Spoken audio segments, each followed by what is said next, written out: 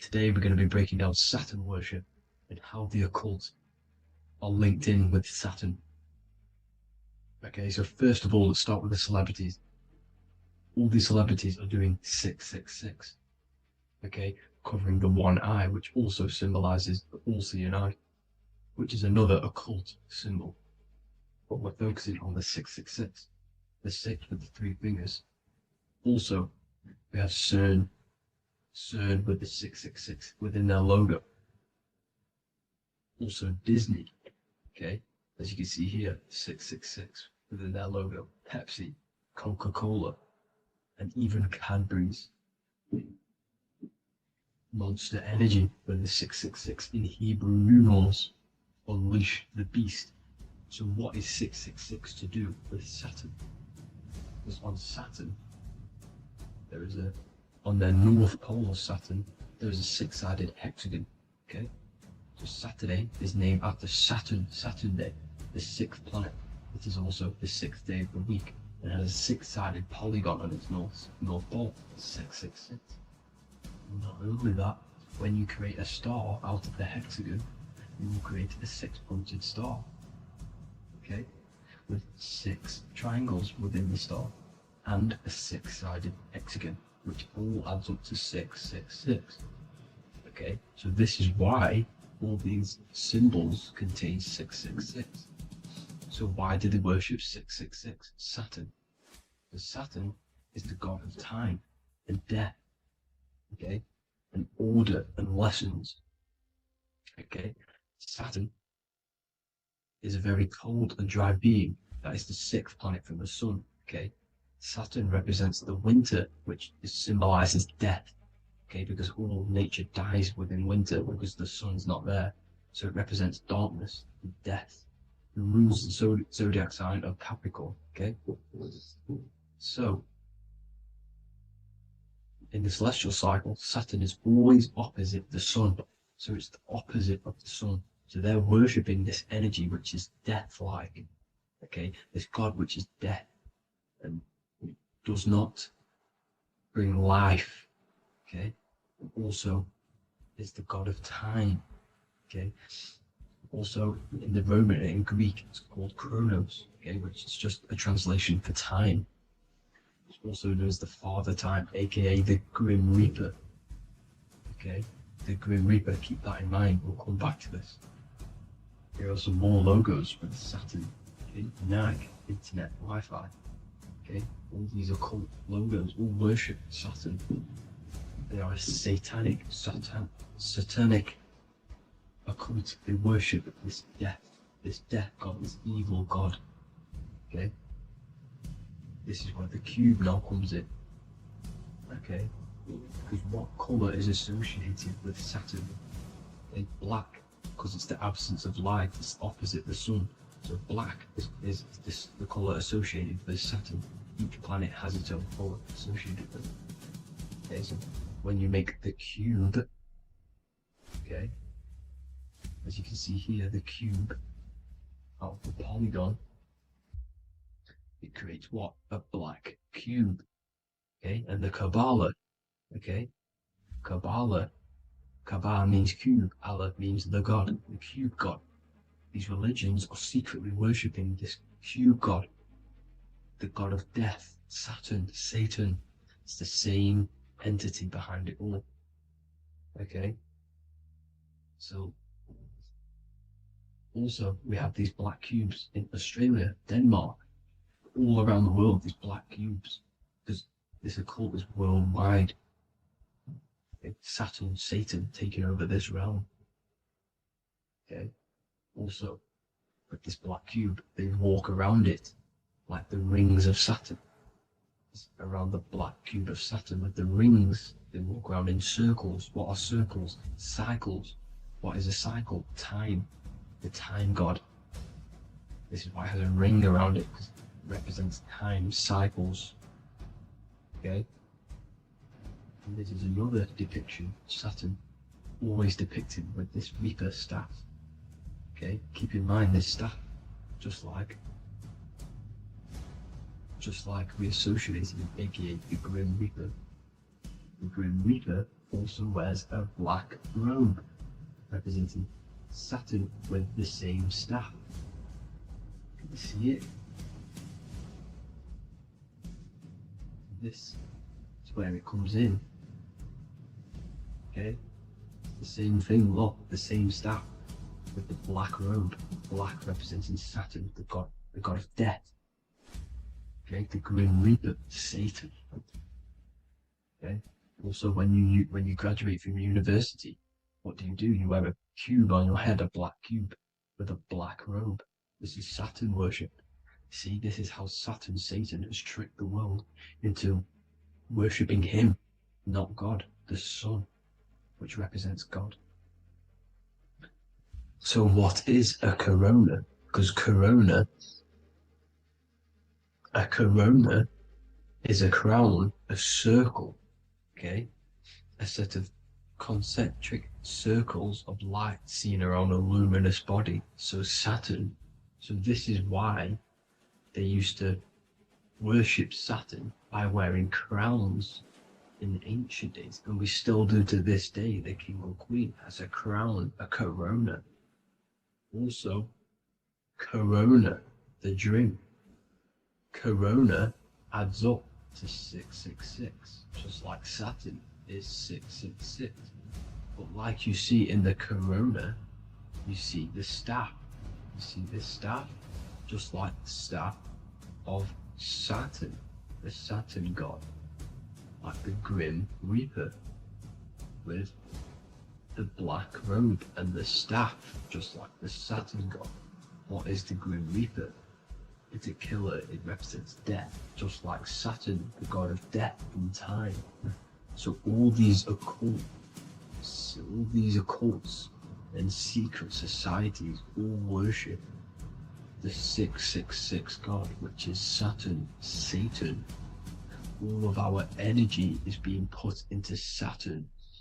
Okay, and Saturn, Satan, is harnessing all of this energy. So gradually, this is what the mark of the beast is. Like it says in the Bible, the mark of the beast, or the name of the beast. Here is wisdom. Let it know that you have to understand and count the number of the beast, for it is 6. It is the number 6 of a man, and is 600, 3 score is 6, 666. So this is what the mark of the beast is. They are going to eventually put green chips, just like Neuralink, which is what Elon Musk is pushing. Okay, so this chip is the mark of the beast, and it's going to be implanted to our hands or brains. Okay, and they will manipulate our consciousness, and it will manipulate our DNA, and it will directly connect us to AI, and AI is linked in with Saturn, Satan, as the demons and the people who rule this world are in love with AI. They want to connect humans to AI. And this will control our consciousness completely and give all of our energy back to Saturn, Satan, this deity that they all worship. Just like when you get married, you wear a wedding ring, the rings of Saturn, over the finger, which represents the sun. So you're basically seeing Saturn over the sun. The sun is the son of God. It represents the sun, represents God. So you are putting Saturn over the sun. So thank you guys all for tuning in. I'm going to leave you guys here. Please leave a like, comment some topics that you want me to talk about, and please subscribe for more amazing content. God bless.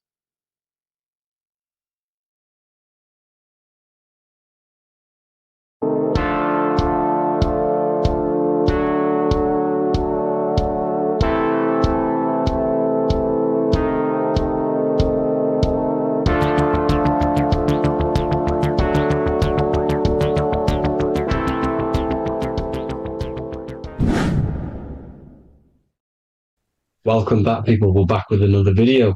Let's jump straight into this. Make sure to tune in till the end, because this has got so much information in this video. So sit back and enjoy. So everything's Taurus fields. The Earth's a Taurus field. Everything's Taurus, which is electromagnetic field, electric and magnetic. The center of the Taurus field is where the two opposing forces meet in the center. And this is what creates the plane of inertia, the dielectric plane of inertia. Okay? You got red shift, blue shift, positive, negative, south and north pole, right? This is what the ancients were showing with the tree of life. As you can see here, this is the plane of inertia, and this is the Taurus field. Everything consists of this. Everything is a Taurus field. A atom is a Taurus field. Okay. Now, the inertia is the 0 point. So this plane is a 0 point. It's the balance between two poles. Okay. Now, this creates matter because matter is two opposing forces in motion equalized. So these two forces coming together is what creates matter on this physical plane. And this is why we can't see the electromagnetic field, because it consists of one of the elements, which is either electric or magnetic. But when they combine together, it's what creates this physical plane, which is physical matter, which is light in motion. Now, everything is one. Don't get confused by duality.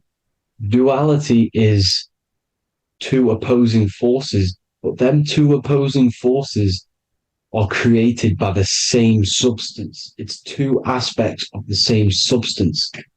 So, for example, water and ice are the same thing, you know what I'm trying to say, but it's two aspects of the same substance because all is one. The whole universe is one. All goes back to the one, which is God, the creator, or magnetism, whatever you want to call it, because magnetism pulsates. Electricity has two poles, red shift, blue shift. Okay. So red shift, blue shift is electricity, and electricity vibrates, and all vibration always comes back to a standstill point. But magnetism is what pulsates. This is why your heart pulses. You breathe, which is a pulse. This is the breath of the universe, magnetism. Now, this is why the earth is green, okay? Earth can be spelled heart. If you just move the H to the beginning, it spells heart, okay? Because the heart is the center of the Taurus field, which is the heart chakra for us humans. Okay, we consist of the same field, as you already know. Heart being the center, which is green, which is the center of the seven colors. The center of the seven colors. This is the most powerful chakra in your body. People think it's the crown chakra, but it's the heart chakra because it's the center of the Taurus field. You must align them all and combine them all into one, which is the heart chakra. Now, Earth is green. Nature's green. Okay, this is because we live on heart chakra, the plane of inertia. It's the center of the Taurus field. Okay, and this is what the Egyptians called Isis, which is nature. Nature is balanced, and nature is female, Mother Nature, because it looks after us with the fruit it grows with abundance and the water. It's a female energy, Mother Nature, and this is the symbolism of an equal, balanced arms. This is the scales, it's balanced. Mother Nature is balanced. This is why the sky is blue, because what comes after the heart chakra? Blue. Sky is blue. We live in Midgard. This is what the ancients called Midgard. You don't have to take this tree literally. It's a metaphor. We live in Midgard, where both positive and negative duality here. Now, Mount Meru. Mount Meru was known as the center of the earth, okay, or known as Hyperborea. And this is the North Pole, the electromagnetic North Pole. But when I say Mount Meru, it's not an actual mountain. They weren't saying there was a real mountain in the center of the earth, a magnetic rock. No. The plane of inertia Okay, there's something called a hyperboloid. That's what it's called, a hyperboloid. And this is the center of the Taurus field.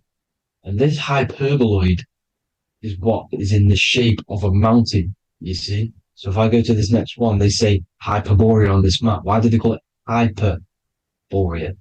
Because this is the hyperboloid in the center of the Taurus field. And this is the electromagnetic mountain, a metaphor.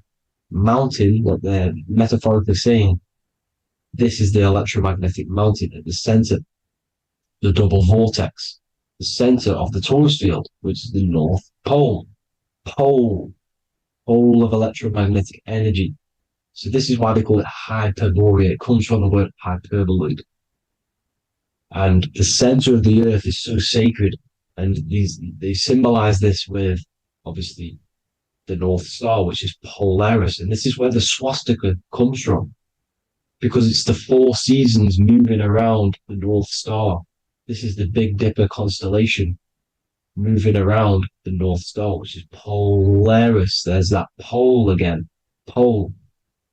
Magnetic pole of the Taurus field.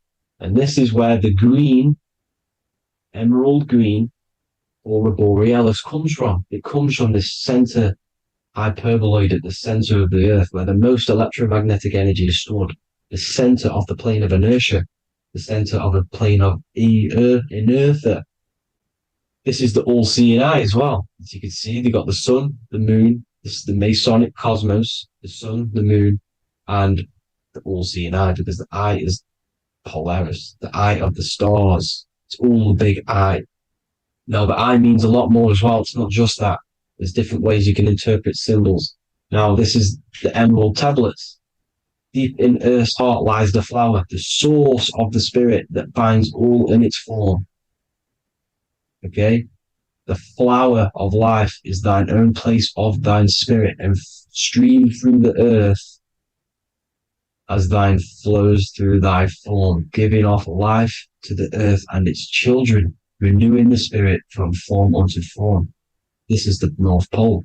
That is what he's talking about. He's talking about the aurora borealis. Aurora borealis. It's the Earth's aura. Emerald green. Heart chakra. Plane of inertia. Green. Earth. Heart. You see? All related. Now, there's many symbolism of this. So much symbolism of the ancients. The 7 layers of heaven. 7 layers of heaven, which are the 7 planets. Okay? These planets are the solar system. It's the solar system because we are the soul. We are the sun, the soul. And we're inside of a solar system, which is the 7 planets. That's why there's 7 layers of heaven. Okay? The rings of Saturn, the rings of the planets are moving around us. Okay? So this is what the ancients were depicting in their cosmology. Now this is the Hebrew cosmology of the earth. This is the Mayan cosmology of the earth. You see, it's all an enclosed system. We live inside of a giant Taurus field. All is atum. It's what the ancients said, ancient Egyptians said. All is atum. Atoms are Taurus fields. Don't be tricked by the modern science today with the current model of an atom. It's completely wrong. They're hiding the Taurus field. They're hiding the electromagnetic field, which is in everything. Absolutely everything is in motion, and motion comes from this field. And you see, this is upside down, but this is I think it's pretty sure it's candles, but the 7 candles, the 7 planets, the 7 Elohim. You see, it all goes back to the stars and the heavens. Now, this is how the earth really works, with the stars on the outside of the cosmic egg, and then the Taurus field spinning around the sun and the moon, the positive and the negative charge. The sun gives you energy, the moon takes your energy. The moon controls monthly cycles. Moon is mon. This is etymology. Mon, month, money, demon, monster. Stir is star, moon star. We are all stars. Youngster, minister, superstar, Hollywood star. We're all stars. We come from the stars, which is heaven. Our soul comes from the stars. You see? We are the universe, the image of man, It's made in the universe. We are a microcosm of the universe. The universe is a macro. We are micro. We consist of everything. The body, mind, and spirit. The sun, the soul. Moon, the mind. Earth, the body. Body, mind, and spirit. We have 12 systems in the body, which are governed by the 12 zodiac signs. Starting at the Aries, which is the ram, the ram of God, all the way down to Tithing and Capricorn, kneecap. It all goes back to the stars. We are the stars. We are the universe. Everything is inside of us. Everything. Like I say, the Temple of Solomon, the Temple of the soul and mind. The soul, the temple is the body. The soul is the soul, and the mind is the mind. The temple of the soul and the mind. Body, mind, and spirit. We consist of the 5 elements: air, spirit, water, earth, and fire. We consist of everything. We are the universe. We're made in God's image, which is the universe. You see? Now, everything goes back to the stars. The ancients worship the stars because the stars govern everything. They govern the systems in the body. They govern your life. This is why your zodiac is so important, your sign. Each zodiac has a specific element associated with it as well. Aries, which is the first sign, the ram of God, the lamb of God, which is a fire sign. Fire, first. Fire, first. F-I-R, this is etymology. The cerebrum, ram, which is in the brain. Aries, the ram, controls the head, the face, and the nose upwards.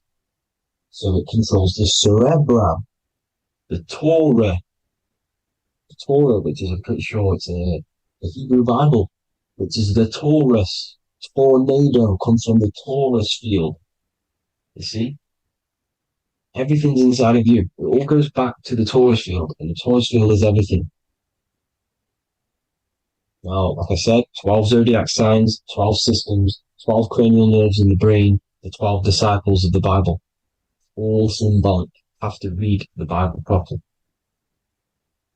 Now, this center, at the center of the earth, right? This is what's stirring the ether. And the ether consists of the 4 elements. Because there's 5 elements. Spirit can be called ether. People call it spirit or ether. Ether is pure potential, pure energy. It's what connects the astral to the physical. It's the dimension between the physical realm, which we're on, and the astral. So it has pure potential. It's pure energy. This is why we say either. I either want to go there or there. It's connecting 2 scenarios. That's what the ether is. It's connecting the 2 worlds, the astral and the physical. The center is like the cosmic womb. There's a black hole in the center. This is the center of the Taurus field. This is the womb of creation. This is the womb of creation. And inside of this black womb with the 5 elements, and everything's being stirred around. Everything's in motion. Light is motion. Everything's motion. Now, like I said earlier, light crystallizes into physical matter. They are the same substance. Spirit and matter are the same substance, but different variations, different aspects of the same substance. Low vibrational spirit turns into matter. High vibrational matter turns into spirit. Or light, whatever you want to call it. Matter is light crystallized. This is where we get the 7 metals from. The planets. The planets are light. Specific frequencies and vibrations of light.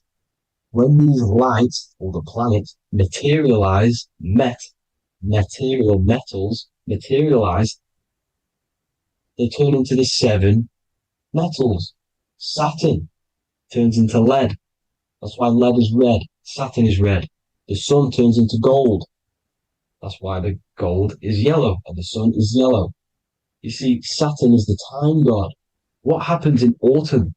The leaves turn red and they die. This is why Saturn, Satan, time god, the reaper, everything is crystallized till it's death and then reborn again. You see, rust. When things rust, it turns to red. Because it's Saturn. Saturn crystallizes everything. He's the Reaper who comes around in winter. You see? He's Satan. Jesus and Satan, the Sun and Saturn. They say we live in a solar system. The solar system. I think I've already just broke this down. The 7 planets are the 7 chakras. Everyone already knows this. But I'm going through it anyway. This is where we get the 7 planets from. And the 7 metals. You see, all the ancients knew it was an enclosed electromagnetic system. It's not a spinning ball in the middle of space, people. They want you to believe this so you get stuck in this material world. Because if you believe everything's material, you can never affect this plane effectively. You can never create your life effectively if you don't understand the planes of existence. Because the mental plane is a higher plane. And it breaks down and it controls the planes below it. The mental plane, hold on, I've got it here for you. The mental, the astral, etheric, and physical. Etheric connects the physical to the astral, but the mental is what's above them all. You see? Now, it's important to understand this. It's important. However, the ancients always talked about the enclosed system. Only NASA, which is introduced around the Roman times, not NASA, but the globe Earth was introduced around the Roman times. Okay?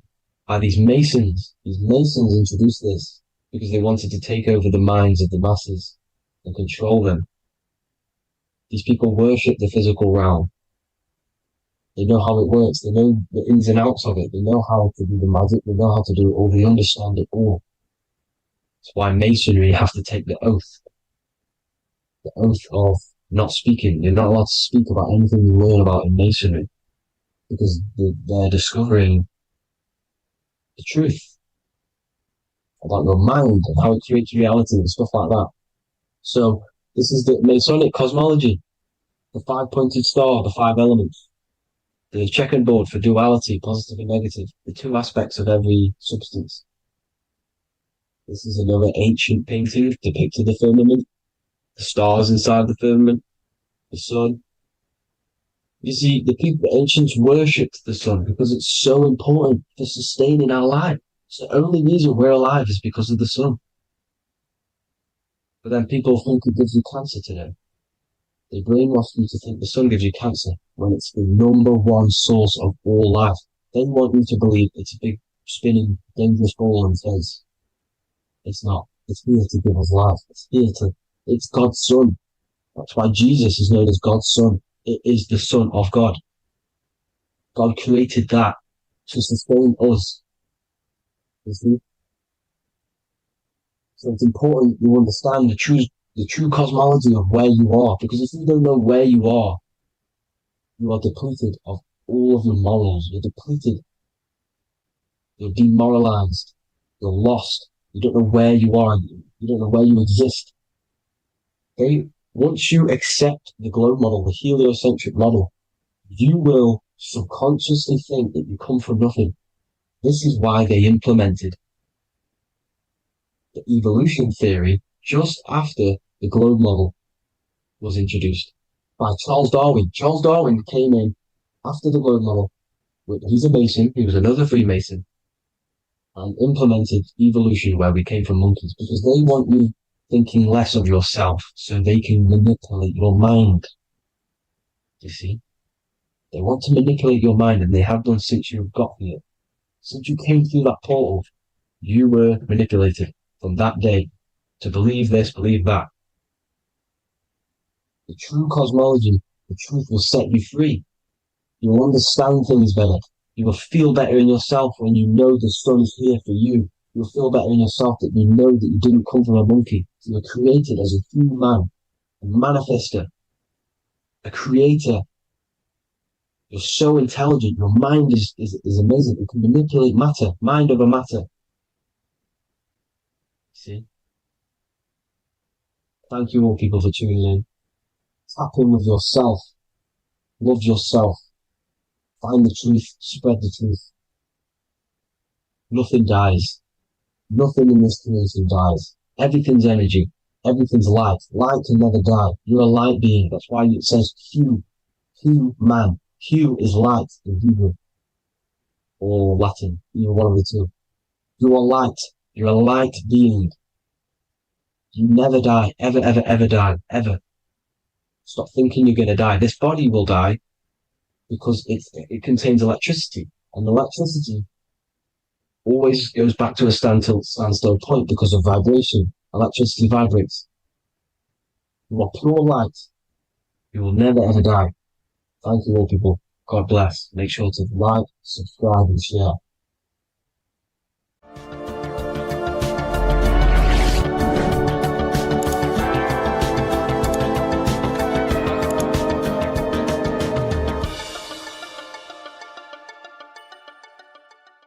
Welcome to Revival of Wisdom.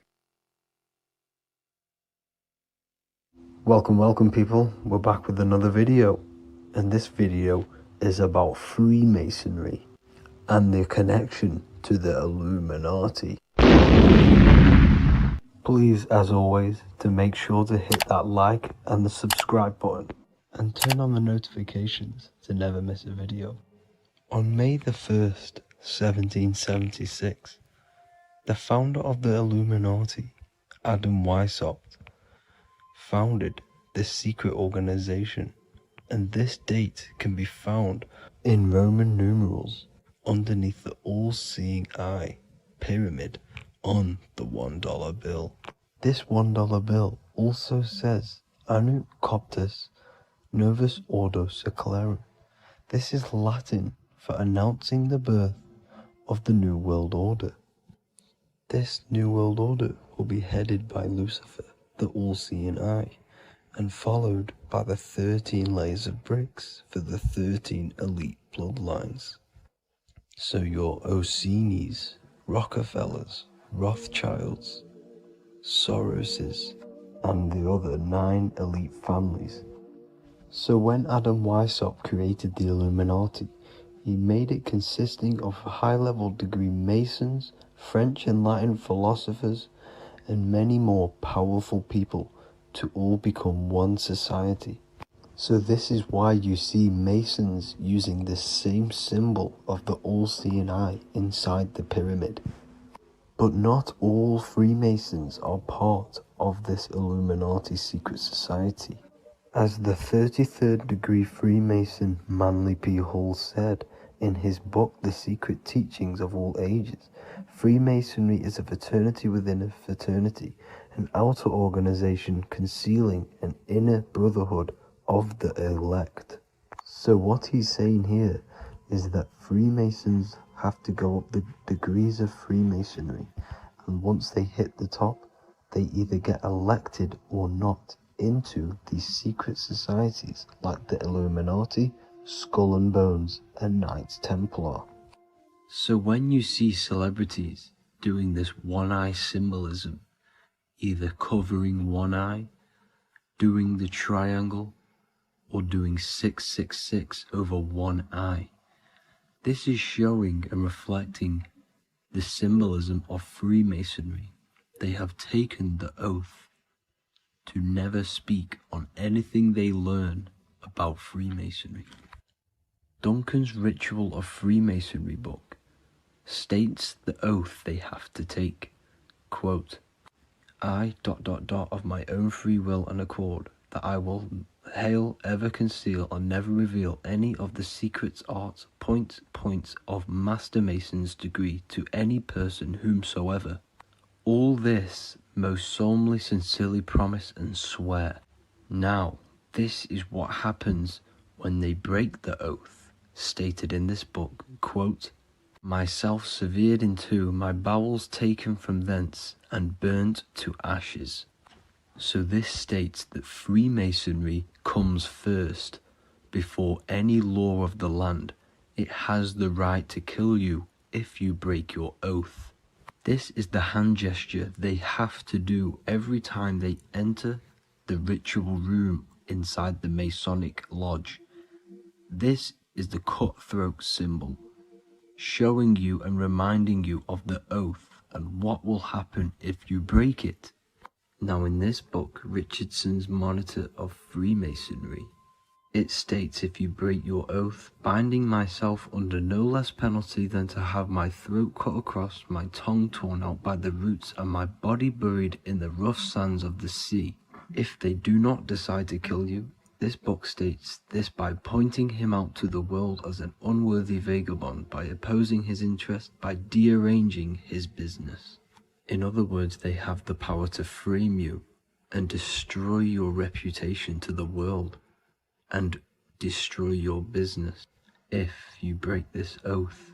So yes, they do kill to keep this truth hidden, because this truth of this reality is what keeps them in power. They have the ability to manipulate people because people do not know what manipulates them. This is why they call themselves the government. They govern the ment, which is the mentality, because the mind is the root cause of reality. They control what you perceive to control what you manifest.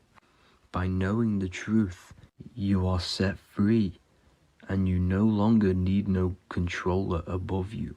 So this is why they are willing to kill and do whatever it takes to keep the truth concealed within these high-level degrees of masonry and these secret societies. However, going back to Manly P. Hall's book, it states, part of the symbols are displayed here to the initiate, but he is intentionally misled by false interpretations. So this is saying even Freemasons are intentionally misled and told lies to conceal the truth, to make sure the truth is hidden in the high degrees of masonry. So that's it for this video, guys. Thank you all for tapping in. Please leave a like and a subscribe. God bless.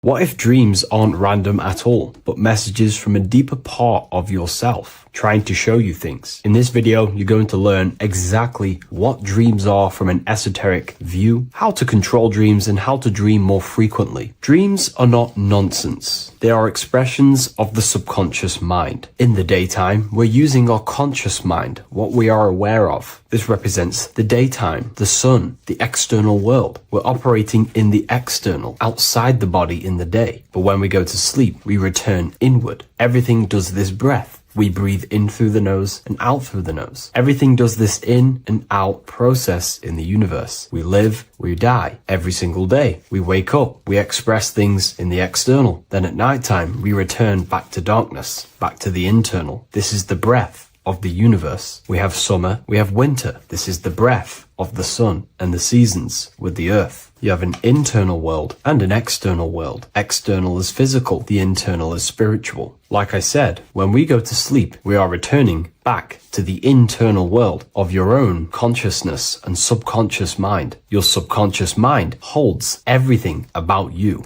your memories, your traumas, everything you've ever learnt, your language, your name, your job, everything you identify with is stored within this vast network of the subconscious mind. It is your own personal consciousness. Therefore, when we dream, we return back to the subconscious mind, and we are in fact thinking, but in a subconscious way. The subconscious does not speak the same language as the conscious mind. The conscious mind uses language, thoughts, and all things that are very logical and very easy to understand. The subconscious is the complete opposite. It is very indirect, metaphorical, and symbolic. The subconscious communicates and works in symbols. Ultimately, symbolism is the language of consciousness. This is why in occultism and esotericism, it is filled with occult symbols. because symbols are used to communicate directly with the consciousness within, the subconscious mind, and the subconscious mind is ultimately connected to the collective consciousness. We are all connected and tapping into the mental plane, where we receive thoughts, ideas, depending on what we attune our mind to. That's why we call it a mindset. But getting back on topic, the subconscious mind is your own personal network. It is like a net, an interconnected web of your thoughts, memories, traumas, emotional blockages, and all the things you identify with and have experienced in your life is stored within this network. It can be seen as a web. One example of the subconscious mind using symbolism is this next story I can tell you. Let's say I was in a very traumatic car crash as a young child. I experienced a lot of emotional trauma in that car, and that deeply impressed my subconscious mind with that trauma of emotion that I felt. Therefore, every time I see a car in my external world, that car is now a symbol that represents the state of consciousness I was feeling in that particular time of the traumatic car crash. The car is a symbol for a state of consciousness within my subconscious mind. Just like when you see a word, that word triggers what you believe that word to be in your subconscious mind. Symbols are the language of the subconsciousness. Therefore, when we dream, we are basically seeing symbols of our own personal subconscious mind. Our higher mind, which is basically our subconscious, the higher version of you that exists beyond your human thinking mind, communicates using symbolism. The higher mind does not speak human thoughts, human language. It speaks the language of symbolism. Therefore, when we dream, every event, every person, everything that happens, and everything you see is your own personal subconscious mind materializing within the plane of the astral plane. This is a dimension that sits just above the physical world that everything is pulled out of. For example, look around you. Everything you see around you was thought, then imagined. Imagination is the astral plane, and this astral plane sits above the physical world. As above, so below.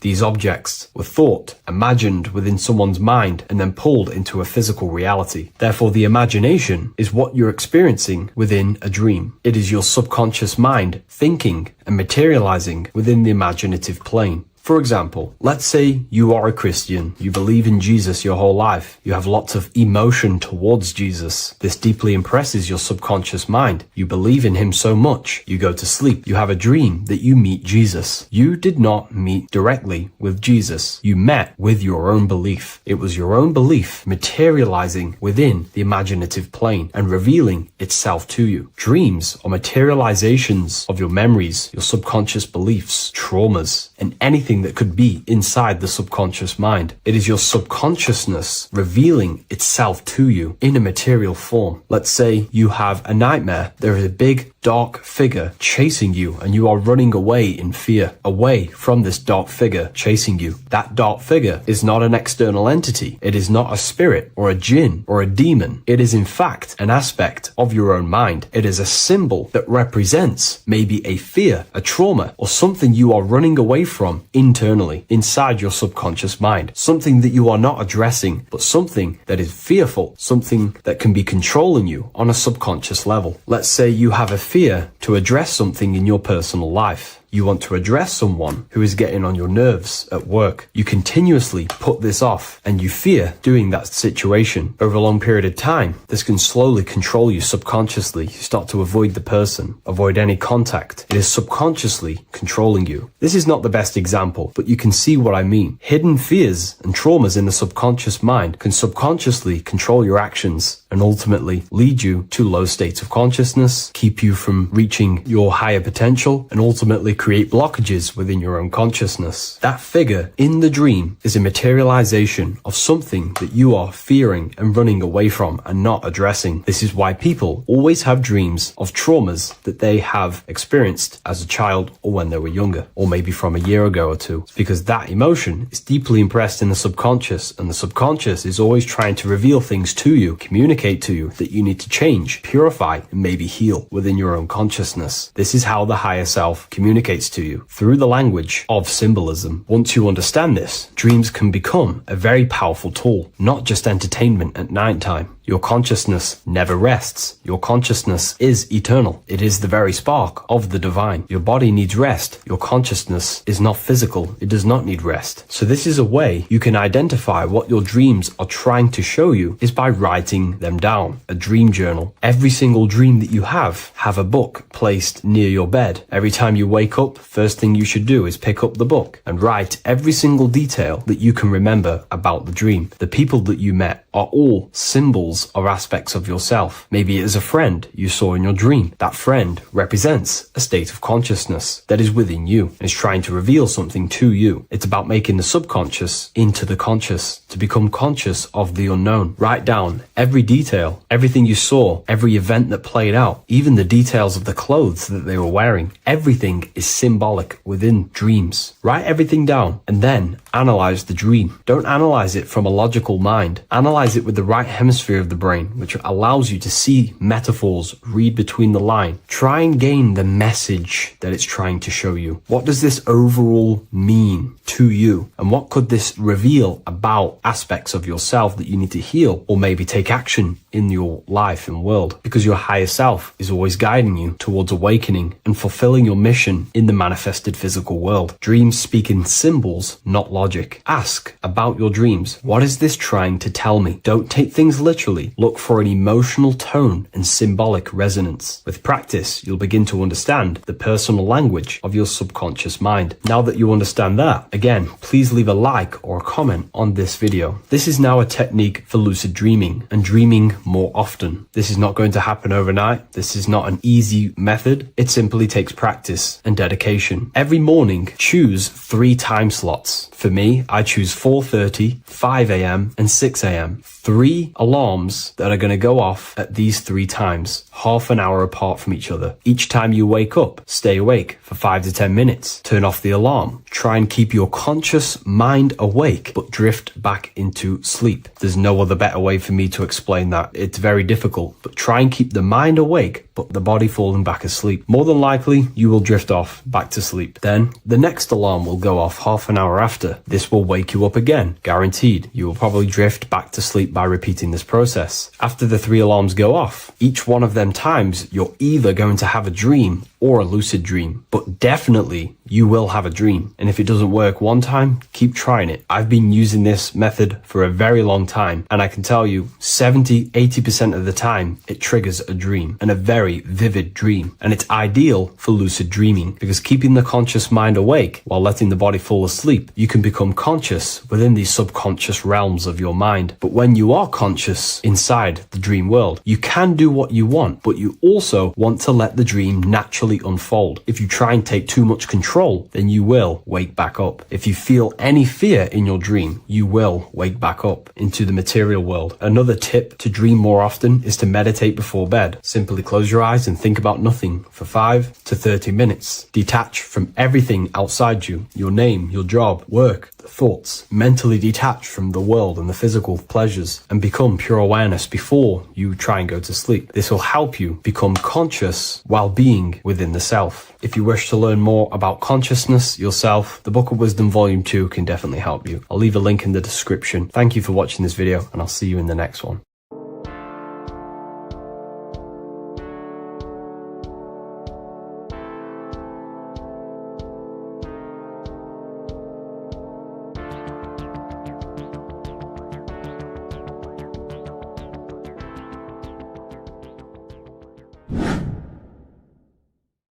What is good, people? It's Revival of Wisdom. Today we're going to be talking about Saturn. I've done this video in the past. However, this video is going to contain a lot more in-depth explanation of Saturn. So the 33rd degree Mason, Manly P. Hall, said, Saturn is the key to crystallization, physical matter. Light is matter, matter is light. They are interchangeable. Low vibrating light turns into matter, high vibrating matter turns into light. And Saturn is the god of this world, this physical world. He crystallizes light into matter. This is symbolized as the Masonic checkered board, matter and spirit, matter and light, light and matter. He's also the god of time, destruction, Justice, he creates and destroys, because all things in time die. He creates and destroys you. So, because we live in this physical world, which is the electric world, this is why we say electricity, because it comes from the root word of El, Saturn. They used to call Saturn El, E-L. This is why we used to say Elohim is God. The real God of this world is Saturn, but it's being hid. This is being hid. Jesus is Saturn. All of this is Saturn. It's all Saturn worship. It's the real God of this world, So, physical matter is a result of two opposing forces equalized on the plane of inertia, because everything is created out of electromagnetic Taurus fields, toroidal fields. And these two poles equalize on the plane of inertia, which gives you planet Earth, plane of inertia. The plane of inertia is what Saturn is. It's the ring around the center of the plane of inertia. Thank you to Walter Russell saying, physical matter is a result of two opposing forces on the plane of inertia. This is what Walter Russell says, so please check out his work. He's got many books, many books on light and electromagnetism and stuff like that. So I advise you to check him out. So the Taurus field gives you the binary code 0 and 1, the female vagina and the male phallus. This is the code for this world. Saturn crystallizes physical matter. Now Saturn is the most outermost layer of the 7 layers of heaven, where it says in the Quran, it says, Allah, it is he who created the 7 layers of heaven. Saturn is the outermost layer. He's the top. He's the most high. So when we say the most high, we're referring to Saturn. He's the most high before the firmament, before the stars. So Saturn is the god of this world. He's the Lord of the Rings. He wears the crown. The crown is the rings. Crown, Kronos. So the planets are luminaries. They are lights. They are beings. They are energy, conscious energy. And we're in the heart of the solar system. Saturn is the outermost layer. He is the one of this world. He's the god of this world. Now, on the North Pole of Saturn, you have the hexagon. Add up all the sides. It creates the 6-pointed star. Or it can be created as a cube. The cube is very important. The 6-pointed star is very important. 6 points, 6 triangles, 6 side, 6, 6, 6. Black cube adds up to 6 in gematria. Now, what did I say in the beginning? Saturn crystallizes the physical world. He creates physical things out of light. You are a light being. This is why we say human. Hue means the light spectrum. Hue, man, we are light manifested into physical forms. Human. And we are incarnated through Saturn. Satan, same thing. The number of the beast is 666. And the 666 comes from the 6.6 triangle, 6 sides of Saturn, 666. We are all known as carbon-based life forms. Carbon, the atomic structure of carbon, is 666, 6 protons, 6 electrons, 6 neutrons. We are materialized into our physical bodies through Saturn, through the number of the beast. These bodies are the beast, it's the animal. The divine, the Christ, is the consciousness within, because you're a physical, spiritual being combined into one, hexed into one. Hexagram. This is a hexagram. You're hexed into physical matter, spirit and matter, light and dark, combined into one. Now you contain of the mark of the beast, the mark of your body. Your body's the beast. Says in the Bible, Satan, who is the god of this world. This world. There are many different worlds, but this world is run by Saturn, and it says that in the Bible. Saturn is Satan. It's the same thing. And look at the crown of thorns are wrapped around the heart. The soul is in the heart. The mind is in the brain. The soul is wrapped around the rings of Saturn. You're wrapped in physical matter. This is what it's showing you. This is symbolizing the rings of Saturn wrapping you. And the cross on top is the cross of the cube. The cube, the black cube of Saturn, unfolds into a cross. So Satan, who is the god of this world, Corinthians 4:4 in the Bible, Satan, who is the god of this world, has blinded the minds of those who don't believe. Satan blinds your mind because the god of this world materializes you and he blinds your mind when you incarnate into physical matter. When you enter this soul system, not the solar system, you hit Saturn first. He materializes you. And look at the symbol for Saturn. This is the symbol for Saturn. All of the planet symbols are created out of the Holy Trinity. The Earth, Moon, and Sun. Body, mind, and soul. The Sun is your soul, the Moon is your mind, the Earth is your body. Your body's made out of the 5 elements. The Sun is your soul because the Sun is life force. Gives life to everything. Your Sun is a soul.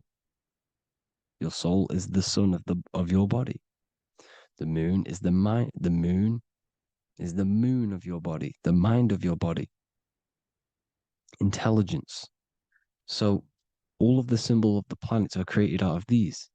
The Saturn symbol is created out of the Earth cross, matter, and the Moon crescent, moon, mind, matter over mind. This is why Satan, who is the god of this world, has blinded the minds of those who don't believe. He blinds your mind. Look at the symbol, it's showing you. The Saturn symbol is matter over mind when it should be mind over matter.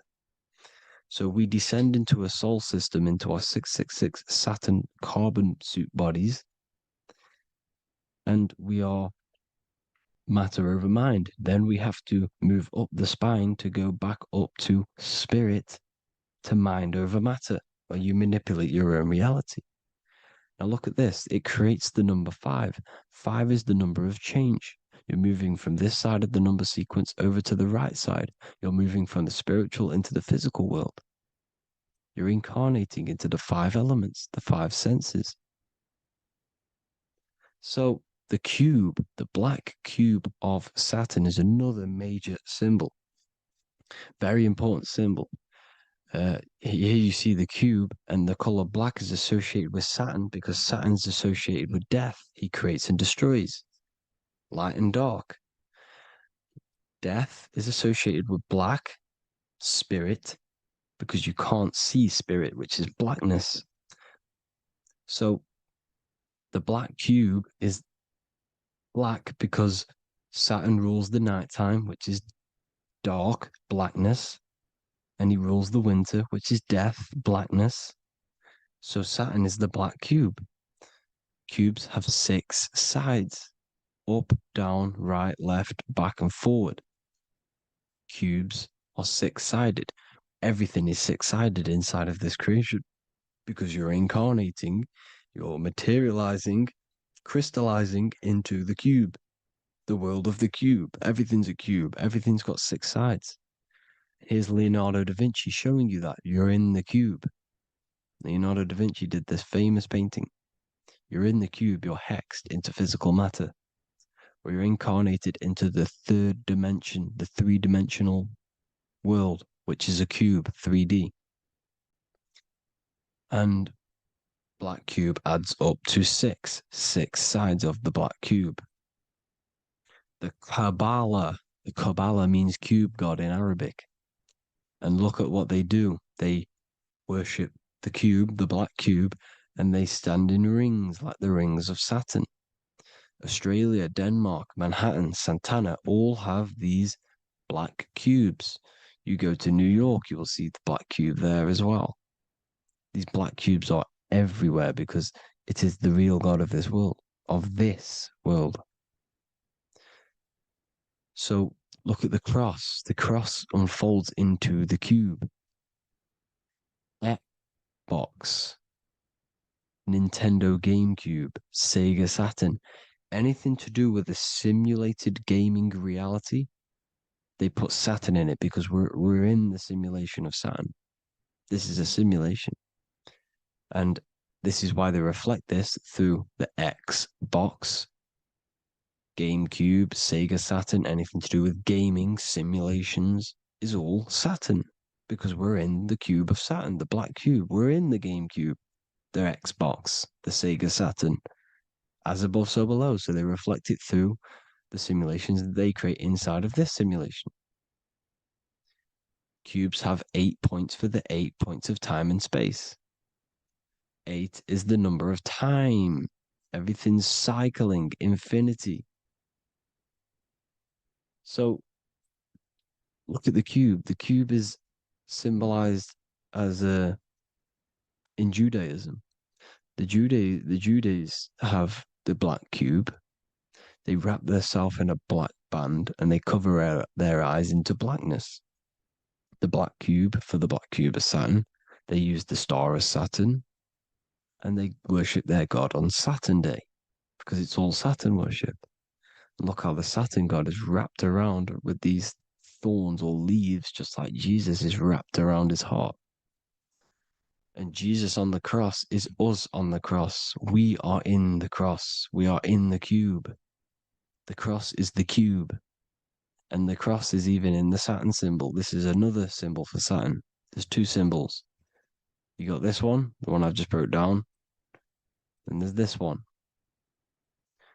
This is the cross of Saturn, the cube god, the simulation, the game cube.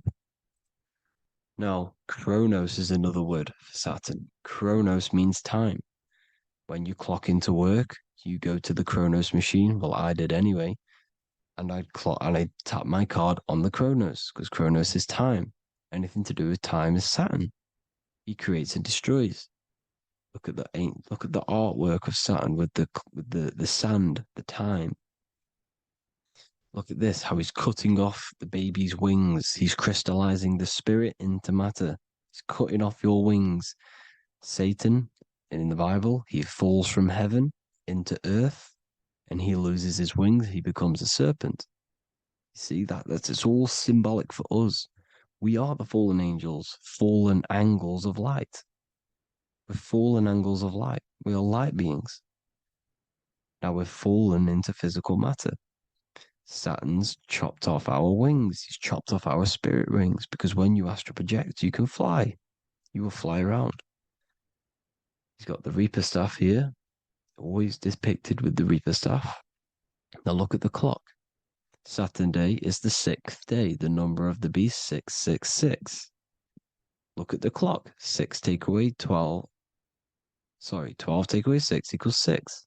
7 take away 1 equals 6. 8 take away 2 equals 6. 60 seconds in a minute, 60 minutes in an hour, 24 hours in a day, 2 plus 4 equals 6. That's 666. Everything's 666 because it's time. Saturn. All goes to Saturn. He's the god of time. We're in time now. We're in time. We're in the time, which is God, the god of this world, the god of time. Now look at this. The Reaper is also depicted as the Reaper with the staff, the black cloak, black symbolizing death, spirit. Judges wear black because Saturn is the law. He's the god of this world. He's the law. This is why they wear black cloaks. When you graduate from university, you wear a black cloak and a black cube on your head. You've been hexed. Funerals, you wear black because it's all to do with Saturn, Father Time, Father Crystallization. Now Saturn, here's another one of him cutting off the wings of a child. Because he cuts off the wings. He creates and destroys your body. We're in the electrical world. Everything that is electrical vibrates. All vibrations have to come back to a standstill point, which is death. This is why your body dies. Your atoms stop vibrating. Corona. Look at the crown. The crown is the corona. Corona means crown. And look at this is an alcohol brand for beer. You can see the staff of Saturn in the symbol with the moon crescent. Corona, which is the crown, Saturn, the crown on Saturn, the rings. And then you've got the staff. It's all Saturn worship.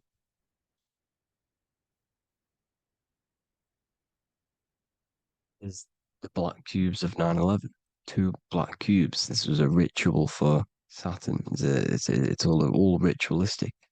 And look at the Star of David, the Star of Saturn. It's not the Star of David. Creates IXXI, the sigil of Saturn.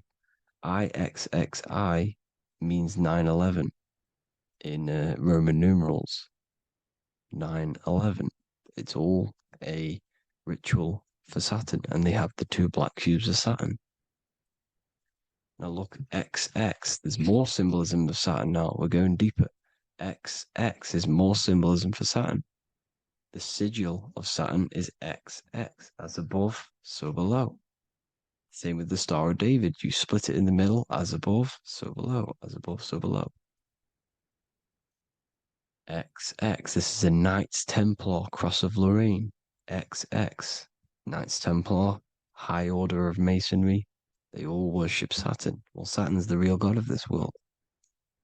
X Eon with the XX, XXL magazines, which is all to do with famous rappers and stuff like that. When you die, you put XX on the eyes because it's Saturn. He's the Reaper. Is Jesus with the XX crown with the thorns around his heart, around his soul, with the cube on the top, the cross cube. Lucifer with the XX Cross of Lorraine. Jay-Z with his alcohol brand, XX Cross of Lorraine. The X Factor with the rings of Saturn. All Saturn worship. The seal of Melchizedek is also Saturn. This is the cube. This symbolizes the cube with the 8 points for the 8 points of space and time. And this is the cube. It's another ancient symbol for Saturn. Here you see the star of Saturn with the Melchizedek symbol around it, which is all to do with Saturn. Here you see an altar, the Holy Grail, the Melchizedek symbol on it, and they're worshipping it. This is why we wear rings, wedding rings for the rings of Saturn. It all goes back to Saturn. Earrings. The 8-pointed star of the ancient Sumerians is all Saturn. It's all Saturn. So the ancients, the symbols of Saturn goes on forever. It's in all of the major corporations. You can see it everywhere, the rings of Saturn. Toyota is an obvious one. Internet, Nike, Target, Sega, Saturn. It's all Saturn worship. All Saturn worship. Because he is the real god of this world. Here's Kanye West's album with a Saturn here. Here's Michael Jackson's album saying escape. There's the X again. The X, escape. You have to escape this reality. Maybe that's what he's pointing at. Here you see it on the dollar bill. The star of Saturn. Here you see it again on the dollar bill. So that is it for today's people. I hope you all gain some insight on Saturn. Please like, comment, and share if you can. Subscribe if you like the channel. Please have an amazing day. God bless.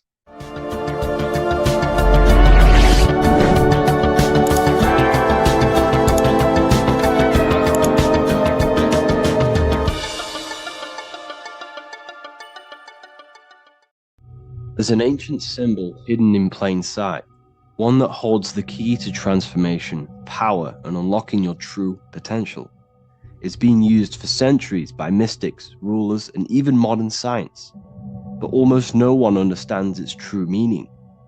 Once you do, it will change the way you see yourself and the world forever. Stay with me, because this could be the key to your own awakening. The symbol of the snake, or the serpent, is a very powerful symbol that refers to something within you, that we all are on this journey. So first of all, we see this symbol in ancient Egypt on the top of the pharaoh's head. We also see this with Buddha, with the snake on top of the Buddha's head and below. We also see this in Rome, with the Roman god Mercury holding the staff with the snake. We see this in Adam and Eve's story, with the snake tempting Eve. We even see this today on the medical facility. What does this mean?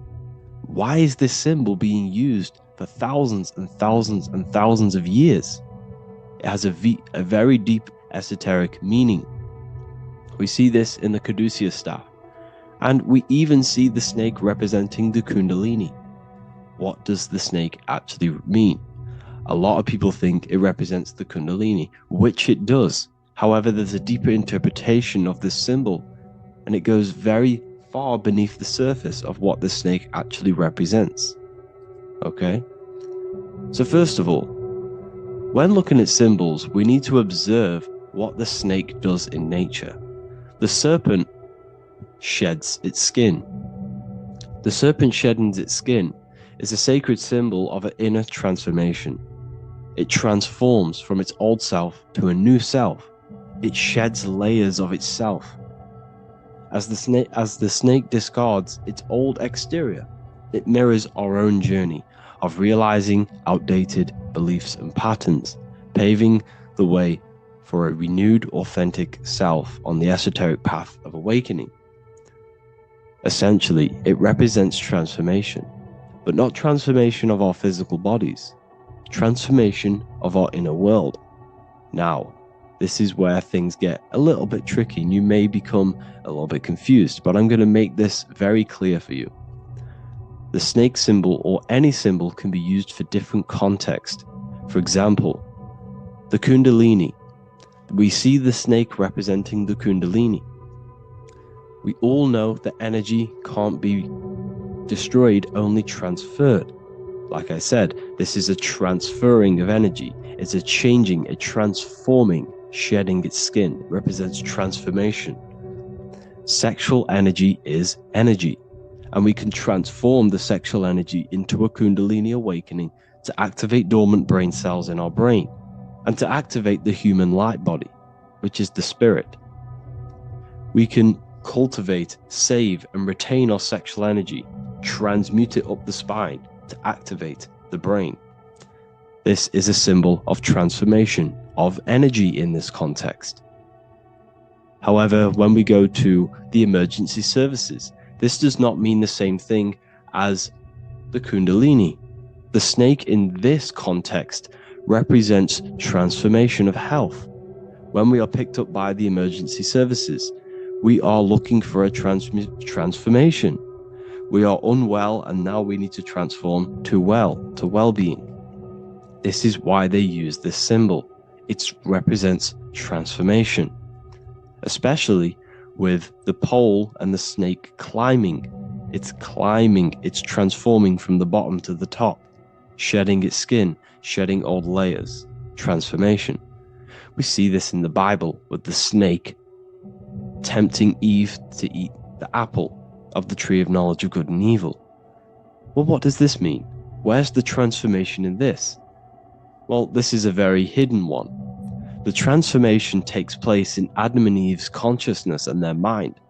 They go from a pure, whole state of consciousness, from being tempted by the snake, and they eat it and they transform into knowing the good and evil, into the dualistic ways of thinking and the dualistic meaning of this world. Let me rephrase that. They understand the dualism of this world, and they now understand the two good and bad ways of thinking.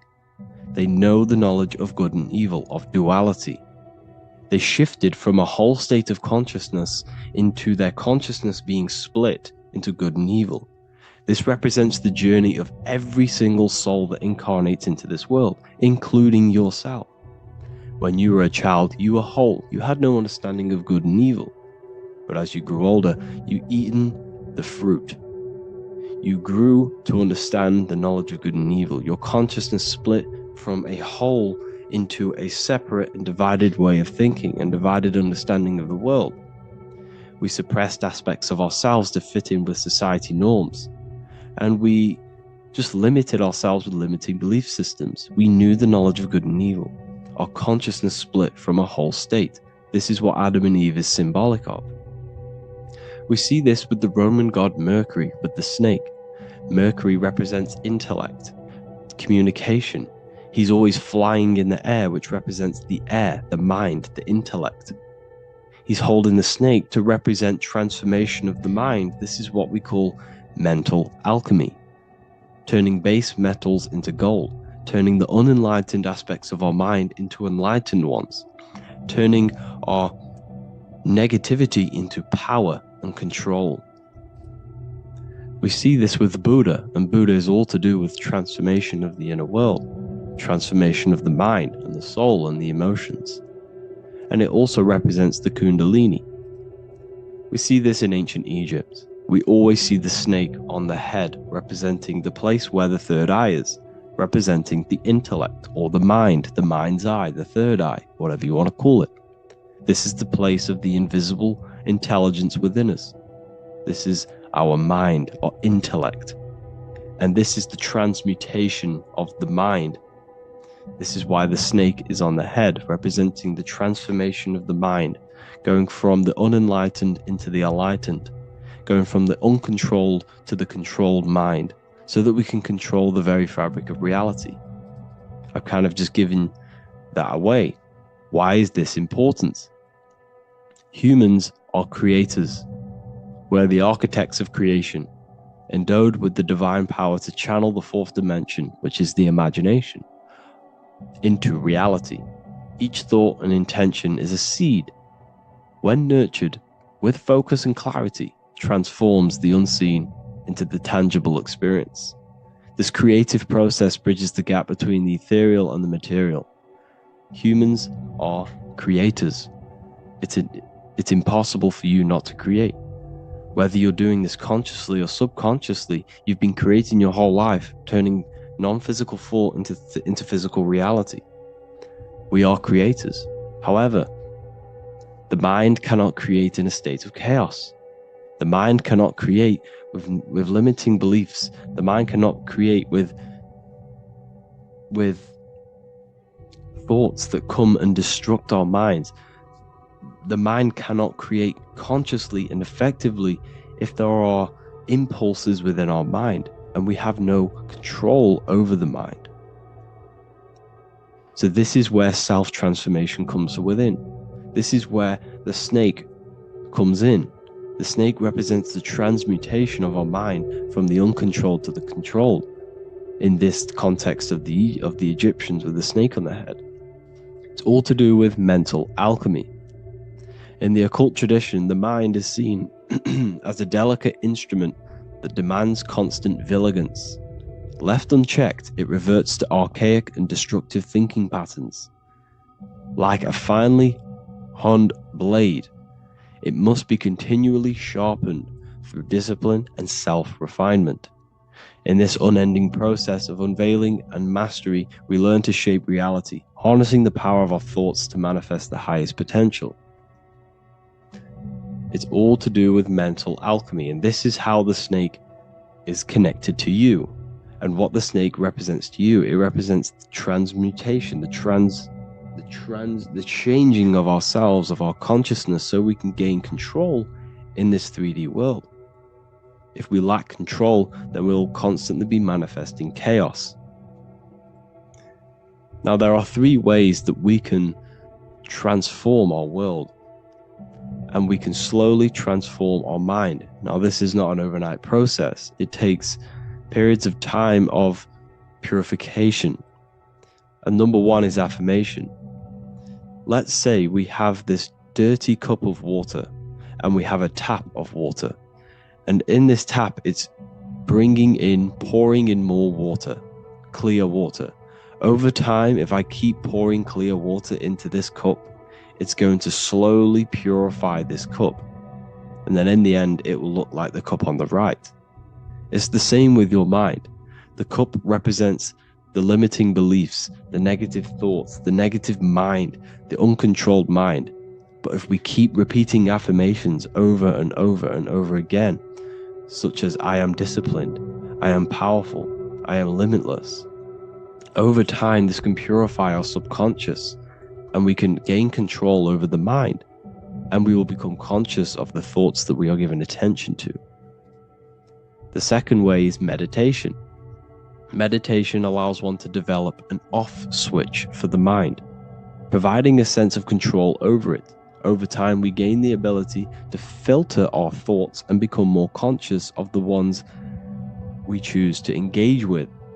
Meditation, over a period of time, will give you this button that allows you to filter out negative thoughts. If you have a negative thought in your mind, you'll be able to become conscious of this and redirect your mind's attention.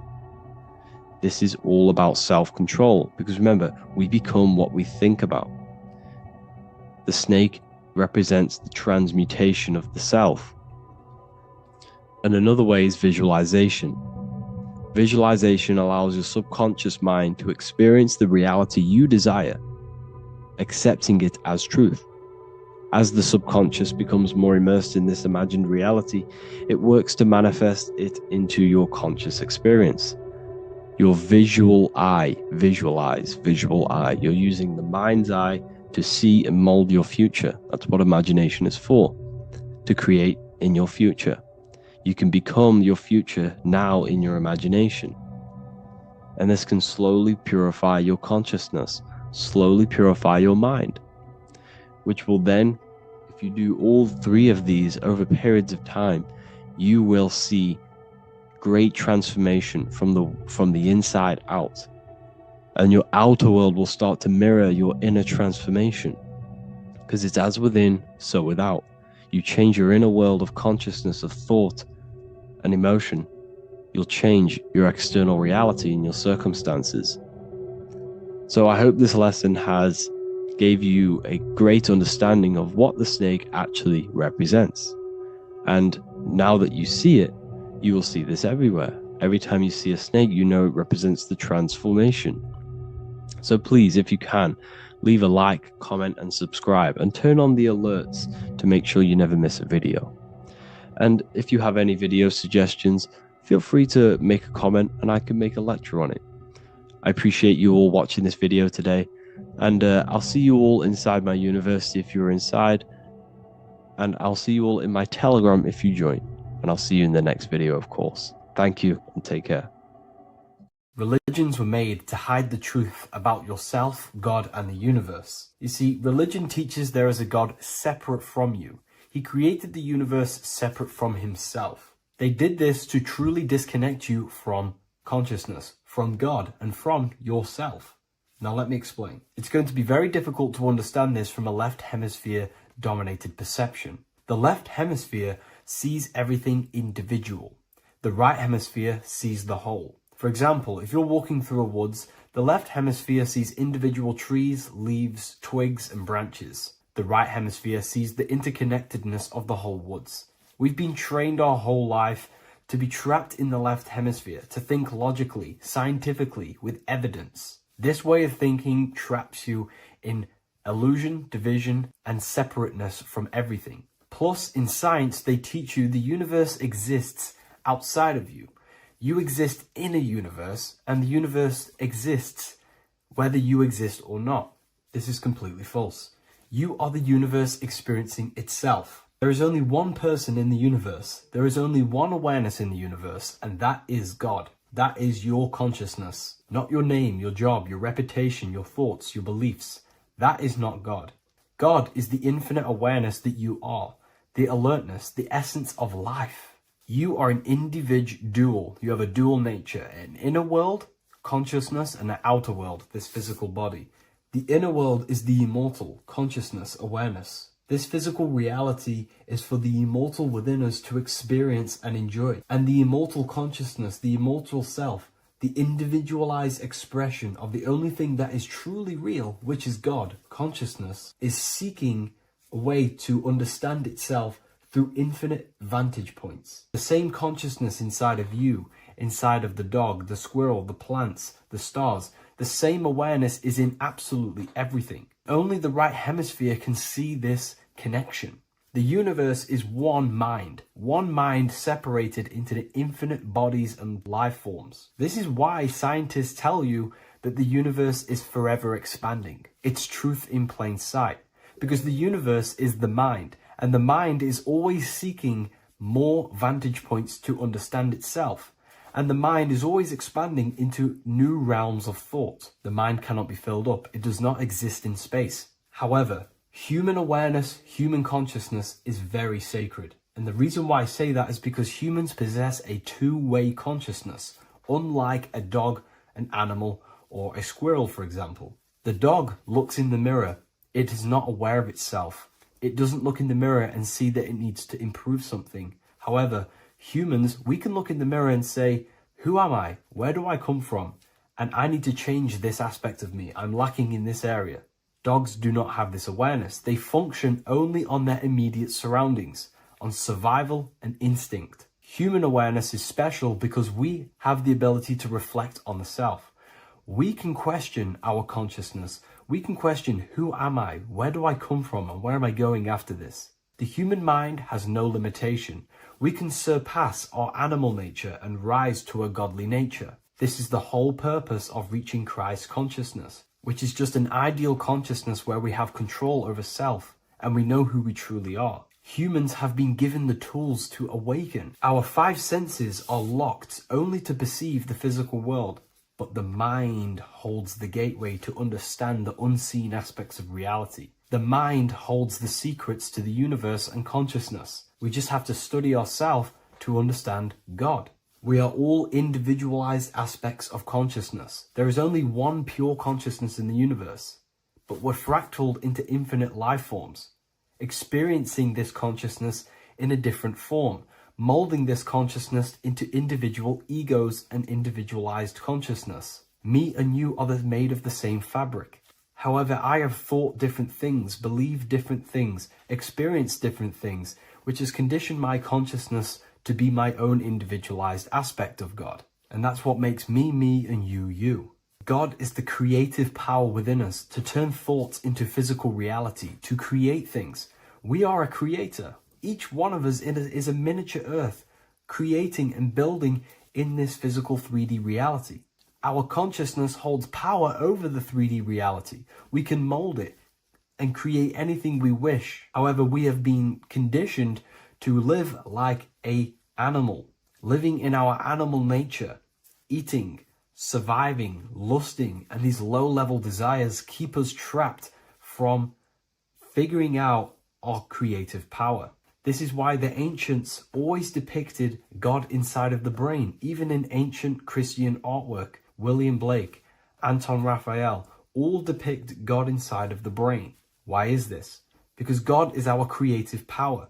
The spinal column acts as a type of ladder of consciousness. If you just think about sex and act on sex, eating, consuming, and living in a survival animalistic state, then your consciousness is functioning on the lower end of the spinal column, where your reproductive organs are and your gut organs are to consume food. In order to activate the God within us and to us to truly know God, we have to be aligned with the God consciousness. We have to unlock the God within us so we can truly actually experience God and understand it. However, God exists beyond our personal consciousness, beyond our human identity. In secret societies, satanic rituals and satanic societies, they are seeking a way to escape the human identity through ritual work, meditation, and trance-like states. A trance-like state is like the state that you enter just before you fall asleep, where there is no thought present in your mind, because you are not the mind, you are the observer, you experience the thoughts.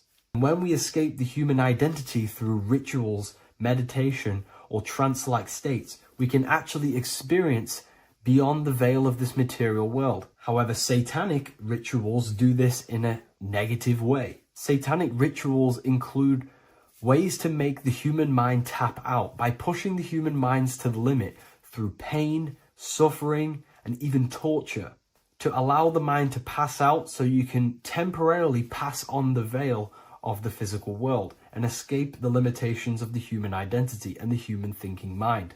Now, you do not have to do it this way.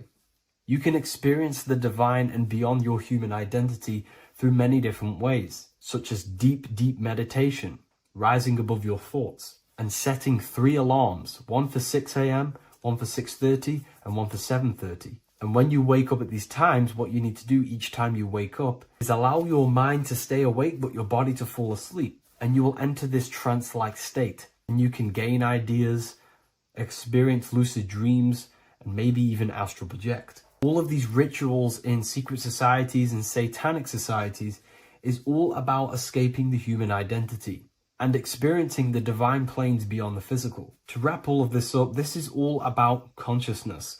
Consciousness is the infinite awareness of the universe, just fractaled into separate bodies. And this consciousness is seeking a way to understand itself in infinite angles and vantage points. And religion was made to cut off your connection to the divine planes beyond this world and beyond your self-identity. Therefore, if you want to know God, you have to study the attributes and qualities of God, such as geometry, numbers, consciousness, the mind, the subconscious, human anatomy. All of these things are aspects of God. We have to study ourselves and study nature so we can see God. God is the infinite awareness of the universe. If you love this video, please leave a like and share it with a friend. I'll leave a link in the description for the Book of Wisdom, Volume 2. As above, so below. This is one of the most crucial teachings within esotericism, occultism, or what we like to call it today, spirituality. I don't like calling it spirituality because it's not spirituality. I teach human consciousness. I teach the science of you and your consciousness alone and your being. And in order to fully understand you and this world around you, you must understand this number one principle of as above, so below. There is many misconceptions of this, and there is many simple teachings of this, but I'm going to break it down today from the most simplest to the most complex, and you will see the connections between all things. This is the most important lesson you could ever learn, and I'm going to teach it you today. So what you must understand is with the term as above, so below, it applies with everything you see in this world and about yourself. We have something called the macro, which means the bigger scale. On the bigger scale, we have the whole earth. If we look down from the sky on top of rivers, this is what we see. We see this tree pattern. Then on a smaller scale, we see trees have the same pattern. Then we look even closer. We're going smaller and smaller into the leaves of the tree. We see the same pattern. Then we go even more micro into the human brain and look at the human brain cells, and we see the same pattern. This is proof this is a fractal universe, and everything is in the micro is reflected in the macro. As above, so below. As within, so without. On the macro is a reflection of the micro. So now that you understand this, we can go a bit further. A yearly cycle of spring, summer, fall, winter is a macro. A micro is a daily cycle. So a day is a mini year. The summer is the midday. Autumn is the evening. Night is the winter. And spring is the morning. This is a macro, a reflection. We have a miniature cycle of the zodiac every single day. And this cycle is also reflecting the cycle of life and death. We live, we are born, which is the spring. We live, which is the summer. We then age, which is the autumn. And then we die, which is the winter. and then we are reborn again. This is the cycle of life and death, and you do this every single day. You see, death is a macrocosm of sleep. This is why we say sleep is the cousin of death, because you die every single night. You do this process of life and death every single day. As above, so below. What's in the micro is in the macro. So when you go to sleep, you are essentially dying. And then in the morning when you wake up, you are then born again. This is a fractal cycle that we live in. Everything in this whole world is fractal. Everything applies to as above, so below. We have the sun, we have the moon, we have the day, we have the night. We have the life, we have the death. We have the conscious, we have sleep. As above, so below. We have the conscious mind, because now we're diving into as within, so without. As above, so below more refers to the external world. As within, so without is referring to your inner world and the outer world.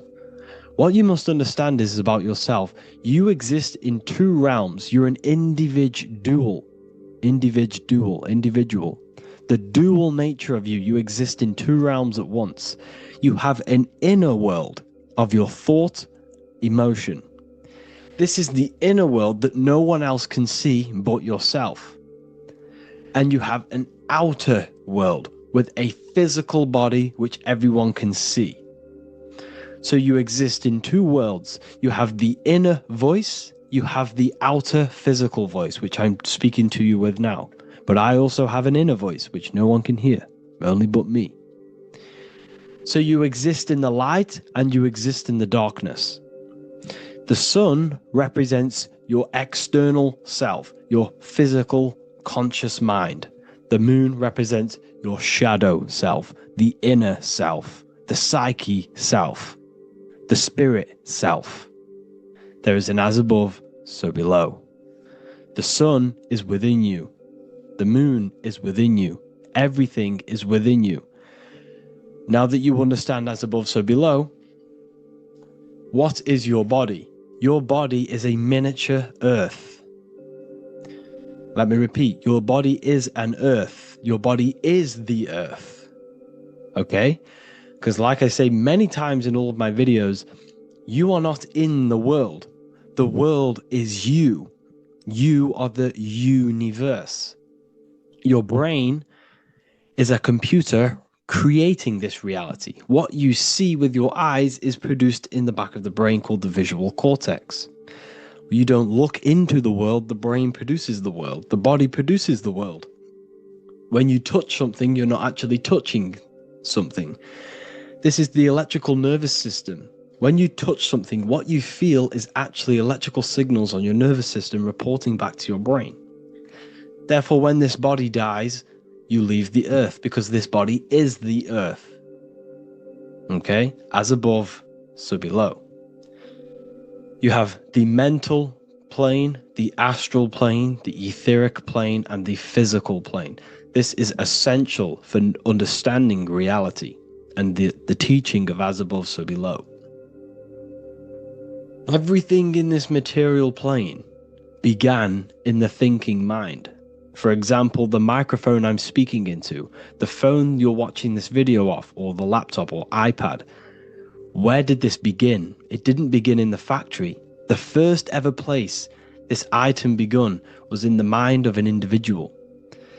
The invisible realms of mind is where all physical things and physical items begun.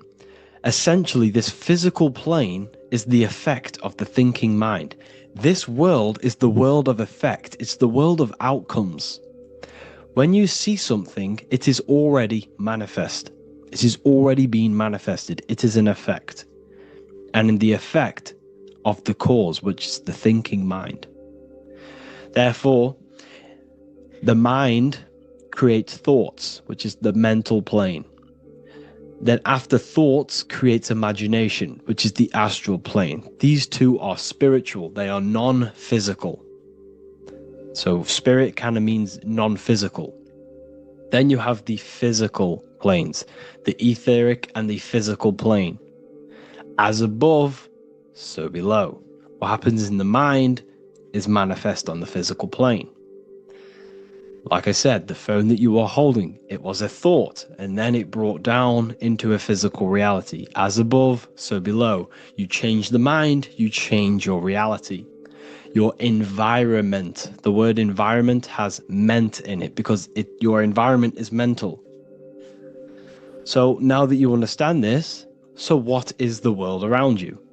The world around you was created by the mind of God. It was manifested through God's thought. So you are living in the mind of God. You are a thought in the mind of God. God thought you into existence. But like I said, we are all fractals. Everything is fractal.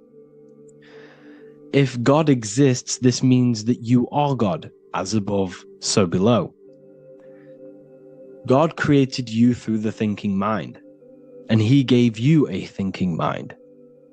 So God created the macrocosm. God created the macro, the whole world. He designed the whole world, the sun, the stars, the moving. He designed this.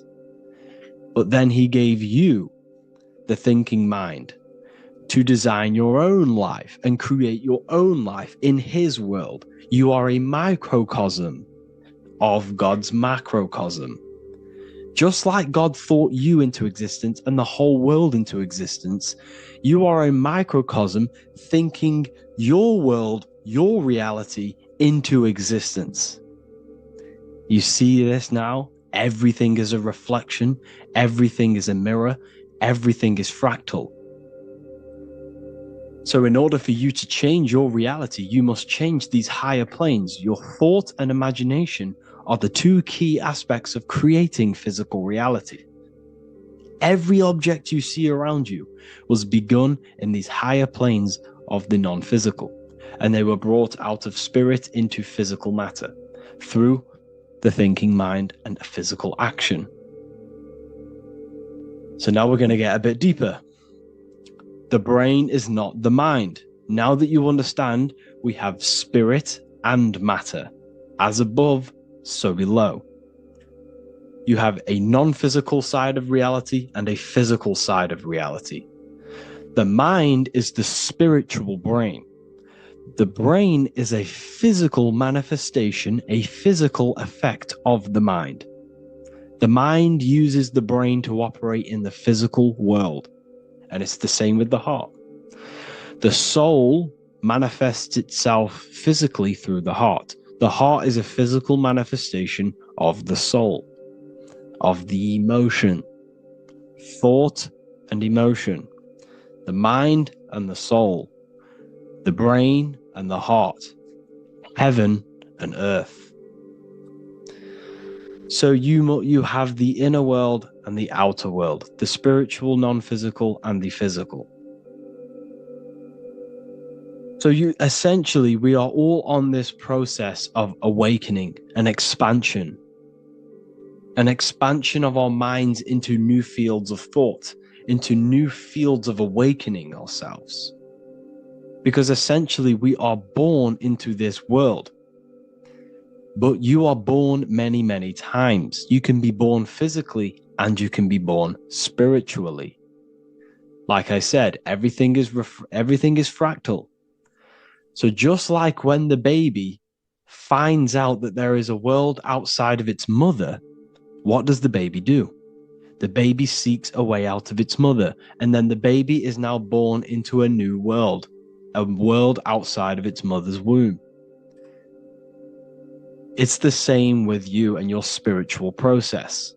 As your mind becomes aware that there are other realities beyond your physical body, it then seeks a way out. And this is why you are probably watching my YouTube, because you are now on the path. Something within you has guided you to this path of knowledge, truth, enlightenment, and expanding your consciousness. And it is your soul who brought you here. Your soul speaks through emotion, a guidance. Emotion is the language of the soul. When you feel very bad, this is your soul telling you you're not in the right place. You're doing the wrong things. Because the soul is always unfolding its purpose, which is expansion and learning. That is it. The mastery of the self and the learning of the mind is the only thing that counts in the end after this life. So you are on a journey of expansion, of learning, creating, and spiritual rebirth. As above, so below. What does this body tell you? When I see someone overweight, I don't see the overweight. I don't see the body. I see the mind. I see an undisciplined mind. I see a mind that lacks self-control. I see a mind that seeks external validation. That's what I see when I see an overweight person. I don't see his body. I see the result of his mind. Because what does the Bible tell you? You shall know them by their fruits. It's the same saying as above, so below. You shall know them by their fruit. The fruit is their manifestation. Your body is a direct correlation and manifestation of your mind. Your inner world projects your outer world. As within, so without. As above, so below. Now, what do you see when you see this man's body? I see discipline. I see strength, mental strength, not physical strength. I see mental resilience of pain. Because all of this man's mental energy has been manifested physically within his muscle. This body is a direct manifestation of this man's mind's pain and suffering.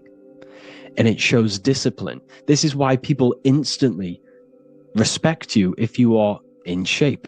You walk into a room and you are in shape, people will instantly give you respect because they know that you are mentally disciplined. The body is a reflection of your inner world, and it's the same with your friends, your family, your connections with people. If you think about yourself very negatively all the time, and you don't have a good connection with yourself, you don't have a connection with your true self, this will manifest into every single relationship you have in your life. If you don't have a good relationship with your inner self, you don't have a good relationship with the people and the friends around you. Because as within, so without. If you think negative about yourself, you will only pick up the negative in other people. If I think very highly of myself and I think very happy and good things about myself, I will then see the good things in other people. Because it's as above, so below. As the inner world is, so is the outer world. It's the same with your life circumstances. Your life is a direct correlation of every thought you thought in the past. If you possess millions of pounds, millions of dollars, this is because you have thought this into physical reality. You live the life you are deserved. You live the life that you manifest through your thought. If you live a very poor life, this is a reflection of your mind.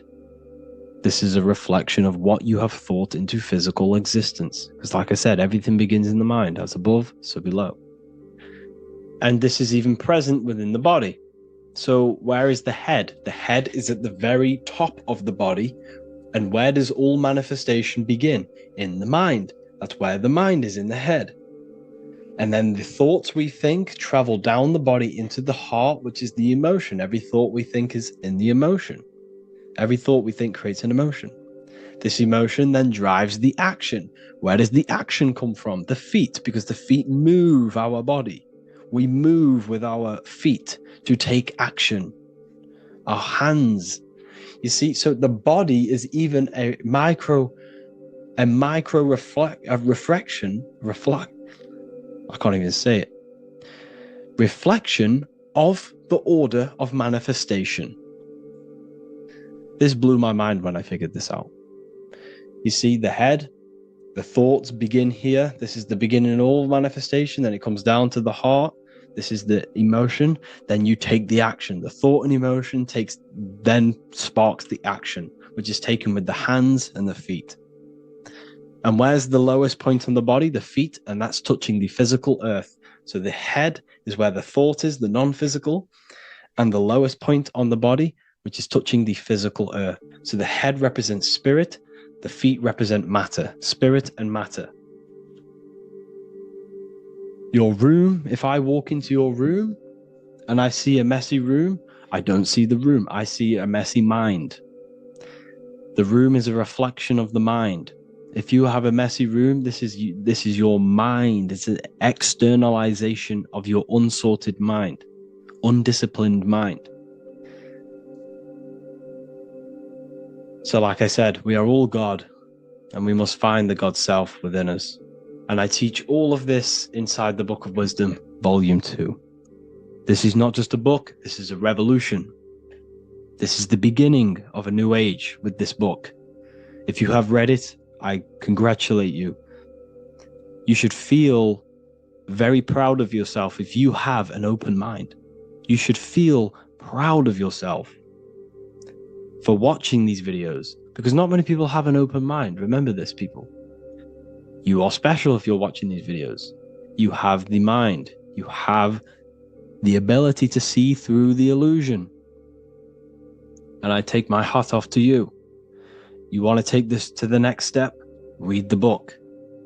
Or if you want to take it to the serious levels, join the university. The university, you gain access to every piece of my material that I've ever done, all of my books, all of my lectures that are hidden from YouTube, that are hidden from everywhere else, the lectures that give you real power.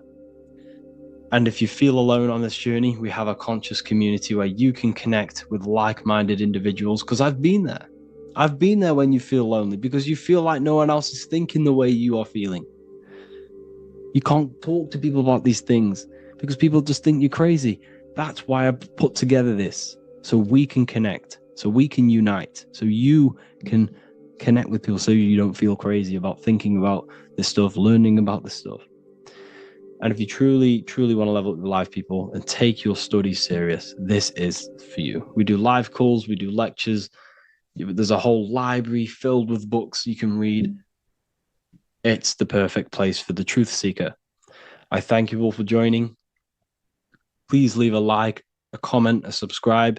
Let me know any future videos you want me to make in the comments. Thank you all. Have an amazing day.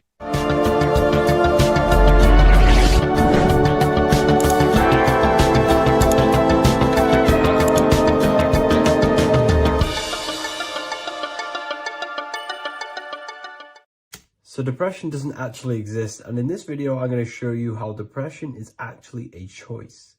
And I'm going to give you some solutions on how to deal with it. And this is probably going to change your life forever just by doing this alone. Okay, so the first thing you need to understand about depression is that it exists in your conscious mind. It exists in your thinking mind. So what is inside your thinking mind?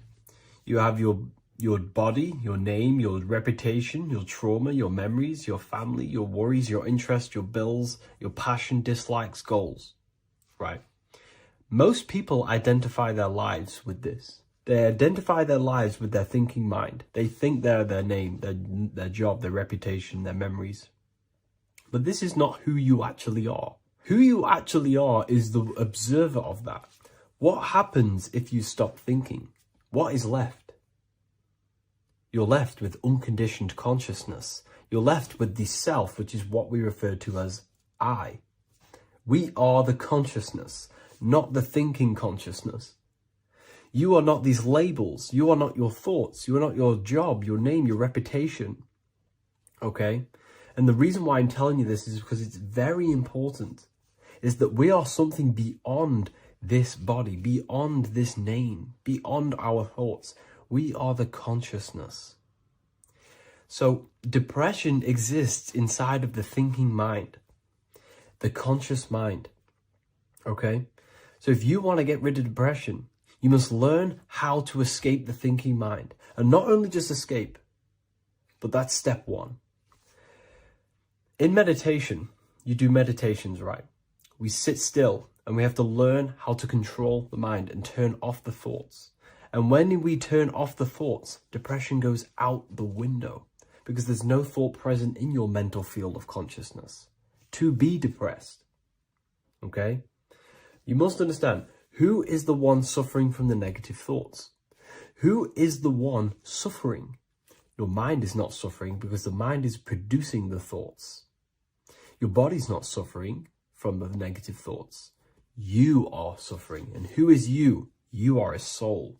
You are that feeling. You are that person beyond the thoughts, beyond the feelings, beyond that. You are the one experiencing. You are that. Meditation gives us the ability to turn off the thinking mind. This allows us to escape our thoughts. Okay? And it gives us, over a long period of time after meditation, you'll be able to turn this switch. And this switch will be able to turn off your thoughts. And by doing this, we will be able to control our conscious mind directly by the hand. So when you notice yourself gaining them negative thoughts, we can then turn off the switch of turning off the conscious mind and rising to our authentic self and knowing the thoughts are just illusions. Now, let me tell you something that's very powerful. Most of your thoughts are coming from beliefs. Most of your feelings are coming from beliefs. So if you have a feeling of lack, this is coming from a belief that you don't have much. If you are feeling alone, this is coming from a belief that you are alone. So what we must do is restructure ourselves. We must restructure the subconscious mind, and we do this in many different ways. We can do this with meditation. We can do this with visualization, visualizing our desired reality as if we are living it. We can do this with affirmation. Now, a lot of people think, oh, I'm trying to speak something into existence with affirmation. No, you're not using vibration to try and change reality with what a lot of these new age people will teach you. Vibration, your words will not have much an impact on reality. That's the truth. But what they do have an impact on is reprogramming and recrafting and refining your mind. If you repeat, I am wealthy all day long, your subconscious mind, that word will be lingering inside your subconscious, and you will start to mold that into your conscious. You'll start to be consciously thinking about this. Most of your thoughts are coming from your subconscious. So if you want to get rid of depression, you got to figure out the trigger. What are you depressed about? What are you feeling? What are the beliefs that are making you feeling and thinking this way? And that's what you must restructure. You must restructure your subconscious mind through visualization, meditation, and affirmation. You do these all the time. You do these every single day, and you will slowly, if not surely, restructure your subconscious mind. While by doing the practice of meditation, you'll gain the off switch as well. Sometimes depression comes from not living in your authentic self. You're not doing the things that your soul is telling you to do. We all know what we should be doing at all times. I don't care what you have on. We all know we should be doing something. We all know that we have there's a higher aspect of our mind that tells us, oh, we need to be doing this, but I'm actually sat here on my phone. Oh, I shouldn't be eating this, but I'm doing it anyway. There's always that higher voice. And that is the voice that has to be connected to. And when your body's not acting out the voice of the soul, then the soul becomes sadder, and suffers more and more and more. There has to be a connection between the soul, the mind, and the body. They have to work in unity. Okay? So I hope this video helps with depression, with whatever you're going through mentally.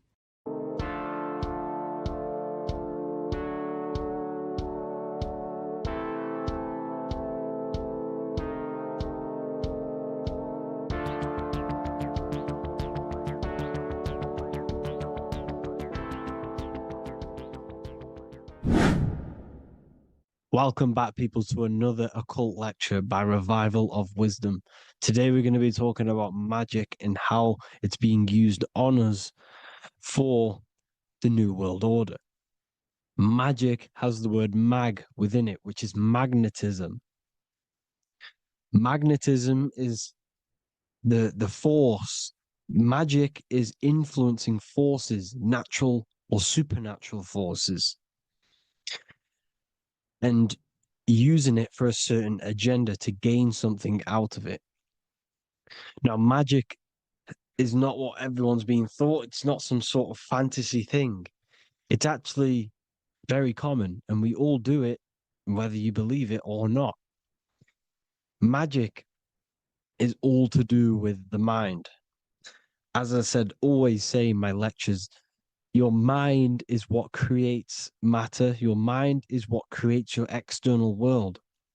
So it's all about manipulating and planting seeds within the mind, because your mind is a garden, and thoughts and words are seeds which are being planted in that garden. Your life, your physical life, the people you have in your life, your friends, your car you own, the job you have, is all a reflection of the thoughts that you've been thinking in the past. You are where you are in life because of the thoughts that you've been thinking. Therefore, your life is a direct reflection and manifestation of your mind, the Garden of Eden. Okay? The mind is what they are targeting. What you see, say, and hear has a direct effect on your mind. Me talking to you is influencing you. The words I'm saying is planting seeds within your mind. Now it's up to you to consciously act on these thoughts or these words, or to maintain these words. As above, so below. As within, so without. What's inside of me is outside of me. What comes into the storehouse comes out of the storehouse. You have the left, you have the right, you have the up and you have the down. As above, so below. Whatever is in your mind will be expressed in some sort of way, consciously or subconsciously, spiritually or physically. The mind is what manifests everything. And this is what we need to understand. We need to understand is that the mind is not physical. All things spiritual manifest physical. All things seen come from the unseen. The words you're thinking, that everything you have is coming from the unseen. The actions that you do come from the unseen mind. Another expression for as above, so below is you are the universe itself. You are a universe, a mini universe. But just because you are mini does not mean you are the whole thing. If I take a little piece of infinite, let's say there's an infinite light source. Let's say I take a little chunk of that infinite light source. That little chunk I took is still infinite because it's been taken from infinite. You are the universe. Your awareness, your mind is the universe. It's information. You are the universe experiencing itself. This is why we say we are all God. As above, so below. What is in me is outside of me. The sun, the physical manifestation of the sun, is your soul. The 12 constellations are manifested in the physical body. The 5 elements are manifested in the physical body. They're manifested in the 5 fingers you have. As above, so below. This is manifested, well, this is a symbolized in Freemasonry and secret societies as the 2 pillars. The mirroring reflection, the reflection of reality, the mirror, as above, so below. What happens in the mind, what happens in the astral, happens in the physical. This is Aleister Crowley. This is all symbolism. This is the 2 pillars with the all-seeing eye and the triangle at the top. Aleister Crowley was a master magician. very powerful dark magician, black magician. There's two types of magic. You have white and black, just like the checkerboard, the Masonic checkerboard. You have white and black, you have good and evil. White magic is influencing natural forces to gain something that will help the collective consciousness, help the collective, help the earth, help other people. Black magic is something you manipulate something so you can get something personal out of it. Doesn't matter if it's good or bad. It's still considered as black magic because you're being selfish. Everything you do should be contributing towards the collective consciousness and helping others. And this is why the ancients lived in a system where everything was in unity. We understood that I am you and you are me. What I do to you happens to me because I am you and you are me.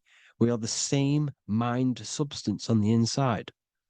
We're all the same mind substance being expressed in different bodies.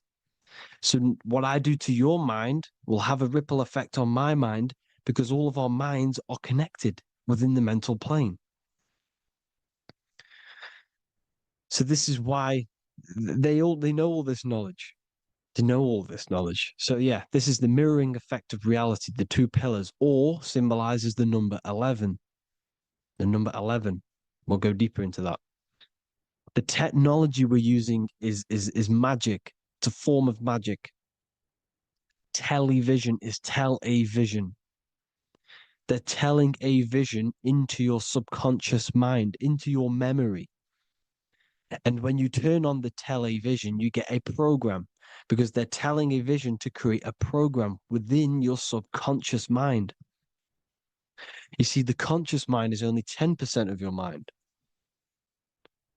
which is to do with your, what you're aware of, your five senses. What are you consciously aware of? Well, I'm aware I'm here, I'm talking. I'm aware of what I'm wearing, the five senses, what I can hear, taste, smell, hear. What I'm wearing, I'm aware of what I think of. But the subconscious mind is the 90% of your mind. It's the hidden part of the mind, which is telling your heart to beat, telling your body to breathe.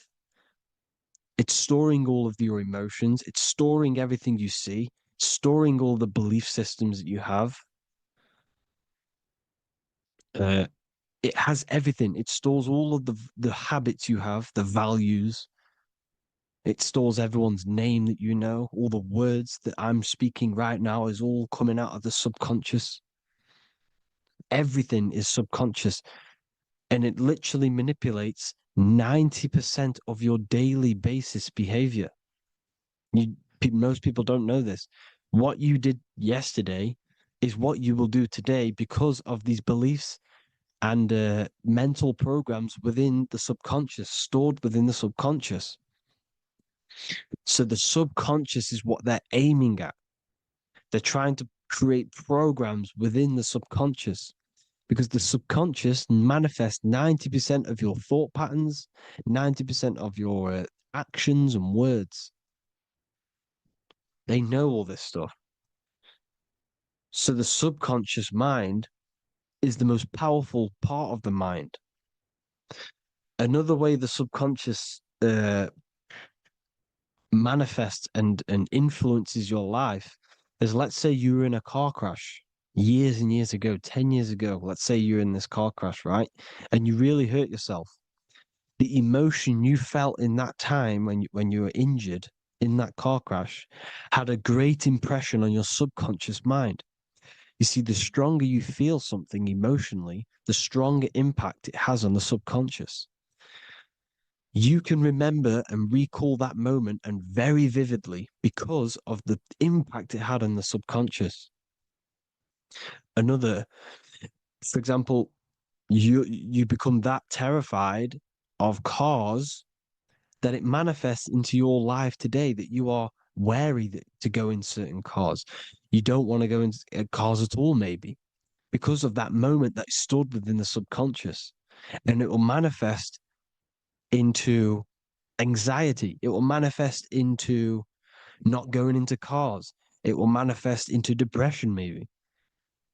these things, these emotional, very emotional, traumatic events have a great impression on our subconscious, and they control your life. This is why you need to meditate and let go go deep within yourself and let go of these internal, deep emotions that you may have repressed and keep pressing down and ignoring. But you need to address it and let go of these subconscious impressions you have, which are controlling your life, like anxiety, depression. All of these things are stemming from things that are stored within your subconscious years and years ago, more than likely. Broadcasting. They're casting spells to a broad audience, to news, north, east, west, and south. They're casting spells. No, if you watch the news, everything's red. Breaking news in red writing or the red background, everything's red. Why? Because red's the root chakra, which is all to do with survival. They want to stimulate this root chakra because they want you down there in survival mode. They want you in survival mode because you're easier to control. They control out of fear. And not only they're casting these spells as if, because most of the things they cast in the news hasn't already happened. They're constantly bombarding you with, there might be a war breaking out, war this, war that, kill here, kill there, murders. It's impressing, it's casting spells on your subconscious mind. So when the event does turn up in real reality, in physical reality, you're less emotional, you're less surprised. You're not as surprised because you've already heard it before. Your subconscious has already heard it all before. If you never heard of a war and then a war broke out, you'd be going crazy. So they subtly program your subconscious mind through the words, because the words they say is impressing your mind. It has an effect on your mind, which will have an effect on your behavior, your words, your conversations you have with people. They're casting spells to north, east, west, and south on the they're telling a vision by broadcasting, by saying spells. This is why we call it spelling. Even the word, listen, the words we say cast spells. Bless. Oh, bless you. That's be less. The subconscious mind only picks up literal things. You see, when I say bless you, your conscious mind picks that up as, oh, thank you, you're blessing me. But your subconscious picks up as be less. You see? Because the subconscious it has no filter. It's just, it is what it is. Everything is factual in the subconscious. Therefore, if I call you an idiot, your subconscious, my subconscious will think I'm talking to myself and calling myself an idiot, and it will take that as true. That is truth. Everything is truth within the subconscious. And the subconscious manifests your behavior. The devices this is the biggest one. Black scrying mirrors, device, the devil's vice, the device. Okay? Black scrying mirrors, black screen is scrying. Black scrying mirrors were used to communicate with spirits within the astral plane in the medieval times. They're still being used now by black obsidian mirrors. And look at your phone, it's a black mirror. And there's some sort of, I'm not saying this is fact, but personally, I believe these are portals for spirits and ethereal entities to come into your life, to come into your surroundings. So this is the next big thing: the TVs, your iPhone, your iPod, all black mirrors. And mirrors are very, very powerful. Even just a normal mirror. Mirrors have an effect. Whatever you say into a mirror, what you say is energy. And when you say something into a mirror, you're saying it into yourself. It's an infinite cycle of words of energy because it's being reflected infinite times. When you say something into a mirror, it has a massive effect.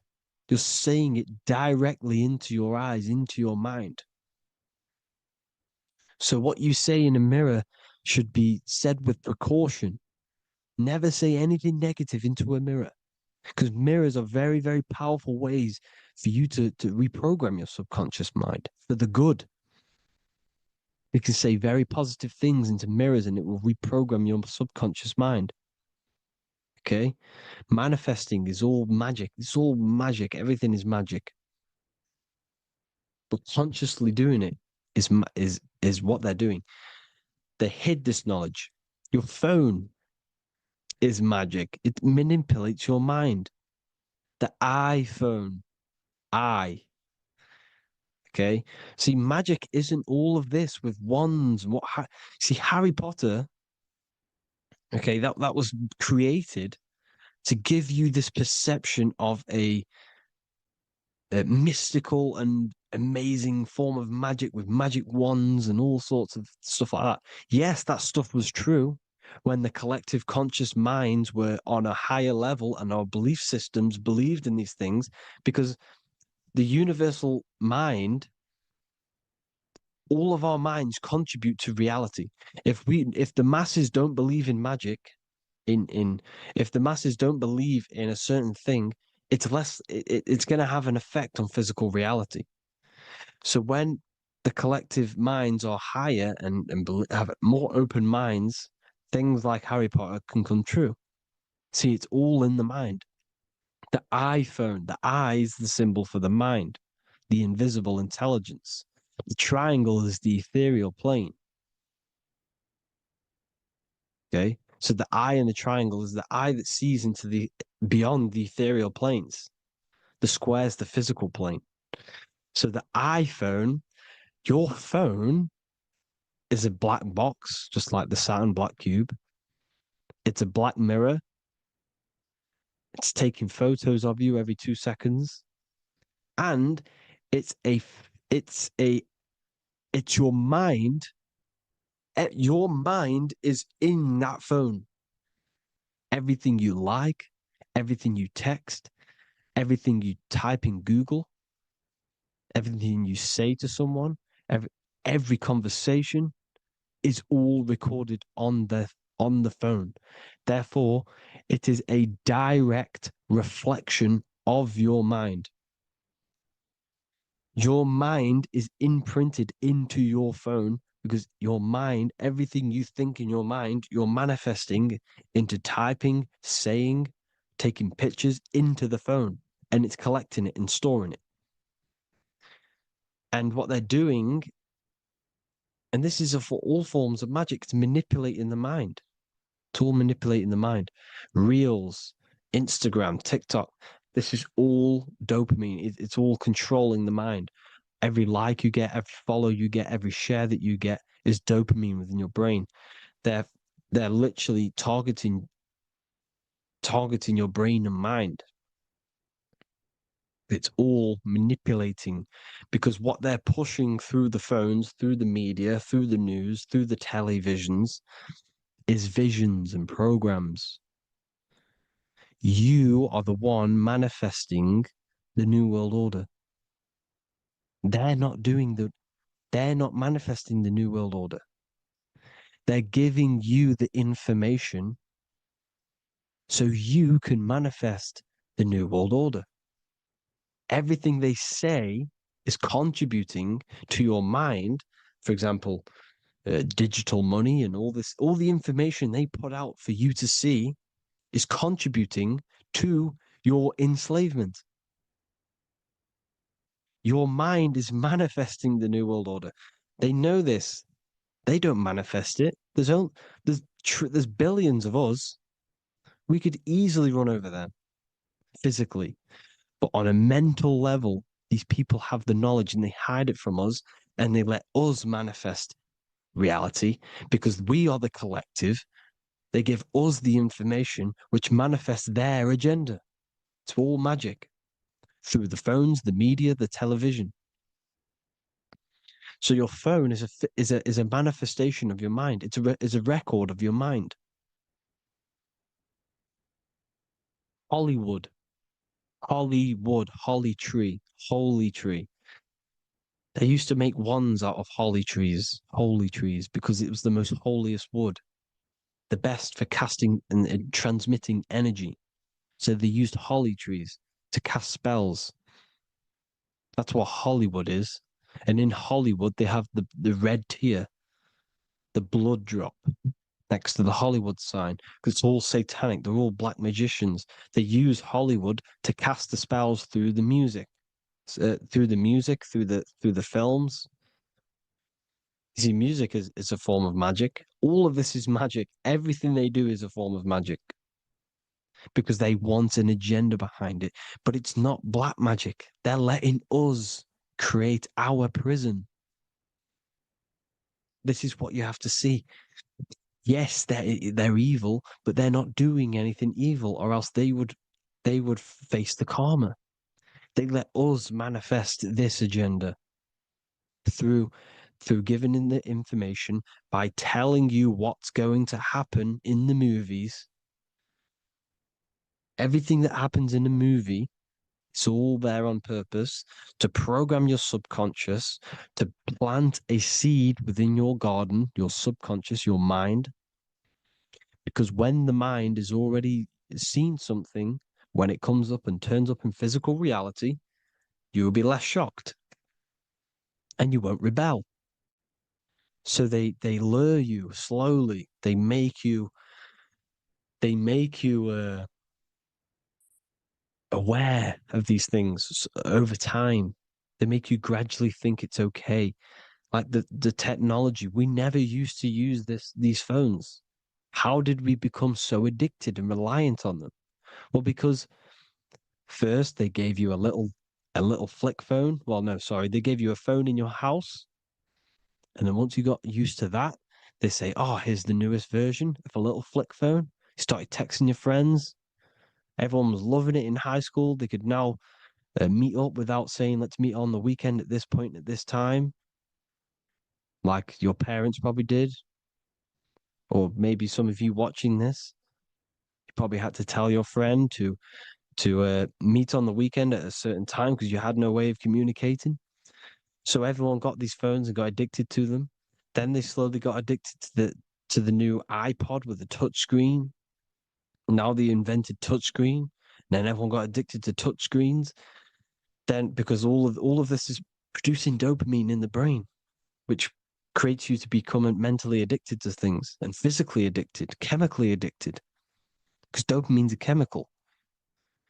Your subconscious becomes a program within your subconscious, and your body becomes chemically addicted to these phones.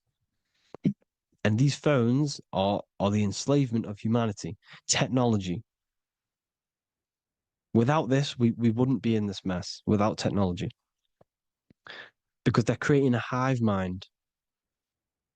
We're creating a hive mind. So back on track anyways, they program you. Look at the films, 9/11, all produced by Hollywood.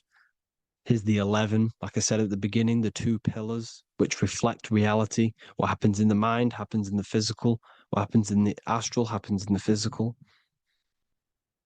Okay, what happens in the physical happens in the mind. It's the two pillars, the mirrors. 9/11. 9 plus 1 plus 1 is 11. Flight 11 was hijacked. New York is the 11th state. New York adds up to 111. This is not a coincidence. It's all a form of magic. It's a ritual, energy harvesting ritual, because your mind produces energy. Your mental attention produces energy. And they're feeding off this energy in the astral plane, these demons. Music is the most powerful personally, I think the music is one of the most powerful forms of magic they're using. Okay. Music is hypnosis. It puts your brain in a hypnotic state.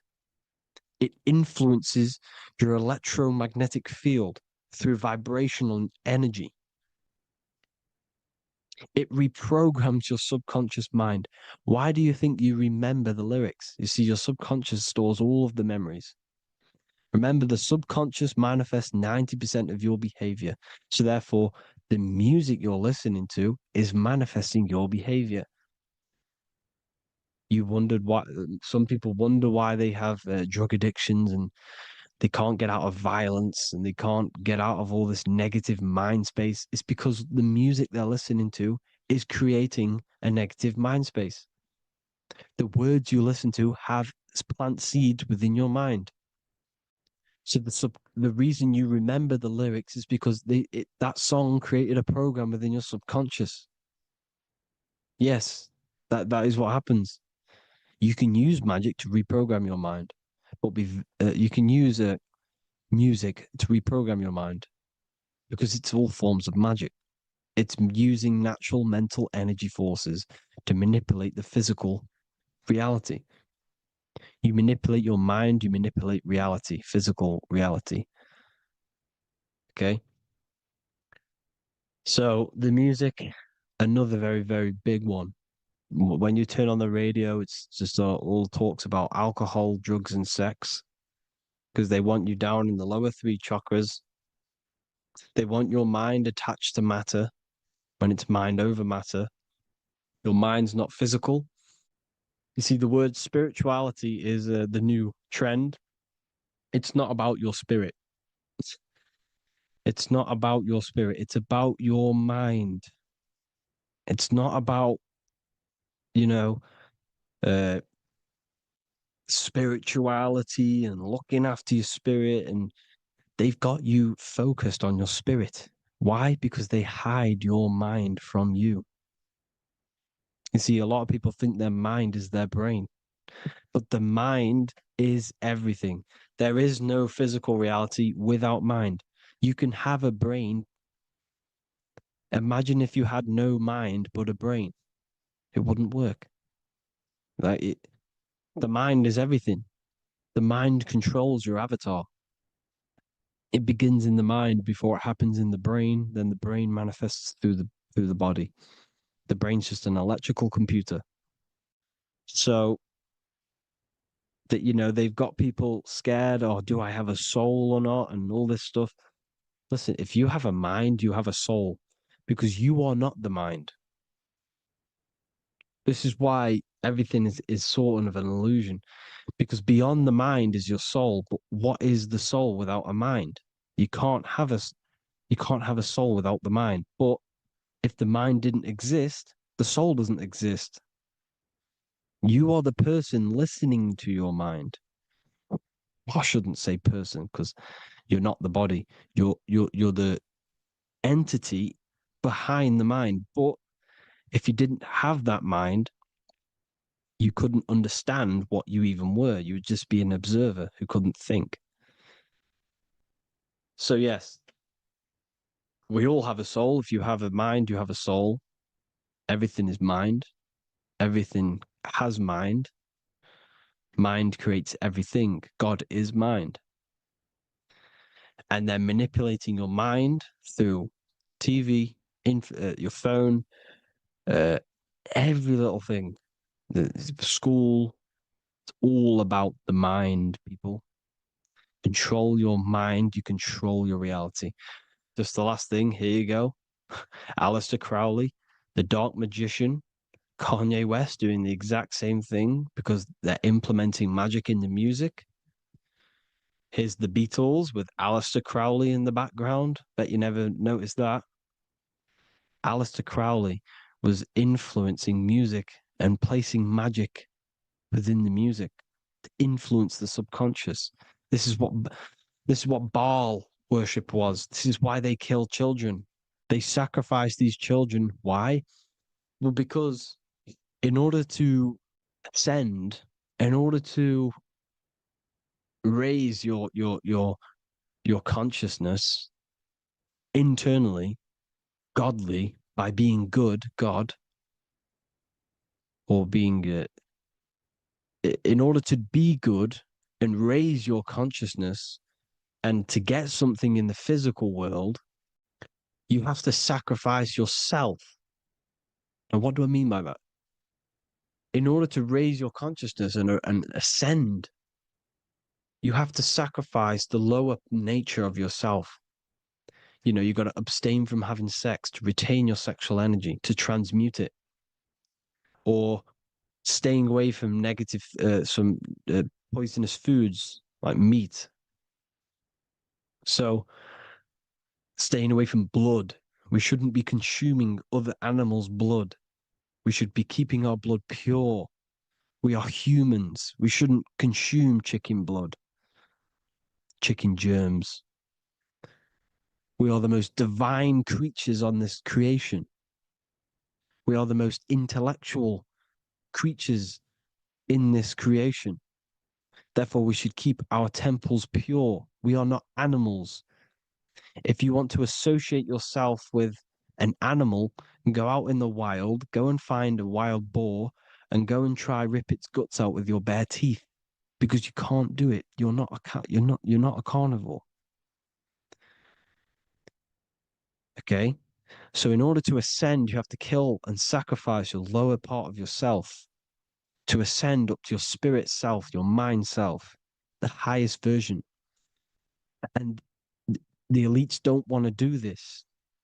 So they sacrifice other things like babies to kill them, to exchange their life over to the astral plane, so these demigods in the astral plane can give them something in return in physical. They don't want to sacrifice their lower self, so they sacrifice other things for exchange, for physical pleasure. But the godly person sacrifices their lower self for their higher self to do good and ascend. So this is what all the Baal worship is, people, and this is why they're doing it.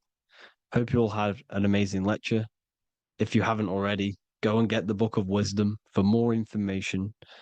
I don't go into dark stuff in this book, because all I do is enlighten people in this book.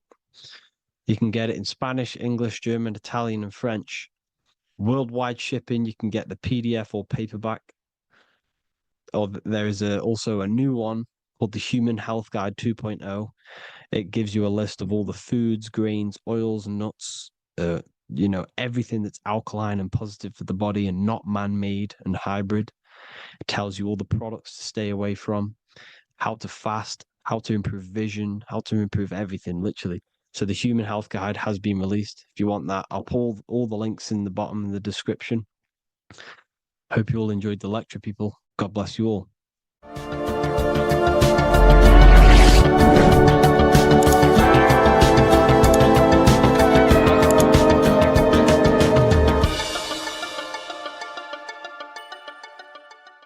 Welcome to Revival of Wisdom. What is good, people, is Revival of Wisdom.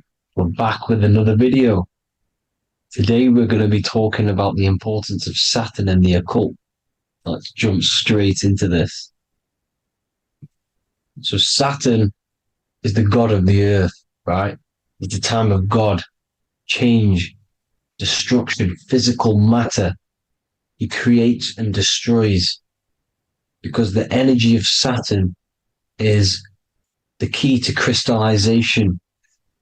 It wraps things in physical matter, right? He creates everything, all life forms, and he takes things back, because the day that you're born, that's the day that your expiry date is coming. The time is ticking until Saturn takes your life. This is why he's known as the Reaper.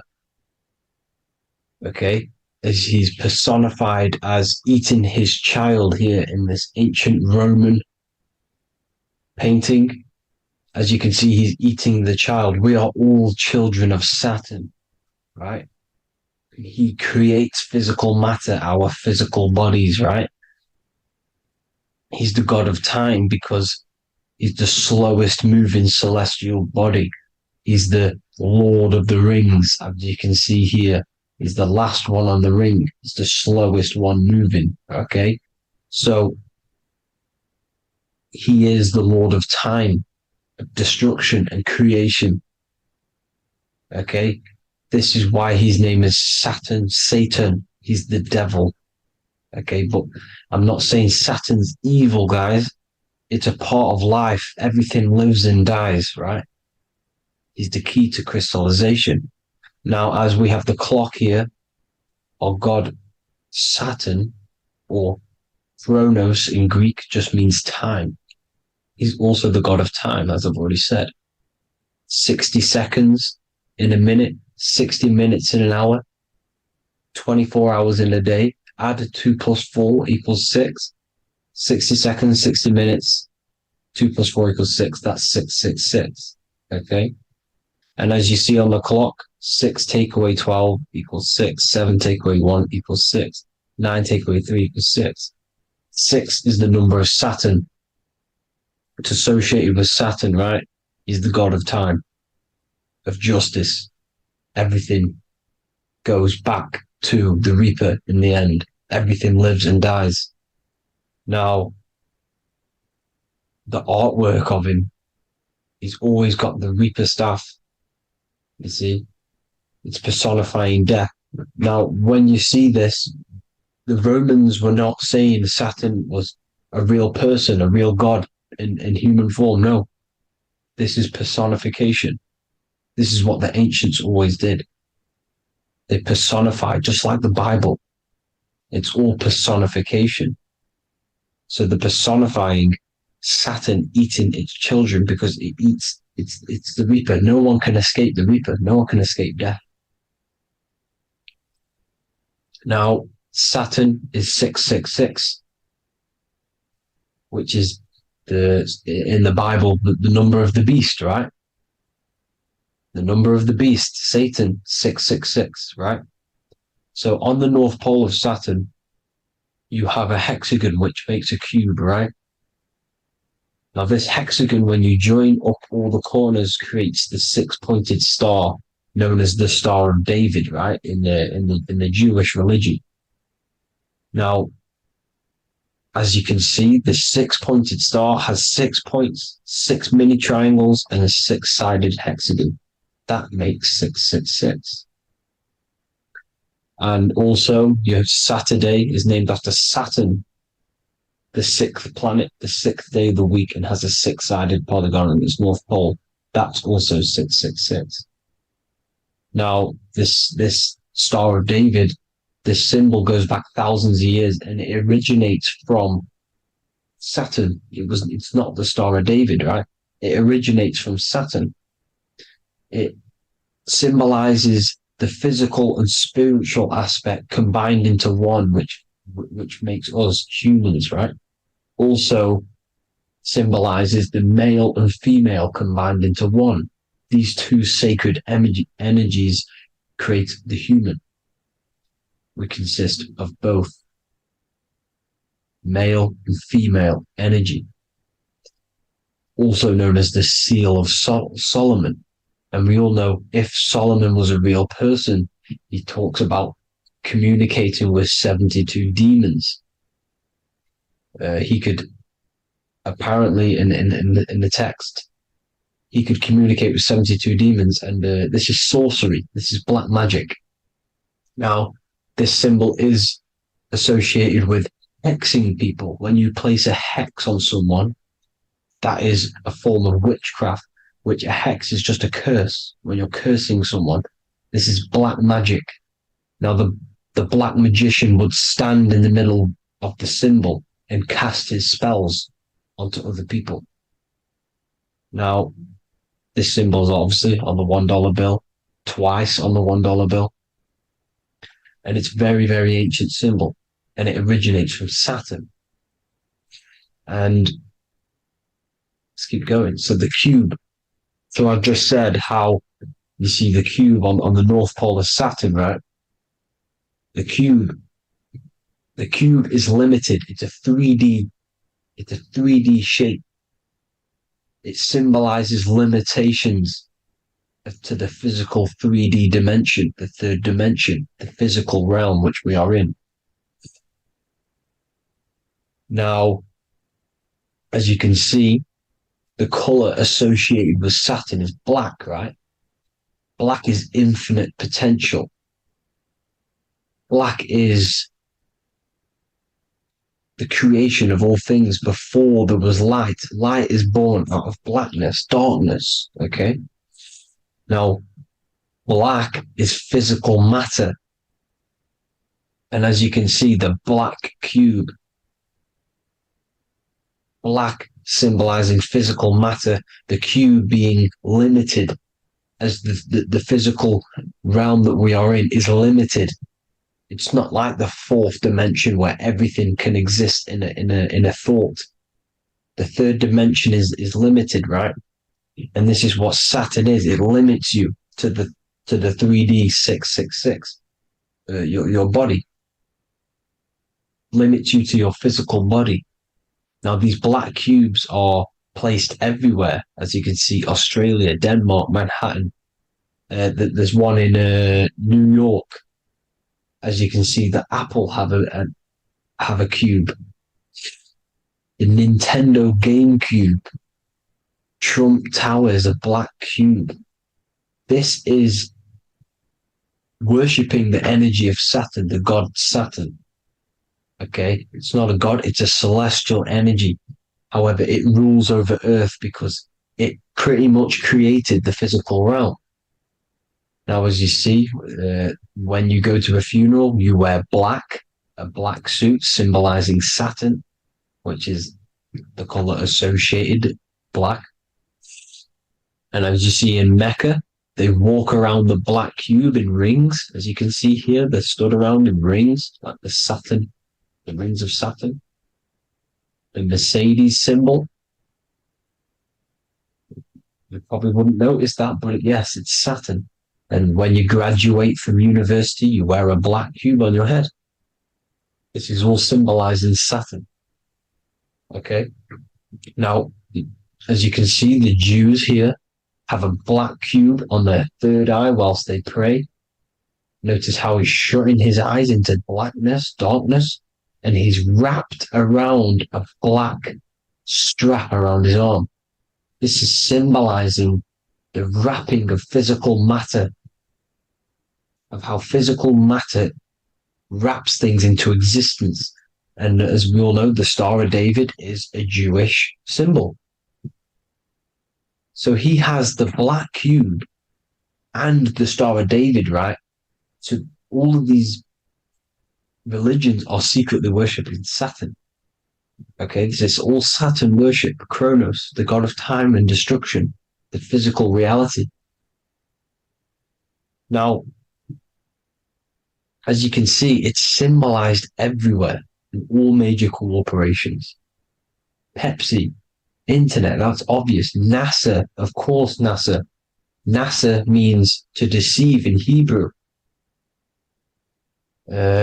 Universal, Walkers, that one's so obvious. Nike, Toyota. So many different ways they symbolize it. You either see the rings of Saturn or the black cube, as I just showed you here, the Nintendo and the Mercedes, right? It's absolutely everywhere. Now, they also use 666 to symbolize it, as I've just broken it down to you. 666, the World Economic Forum. We all know how they're trying to enslave us into this new world agenda. Google Chrome, CERN, Disney, Coca-Cola, Cadbury's, all of these have 666.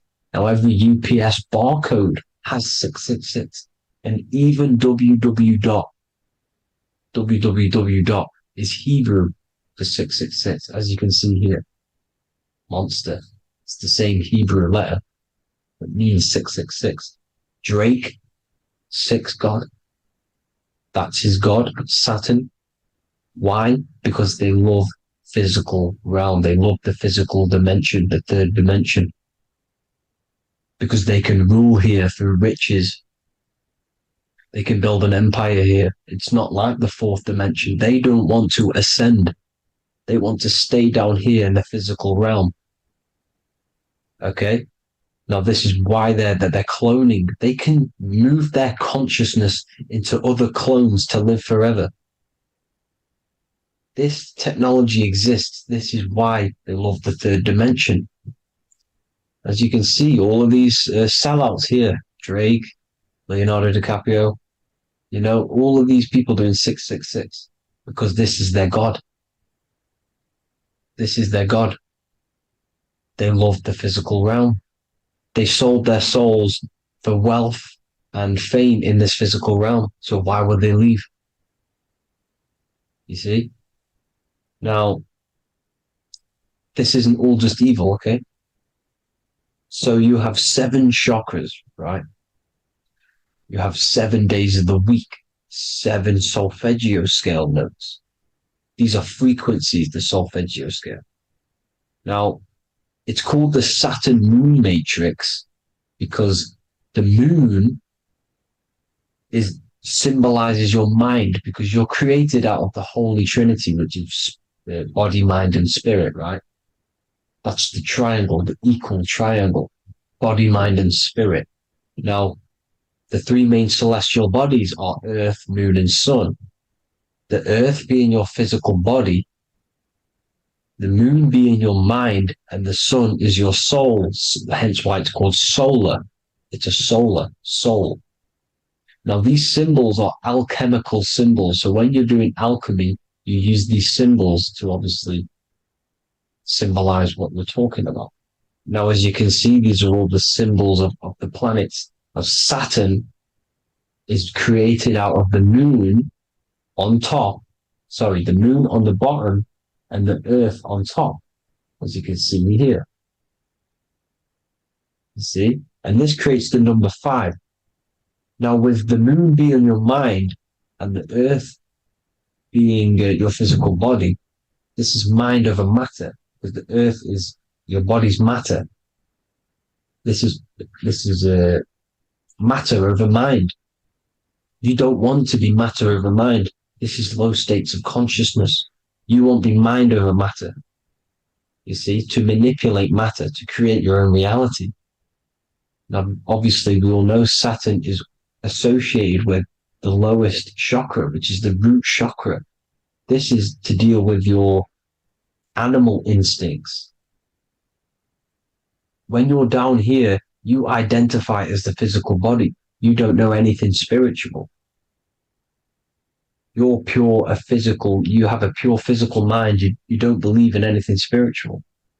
This is survival mode, consumption. They want you trapped down here, which is matter over mind. They don't want you to create your own reality, which is mind over matter. You see? Now, that's what Jupiter is. Saturn is the moon on the bottom and the earth on top. But Jupiter is the moon on top with the earth on the bottom. That's mind over matter, you see? So these chakras are an ascension process from matter, physical matter to spiritual. This is the ascension. This is the stairway to heaven. This is Jacob's ladder. You see? Now, the number 5, which is obviously associated with Saturn as well, which create the symbol for Saturn, created the number 5. You have 5 senses, 5 elements, 5 physical elements. As we all know, Saturn crystallizes everything into physical matter out of the 4 elements. 5 fingers and toes, 5 points of man. Okay, the number 5 is the number of justice. Saturn holds things back. He restrains things from you, makes you learn the lesson. Now, 666 is not all evil. 666 is the atomic structure of the carbon atom. 6 protons, 6 electrons, 6 neutrons, right? We are carbon-based life forms. All life forms are based on the bonding properties of the element carbon. Because Saturn crystallizes everything into physical matter. Now, the Masons symbolize this with the checkered boards. They have the black square, which is obviously matter, as I just said, the black cube, and spirit is the white square, because white is eternal light. White and light, you see. Black is physical matter. Now, this is what we are. The point of our soul is to transmute from matter to spirit, but these are interchangeable. This is the constant cycle between spirit and matter, spirit and matter. High vibrational matter turns into spirit. Low vibrational spirit turns into physical matter. You see? Now, we are carbon-based life forms. This is what 666 is, the number of the beast. When I say we, the physical body is the beast. It's the animal. It's just the carbon suit to operate in this physical dimension, in this physical realm. See? It's the vehicle used to operate in this physical realm. But your mind isn't from this physical realm, you see? The brain is the physical manifestation of the soul. Okay? So, as you can see here, the spine is an extension of the brain. Everything goes back to the brain. This is literally what your physical body is. You see, this is the nervous system, and everything reports back to the brain, and everything's controlled from this control center. And this spinal column, at the top of the spinal column, is your third eye, which is known as the pineal gland. And this is the seat of consciousness. It's the center of consciousness. That is your true self, pure consciousness. This body is just a physical body. This body is mortal. This body runs out, but your consciousness lives forever.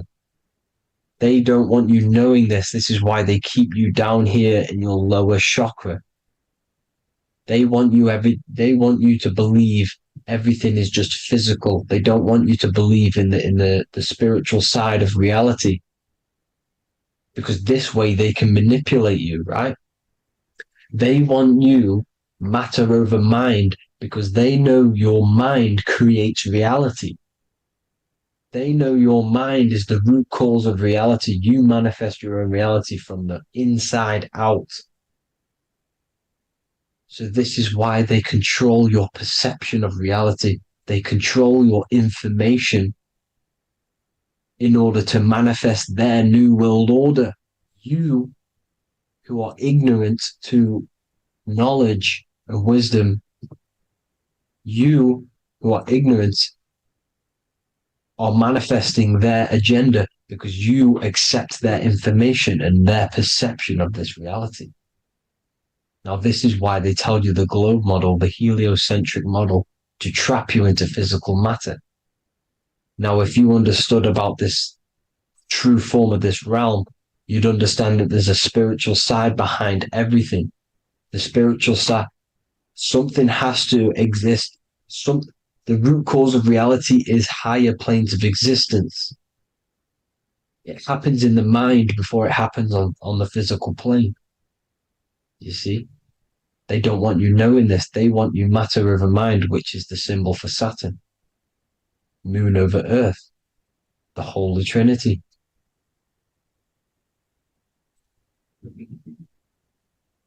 Now, as you can see, the cube also makes IXXI.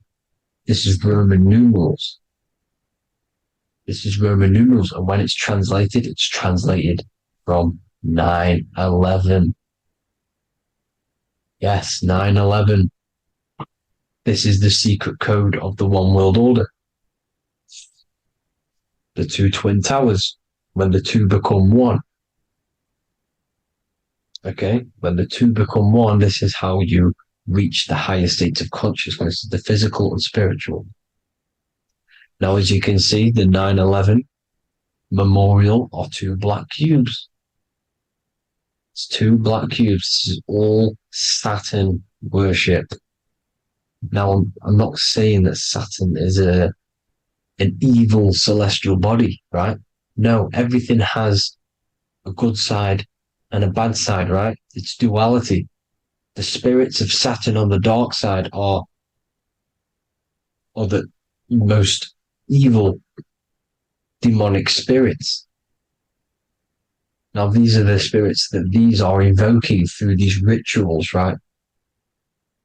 Yes, 9/11 was a massive ritual. It's a satanic ritual, okay? Now, we all know Elon Musk. Elon Musk is coming with the mark of the beast. And English gematria, this equals 666, right?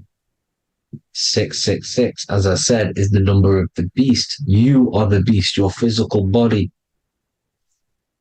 You see how the Bible twisted things up to make things more confusing, right? But it's there. You just have to have the knowledge to be able to read the Bible properly. As we all know, we had this virus. I'm not going to say the name because I'll get flagged. This virus adds up to 666 because this is all part of the New World Order. It's all part of keeping you in this physical dimension. Okay? Now, as you can see here, Novus Ordo Secularum on the back of his shirt, on Elon Musk's shirt. This is also on the $1 bill, Novus Ordo Secularum. This means New World Order. Yes, New World Order. This is on the back of Elon Musk's shirt. And as you can see here, he owns Neuralink, which is the brain chip, which they're going to be putting into implanting this onto your brain. This is the New World Order to connect you and merge your consciousness with AI. Neuralink and Meta, he owns Meta as well, which is the metaverse. These are going to be linked in, hence why they have the same symbol, but just in a different format. It's the infinity symbol. And the infinity symbol comes from the Taurus field, as you can see here, your electromagnetic field from around your body. Now, the end goal is for this New World Order is to trap your consciousness inside of an alternative reality being projected from the metaverse. Because the metaverse will be the reality.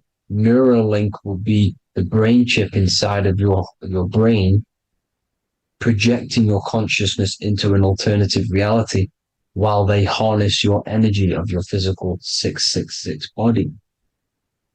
Now, this stuff gets real deep, people. Now, this is the end goal of the New World Order, is to connect you with AI. This is why they're trapping you and keeping you in these lower states of consciousness in the Saturn-associated root chakra, so you don't find out about the spiritual side of reality. Because if you knew the truth of this reality, you wouldn't connect to AI. You see, you have the power within you to travel to other worlds, the astral plane, for example. You travel to different worlds when you are sleeping. Okay? They want you to know it's just a dream. However, their end goal is to trap your consciousness and feed off your energy, spiritually and physically. Okay? I don't know why these people are just pure evil. As I said, evil love bondage. They love the physical dimension. They don't want to ascend to other realms. These evil love the third dimension. This is why evil spirits will inhabit bodies, exorcisms, because they miss being in the physical realm. They miss it. Evil love bondage. So this is why they're cloning and putting their consciousness in clones to stay in this third dimension, to stay as further away from the source as possible. Okay? This is why they're doing it. And this is how it's all linked in. So I hope you all enjoyed this video. Hope you gained some wisdom. Please feel free to join the Telegram. And please leave a like and a subscribe. Thank you all, people. God bless.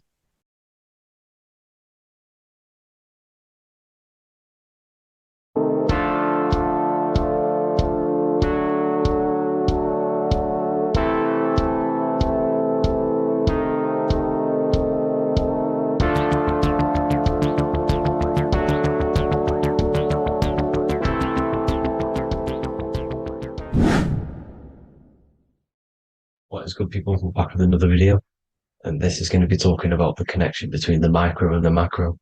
You know, you are the universe, everything is inside of you. So the first thing you need to understand is that the law of mentalism, we are a thought in the creator's mind, everything's being thought into existence. We have a spark of this mind, this same mind of the creator, and everything is a state of mind. Particles or atoms, whatever you want to call them, are a mental thing. They're a product of the mind. Everything's thought into existence. Thoughts influence everything. Thoughts are energetic effects which send out waves into the quantum field around you. And your consciousness is actually the universe experiencing itself, expressing itself, and viewing itself. So we are the creator, but viewing itself in separate bodies. And this is why they call the material world the world of illusions. Because everything's separate here, but we all forget that we are all one. We've all been brainwashed to think we're all separate, but we're all one. We're all the same mind, the same consciousness, everything. So everything's created out of toroidal fields. God created the toroidal field. That's the only thing that exists because atoms are toroidal fields. And it's the basis behind all creation. As you can see it in the owl's eyes. It creates the infinity symbol. And this was the apple. That apple is a toroidal field. And the toroidal field is made out of dielectricity, which is ether. Ether is black light, and this is counter space. This is another realm. This is what creates God to be omnipresent, to be everywhere at one place at all times. He is everywhere because ether is everywhere. And ether is infinite potential. It connects everything together, and that's what energy moves through. It moves through the ether, and that's black light. Everything is light, as it says in John 4:2. God is light. Everything's a vibrational state of light. So the Taurus field is made out of dielectricity, ether, black light, magnetism, which is white light, which is the center of the toroidal field. And magnetism radiates, it has no vibration. And then when white light splits, it turns into electricity, which is physical material, and that has a vibration. This is the Holy Trinity. The sun, the moon, and Saturn. Saturn, the god of materialism. If you've watched my videos on Saturn, you know that Saturn is crystallizing everything into physical matter. And that's why his old name was El. The ancients called him El. And this is why we get El electricity. This is where El electricity comes from. Because El electricity is only a product of the physical world, which is redshift, blueshift, Adam and Eve. And this is what creates the redshift, blueshift is what is a product of magnetism. When magnetism, white light splits, and this gives us vibration. And this what creates the toroidal field, which is the basis of all physical creation. The sine wave is created out of the magnetic wave and the electric wave. The electric wave is the blue wave, and the magnetic wave is the straight wave, which is radiation. This is vibration, frequency. So the magnetic wave is straight, and then you have longitude and amplitude, which is depth, which is dimension. You see how the electric wave has depth and dimension. This is why you get the cross. This is the cross of Earth. This is the symbol of Earth, of bondage, of physical matter, because it consists of magnetic wave and depth, which is electric wave. And this is where you get the sun cross or the earth cross, whatever you want to call it. It's the cross of physical matter, and the ancients knew this. This is why they used that symbol. redshift, blue shift, which is the toroidal field, is the basis of all creation, physical creation. And this is why you have the police siren is red and blue. The Matrix movie, red pill, blue pill. You have red blood and blue blood in your body. The Democrat and Republic, the two parties, red and blue. Like your taps on your taps, you have a red and blue tap. One's generative, and one's destruction. Fire, destruction, water, generative. So this is the basis of all things. And electric wave has dimension, like I've already said, depth, material, and it's measured in hertz. It's measured in hertz because it hurts you. It decays because the electric wave has a vibration, and vibration always has to go back to a standstill point. This wave cannot go forever, but the magnetic wave will go forever. It's radiation. Magnetic is radiation. It radiates forever. It pulses. But the electric wave will at some point come back to a standstill point, and that's why it hurts. It decays. That's why our physical body decays, because we contain of electricity. This body is an electric body, and it will return back to stillness like a guitar string. If you vibrate a guitar string, you pull it, it will vibrate, make a sound, and then go back to a standstill point. It's the exact same with every single toroidal field within the body. It will decay, and this is why our bodies decay, and everything in creation decays. So we're born into sin. The sin of Eve. The sin of Eve is us biting into the tree of knowledge of good and evil, which is the systems in the body. And the sin of Eve is biting into the sine wave. We bit into the sine wave. The sun moves in a sine wave.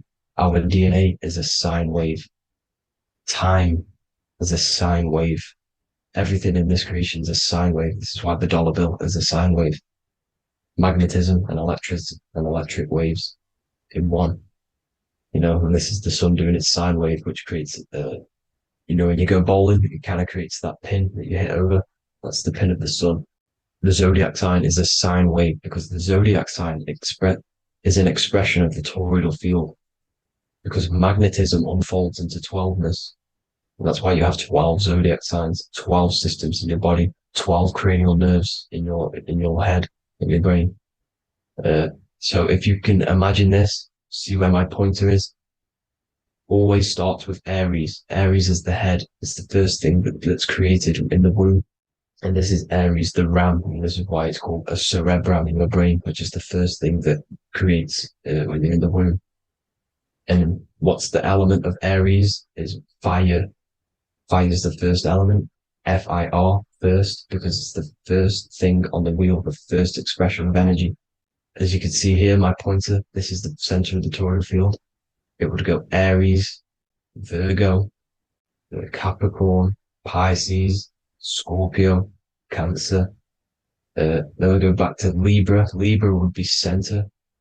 But you see how the toroidal field is the expression of the 12 energies. That's what the constellations are, the energy expressions of the toroidal field.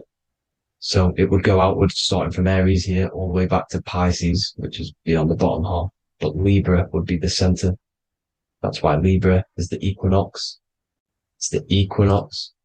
Libra is when it goes from summer over to autumn. It's the equal. It starts to transition into the winter side. Equinox, equal, which is Libra. And that's why Libra has the two scales. It's symbolized with the two scales. That's because of, the sun moving over. It's being judged. It's equal now, but then it's going to tip over into the winter. That's why Libra is here, the center of the sine wave. And like I said before, magnetic energy unfolds into 12ness. Magnesium is number 12 on the periodic table. It's the sacred number. And this is why the scientists are NASA is trying to bring in another constellation to destroy the holy science of astrology. So Aries rules the head, which is Mars. Taurus rules the neck, the lower head. Gemini, the two twins, which is your lungs, your two twins, your arms, two twins. Cancer, the breasts, or the chest area. Leo, the heart, which is the sun, which is fire, the center of the toroidal field. Virgo, the belly, which is the intestines. Libra, the kidneys, the two scales, the kidneys, balancing out everything. Scorpio, the sex organs. Sagittarius, hips and thighs. Capricorn, I've missed that out, which is the kneecaps. Capricorn, kneecap. Aries, which is the ram, which is the cerebrum in your brain. And then Aquarius, the calves and the ankles, and the Pisces, the two fish, the 2 feet.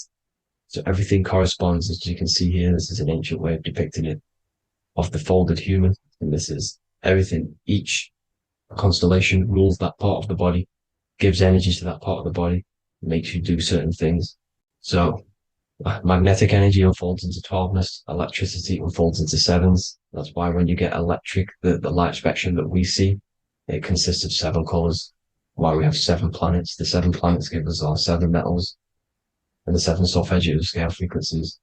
So the rotor, this is the rotor, and rotor is an anagram for Torah, the Torah, which is I think it's the Hebrew Bible. Don't quote me on that, but it's one of the holy books, which is the Torah, the Taurus. Everything goes back to the Taurus field because it's the basis of all creation. So the chief cornerstone, it says in the Bible that the builders rejected the chief cornerstone. The chief cornerstone, you are the builder. You decided to incarnate into the physical world, into the electric world, the world of Saturn. When you are created in the womb, it takes you 9 months for you to be created. So, for example, if you went into the womb here, it'd take you 9 months. So let's say you're born in Scorpio. So you'd go back 9 months, 1, 2, 3, 4, 5, 6, 7, 8, 9. You consist of all of these 9 energies because it takes 9 months or however long you took to be born. Some people are born earlier. You'd have to find out how many months you were in the womb for. But you consist of these 9 energies, and each constellation has a cell salt associated with it. And these cell salts are vital for your health. And your cells and the optimal health of your body. So the chief cornerstone that you rejected is these 3 cell salts, these 3 constellations. So you're mineral deficient in these 3 constellations. For example, fluoride, magnesium, phosphate, and potassium sulfate. So that's the chief cornerstone. And a cornerstone, people always get it rejected with the cornerstone. The cornerstone is not, it doesn't say the cornerstone in the Bible, it says the chief cornerstone. The cornerstone is a cornerstone of a building, but a chief cornerstone is the top of the pyramid. This is where we get the pyramid of the wheel. So you're mineral deficient in whatever 3 zodiac signs you're not. You were not in the womb for. This is the chief cornerstone you rejected. So the human body is the micro, it is the universe in a physical form. It consists of everything in the universe. Just like your consciousness is the universe watching itself, experiencing itself. Your body is the whole universe. 12 systems in the body, 12 zodiac signs, 7 chakras are the 7 planets. The Holy Trinity of you is your Temple of Solomon, the soul and the mind, the sun and the moon. You know, everything is in you. You consist of everything, all the energies, everything. Heaven and hell. Heaven and hell is a mind state. It's a state of the mind. Head, H-E-A, which is heaven, and the heel, the bottom of your foot, is hell. And the bottom of your foot is the soul. So they're basically saying, well, it's wordplay. They're saying that your soul is in hell because, you know, with the elites being in control. So they call the bottom of your foot the soul, trying to say that you're in hell. The Christ is in you. And this Christ is Greek for what? Christos.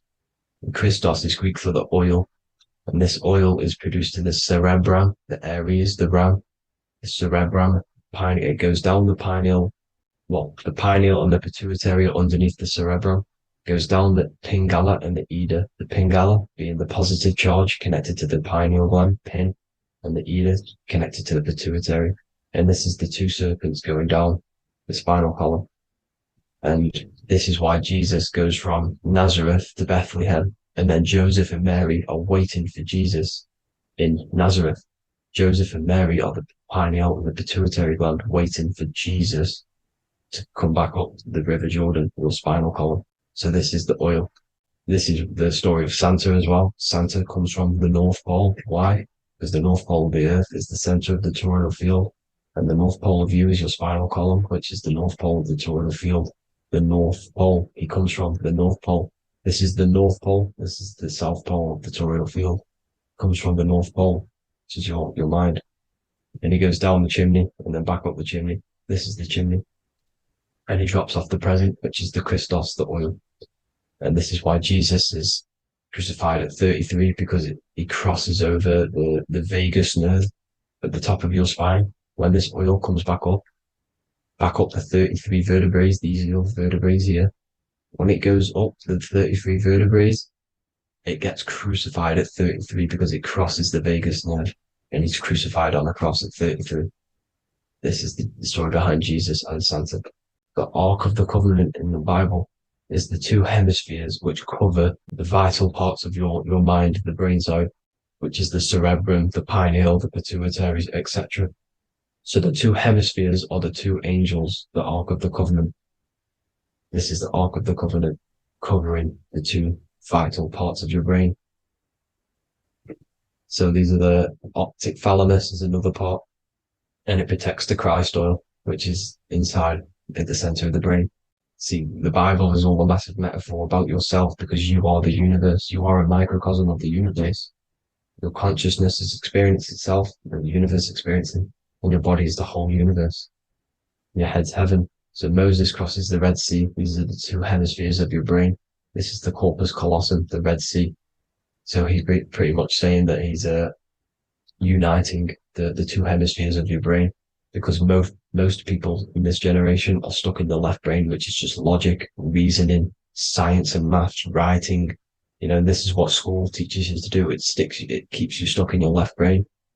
And you want to cross over to you want to cross the Red Sea, which is the corpus callosum, to the right brain, which is awareness, art awareness, creativity, imagination, intuition, insight, using the higher mind, creativity, imagination. If you don't have intuition, then you can't read energy, you can't pick up on bad things. This is what Moses is symbolizing by crossing the Red Sea.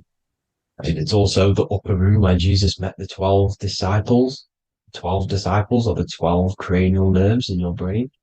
It doesn't just represent the 12 zodiac signs, the 12 disciples. It symbolizes many different things. It's like I said, energy the universe consists of 12ness. So you have 12 cranial nerves in your brain, and that's the 12 disciples as well. And they want you stuck in your left brain, which is the five senses, materialism. So they say in the Bible that Satan blinds the mind. Satan is Saturn. If you've watched my videos, Satan is Saturn. And you consist of the whole Trinity, which is the sun, moon, and earth, the soul, moon, the soul being your sun, the solar, the moon being your mind, the earth, your physical body. And Satan blinds the mind. Why? Because we enter a soul system. This is a soul system, not a solar system. And Saturn is the Lord of the Rings, which is the outer ring. When your soul enters the soul system, your soul starts to materialize. It hits Saturn. Why? Because Saturn starts to materialize you. You take on the 7 virtues, which are the 7 planets, which are your 7 chakras. And to get out of this soul system, you must get out of your lower nature, your animal nature, which is lust, desire, greed. The number of the beast, 666, which is Saturn, Satan. So you enter the soul system, you take on the 7 energies, which you turn into physical matter. And this is your descension from heaven to say hell. And then you must raise back up from matter to spirit. They say Satan blinds the mind. Why? Because your mind gets materialized. Your soul and mind get materialized. And when you get materialized, it's an intense experience. You lose the divinity within you. You forget the divinity. So Satan, which is the first planet, the first energy you take on, the material body, he blinds the mind. He makes you forget everything, your divinity. Then you must ascend up Jacob's ladder, the 33 vertebrae, to heaven. And this is a microcosm of the macro, because you will ascend back up to heaven if you do this, when you leave your physical body, when your body decays. So when it talks about in the Bible, completely destroy them, the Hittites, the Amorites, the Canaanites, all the ites, this is what God says to the Israelites. It says completely destroy them. It's basically symbolizing saying destroy your lower nature. The Canaanites, cannibals. We're under a Canaanite system now, which is cannibalism. And this is flesh eating, lust, greed, all the demonic stuff, all the lower vibrational stuff, the lower nature, eating, sex, and survival, the lower three chakras. You must get out of these lower three chakras and return back to spirit, which is heaven, which is spirit, love, being holy, being truthful, being passionate, going back to Satan blinding the mind. All of the planets are made out of these three symbols. Satan blinds the mind. And that's why Satan's symbol, this is the symbol for Saturn, Satan, the symbol of Saturn is the cross, which is physical matter, the earth, over the moon is your mind. So the Saturn symbol saying matter over mind, he blinds the mind, Satan blinds the mind once you enter the soul system. And you must remember, in the Bible it talks about the Genesis, which is Eve, the sin of Eve, which is biting of the tree of knowledge. The serpent which wraps around the tree, it says the serpent placed himself on the tree. Well, the serpent is the spinal column. It's the serpent telling you eat from the tree of knowledge of good and evil, which is your nervous system. And eating from the tree of knowledge of good and evil is doing bad things. For example, over-sexualized, overeating, eating the wrong food. That's eating from your nervous system. It's decaying you. And it's preventing you from achieving the God self, the God consciousness. This is the symbolism of, the tree on the serpent, telling you to eat from the left brain, with the left brain being the sinister. Sinister is Latin for left. That's sin. Sin is left. And left is lefty Lucy, Lucifer, right, righteousness, right, God, godly. The tree of knowledge of good and evil, which is your nervous system, because it determines good or bad. That's the only thing you experience in this world is your nervous system. And then the tree of life is the cardiovascular system, and the Garden of Eden is your body. So that's it for this video, people. I hope you've got a greater understanding of how you are the universe and everything is inside of you. Just keep in mind you are the universe experiencing itself, and your body is a reflection of everything. The 12 constellations, the 7 planets, everything's inside of you. This world is an expression from the inside outwards. You can't affect the outside world to manipulate reality. Everything's inside of you. I hope you got a greater understanding of this. God bless.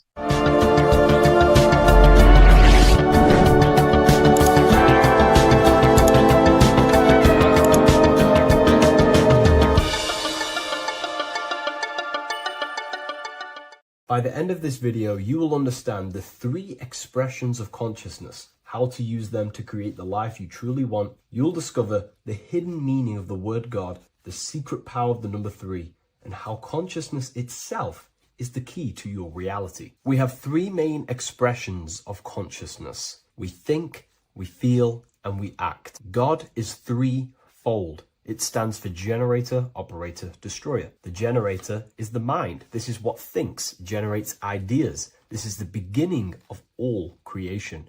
This is the first expression of consciousness. It is the first form of consciousness, not a physical form, but a spiritual form. Then we have the operator, which is emotion. When we think something, if we have care or any emotion towards it, then we take physical action. The body, the destroyer. We think, we care, we act. Thoughts and emotions are the 2 spiritual forces which merge together and give birth to actions. Think about it. Why are you watching this video? Because you had a care to watch the video. Therefore, the reality in front of you is because you had a thought, you had a care, you took action to express that reality. Everything goes through this threefold process. This is why we say, follow your heart, because the body does follow the heart. We think something in the mind, we feel something in the heart, and the body takes action towards it. Everything operates on the care energy of the heart. The body follows the heart. If you do not care about something, then you do not act towards it. It is the care energy that guides our actions in this world. Going back to the generator, the mind is a part of the mental plane, the infinite dimension of infinite information. There is no limitations in the mind. Everything already exists as a piece of information or a thought. This is the beginning of all creation, the spark of creation itself, thought, the mental plane. And our mind exists like a radio, our conscious mind. This is why we call it a mindset. What we set our mind onto through attention, mental attention, whatever we set it on, we receive thoughts that are very similar to what we set it on. The mind is like a radio, and whatever we tune that radio to, we receive that frequency and play that song. So if we purify our minds through ritual work, meditation, and affirmations, the mind can become a temple to receive higher thoughts, higher ideas, and better genius ideas. Going back to operator, this is the Holy Spirit. This is what we care about, our emotion. This is the feminine side of consciousness. Thoughts is masculine, the Father. Emotion is the Holy Spirit, which is feminine. And these two create a child, which is Jesus, the Son, which is actions. When thoughts and emotions merge together, you have a physical action, which is a masculine force, which is why it's a son. The Holy Spirit represents a purified heart, love consciousness, holding love in the heart. And when we purify our minds, we have an effect and purify our hearts. And the reason why I say that is because whatever we think in the mind directly corresponds to what we feel in the heart. As above, so below. Thoughts create emotions. If we think something and our heart tells us that is bad, we have a feeling that that is wrong, then we should not take physical action towards it. And if we do take physical action against the feeling of knowing it's bad, then you are going against the spirit. That's what the word Satan means, or Satan. The Hebrew word for Satan is Satan. It means adversary or opposer. You're opposing the Holy Spirit. You're opposing what you know is good. You're taking a sin against the spirit, against the guidance from your soul, the knowingness of good. So when we do purify our mind, we purify our hearts. And when we cultivate love for the self and one another's in our hearts, we gain the Holy Spirit, which is love consciousness. And when we think in our mind with the love of the heart and we merge our thoughts with love, it gives birth to perfect actions. This is what the true Christ consciousness is. We think with the love of the heart and it gives birth to perfect actions. And if everyone did this in the world, we would live heaven on earth. Everyone would be balanced within themselves and the world as a whole would be balanced. So we need to gain full mastery over these three aspects of our consciousness, over what we give mental attention to, gaining love for ourselves and the collective in our hearts, and gaining a strong disciplined willpower for our physical actions. And if you can gain full control over these three-step process, you can gain full control over your reality. The number 3 represents this 3 aspects of creation or transformation. This is a transformative process from going invisible to the visible. This is also why Jesus dies in a cave for 3 days. It's all about transforming the self. Transformation is the number 3. Me personally, I think the Holy Spirit has been replaced for the sacred feminine aspect of consciousness. They do not want us connecting to our feminine side of consciousness, because then we will cultivate love in our hearts for the self and one another. And love is the most potent force there is in the whole universe. It is what unifies everything. It nurtures everything. It allows things to grow. Think about it. When you hold love or care for someone, you grow relationships. The sun is the perfect symbol and representation of love energy. The sun gives abundantly, expecting nothing back, and allows everything on the earth to grow. It's a caring, nurturing, feminine force that allows things to grow and unify and come together. In today's world, we mainly have thinking and acting without emotion, without care, without the judge of our hearts. It's all about gaining unity consciousness. We think, we care, true care for one another and the self, and we act. And if you align these 3 forces towards something, your business, whatever you're trying to create, you will fully create that reality, because these are the 3 forces that you can use to generate a reality. You can do ritual work to create care in your heart about something, and then you will take more action towards it. The book I'm using here is the Book of Wisdom, Volume 1. You can get this paperback or PDF on my website. So I hope this video has helped you. Please leave a like, comment, and a subscribe on the channel if you like the content. Let me know what you think about the Holy Spirit and if it is covering up the feminine side of consciousness in the comments section.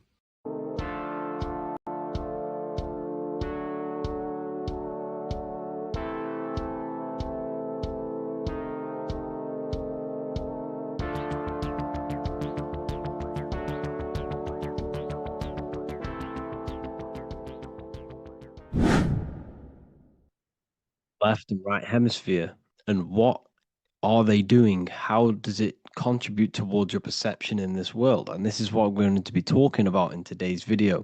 We're going to be breaking down the two hemispheres of the brain and how they function in your life. So first, we have the left hemisphere.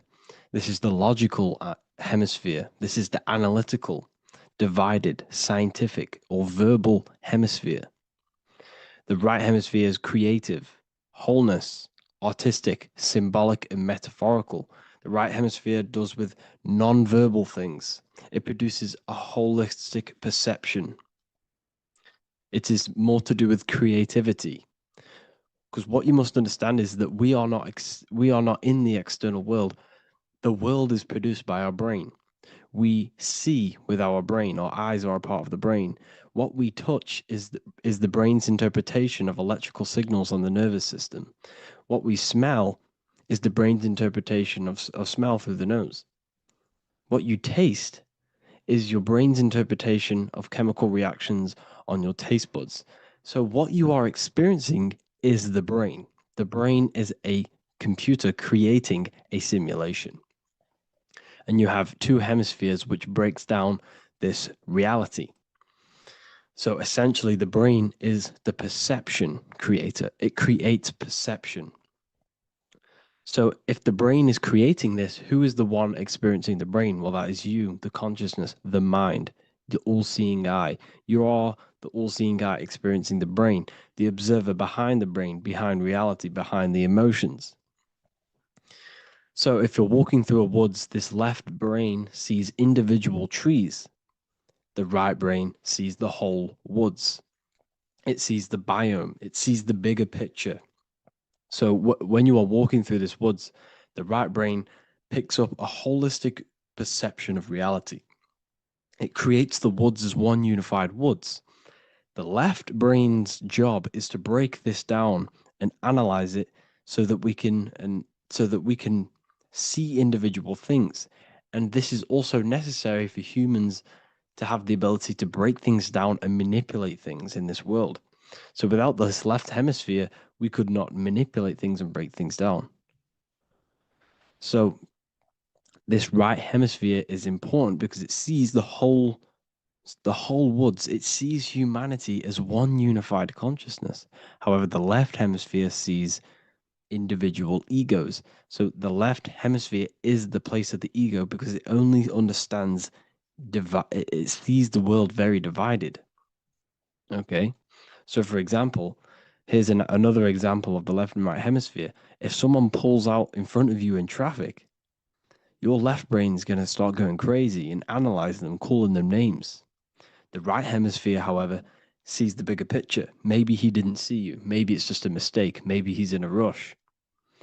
You see how the two brains are very different. They do the same thing, but they function in different ways.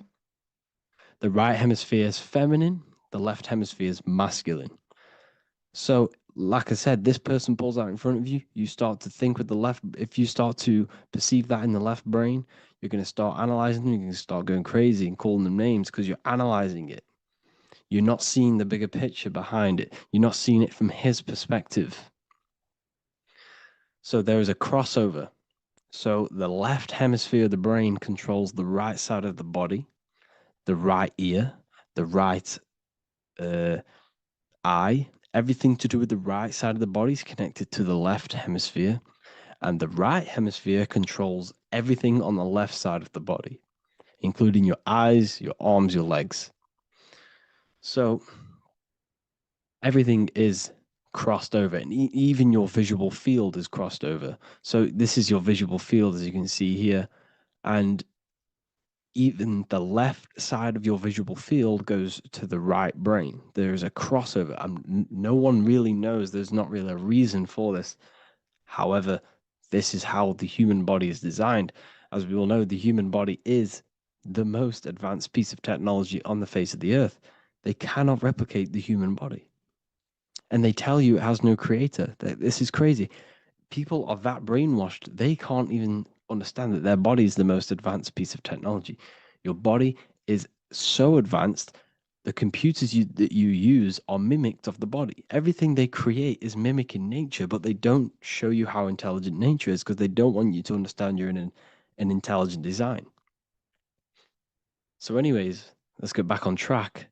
There is a crossover in the brain, and this is why they teach you to write with your right hand. And I was speaking to someone who's in a nunnery, or whatever you want to call it. They were a nun, or they knew someone who was who was a nun, and they forced these people, these nuns, to write with their right hand. You had to write with your right hand. This is why, I'd say at least 70% of the world, or 80%, is right-handed and right-legged, because they taught us this to activate the left hemisphere more because of this crossover that happens in the body. So when we are using this right side more, we are using that left hemisphere more. Why? Why are they doing this? Well, they also called it writing. Writing is a spell, to cast a spell on you to use that right side of the body so that you use this left hemisphere, because they want you to see the world as a divided perception. They don't want you using the right hemisphere, using that left side of the body to activate the right hemisphere to see the bigger picture and see how everything is all one and everything is created. This left hemisphere domination keeps you from seeing the connections between everything, because that left hemisphere analyzes, it breaks things down. So when we are left hemisphere dominated by using the right side of the body, we are essentially seeing everything as divided. And this is why so many people will not understand my work, because my work connects dots and connects fields of knowledge, and makes you see the bigger picture. So people who are left hemisphere dominated will see my work and think this guy's crazy. But it's all about activating that right hemisphere. So they called it writing because every word you say is molding your mind in some sort of way. The things you see is molding your mind. Everything you take in through the five senses is molding your mind. And language is a massive spell, especially the English language. They called it writing so that you use that right side. It's a spell because your subconscious mind picks up everything you say. And 90% of your daily basis behavior and thought patterns is produced by these subconscious programs within the subconscious mind. Essentially, your conscious mind is only the 10% of you. The conscious mind is just what you're aware of, what you're wearing, how you're feeling, what you're thinking. That's your conscious mind. The subconscious mind is controlling every system in your body. It's telling your heart to beat without you being conscious of it. So essentially, this is what they're programming. They're programming this system in the back of the mind, which is controlling everything through the words. And this is what spells are, because it's all about creating perception in the subconscious. So they want you to use that right side more.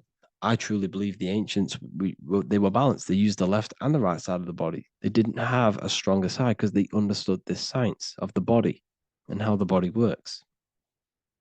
So this is actually called phonetics. It's not etymology. Etymology is the study of root words. Phonetics is the study of how words sound similar.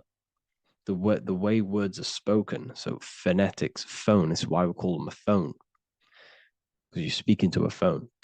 So this is write and writing, to use that right side to activate the left hemisphere more. So your hands are a manifestation of your brain. The left hand is the right brain, the right hand is the left brain. And as a child, we were always taught that when you place your hands together like this is the size of your brain, which is true because your hands are a part of your brain. They're an extension of your brain. Every part of your body other than your brain is an extension of the brain. Everything's working and feeding back information to the brain because you're experiencing the brain. So another trick that you can do, or another exercise, is looking in the mirror and closing one eye at a time. If you close your right eye, if you take your top off, for example, you'll analyze your body if you close your right eye, because you're using that left hemisphere. Sorry, other way around. If you look at yourself through your right eye, you'll use that left hemisphere, which will analyze yourself. You'll see individual body parts. If you close the right eye and use the left eye, you'll see your body as a whole. You won't really analyze it. This is how you can analyze yourself using these two hemispheres. So this whole system is created to keep you thinking logically and to restrict you from creating and restrict you from understanding symbolism, allegories, metaphors, and teamwork. They want you stuck in a logical way of thinking and a logical way of seeing the world. This is why when you go to school, you are told exactly what to do. You're told to think this way and no other way. You're told to do orders, do this. It's a very left-brained system, because if we all started to open up this right hemisphere, we'd all see, wow, everything is all one, everything's all connected. And this is what my work is doing. I'm showing you everything is one. The physical world is an illusion of duality, but everything comes from the one source, the one mind. The universe is a giant mind. I am mind, you express mind. We all possess mind. Behind the physical body is the same mind consciousness. And we are all expressions and fractals of this infinite consciousness called mind. And this is what they don't want us to figure out, is that we are all just one consciousness expressed. It's an infinite consciousness. It's even in the squirrel, it's in the dog. All of these different animals, they're just different bodies, but behind the bodies is the same consciousness, which is mind. That's what the pineal gland is. The pineal gland is not the mind, and it's not the third eye. The third eye is your mind. If you have a closed third eye, it just means you have a closed mind. If you have an open third eye, it just means your mind has expanded from beyond physical things through astral projection and mystical experiences. This is how you gain an open third eye. It's just an open mind. A mind that has astral traveled, has explored the realities within the mind. So everything they do is to keep us in a divided state. Divide and conquer, right? That's their motto. All to keep you thinking how everything is divided. Everything they've done is division. Postcodes, countries, everything is divided. Like football teams and all this stuff. It's also a natural process when you grow up, because as you grow up, your brain is constantly analyzing the world. So this is sort of a natural process of how you become more left hemisphere dominated, because your brain is always analyzing. And unless something awakens you, you can awaken that right hemisphere where you can start to see the bigger picture. Even the music, all tuned to 440 hertz, shuts down the right hemisphere of the brain. 440 hertz, Spotify, Apple Music, the radio. Every time you turn on the radio, it's tuned to 440 hertz. This was specifically tuned. It never used to be tuned to this. It was in the 1950s. It was changed. The standard music tuning was changed to 440 hertz because it shuts down that right hemisphere of the brain. They don't want you thinking, seeing the world in this way and perceiving things as one. And I'm going to show you. It tells you this in the Bible. Cast the net onto the right-hand side of the boat and you will find the fish. What was Jesus saying? You see, people read the Bible and they don't understand it. If the Bible is not talking about you, then it has no meaning. The Bible, everything you read in the Bible is about you and how it can better your life. It occurs to you. So if Jesus says, cast the net onto the right-hand side of the boat, this is an allegory. The boat is your body. Cast the net. It's the awareness, the perception onto the right hemisphere of the brain, and you will find the fish. What's fish? What do fish do? They swim deep in the ocean. It represents the knowledge. Deep knowledge. Cast the net onto the right-hand side of the boat and you will find fish. You will find the wisdom. You'll gain understanding when you cast your awareness into that right hemisphere. you will see that I am you and you are me. We are all one consciousness. You will see everything. You'll see that the trees are the same patterns as the nerves in your body. You'll see everything is connected. Everything is a fractal of the one infinite consciousness. And how many fish did they catch? 153. That adds up to 9. This is now numerology. The Bible's filled with numerology. Adds up to 9. What's 9? Human consciousness. It represents consciousness. You're in the womb for 9 months. Feminine, feminine. It's all about consciousness. And in Revelation 14, and I looked, and behold, the Lamb standing on Mount Zion. That's the spines, the mountain.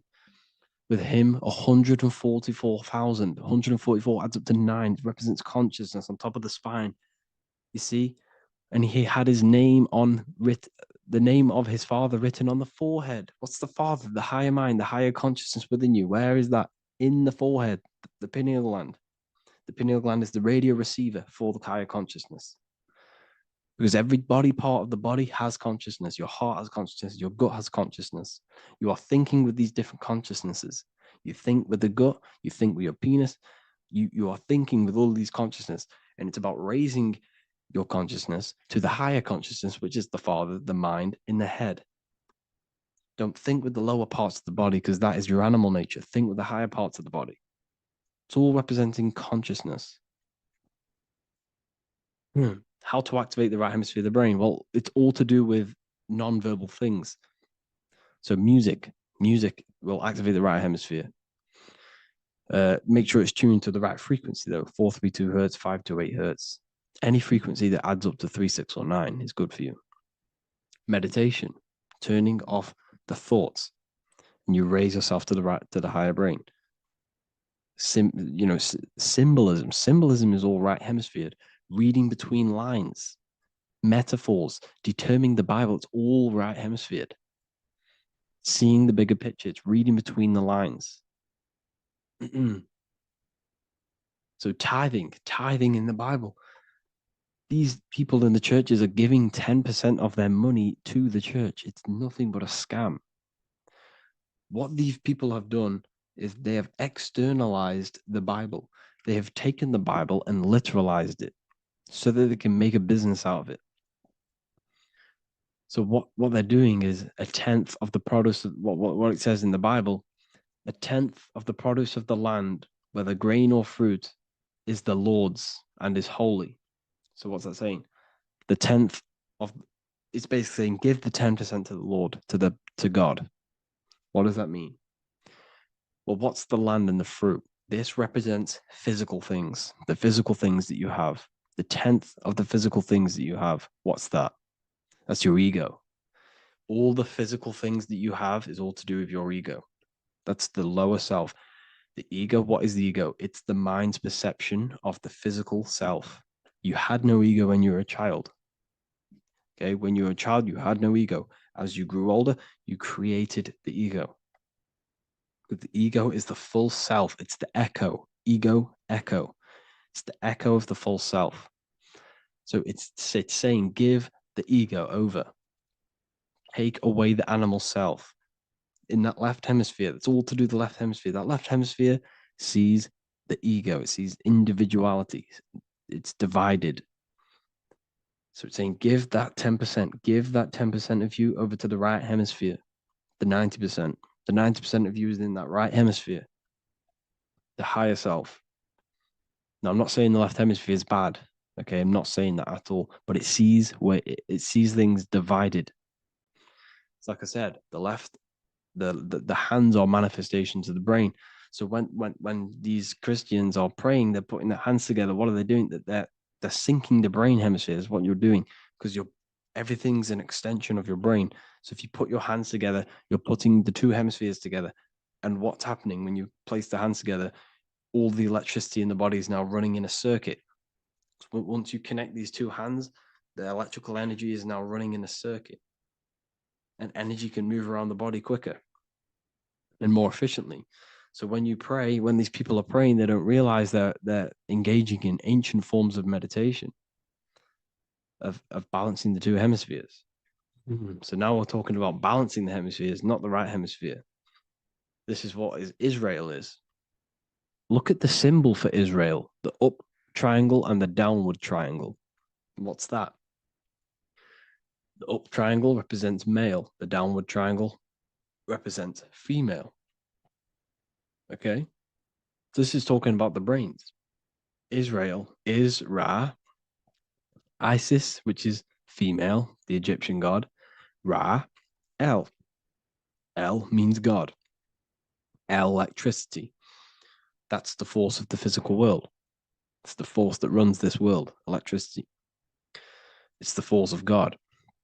El, consciousness. It means God. Is Ra, El.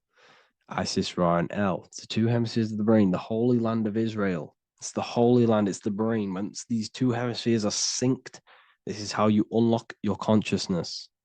This is the easiest way of astral projecting. Hemisphering, I forgot the word for it. Hemisphere syncretization, something like that. It's about syncing the hemispheres. This is how you unlock your consciousness. Once the brain is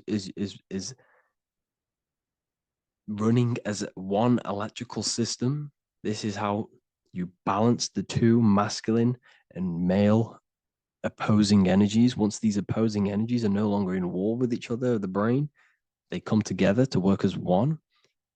You unlock your consciousness. You are born again. What happens when a male and female have sex? It creates a new child. It becomes one. You are born again. Once the two hemispheres of the brain, you are born again. You can then have an out-of-body experiences. So this is why the symbol of the Holy Land, Israel, is the up and down triangle back combined together, because it represents unification of the male and female, unification of the hemispheres. You're born again. You unlock consciousness. And you can get this for free. It's called the Gateway Tapes on my website. Basically, it's a audio track from the government, and they did this in the Gateway Experience. It's a CIA document, and what they do is there are different forms of meditations you go through. I think there's about 5 waves of meditations you do, half an hour each one, and it will teach you. It will sync your hemisphere, because what does it do? They understood that playing one frequency into one ear and another frequency into the other, they understood that the right ear is connected to the left hemisphere, the left ear is connected to the right hemisphere. So when you play 2 different frequencies into both ears, what happens? The brain picks this up, the 2 hemispheres of the brain picks this up, and it syncs it. It syncs these 2 hemispheres, these 2 frequencies together. So now the brain is working as one to sync this frequency. So this is how you can sync your hemispheres, through listening to these frequencies. Okay, you can get them for free and do the meditations yourself. This will definitely help you. This is an easy way to astral project. So it's all about syncing the hemisphere and seeing reality from a unified perception. We should all aim to get out of that left hemisphere. I'm not saying don't use it, but we should now start to see. We should not start to read between the lines of the Bible, read between the lines of the symbolism they're showing. Study symbolism, study allegories and myths. What are they trying to tell us through these allegories? And, this is how we start seeing things in a better way. Once we understand that we are all microcosms of an infinite consciousness, we can all come to one, because love is the unifying force of this infinite consciousness. We are all divided. We are all disconnected from our hearts. Once we all connect with our hearts and see that everything is one, we can all start to love and come together as one, because love is the unifying force of consciousness. So if you haven't already seen, I now have launched the Ethereal University. I will be doing lectures like this one, but even better, deeper, and even releasing knowledge that I can't talk about online, as they are censored. I'll be doing lectures every single week. I'll be doing live calls every single week. You also gain access to my library, which is filled with over 45 occult books, filled with knowledge. Okay, I'll show you now. Plus, you get my book, The Book of Wisdom, PDF form, and the Human Health Guide, PDF form. You also get all of this stuff, the health section, Q&As, Ethereal meditations. We've got some celestial studies, cosmology, numerology coming soon. You also get the brand new Manifestation Mastery course, plus the library. And there'll be new books, new lectures, new live calls every single week. Or you can get the Book of Wisdom, use the code WISDOM in all capital letters to gain 40% off. This sale will be ending very, very soon. So if you're watching this, be very quick to get yourself a physical version or a PDF of my book. You can get it in all these languages. Hope you enjoyed this video, people. I'll see you inside the Ethereal University, the real university. Have an amazing day.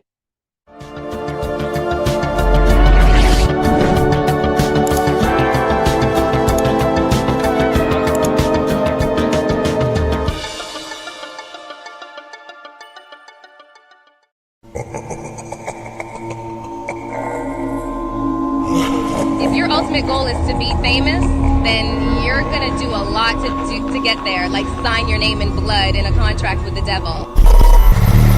That's how I got introduced to the music industry. I swear I wanted to be like the Amy Grant of music. Yeah. But it didn't work out, and so I sold my soul to the devil. Well, needless to say, sold my soul. Alright, y'all. I'm finna sell my soul. I'ma hit y'all when I'm through. I'm gonna be rich as hell, alright? Bro, man. Trying to sell your soul, man. Look.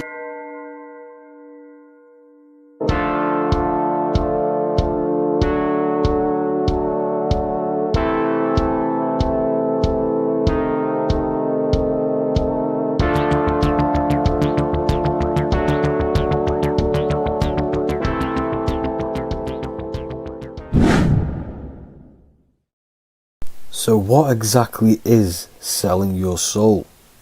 In order to understand this to its full potential, you have to understand the spirit world and the occult world which our eyes cannot visibly see. The physical world we see is nothing but an illusion and a product of the higher planes of existence. For example, you can see someone's physical body, but you can't see the complex structure of the consciousness and the thinking behind that being. With that being said, there are forces and entities not attached to physical bodies, which they exist on the astral and etheric plane behind the physical plane. Now there are numerous videos and music with artists talking about this. For example, I sold my soul to the devil and the price was cheap. Why do you still do it? Why are you still out here? Well, it goes back to the destiny thing. I made a bargain with it, a long time ago, and I'm holding up my hand. What was your bargain?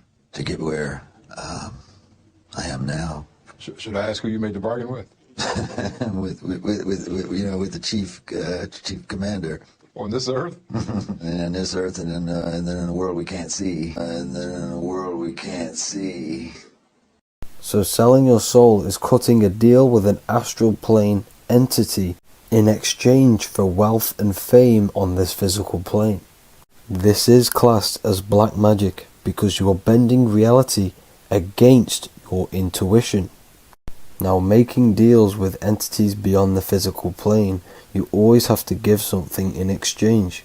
When it comes with demonic entities, it always involves some sort of sacrifice, bloodshed, or humiliation. Now, there are countless of rappers who someone close to them have died just before their career takes off to the next level.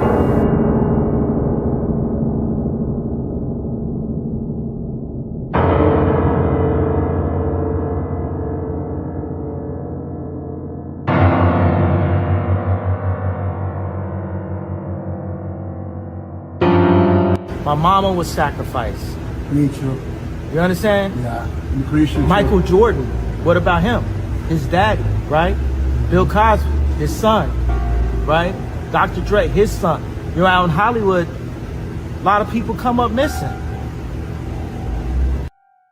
So these rappers and celebrities do have to do sacrifice rituals in order to take their career to the next level. I've been growing up, it's a ritual. So the occult side of this reality is heavily connected with the music industry and the elites. This is why they are all connected to Freemasonry.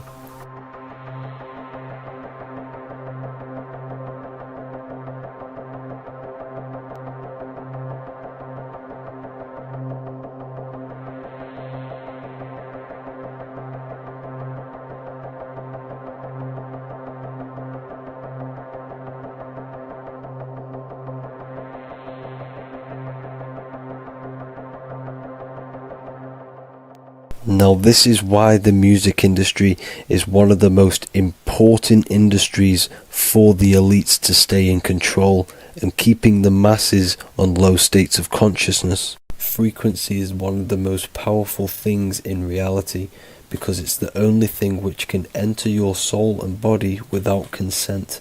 The frequency on Spotify and all major platforms are all tuned to 440 Hz, which was set by the Rockefellers. 440 Hz turns off the whole right side of your brain, and the right side of your brain is to do with critical thinking, imagination, and your intuition. Music has the ability to influence your intent, your emotions, your thoughts, and your actions just by frequency itself. By controlling the music the celebrities put out and the things they talk about, they're actually molding society because of the celebrities' huge amount of influence over the younger generation and cultures within society. This is why the music industry is mainly talking about sex, guns, violence, and hating other people. These are all very low vibrational acts and things to do which destroys humanity and societies, keeping us all conquered and divided in order for them to stay in power. Music can actually reprogram your subconscious mind, and it is a form of MK Ultra, which is mind control. It's in my brain. Do you know that? It's living rent free. I can't get it out. You did that. Yeah, it's hypnosis. Yeah, it's hypnosis. You're so awesome and dope. You do need to be very careful with what you're listening to and what frequency it's playing at, because all of this has an effect on your electromagnetic field and your state of consciousness. Now let's go back to selling your soul. When these rappers and celebrities sell their soul, they now gain eternal life on this physical plane. When you do sell your soul, you are allowed to live forever.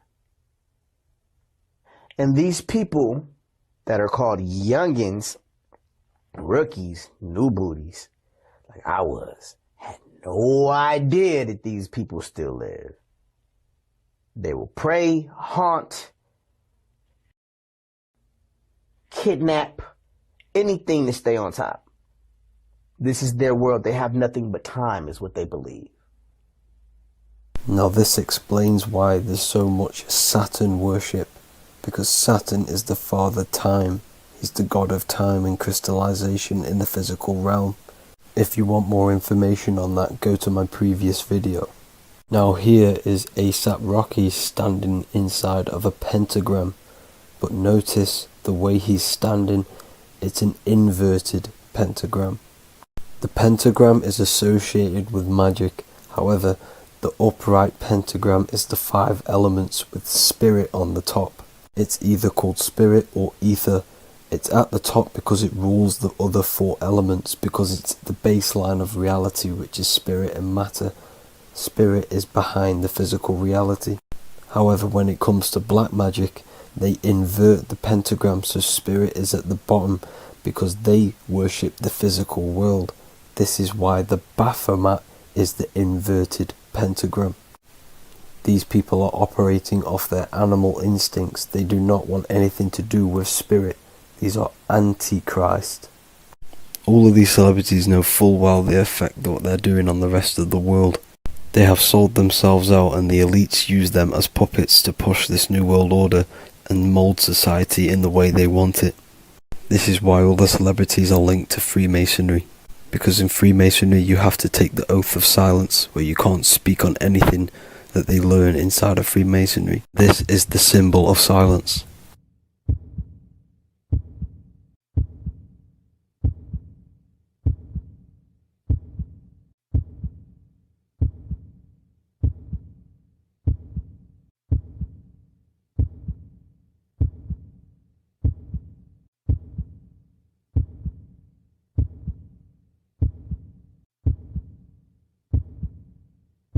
The elites need them under this oath, so they do not talk about certain topics and certain things to the public because of the amount of influence they have on society. Now, even the name Hollywood is an occult term, because back in the ancient days when they used to create wands, they used to create them out of Hollywood, out of the holly tree, because each wood has certain attributes and virtues when it comes to magic. And the holly tree was known as the holy wood, and they used to create the wands out of it to cast spells. And Hollywood are still casting magic to this day through the films and through the music to the masses. That's it for this video, people. Hope you enjoyed. Please like and comment and subscribe. Peace and much love.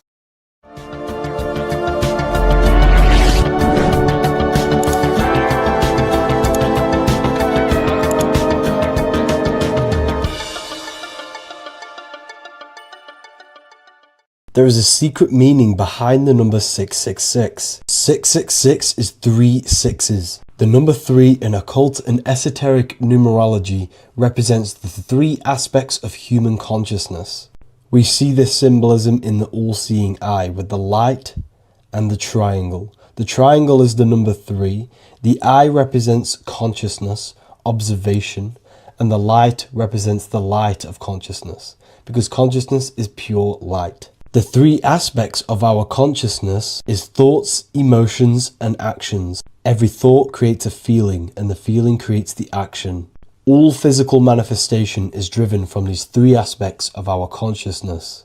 All physical manifestation comes from thought.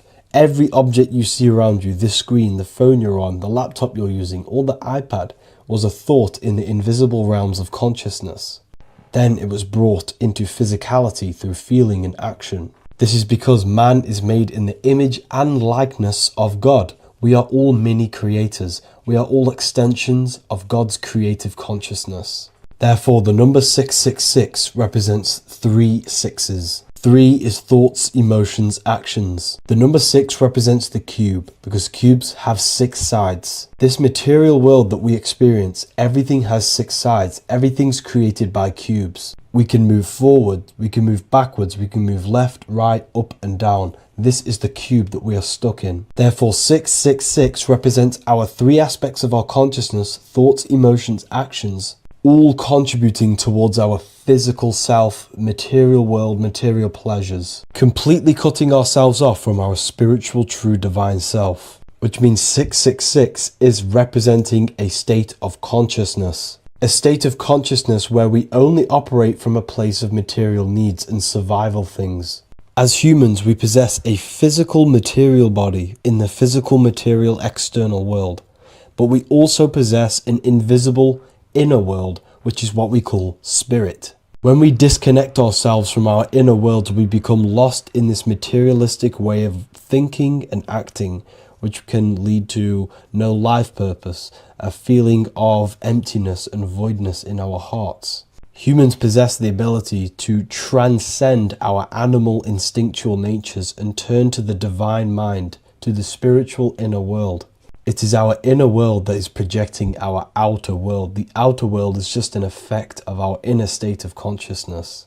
It's important as we go through this human life to not lose ourselves and look for our validations outside of ourselves. The external world is simply just a mirror, mirroring with mathematical precision what happens inside our consciousness. When we change our inner world, we produce effect in the outer world. To get back on track about this number, this represents when we are lost in our material self and we are completely cut off from our true divine self. The devil is always having goat horns, which represents a ground animal. This is the lower animal self of man. He's always red. The frequency of red is the lowest vibrational color, and it also represents the root chakra. This is all to do with survival mode and our physical needs and physical self. Red represents chaotic and intense emotions like hatred and anger. This is why the devil is always red, because it represents anger and an uncontrolled state of emotion and consciousness.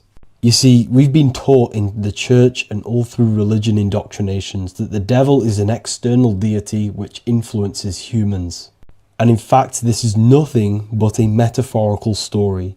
The devil is a character which represents an aspect of the human mind, the lower aspect of the human mind, a facet of our own consciousness and psyche. The voice that we have in our head that tells us to do these negative things is not an external deity pushing us to do something bad. This is an aspect of our own mind. Jesus and Satan are just two characters which represent the two voices that we have in our own consciousness. In fact, the word devil was never present in the early Gospels. Instead, what was mentioned was a spirit of evil. A term spirit of evil was not meant to denote a specific deity or being, but rather any force of negativity, whether it manifests as a destructive thought, emotion, or action. The spirit of evil represents the darker sides of our mind, the part that leads us astray and brings forth negativity in our lives. The reason why they want you to believe in a devil is because they don't want you taking responsibility for your creations. They don't want you to realize that the external world is truly a mirror of your inner state of consciousness. Instead, when something bad happens in your life, you blame it on some external devil or Satan who tempted you. Everything is your creation in your life. When you realize this, you take full control and you begin to reshape your external world by changing your inner state of consciousness.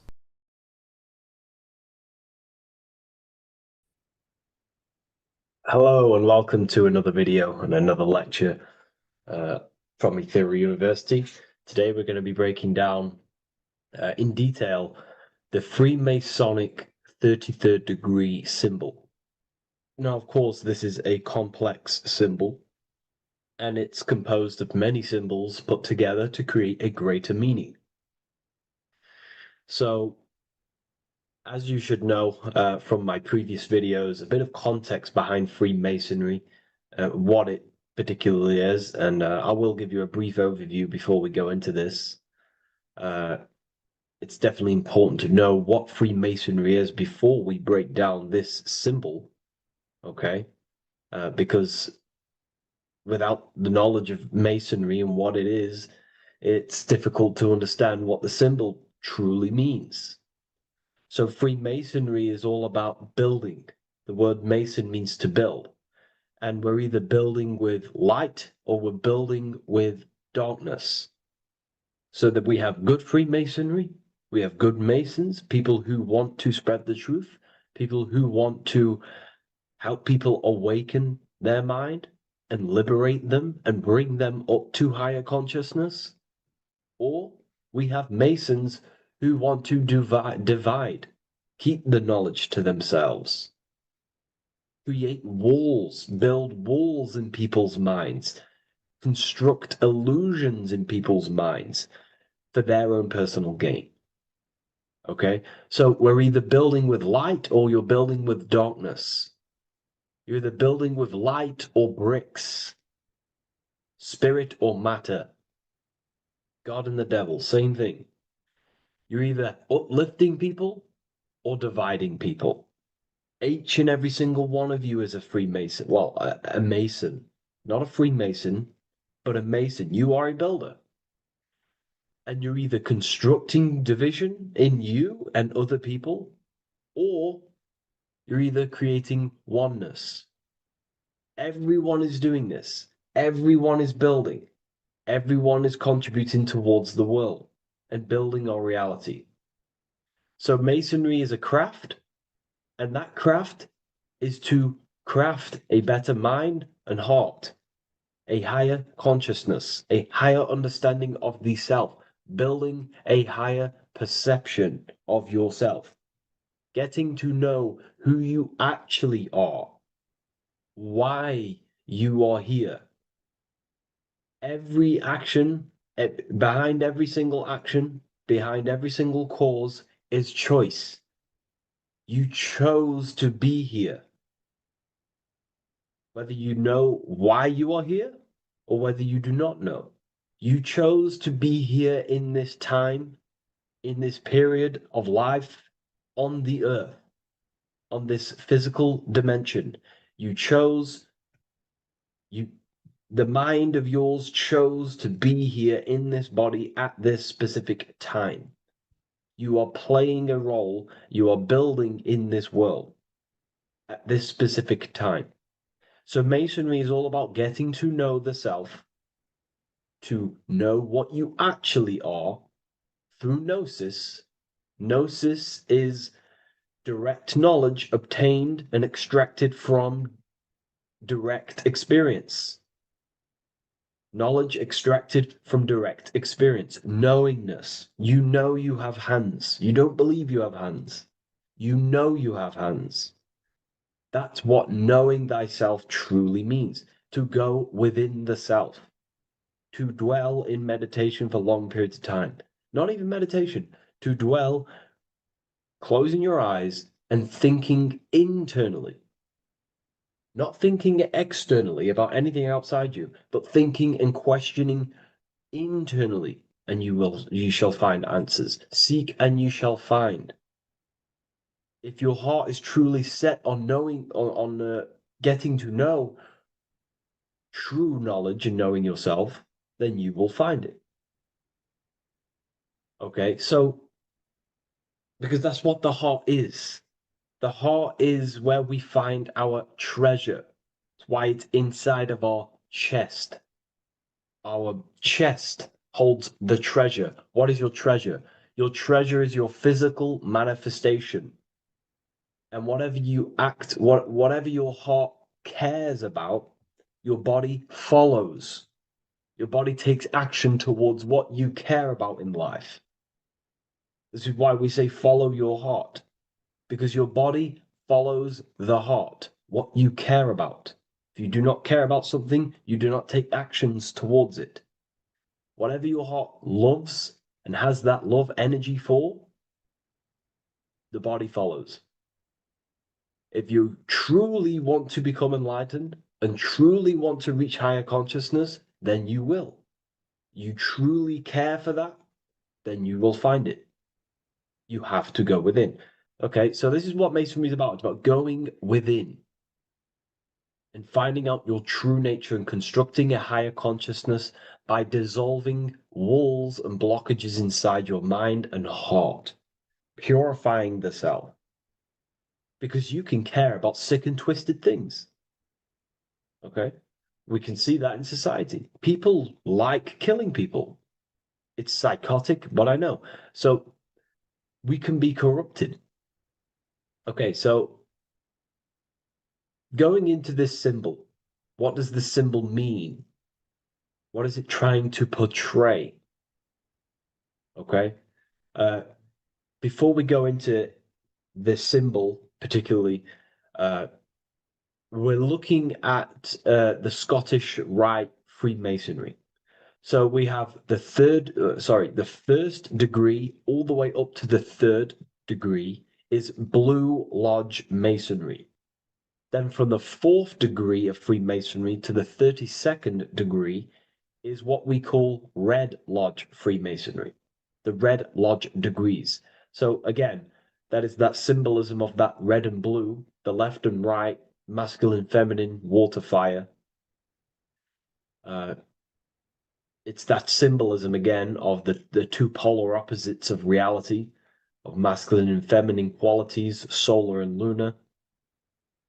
The left and right hemispheres of the brain, the inner and out world, inner and outer world, the brain and the heart. These are all polarities, okay? Spirit and matter. We have to unify these. but we're looking at the 33rd degree. This is the end of the Scottish Rite of Freemasonry, and it's considered the illuminated degrees. Illuminated. This is when one gets to know the true self, the true knowledge, when one has gone within, mastered the self, got rid of mental blockages, blockages in the heart, purified the self, and they know who they are. They have higher consciousness. And in this breakdown today, I'm going to show you how they have higher consciousness through this symbolism. Okay, so I was going to say something, but I totally forgot what it was. But anyways, we'll move forward with this symbol. Oh, that's what it was. Water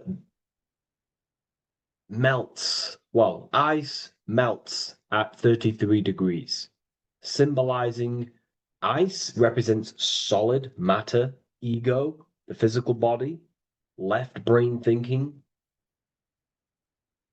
physical reality identification, identifying self with the ego, the name, the job, the reputation. That's the ice, that's solid, that's ego thinking, left brain thinking. When we identify ourselves with the body, our ego, our name, our job, our reputation, our family, that is ego. That is pure earthly survival base level consciousness. This is the degree, this is the level of state of mind that we need to rise out from and figure out what we are, what you actually are inside you. When you turn off your thoughts, what are you then? If you do not think, you are not your name, your job, your reputation, your family, your beliefs. Because when the mind is turned off, there is still something left. That is you. And that is the substance that we have to get to know through gnosis, through going within and thinking internally and dwelling within. Okay. So Freemasonry is all about learning about the psyche, the true nature of consciousness, how it functions, the mechanics of consciousness, how we can integrate universal law with consciousness. We're going to be going into that. Natural law. How we can become one with God's law. We can become one with the universe and integrate universal consciousness into yourself. Okay, so the first thing I'm going to say about this symbol, straight away, the first thing you probably notice about the symbol is the eagle. The eagle is a bird. Okay, what do birds do? They are high in the air. They are above the earth, which represents rising consciousness, rising the mind out of the lower mind, earth-based survival, impulsive, reactive, egotistical mind. And we're pulling us up, we're rising from that. The earth represents that lower base survival consciousness, ego-driven thoughts. And we're rising up. The bird is free. It's free from the earth. Okay? It's free. It's elevated. It looks down upon the earth. So the eagle is a bird which represents higher view of self, a higher understanding of the self. It's elevated. We have a higher view of myself when I reach the 33rd degree. That is what it's showing you. That is what it's symbolizing. Okay? It's above the earth. It is free. It looks down. When you have higher consciousness, you become enlightened. It's impossible not to look down. You do look down on people, but not in a bad way. Not in a bad way. That sounds bad. I understand if that sounds bad, but that's not a bad way. I don't mean that in a bad way or a bad-hearted way. I mean that as when you have higher consciousness, you can see people who are living and dwelling in zombie mode, low-level Earth-based consciousness. They think they're the body, they think they're their name, their job, their reputation, their family. So it represents looking down because I have higher awareness of myself. I know what I truly am. The water is flowing at the 33rd degree.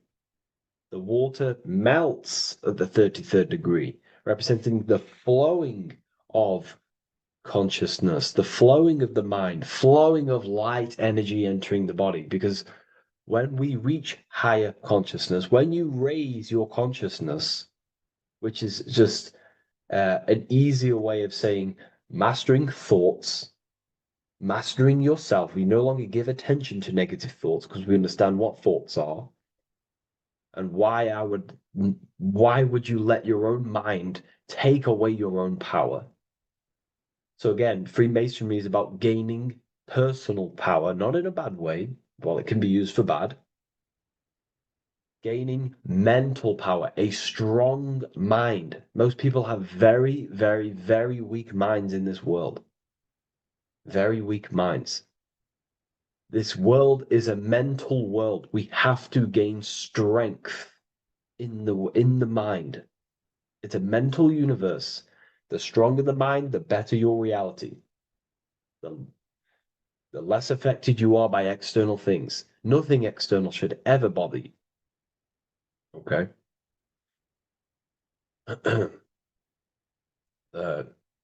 So it's about gaining mental strength, mental clarity. So again, the bird is elevated, it looks down, it has a higher awareness, it sees things from above, it sees the world for what it truly is. That's the eagle. Okay? It's the higher view. This is the illuminated degrees. So we're looking at now the sword. The bird, the eagle, the double-headed eagle is standing on the sword. Very symbolic. The sword is not above the eagle. The sword is below the eagle. The sword moves through the air. On a basic breakdown of the sword, it represents power. Power. Because if I have a sword, I hold the power over you. That's what it symbolizes. In war, you have a weapon bigger than someone else and more destructive than someone else, you hold the power. So it's a power symbol. To go even deeper on this, on its true meaning, the sword, I've already broke this down plenty of times. It moves through the air. It cuts the air. It's the mind. Air represents the mind. Water is emotion. Fire is the spirit. Earth is the body. So we're looking at the mind, the power of the mind. And the eagle is standing on top of this, representing I am conquering my own mind. I am conquering my mind. My mind does not conquer me. My mind is truly mine. I hold the power over it. I stand on top of my mind. The mind does not rule me. Thoughts do not enter my mind that take away my power. I think it, I feel it, I act towards it. It's unity. My mind is the monarch. It is the command center. It is mine.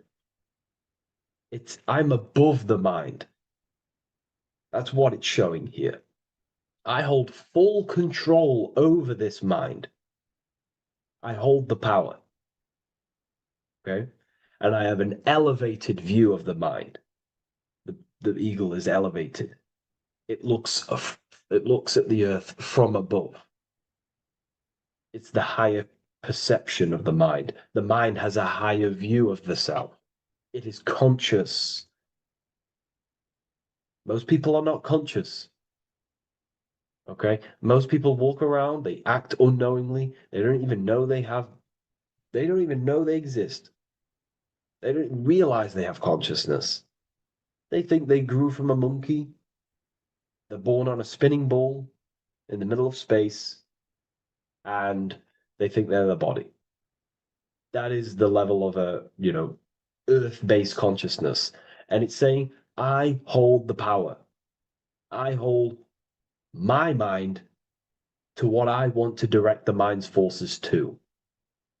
I create with my mind. I carve reality. I shape my reality with my mind and thoughts and my intellect, my communication. Okay? That is what we're looking at here with the sword.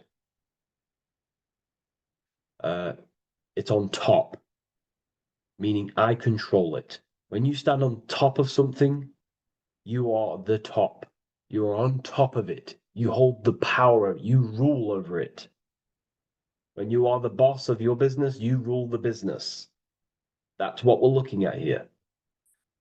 The sword needs sharpening. It always needs sharpening. You can't use a sword forever. You need to sharpen it.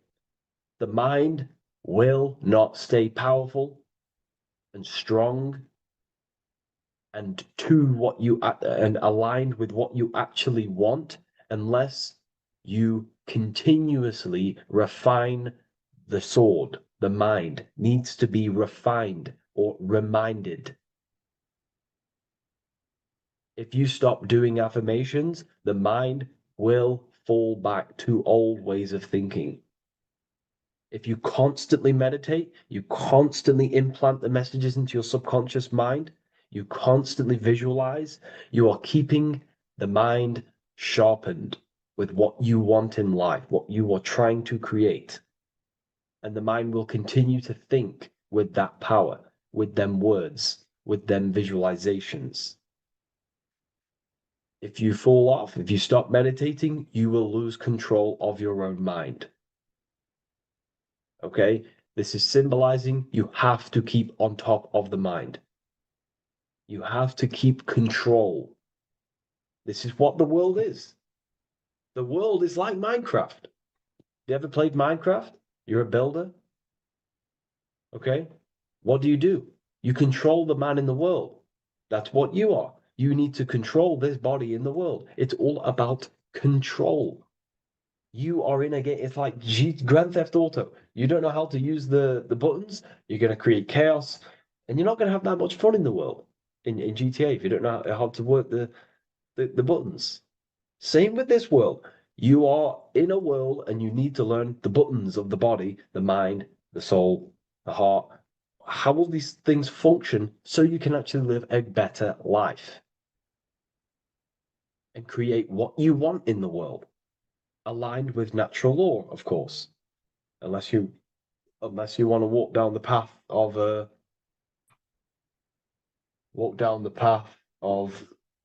Satanism. So this is what we're looking at with the sword. Now, moving on, we're looking at this little banner here. This says "God and my right" in Latin. God and my right. What is your right?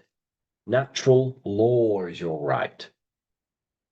What is natural law? You already know the natural laws. We all intuitively know the natural law. What is natural law? Do good. We all subconsciously, on a soul level, we know to do good. We know to do right. It is wrong to hurt people. It is wrong to control people. What is your natural law? What are the forces that you hold power over, that you have full control over? You have full control over what you think, what you feel, what you act. Thought, emotion, action. If you start to try and control things outside of them three forces, that is now you breaking natural law. If I try to control and manipulate someone else, that is now breaking natural law. I'm going against my inner law. My soul tells me what is right and wrong through emotion. So it's about aligning the self, my actions, my thoughts, with my emotion, my intuition, my natural law. These are your rights. Your rights is to think, feel, and act with the law, with good, with God, with love, with care for one another. Am I building with light to bring good things to the collective? You see, most people are stuck in their left brain, and the left brain only sees me, me, ego-driven thinking. That's why they trap us in our left brain. They train us to be left brain. They tell us to write with our right hand to strengthen the left brain. They call it writing. Everything in this matrix is to activate your your left brain. Why? They need you in ego consciousness so you can be controlled and manipulated. So you do not recognize patterns. That's the right brain. The right brain recognizes patterns, symbolism, metaphors. They don't want you reading between the lines. They want you logical. They want you divided, because the right brain sees the whole. The right brain sees the woods. The left brain sees the trees. And that tree is your ego. And the woods is the collective consciousness. They want you only thinking about you. Because that way you are divided from the collective consciousness. And we're all one consciousness family. We're all God. We're all God experiencing himself. And we are all building this world. So it's about aligning the self with my right, with God, with natural law. It's what Freemasonry is about. True Freemasonry, light Freemasonry, not dark Masonry, or evil Freemasonry, whatever you want to call it. The crown, royalty. Royalty wear crowns. And what do the royalty have? Again, this is another power symbol. They hold control. Yes, royalty hold control. And that's why this crown is at the top of the image, not at the bottom of the image. It's at the top, representing I control the left, I control the right. I control my left brain and my right brain, the two eagle heads, the two views. The eagle has one eye on each side. It's looking, it's seeing. And that's symbolic of the left and right brain. We see, not physically see, but I mean perceive. We perceive reality with the left brain and we perceive reality with the right brain. And it's about unifying these two brains so we can see and perceive reality from a true lens. Because if we see reality only from the left brain, and a left brain dominated brain, we see everything as divided. But if we see everything from a right brain perspective, we see everything as whole. When everything is in the middle, you need to see reality from the middle. Yes, I have my own personal consciousness, and yes, there is a collective consciousness. So I need to balance between that. I need to see reality between the line, between the left and right brain, and align this worldview, and align my thoughts, align my actions with this. Because if you're left-brained, dominated, you're only going to take action on ego. You're only going to take action on me. You're only going to think about me. But if you're right hemisphere brained, you're only going to take action for the collective, which is, yes, that's good, but you also need to think about yourself. Why did you come here? Your life has a meaning as well. It's not just about the collective, it's about you as well. But we need to balance this. You see? This is what we're looking at. The crown is in the middle, representing the balance, the power over the two. Okay? It's the balance, it's mastery, it's control. Royalty hold control over society, royal families. So it's about controlling the self. It's control over the eagle, control over the sword, over the mind. It's about personal power we're looking at here. Self-control. Now we're looking at a upright triangle, which represents the element of fire, which is masculine. Masculine is all to do with action. Action, the physical body. We're looking at fire, which represents spirit or transformation. Fire is a very transformative element. It transforms things. Okay, so we're looking at self-transformation through action. This is what we're looking at here. Fire is a very, very masculine force. A very penetrating and transformative force. So we're looking at transforming the self, not through knowledge, but through action.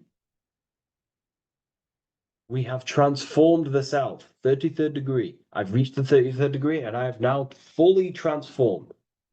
Now there are higher degrees than 33rd degree, but we're just breaking down the symbol. That's a whole of a lecture. But this represents full transformation. 3, another, if you watch my video on numerology, you know 3 is all about what? Transformation. Thoughts, emotions, actions. These are the transformative forces that turn and create reality. Jesus dies and dies and resurrects after 3 days. Transformation from dead to the awakened. Brahma, Vishnu, Shiva. God is threefold. 3, 3, 3, 3, 3, 3. Electricity, magnetism, dielectricity. The 3 forces that pretty much create physical matter. Transformation is 3. So we're looking at transformation through action. Action is a very transformative force. There's no point learning this knowledge if you're not going to act upon the knowledge. A lot of people join the university, they learn a lot, but they leave because they don't want to take the action. They don't want to do the hard part. They don't want to act towards higher consciousness. They want to dwell in their lower mind. That's fine. That's your path. That's their path. But if you truly want to raise your consciousness, you have to act upon it. You have to actively not take the action. It's about what you do and do not do. Because not doing something is also an action. If you are not participating in the low-level pleasures like sex, casual sex, masturbation, going out and getting blind drunk. These are low-level pleasures. It's going to keep you on a low-level frequency and a low-level consciousness. That is also an action, not doing that. It's about what you not do as well, which is very important. You have to act upon it to reach this degree. You will not reach this degree if you have not taken a lot of action towards reaching higher consciousness, reaching self-mastery over the mind, controlling the mind. It's what, again, it's about taking action on actually controlling the mind, controlling the self, gaining your power. Okay? Okay. This is another fascinating part about the eagle head and wings. It also represents the past, present, and future. The crown is, again, symbolic of the crown chakra. This is all to do with knowledge. So we're looking at knowledge of the past, the eagle on the left looking behind, and the eagle on the right looking forward. So we're looking at the crown, knowledge of the past and the future. Looking at your past is very powerful. What has got you, what has led you to this very point in your life? What actions have taken you to this point? And not only you, remember, there is a collective. Remember, you always have to keep that in mind. Every action you take, you have to always align it with the collective consciousness. It's not just you in the world. We have a collective. So, how did you and how did the collective get to this point in life, in this present? How did we get here? How did we get into this mess? Humanity is in a mess. A straight up chaotic mess. And if you think everything is perfect and everything's divine and everything's just, there's some people out there in the spiritual community saying, everything's divine, everything's meant for this purpose. No, there are people actively manipulating and using mind control methods to control this reality. How have we got into this mess? So we have to look into the past to analyze patterns so we can take action now in the present to change the future of the collective and your personal life. That's what we're looking at here. So the eagle looking left is looking in the past, representing analyzing the past, analyzing the actions in my life and the collective life. The actions that led to this mess now, to this state now. And what can I do now with my knowledge to change the future to a better future, aligned with, again, natural law, aligned with goodness, aligned with God, aligned with care and love for one another and the self. So it's all about knowledge of the past and knowledge of the future. And what I can do now to take action, the triangle pointing at the middle, which is the present, what can I do now to change the future? To create a better future, to transform the world. 33, transformation. To transform the future.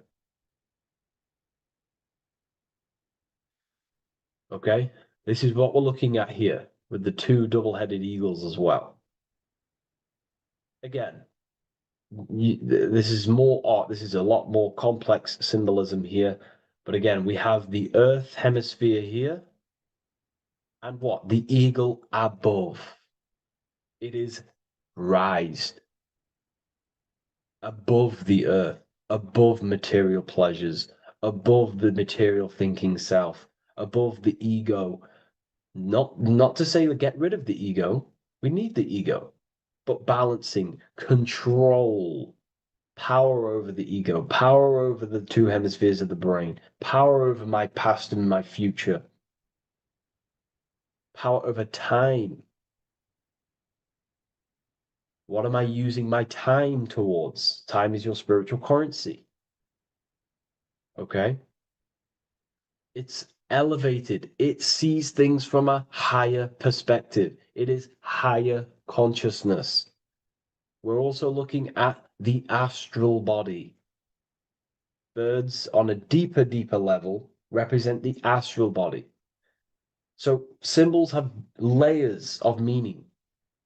The deeper you get into the occult. So when you join the first degree, you get, a good interpretation, and the higher degree you go, the more deeper the symbol reveals. As the more deeper you know yourself. So we're looking also at the astral body, the light. What is the light? Light is a massive symbol in Freemasonry. It's knowledge, gnosis. When you're very intelligent, you call someone, they're a bright child. They have enlightenment, light in the mind.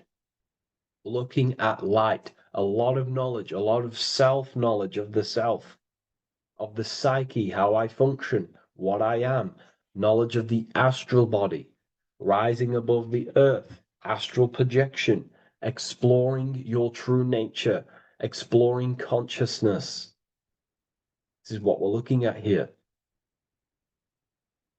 And in order to explore your astral body and explore the astral realm, you have to control the sword, the mind. And you can then explore. You are free like a bird to fly. This is all symbolic of rising consciousness. All symbolic. So I hope this video has gained a bit more clarity on this symbol and giving you some insights. And I will see you in the next one. Thank you for tuning in today.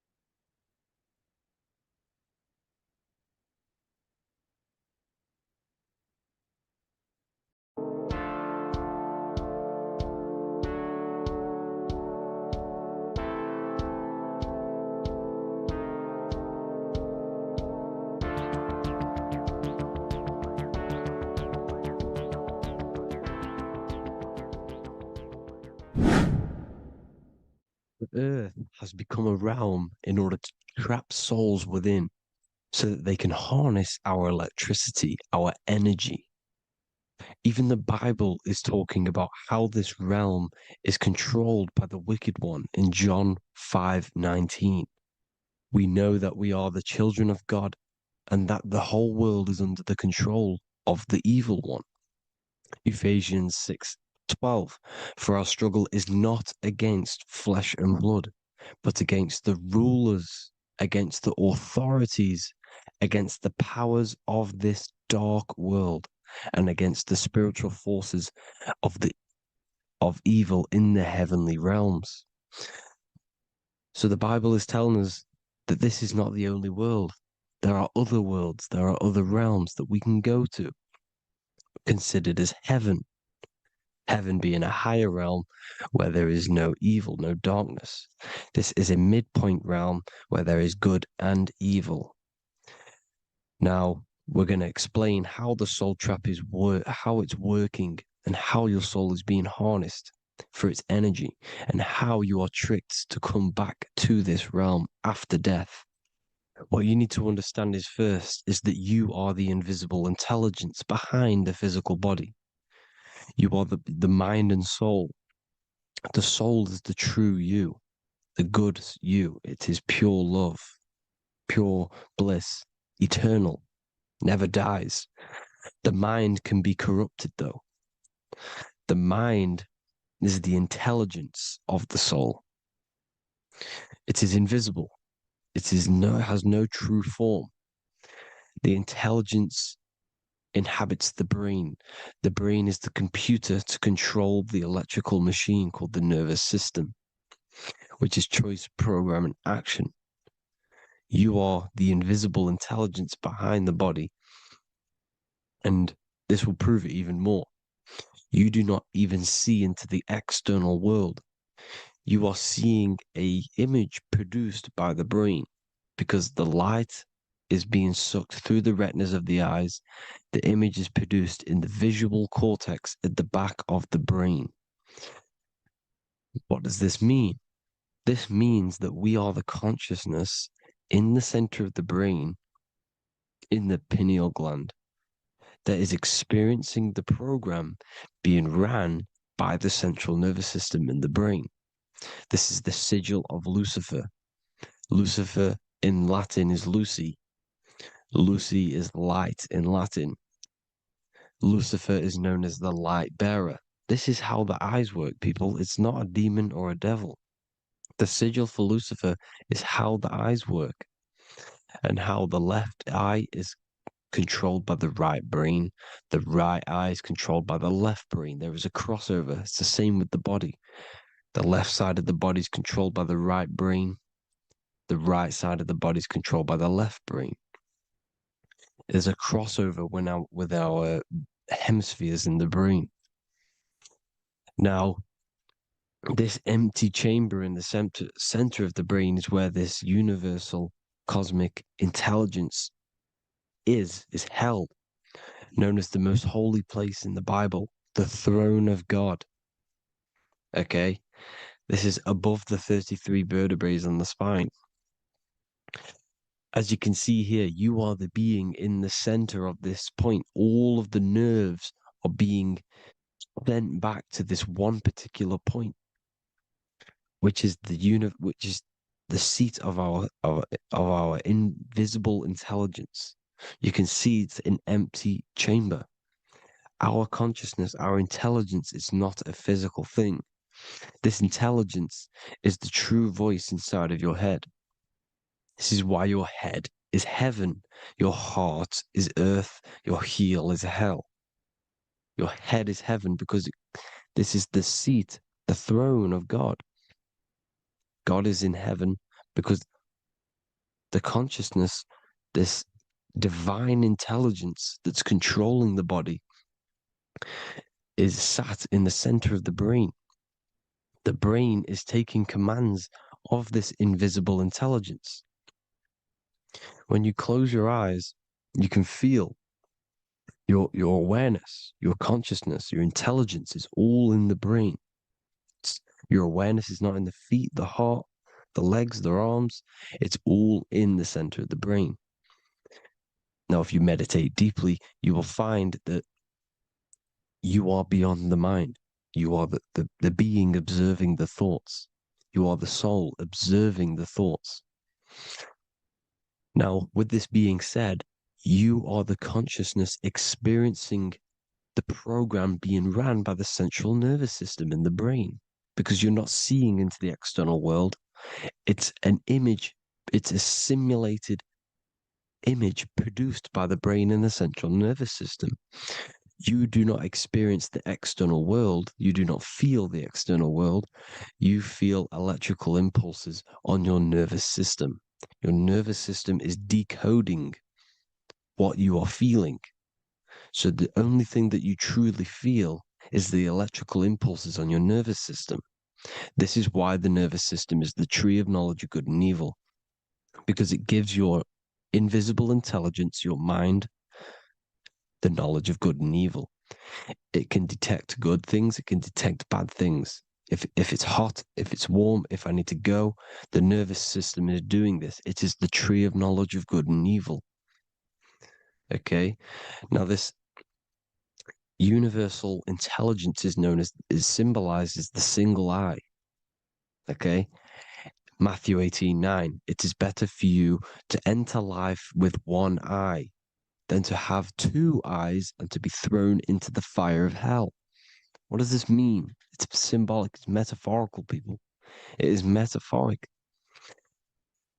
Your universal intelligence is the single eye, the one eye. It's the balance between the two poles, between the left and the right, the good and the evil.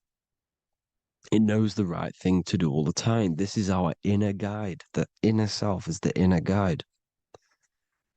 And when you are operating your life off duality, using your two eyes, you'll be thrown into the fire of hell, lower states of consciousness. Because you're split. You need to live in oneness, even, balance. Matthew 6:22, the light of the body is the eye. The light of the whole body is the eye. You are a light being. Human. Hue means an attribute of a color. Man is the word manifested. We are light manifested into physical form. Depending on your vibration is depending on what color that you are vibrating on, which is a hue, a human. If therefore thine eye be single, thy whole body should be full of light. Again, it's talking about the single eye, oneness, completeness. When you balance the hemispheres of the brain, we'll go over that later. But anyways, the body is the earth. This is what we need to understand, people. The body is running the simulation, the program that our consciousness is experiencing. So when we leave the body, during death and astral projection, we leave the earth. This is how it works. The body is the vehicle for the earth, for this realm. Everything exists within our mind. You have the soul, mind, and body. The soul is the observer, the watcher, the true being. This is why she has many different heads, because the soul inhabits different bodies.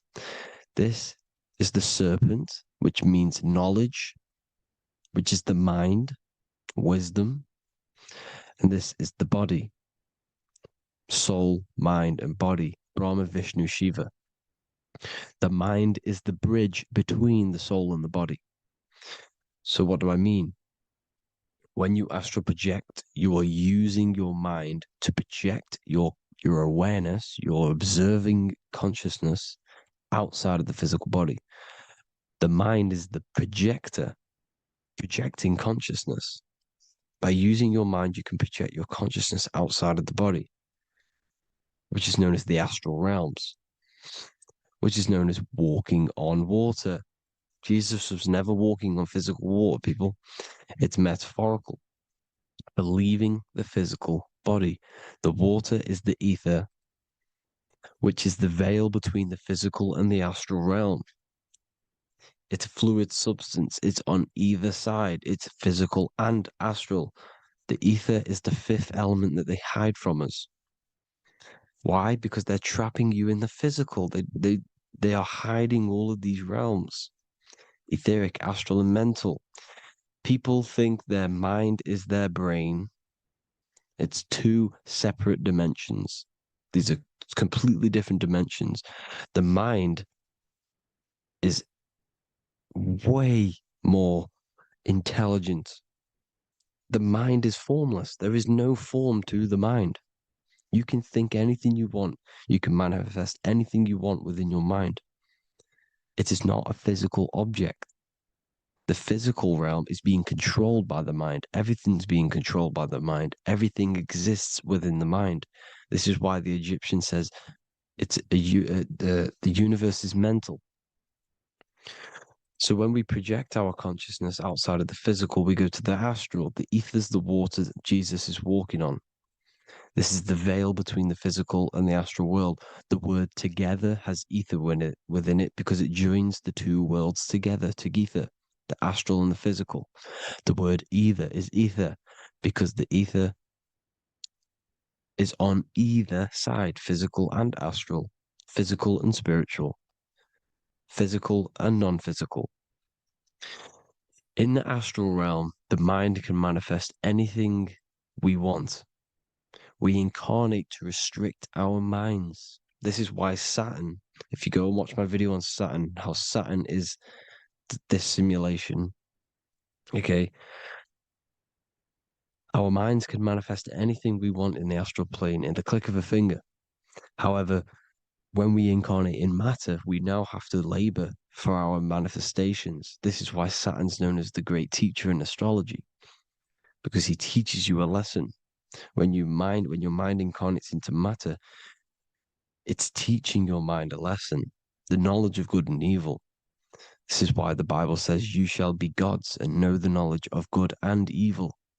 When you incarnate here, you have to know the knowledge. You need to know the knowledge of good and evil to become a god. Okay? Now, the square is the physical plane. The triangle's the ethereal plane.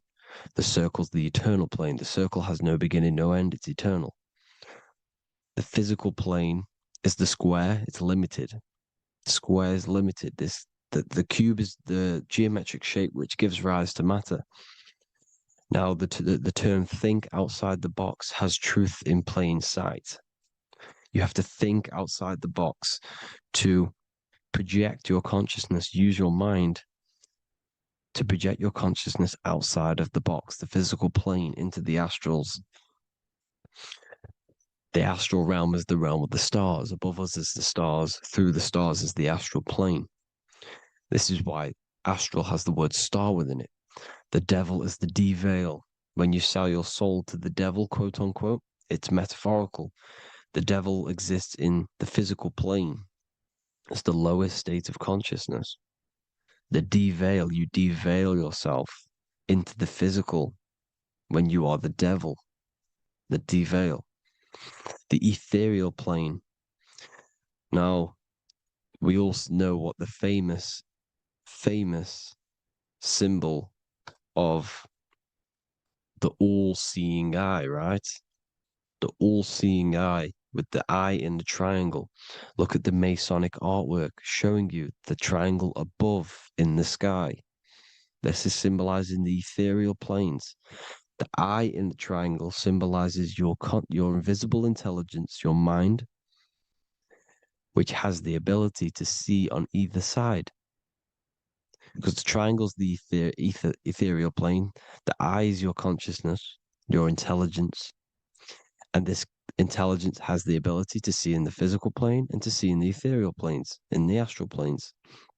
This is why it's above the earth. It's above the ground. Because it can see here, it can see in the heavenly realms. Now, the stars are, well, this is known as heaven, the realms of the astral planes. This is some quotes from the Emerald Tablets of Thoth. Out of the darkness ye must rise upwards, one with the light and one with the stars. Man is in process of changing to forms that are not of this world. Grows he in time to the formless, a plane on the cycle above. So there's other worlds. The Bible's telling you there's other worlds, there's other realms. Know ye must become formless before ye are one with the light, the astral light above, which shining through the stars. Not of the earth are ye, earthy, but a child of the infinite cosmic light. You are the invisible intelligence controlling the physical body. The body's not you. It's the vehicle that your soul lands in when your mind projects your consciousness into that realm. Free from the body, I flashed through the night. Unlocked at last for me was the star space. Wow, that's powerful. The star space, the astral planes. This is what it's talking about. We are all a star. We descended from the astrals, which is the star. We are all a star. Look at the ancient paintings of Jesus' birth. It's the star beaming his consciousness down into the physical plane. Here's another one. Here's some Freemasonic artwork showing you, again, the ether, that invisible intelligence, the eye, manifesting itself inside of here, in the physical realm, where the people are. You see? It's the same here. This is Jesus. Here's the bird symbolizes the Holy Spirit, your invisible intelligence, descending into the waters, the ether, the ethereal, everything. The ether's the base of all physical matter. Here's Truth in Plain Sight. Mr. Bean, the famous TV program in England, in the UK. He begins the program like we all begin the program from falling from the stars. He falls down with a beam of light. And this is truth in plain sight. This is false. The aliens don't exist. They're a lie, alien. But this symbolizes the star beaming our consciousness. And when we die, this star will suck us back up. Just like this UFO is doing. It's truth in plain sight. So, this is some more Freemasonic artwork, going from duality to singularity. Sun, moon, masculine, feminine. Right hemisphere, feminine, left hemisphere, masculine. The consciousness in the center, the balance point. Here's another more Freemasonic artwork. The two pillars, left and right hemispheres, and the invisible intelligence between the left and right hemispheres, the light of the body. This is why light's coming off it. Because it's light, it's pure light. The blazing star. The stairs go from the checkered board, the duality, up to oneness, in between the sun and the moon, the masculine and the feminine. This is symbolizing going into oneness. What did the Emerald Tablet say? You've got to become one with the stars, one with the one with the self, balancing the two hemispheres so that you can gain, because when the two hemispheres are balanced, you can gain a more deeper connection with your invisible intelligence. Same with the chakras.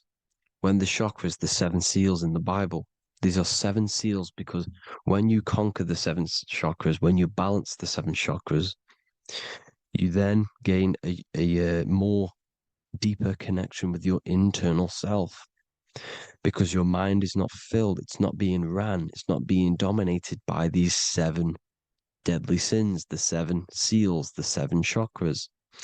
These are 7 energy centers which are concealing our true form.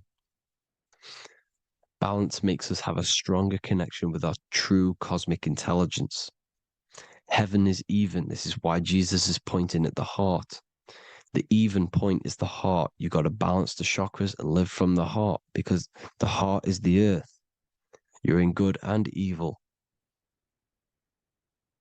The body manifests the lower and the higher self. The higher self is in the higher parts of the body. Wisdom, intuition, expression. The lower self is in the lower parts of the body. Sex, food, and power. This is how they are trapping your soul, people. Like I said, the mind is the bridge between the soul and the body. So by tricking the mind, not giving it the right knowledge, and keeping the mind stuck in the lower 3 centers, thinking about power, food, and sex, this is low vibrating energy. It's going to keep your mind addicted to the physical realms. Okay? This is why you need to go even, balance, heaven. Okay? I will explain the soul trap in a second, how it fully works. But I'm telling you all the science behind it so you can understand. When you are doomed, you are domed. This is the dome, the firmament, the firmament, the mind. Ment is mind, firm is firm. A firmament is doomed under the firmament. You must have a loose mind, an open mind to expand your consciousness beyond the stars, beyond the ethereal barrier. You have to vibrate higher than this world. Your consciousness must be expanded more than the physical plane. You need to learn how to astral project. You need to learn how to leave the body, how to operate outside of the body, so that you, when you do leave the body, you will have recognition. You'll have knowledge. You'll have practice. But this is as above, so below. The woman's belly is the earth. It's as above, so below. It's a microcosm of the macrocosm. We are the children in the womb. We are the people in the earth being ready to be born into the heavenly realms. As above, so below. It's a microcosm, macrocosm. Everything is in everything on a bigger and a smaller and a larger scale. Now, when the baby figures out that there is a world beyond its mother, what happens? The baby starts to move around and tries to get out of the mother. Because once it starts to hear the external world, starts to hear people, it's going to wonder, what's outside of why am I in here? What's outside? So the baby will force its way out of the mother. It's the same with our minds, as above, so below. When our minds figure out that there are other realms beyond this world, we will seek a way out. This is the womb, the mother earth, mother nature. It's the mother. We're in the womb. We can be born out of this world, which is being born again in the Bible. When you are doomed, you are domed under the dome, under the firmament, the firm mind. The firm mind will keep you under the firmament. Due to the law of polarity, there has to be other realms. There has to be. Because the law of polarity works in this world, and it will work on every scale possible. It's universal laws. These are universal laws. The law of polarity means that there are other realms polarizing this realm. There is a hell, there is a heaven. There is a midpoint, which is Midgard, which is the one we are in now. Earth, heart. Earth is the heart. Heart is the center, good and bad. The balance between good and bad. Your reality is your level of realization. Your mind realizes other worlds, you will seek a way to them worlds. It's that simple. The soul trap is to keep you stuck in this physical body, which is the earth. This body is the earth. It's running the program, like I said at the beginning. It's running the simulation that your consciousness is experiencing. You are an electromagnetic being, and you're hidden in a cage, your rib cage, and you're stuck in cells, a prison cells. Look, you're in cells. We produce electromagnetic energy. Your soul produces this energy. And by trapping your consciousness inside of this physical realm, they harness this energy within the astral realms. They're using you to manifest demons, because your mind creates demons through emotions and mental thought energy, which is a whole nother video. I can make a video on that. You're manifesting everything for them because they're trying to create a hive mind. This is why they want everyone to believe in one belief system, one government, one belief system, one religion, because they're creating a hive mind. This hive mind will manifest and be summoned within the astral planes, because the mind manifests the astral plane. The astral plane is the realm of imagination. The mental plane is the realm of just thought alone. The etheric plane is the energy. The physical plane is the matter. So all of our minds together are manifesting these demons within these subconscious realms, the astral. Now,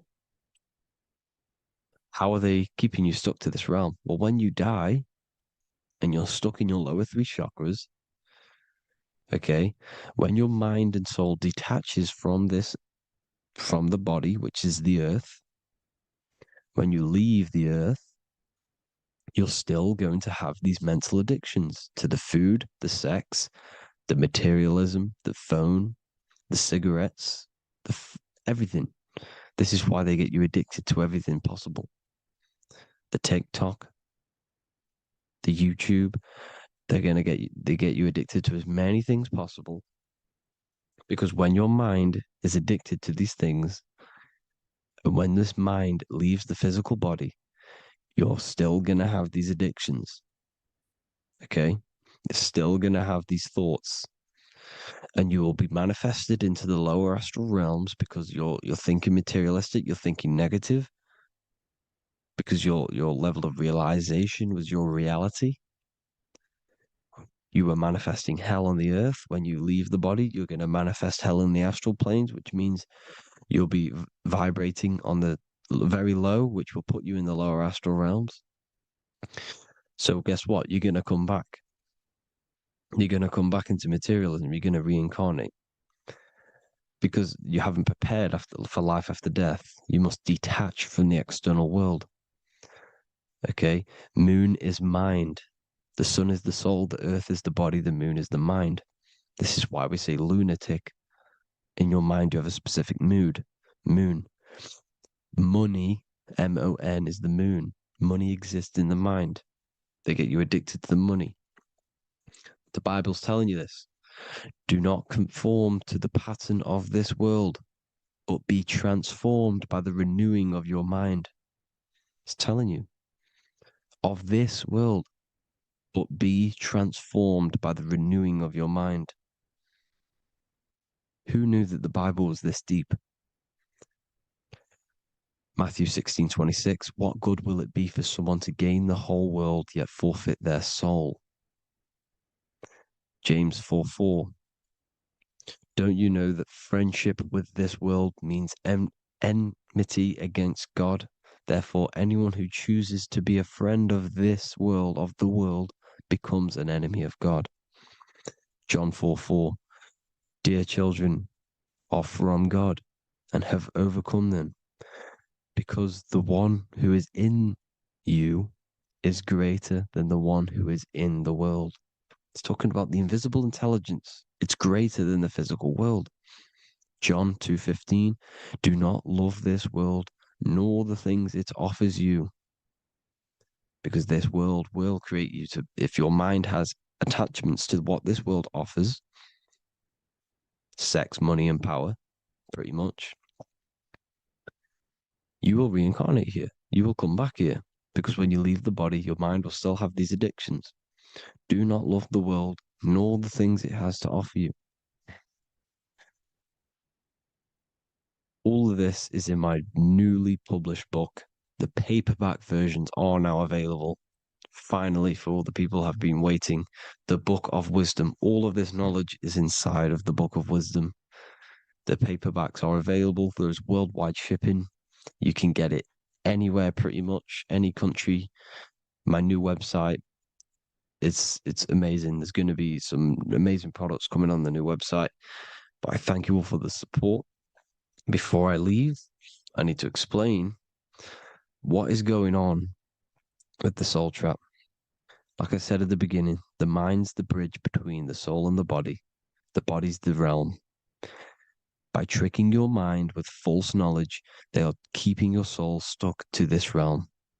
They get you addicted to all the physical things, and that is it. As soon as you're addicted and you die, you're going to come back. So by tricking your mind, which is the bridge between the realms, they keep your mind stuck within this body. They keep you in physicality. They deveil you, the devil, the deveil.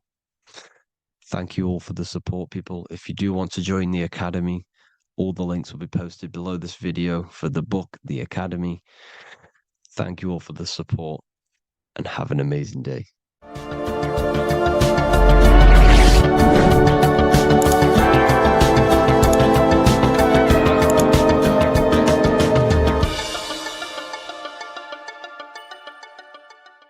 What if I told you the devil is closer than you think, and it's not actually a real person, force, or spiritual entity outside of you, but a being and an aspect of your own mind and psyche? In this video, you will learn exactly what the devil is and the true esoteric meaning of the devil. The first thing we need to understand is that the universe is a mental universe. Look around you. Every action, every building, everything you see around you was begun first as thought in the mind, then manifested. We use the mind to build and shape our reality. The universe, the world, only exists inside of our mind. Therefore, God and the devil exist inside of our own psyche. So first of all, the devil is not a literal being, but a symbol of the lower self. It represents the unmastered, ego-driven part of the human mind, a symbol of destructive thoughts, emotions, behaviors, lives in realms of chaos, fear, hatred, lust, and ignorance. This is why we see the devil as red, because red is the lowest vibrational color on the color spectrum. It also corresponds with the root chakra, which is all to do with survival instincts. Red represents chaotic and intense emotions like hatred and anger. When we are angry, our face turns red. The devil represents our animalistic fundamental needs, our instinctual needs, our survival state of consciousness. We have a survival state of consciousness and a godly state of consciousness. Our godly state of consciousness is creating, not just experiencing in the animal state, but consciously creating reality.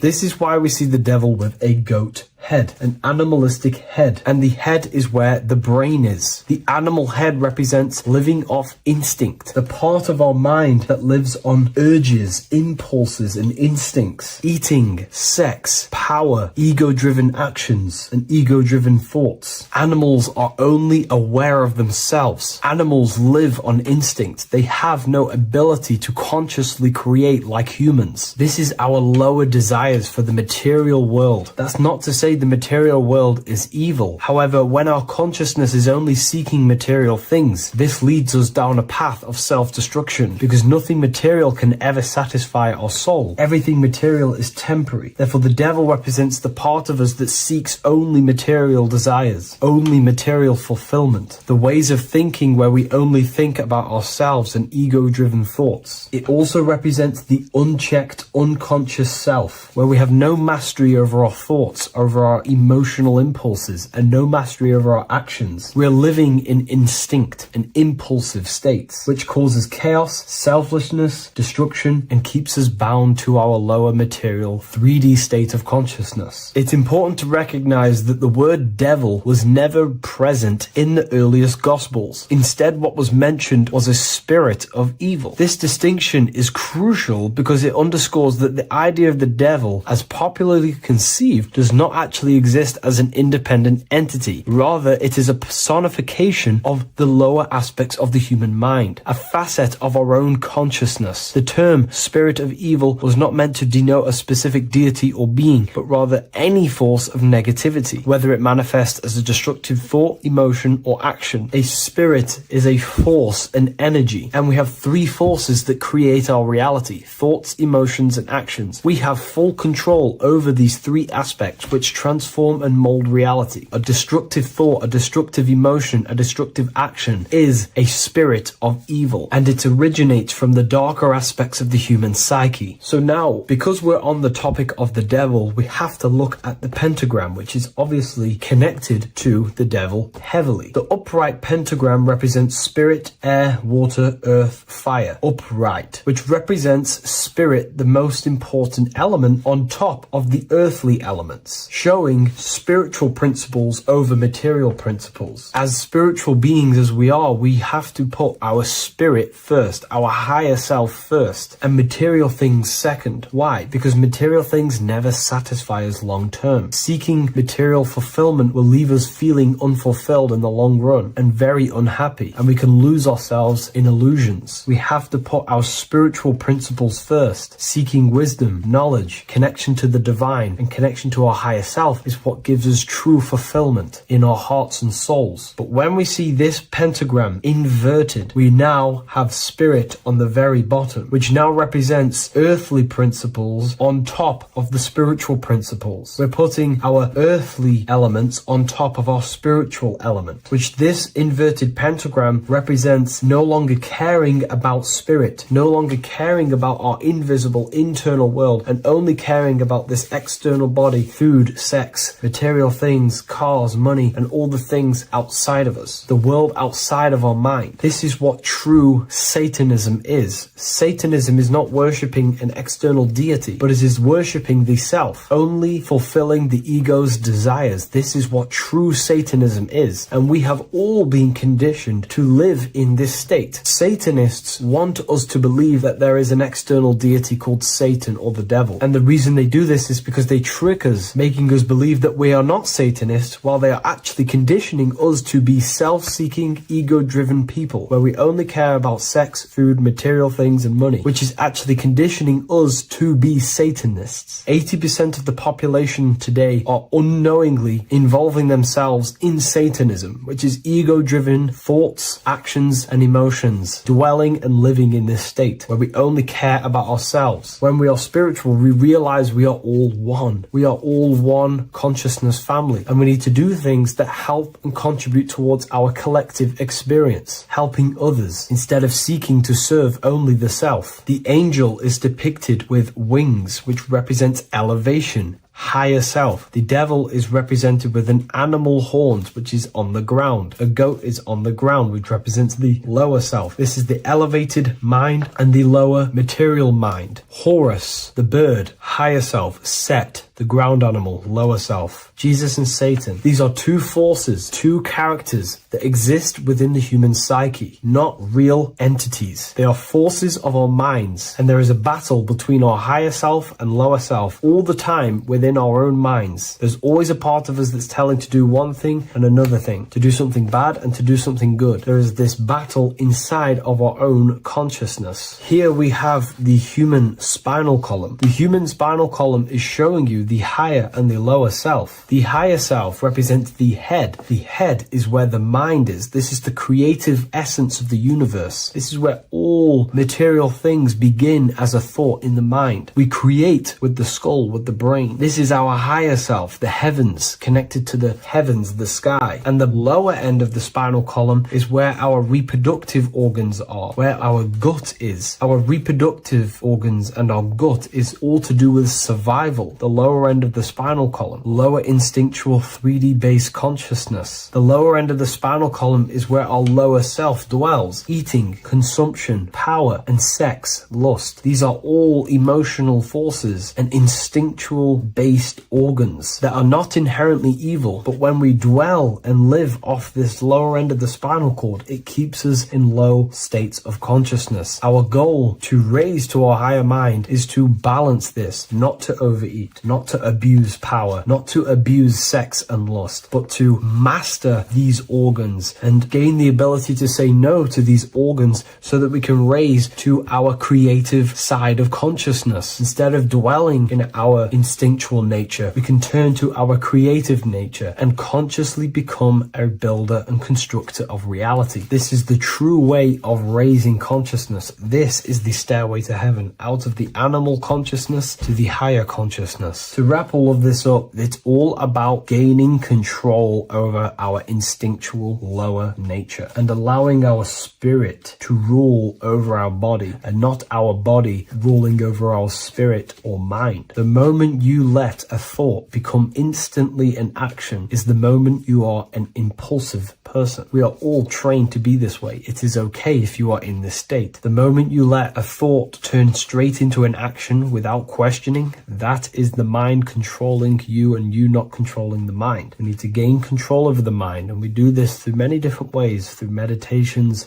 affirmations, and discipline. We slowly gain control over our minds, and once we gain control over our minds, we gain control over our thoughts, and we gain control over the attention that we give certain thoughts. We can then start to uplift our mind, our thoughts, out of our instinctual state to the higher mind. If you wish to learn more about consciousness, I'll leave a link in the description for the Book of Wisdom, Volume 2.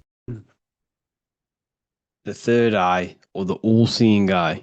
This is an important video because there's a lot of misunderstanding when it comes to the third eye.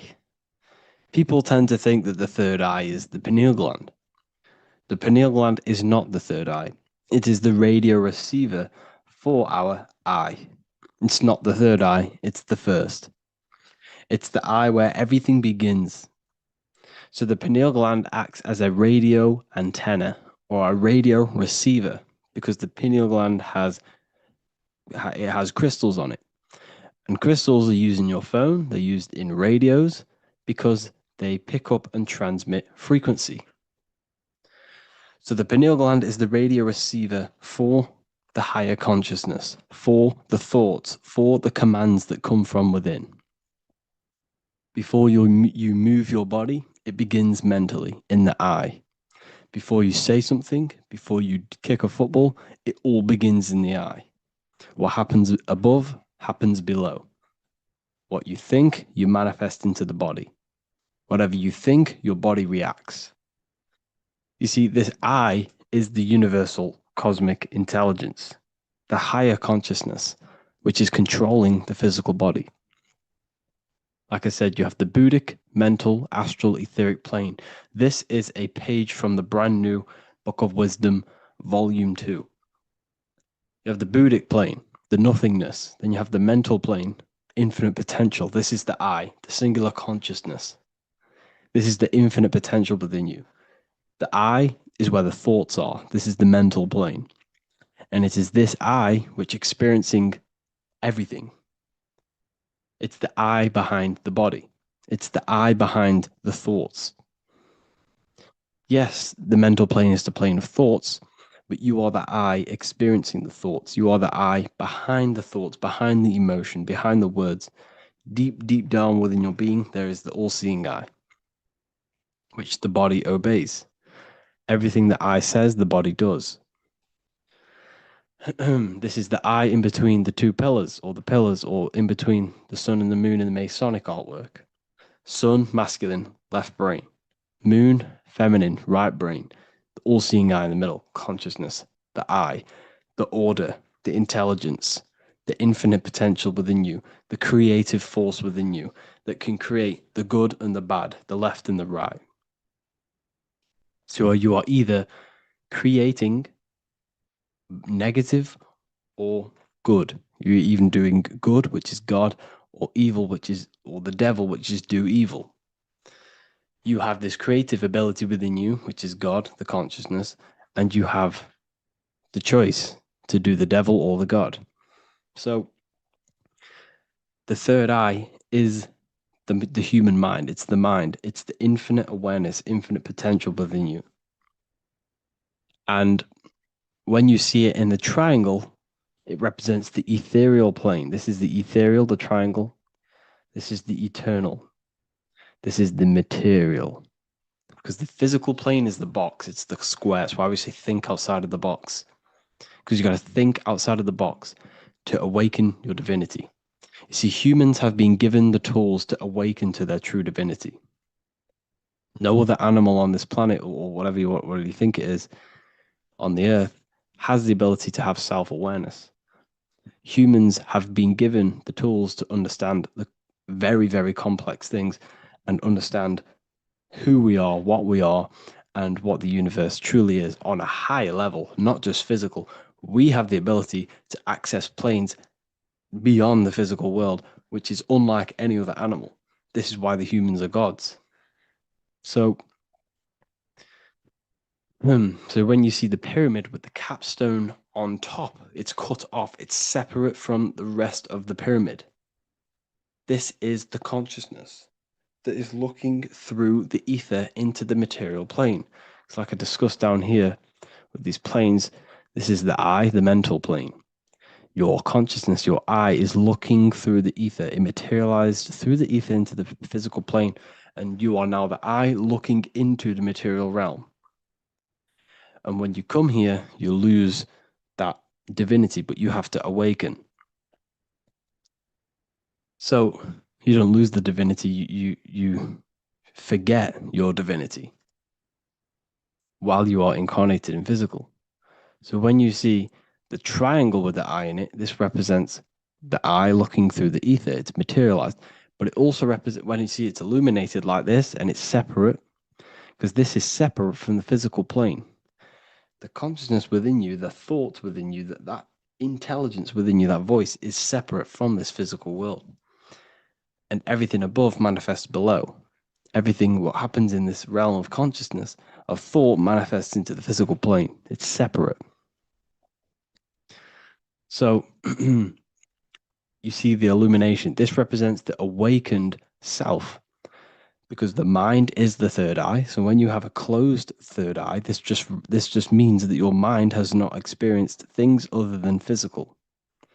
When you expand your mind, expand your consciousness from having an out-of-body experience or a mystical experience where you had experienced a higher plane of consciousness or a higher level of consciousness, this is now an open third eye, which is an opened mind. It's nothing separate. So when people say, working and opening the third eye by imagination and stuff like that, you're working on your mind. And to open your third eye, you do need to work on imagination, mental discipline, and all of these higher faculties, which we'll go over in another video. So that your mind has higher faculties which you need to work on. Visualization being one of them, imagination, and mental willpower. We'll go over that. But the illuminated eye in a triangle represents the illuminated mind, the awakened mind that has self-consciousness, it's conscious of itself, and it's experienced higher planes of consciousness. Like I said, the I and the I. The idea. So when you see I on the beginning of words, it represents that inner self, that inner cosmic intelligence within yourself. That's why you say inside, intelligence, or idea. It's the idea, the I, the all-seeing eye. This is why the Roman numerals, I was one.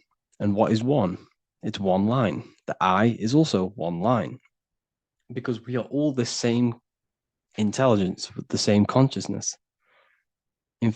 The universe is one. There is only one being in the universe, which is God. And we are all expressions and fractals of God. We are all manifestations of God. We share the same creative power as God. We all have the ability to bring non-physical thoughts into a physical reality, which is the word made flesh in the Bible. So when you see hovering the eye with the 666, this represents the eye stuck in matter, worshipping the physical body, the God in flesh, which is Satan. Satan represents God in flesh, yourself in flesh, because evil love bondage. And everything these artists and, actors are doing, they're part of these cults. They're promoting materialism to keep your eye, your consciousness, stuck in three-dimensional awareness. So this is what they're promoting. You see that the hand symbol creates 666, which is your body, the carbon. Your body's created out of carbon. And all life forms are created out of carbon. The I in it, the I in the 666, represents I being in material, keeping the mind in material. Matthew 6:22, the light of the body is the eye. Therefore, if thine eye be single, thy whole body should be full of light. But if thine eye be evil, thy whole body should be full of darkness. You see, this is a very powerful verse. A very powerful verse. The light of the body is the eye. This is the first part of the verse. This is where everything comes from. The mind. The infinite mind. The infinite potential within you. Think of anything in your mind. Nothing is impossible in your mind. As soon as you think of it, it's there.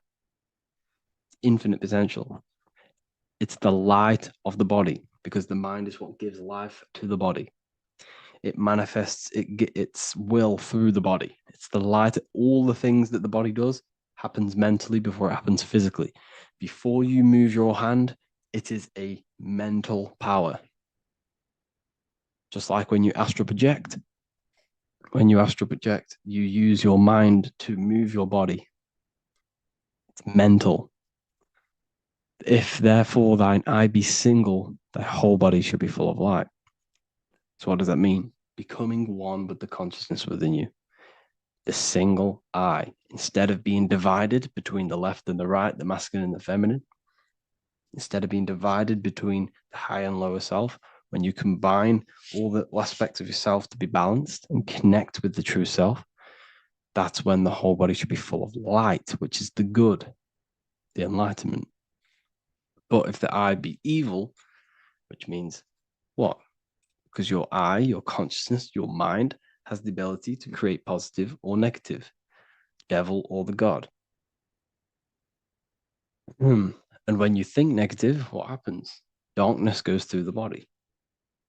Every thought has an effect on the body. What you think goes through the body. For example, become erect. What do? You think of being erect, and it happens, the body becomes erect.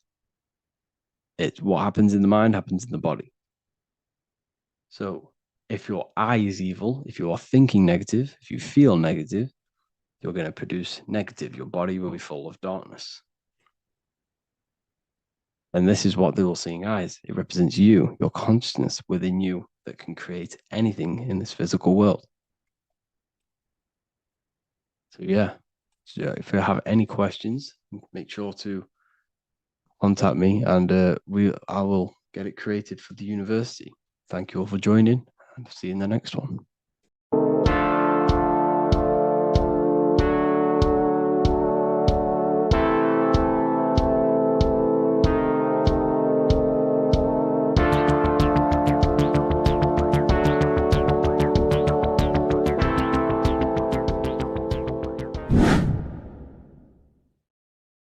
What's good, people? We're back with another video. This is going to just be a quick video. Manifestation, magic, bending reality. So let's jump straight into this. So you have a conscious and a subconscious part of your mind. The conscious is what you're conscious of, what you're actually doing, where you can choose or not. However, the subconscious is the part of your brain which is automatic. So all of the systems in your body, like the digestive system, your heartbeat, these are automatically being ran, and you do not have to tell these systems to do anything. You do not have to consciously tell your heart to beat. It's automatically doing it, and this is what the subconscious mind is controlling. It's like the dark aspect of your brain or your mind. It is the way bigger aspect of your mind. Okay, it controls all the systems in your body. Okay, and this is where all of your programs are. So when you're in it from your childhood, what you've learned in school, all of these things are being kept in your subconscious, maybe traumas and stuff like that. So the subconscious is the female aspect, and the conscious is the male aspect, because the male is all about action and doing, and the female is all about creation, creativity, intuition. So you have a right and a left hemisphere of your brain, and these are obviously male and female.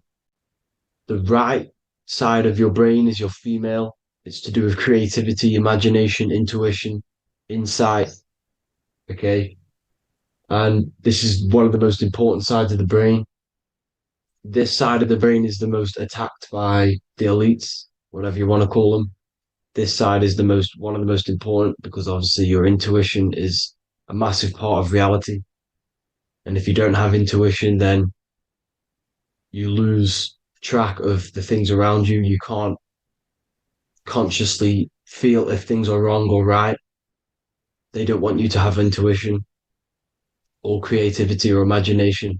They want you in the left side of your brain, which is just reasoning, logic, and basic things. So they just want you to tell you what you want, tell you what to learn, and then that's it.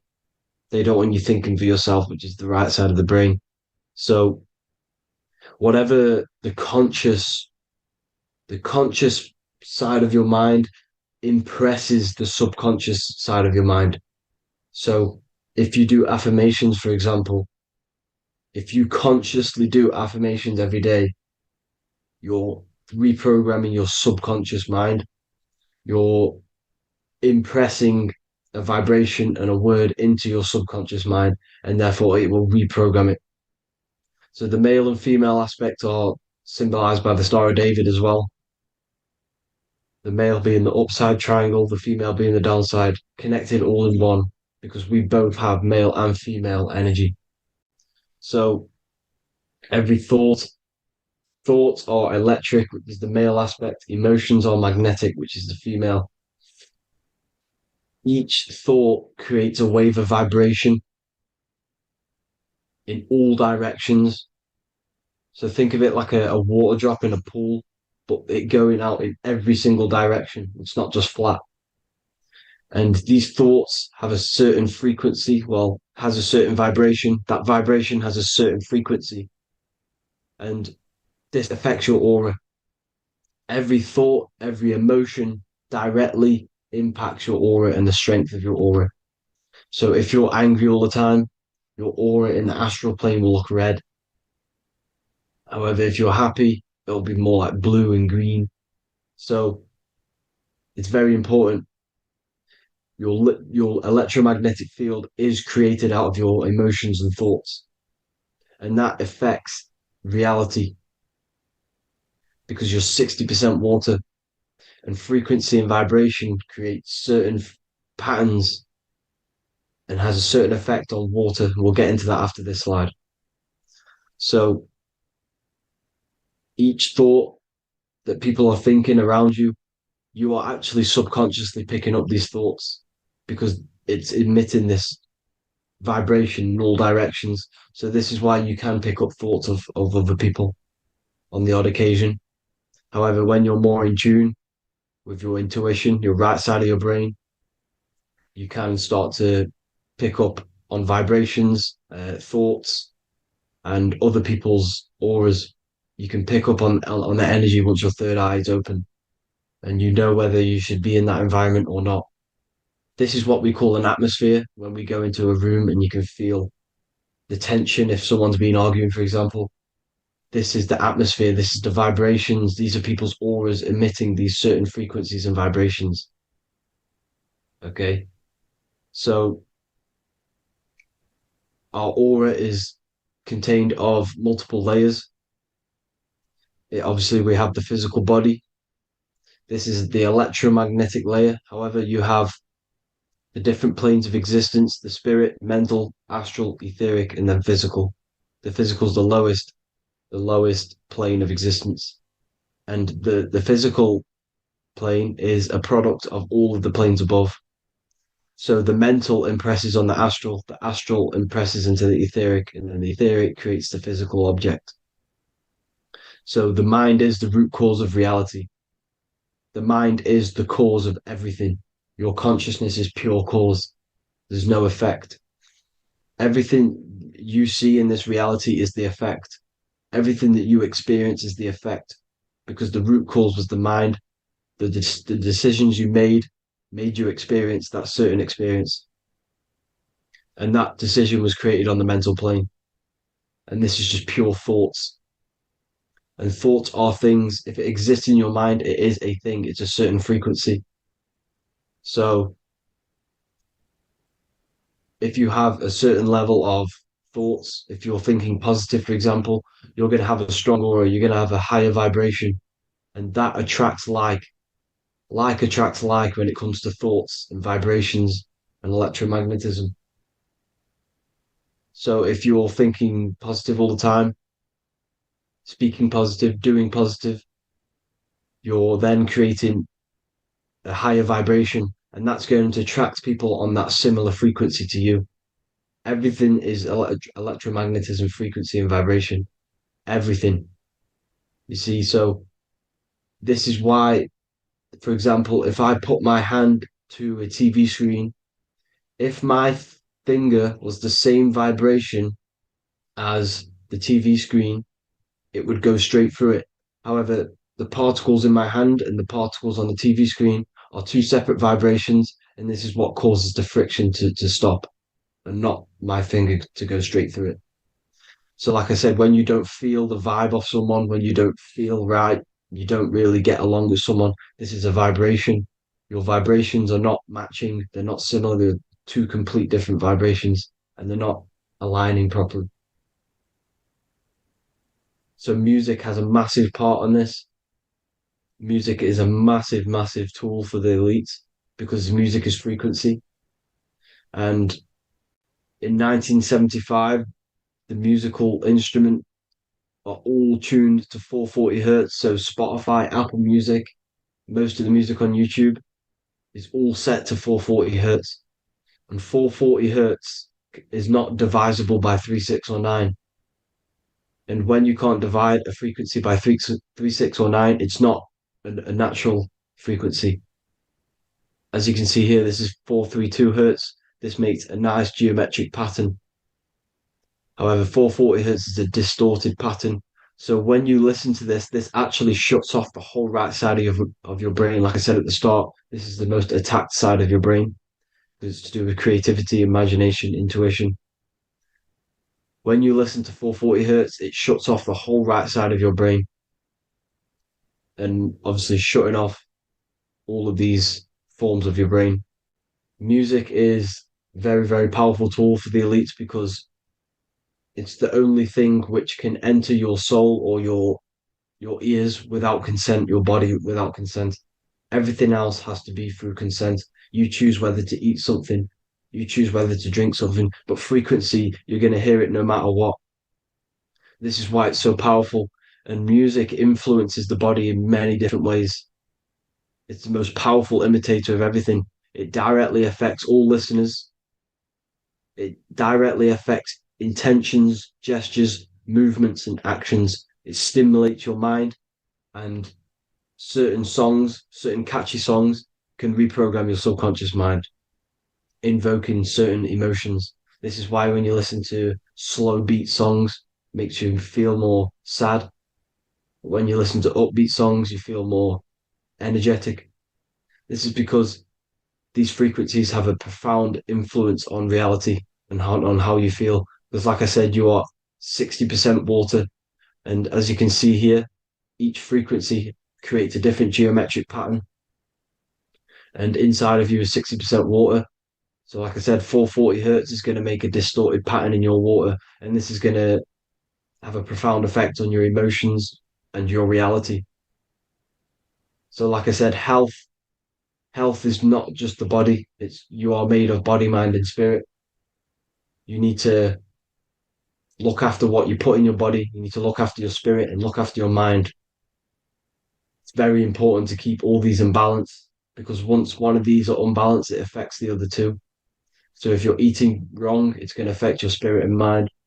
If you're thinking wrong, it's going to affect your body and spirit. These are all interlocked. You have to look after them all. So it's very important you understand music. Stop listening to low vibrational music.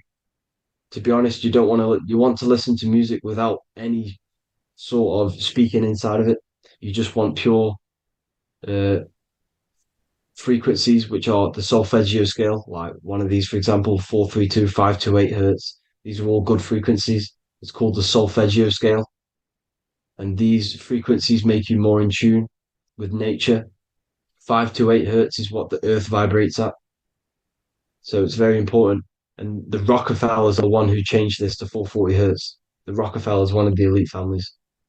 So if you want to manipulate reality, it's very important to have your chakras aligned and having a high vibration, because the higher your vibration, the more powerful your words and your intentions are on reality.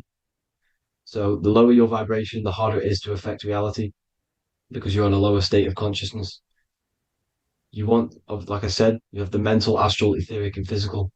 Everything is a product of the one above. As above, so below. This is what Hermes Trismegistus was saying in the Egyptian days. This is where it comes from. As above, so below. If you affect above, it directly affects below. So like I said, meditation helps on this, helps align your chakras. Think positive, feel positive. Like I said, your feelings are magnetic, your thoughts are electric. So once you combine these two together, you're then creating an electromagnetic frequency. And that will have profound effect on reality. So the law of cause and effect. The law of cause and effect. Every effect has the root cause. Like I said, your mind is the root cause of everything. Every decision you make is having a different effect on reality. Everything happens for a reason due to the root cause, which is your mind. You choose everything that happens in your life. Okay? So it's very important you understand this and you constantly make the right decisions, the good decisions, to have good effects on your reality. You have to be very conscious of this law, because nothing escapes this law. This is the law of all consciousness. So think about it. Imagine a massive ball of consciousness. However, off this ball are different sparks, and each one of these sparks are in each and everyone's body. This spark is governed by these laws, the law of cause and effect, the law of correspondence, the 7 hermetic principles. It's very important you understand this, because this mass ball of consciousness is what is obeying these laws, and everyone has this spark of consciousness inside their third eye. And like I said, everyone is the same consciousness. This is why if you do bad onto someone else, that will directly affect your reality. So if you hurt someone, it's going to come back to you in one way or another, because you are that same consciousness. This is like a mirror reality. As within, so without. Whatever you feel on the inside, you're gonna see that on the outside. You're gonna experience that reality, whatever you've impressed. So there's different ways to bend reality to your will. This is kind of a sort of magic. So obviously you have black magic, which is manipulating reality to harm and influence others, or to be very selfish. And then you have white magic, which is manipulating reality for the good of humanity. So you do have to be very careful with your intentions, people, when you're trying to manipulate reality, because this is nothing to be played with. If you are manipulating reality for the wrong reason, it's going to come and bite you in the ass in some way or another. Because everything is balanced. Everything balances out in this reality. Nothing escapes the laws. Not one thing escapes the laws. So if you're stealing from yourself, because it's just going to come back in one way or another. Inside of everyone's heart, you know whether you're doing good or wrong. You can feel it when you do something wrong. You can feel it when you do something good. The heart is the center of the Taurus field. It's balance. And this is why you say follow your heart, because it's the center of the Taurus field. It's very important to listen to this inner voice inside of you, because that is telling you the right things to do, the good decisions to make. And when you keep following that voice, that good voice inside of you, it takes you to your life path. Very important to follow that voice. However, don't let the ego get in the way of it. Don't care what your friends are going to say. It's very important to understand this. So you have different ways of manipulating reality. You have sigil magic. This is where you create your own sigil or symbol. You create your own sigil and symbol, and then you charge it. You behind that symbol, you have an intention. So, for example, if you want to manifest wealth, you create a sigil which represents what you want.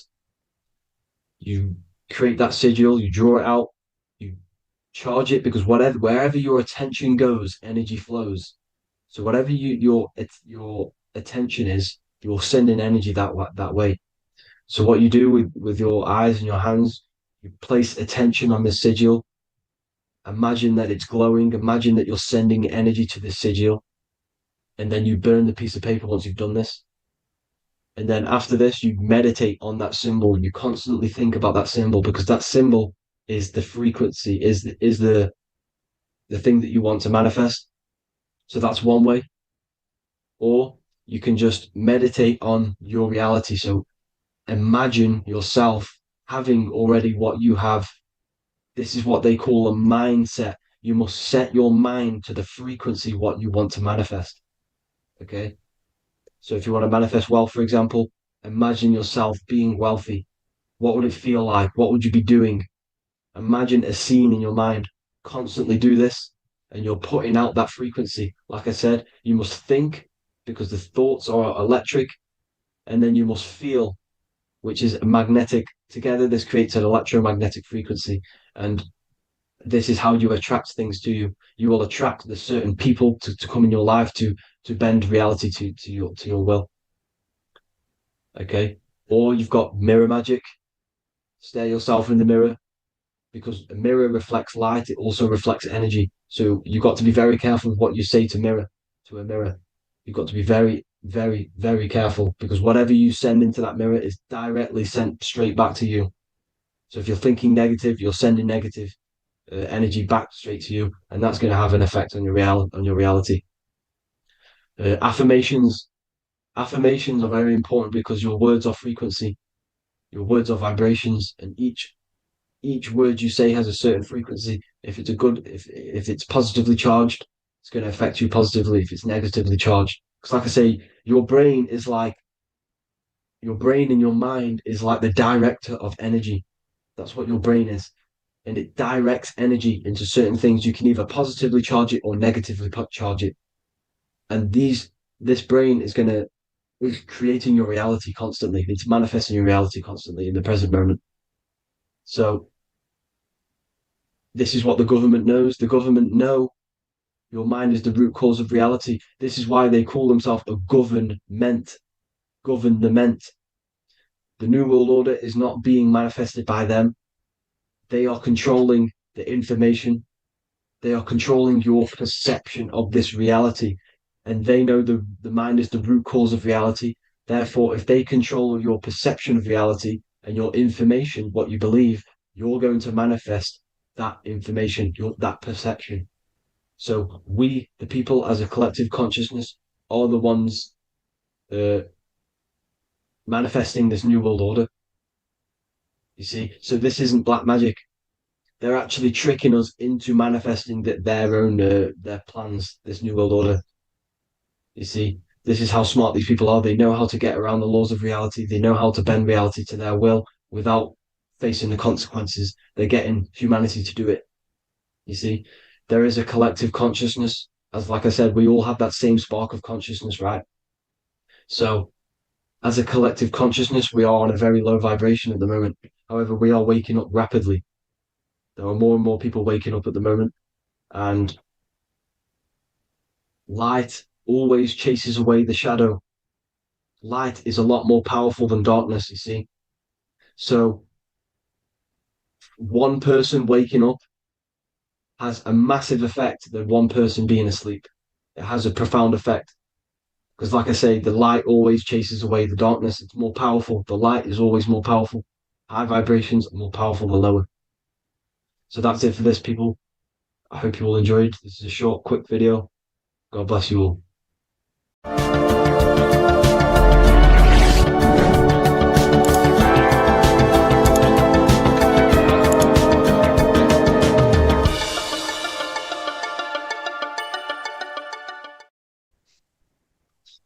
Matthew 21:1, Jesus went into the temple of God. Corinthians 3:16, do you not know that you are the temple of God? Now what is this telling you? That God is within you. Hence why in Luke 21:12 it tells you the kingdom of God is within you. And the side of your head region is called a temple for a reason. Because the brain encapsulates the mind. The brain is a physical manifestation of the mind. The heart is a physical manifestation of emotion. So we have these different layers of our consciousness. We have an intellectual, communicative aspect of our consciousness, which we would call the mind. We have an emotional aspect of our consciousness, which is the heart. And to communicate with the divine, it's all to do with the mind. Hence why the ancients always symbolize the mind being God. This is why Michelangelo always placed God inside of the brain on top of Sistine Chapel in the middle of the Vatican. He understood that God is in the brain. God is within you, not outside of you. The church tells you that God is in the sky because they are creating a externalization of the truth to create a business and a distraction so that you don't find the divinity within you, so that you don't find your power. Now you have Adam, the physical man, the physical body, the ego, the lower self. And he is resting. He's not trying to reach to God, but God is reaching because the higher consciousness within you is always trying to communicate with you. It's always trying to wake you up to your divinity. But the lower mind, the lower self, Adam, the physical self, is always in ignorance of truth, always in ignorance, and stays in a materialistic way of thinking, which is the lower animal self. And this is what we call a sleep or an NPC. This is the lower mind of man. But all you have to do is to move your finger to touch God. You have to look within yourself, within the brain, meditate, and you can find God. This is why in the Bible we see many references to the human body and anatomy to truly connect with God. Kings 6:8, the door to the middle chamber was in the right side of the house, which is the right hemisphere of the brain. The middle chamber is the pineal gland, where the seat of your consciousness is, where the seat of your higher consciousness is, the mind. And they went up the winding stairs, which is your spinal column, into the middle chamber, and out of the middle chamber into the third. So they went up the winding stairs. This represents raising your consciousness up the winding stairs. Your spinal column acts as a stairway of consciousness. Depending on what sort of consciousness you are operating in, depends on what part of the spinal column you are using. Because the spinal column ascends and descends consciousness. What do I mean? If you are in a reproductive way of thinking and you're always thinking about sex, you're jerking off all the time and you're always eating, all of your brain's power and your mind's power is being descended into the lower aspects of the spinal column, which represents hell, the physical state of man, Adam, the ignorant state. We're basically living off low-level pleasures like an animal. And the stairway to heaven is your spinal column. They went up the winding stairs into the middle chamber, which is your mind, your pineal gland. and out of the middle into the third stage of consciousness: physical, etheric, astral. When you meditate and you start to raise your consciousness during meditation, you enter the astral plane when you turn off thought. But this is the middle chamber inside of the brain. Here we see another painting inside of Sistine's chapel of God inside of the brain. This is the brainstem. This is the brain. This is the frontal lobe. This is the back lobe. This is the back lobe. This is the cerebellum. Here's the reptilian brainstem. Here's the claustrum. This is what we are seeing here. Anatomy. Here is another one in Sistine's chapel in the middle of the Vatican. This is depicting the brainstem. God's neck looks exactly like the brainstem. Here we see a real brain compared to God's neck, because the neck is just below the brainstem. And this is what they are symbolizing, because they knew that God is within you. God is a part of the human body. God is inside of the body, because the body is a vessel for consciousness, for universal consciousness. Inside of you, inside of me, is the same spark of consciousness. And this same consciousness is spread out into every living essence, because everything comes from the one source, the one God, the one consciousness. Matthew 6:22-23. The light of the body is the eye. If therefore thine eye be single, thy whole body shall be full of light. Practicing the single eye. What is this? This is meditation. This is entering within yourself. So the Bible's telling you to practice the single eye. But if thine eye be evil, thy whole body shall be full of darkness. What does this mean? If your consciousness is in an evil way of thinking, if your mind is filled with an evil, negative mind space, then your body shall be filled with darkness, with evil, with negativity. Because negative thoughts destruct the body. Positive thoughts heal and regenerate the body. So he tells you to be, the light of the body is the eye, your consciousness, the inner eye of consciousness, the eye that lets you see. And what do I mean? You look with your two physical eyes, but you see with the inner eye. What you see is perception. You look with the two eyes, and what you see is perception. You are seeing, you are understanding, and that's what consciousness, the mind, gives you. Consciousness, or the mind, is the force that allows you to be a human being, that allows you to understand things and interact with things and make decisions. It's an infinite intelligence. See, the mind is not the brain. This is a big confusion with people. Hence why the eye on top of the pyramid is separate from the bottom half of the pyramid, because the consciousness is separate from the body, the eye, the all-seeing eye. It represents the observer, the eye that sees into this body, into this world, into this. You are the perceiver. You are the invisible spirit within the body. Theologians 4:17. After that, we are still alive, and our left will be caught up together with them in the clouds to meet the Lord in the air. You don't meet the Lord in the physical air. Okay? This symbolism of the ancient Christian artwork is showing you this is symbolic. These things never happened. There's no man in the sky. Moses didn't go on a mountain to meet with God. The air represents the mind. This is why you say you're an airhead when someone's very stupid. Earth is your body. Water is your emotions. Fire is your spirit. Air is your mind, the invisible mind. So Anton Mengs, an ancient Christian art worker, is showing you anatomy of God in the clouds. But this is the anatomy of the human body, raising yourself to the mind and turning the mind inwards on itself during meditation. And that's how you meet the Lord in the air. You meet the Lord in an elevated state of consciousness. The air represents an elevated state of consciousness because the air is up. You have to raise your consciousness to meet the Lord in the air. This is why Moses went on a mountain to meet with God.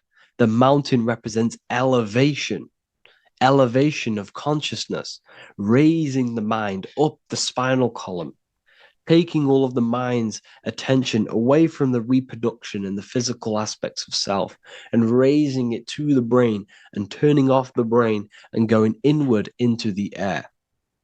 It's talking about raising consciousness. It's allegorical. It's a spiritual, metaphorical text. The side of your head's called a temple because inside that where that temple is, right in the middle of where you call the temple, is the inner chamber, the open room, the holies of holies in the Bible, or the land flowing with milk and honey, or Mount Zion. There's so many different names for the brain, or the upper room where Jesus meets his 12 disciples, the 12 cranial nerves in your brain. This is the temple of God. Your body is a temple of consciousness. It encapsulates the consciousness. It encapsulates the mind and soul. John 10:30, Jesus states, I and the Father are one. Psalms 46:10, be still and know that I am God. He's talking about the I am within you, not within Jesus. Everyone refers to ourselves as I.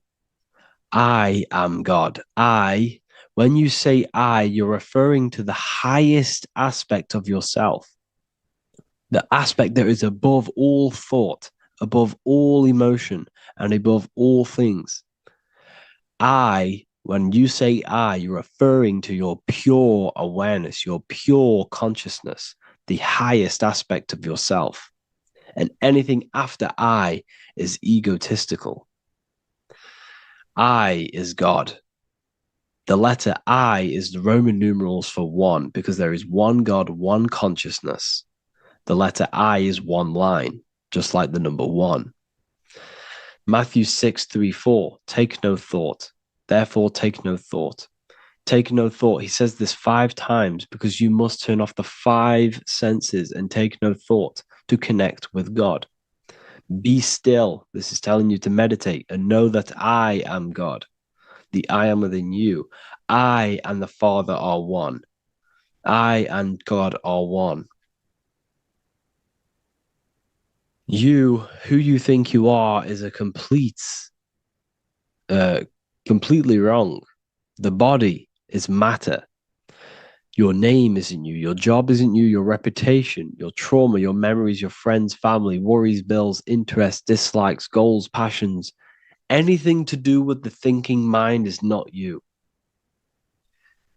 Who you think you are is a part of your thinking aspect of consciousness. But once you remove thought, you are no longer your name. You are no longer your body. You're no longer your reputation. You are the I. You are pure awareness, pure consciousness. Pure consciousness. And this pure consciousness has latched on to this name, this job, the body, and your traumas. Your pure consciousness has attached itself to this character who you're playing in the physical world. And this is essentially who you think you are, but you are not. You are the I, you are the self, you are pure awareness. So, in order for you to detach from these things, you must learn how to detach from your name, your job, your reputation. And you do this through meditation by turning off the thinking mind. Turning off the thinking mind allows other aspects of your consciousness to open up. What do I mean? Your whole life you've been thinking, and all of these thoughts has attached you to this physical body. You haven't allowed your consciousness to open up. And you can only do this by taking no thought. That's why Jesus tells you, take no thought. When you turn off the thinking mind, other aspects of your consciousness starts to open up. Other aspects of your being can open up. And this is how you astral project. This is how you do all these mystical things and things to do with consciousness. It's taking no thought. Imagination, emotions, thought, and memory are all to do with consciousness. These things are not physical. You can't touch thought, you can't touch emotions, you can't touch these things because they are not a physical thing. So you must turn off these things for other aspects of your consciousness to open up. Okay? So essentially, the Bible is a metaphorical, astrological, numerological, metaphysical, spiritual, encoded text that talks about human anatomy, spirituality, and the true nature of the human experience.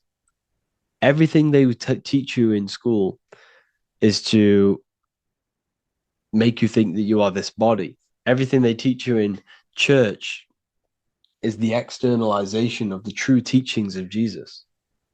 Jesus was telling you to meditate. Jesus was telling you to practice the single eye. Jesus was telling you to look within yourself and find God. He wasn't telling you to pray to him. Mark 16:19, he was taken up to heaven and sat at the right hand of God, the right hemisphere of your brain. John 21:6, cast the net onto the right-hand side of the boat and you shall find fish. Fish is understanding. The boat is your body, your brain. Cast your awareness into the right side of your brain and you will find understanding, because the right side of your brain is all to do with the creative aspect and the intuition and the spiritual sides of your consciousness. This is why God is here. This is why Michelangelo depicted God in the right hemisphere of your brain, because this is all human anatomy. And I speak about all of this in the brand new Book of Wisdom, Volume 2, which is now available. The start of the revolution has begun. This book is truly going to change the way people see the world. It's got so many more topics than the last one. It's truly a revolution. It's written in so much detail. It's very practical. I cannot wait to share this one with you.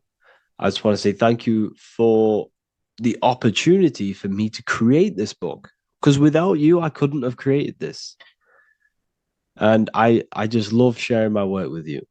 And I thank every single one of you for the support, the watch, like the views and the likes, everything, especially the people who have joined the university and stuff like that. And for people who have joined the university, you do get a free Book of Wisdom paperback if you just go to the general chat and follow the description, follow what the instructions that I gave you in the chat, and you'll be able to order a free Book of Wisdom if you are inside of the university.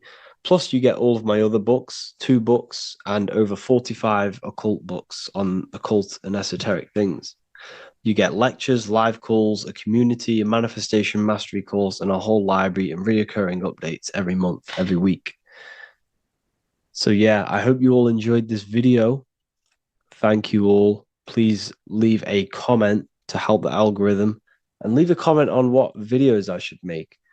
And yeah, I'll get to uploading on the YouTube a lot more now the second book is now released. I have a lot more time on my hands. No longer using my energy to create the book. I'm now going to redirect this mental energy into the YouTube. So there will be a lot more content coming. So I need some content ideas. So feel free to comment some ideas, some YouTube videos that I can create. Thank you all, people. Have an amazing day. In this video today, we're going to be breaking down some Freemasonic artwork, what we have here on the screen. And particularly, this is called the Freemasonic Royal Arch. Now, this is the archway that we're going to be breaking down. Now, this is what we call complex symbolism. Now, what do I mean by complex symbolism? This consists of many different symbols all together producing one piece of artwork. It's many symbols used together to portray one meaning. Now we have checkered floor, we have pillars, we have an eye, we have an archway. This is all complex symbolism. It's painting a picture, an overall symbol. Now, when we're talking about Freemasonic symbolism, it's all about how to gain enlightenment and more self-awareness. Now, that is the aim of Freemasonry, of the spiritual path that you are walking, consciousness, and gaining higher awareness. Because this is the eye. The eye is conscious. The eye sees, it perceives. It's about gaining more consciousness, more light, more awareness of yourself, understanding of your power, the power of the mind, the power of yourself, the power of the body. Okay, so this is symbolism and instructions. These symbols are hiding instructions on how to gain higher awareness, which is symbolized as light. Okay, so when we look at this image, the thing that stands out the most is that we have these two pillars. We have a left and right pillar. The left pillar represents masculine forces, because normally we have like a sun here and a moon here in their different artwork. But in this one, we don't have a sun and moon. Okay. So everything in the universe has masculine qualities and feminine qualities, including consciousness. Okay, so remember, this is all about gaining more consciousness, gaining more understanding. We have masculine traits of consciousness and feminine forces of consciousness. Okay, so the left masculine force of consciousness would be direct action, the physical world, the physical body moving. That's a masculine force. Okay, and what else? We have action. We have the material world, the material body. This is what we can see with our two eyes, the material world. We can see our action. We can see physical reality. However, we have a right pillar, a feminine pillar, which represents what we cannot see. This is the feminine pillar. This is more of things that we can't see, the forces of consciousness that we can't see, such as thoughts, emotions, visualizations. These are internal qualities. Because remember, we don't have one world. We're not this material body. We're not the external world. We are the internal world also. The internal world is a mirror of the external. The external mirrors the internal. So this is why these two pillars stand the same. However, they're different. They are mirrors of each other. Your internal world of consciousness produces the external world of material reality. It is the inner forces of thoughts, emotions that shape our external experience and our external actions. Okay? So essentially, what this is showing you here is these two masculine and feminine forces within us. The inner world, the feminine pillar, more emotional, intuitive, and the external world, the action, physical action, what we can see. Okay, and they're mirrors of each other. However, most people on surface level base consciousness is what the occult and esoteric call it. That conscious state that we're in when we just wake up, we realize we have consciousness and we realize our mind is not powerful because we have divided thoughts, we have divided actions, our mind and body are not working together. We have a very negative. When we become awakened, we realize that we're in an animalistic state, a divided state of consciousness. This is what we're looking at here. This chessboard, the checkered board. It's black and white. It's duality. It's opposing. This symbolizes consciousness. Remember, symbols are symbolic of you, nothing external, but the state of your consciousness. This represents base level consciousness, hence why it's on the ground. The ground represents low. It's at the base. It's the surface. It's the ground upon we rise upon. We have to climb these pillars. Remember, we climb these pillars towards the archway, the eye. Now I'm going to break that down later. So the black and white checkered board is confusion. It represents base level earth consciousness. It's me versus you thinking. A lot of the world is stuck in this. They think, they're stuck in their ego. It's me versus you, where in fact we are all part of the whole. We're all part of an infinite awareness, an infinite consciousness. We're all actually one. We're all one. But on this chessboard down here, it represents base level thinking, base level consciousness, base level awareness. It's you versus me. You know, we see life through the ego of of selfishness, pretty much. This is the internal division where our inner world is not aligned with our external world, where our mind, our internal thoughts are not being acted upon. Now, and that's not to say, oh, you should act on every single thought, because we all have intrusive thoughts. However, if you say you're going to do something in your internal thought and in your mind, the body needs to be a follow-up of that. You need to have honor within you that your body acts out the mind's will, the mind's desire. If you say you're going to start something, you need to start something. You should not have the contradiction between the inner and the outer world, which is this division you're in. If you say you're going to better your life, which is what Freemasonry and the spiritual path is about, bettering your consciousness, mastering your mind, and leveling up your awareness. Okay? You have to do what your internal world is saying. You have to act out left pillar action, your internal world. You need to build a connection between the mind and the body.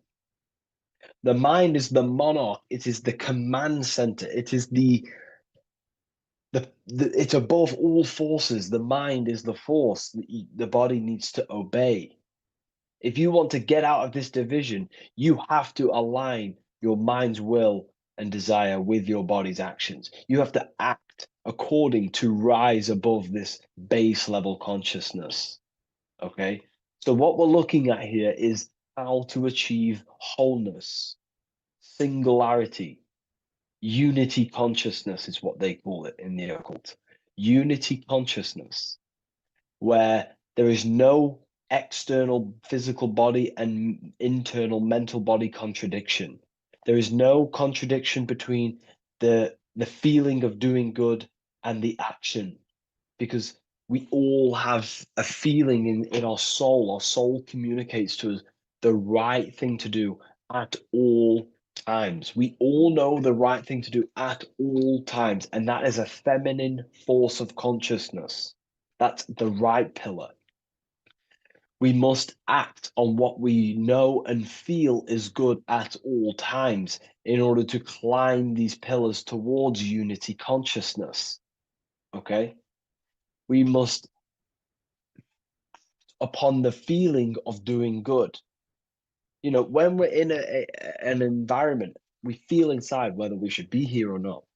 Whether on your phone, you know intuitively whether you should be on your phone or doing something else, studying, reading, whatever it is.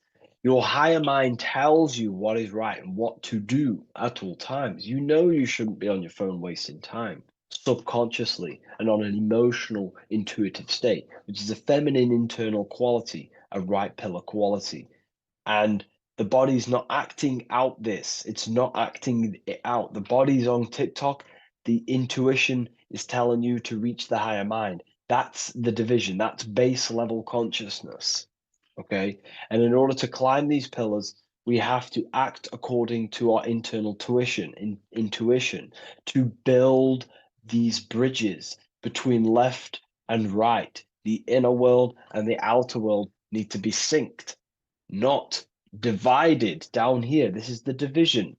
That's base level consciousness. If you want to gain higher awareness, you want to gain personal power, mental power, you have to become a strong force. You have to gain a strong connection between the inner and outer, the intuition and action, the mind, the higher mind, with the physical body.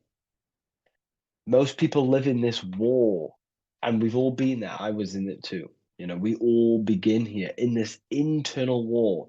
It's the same war between Jesus, Satan, Horus, Set, day, night, good, evil. That's the war between the mind, the body, the higher mind and the body, the intuition and the body.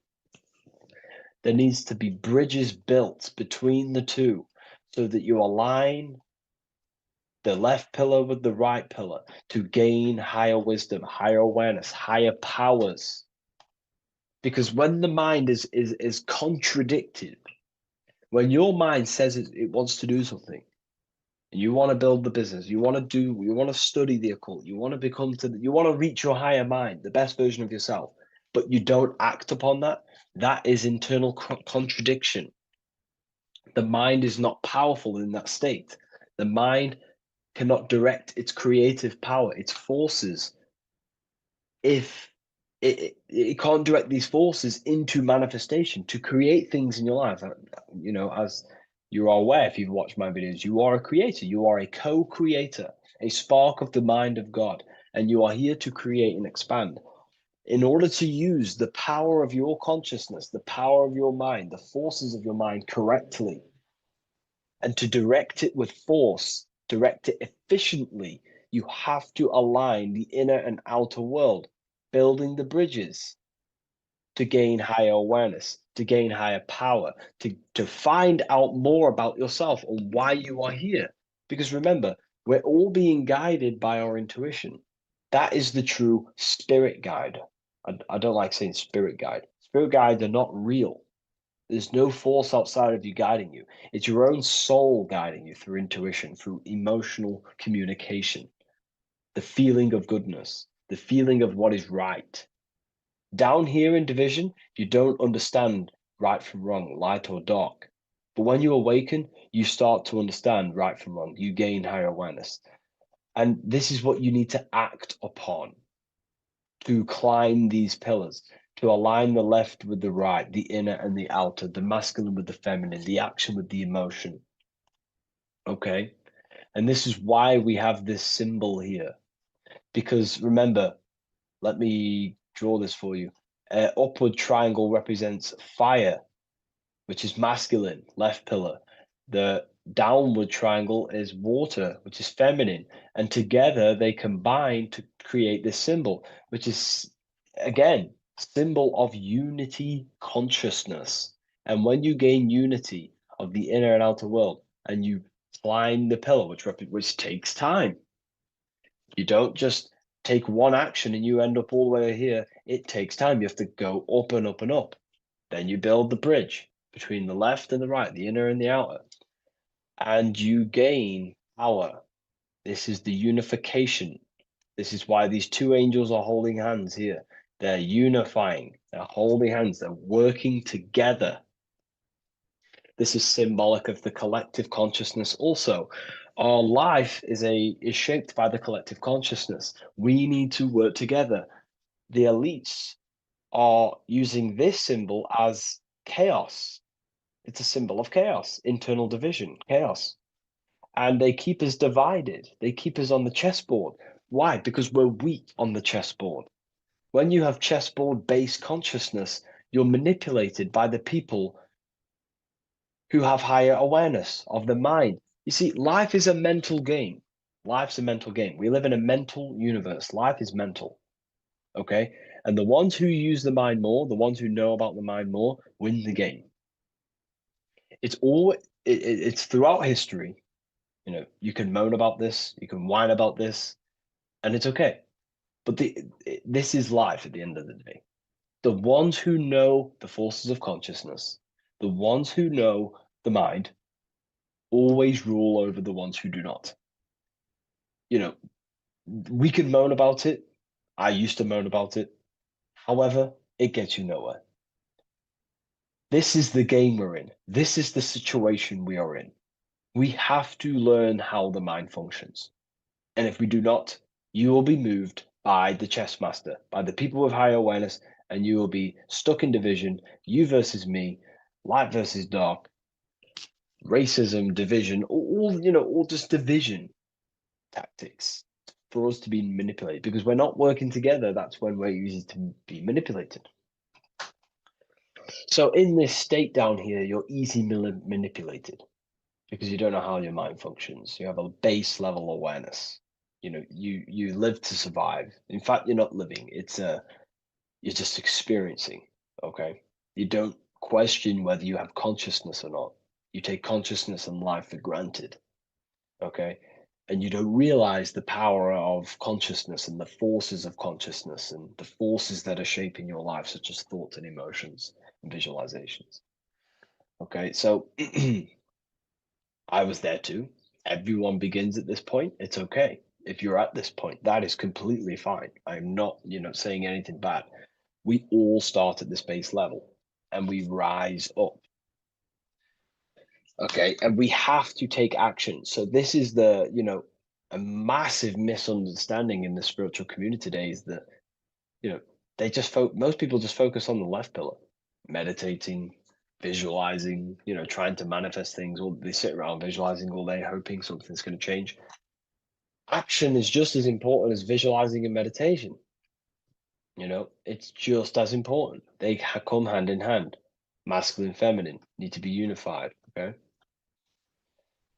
This is why we have these tools up here, right? We have the spade and a pickaxe. These are Masonic tools. The spade does what? It digs. It digs down. Because these are tools to lift ourselves out of this base level consciousness. We have to dig ourselves. We have to actively, masculine force, action, dig ourselves out of our lower mind. We have to shovel we have to destroy our old self. We use the pickaxe to destroy action, our old mind, our old thinking habits, our old actions, our old, emotional chaos. We have to actively destroy our old self. Okay. And the spade represents shoveling. Why is the spade on the right side? This is the feminine pillar. This represents our subconscious mind. We have to actively seek into our subconscious mind, dig deep into ourselves, and question, why am I taking certain actions? Why am I posting on social media? Am I seeking validation? Where are these actions coming from? Am I actively seeking a relationship with someone to actually love them? Or am I actually secretly, subconsciously fulfilling a childhood trauma of being alone? We have to actively seek within our subconscious and question and go deep within ourselves with the spade to question, where are these lower actions, these low level actions coming from? What forces are driving our actions that are keeping us stuck in the lower mind, in the division?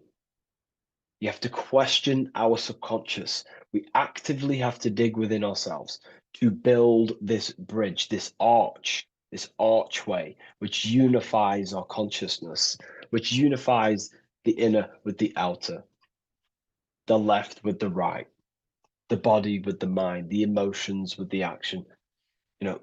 It's all about mastery, self-mastery, mastering the self so we gain light. Now, why do we have an eye? The eye needs light to perceive. Your physical eyes on your brain and your head needs the sun. It needs light to see so you can see into the world.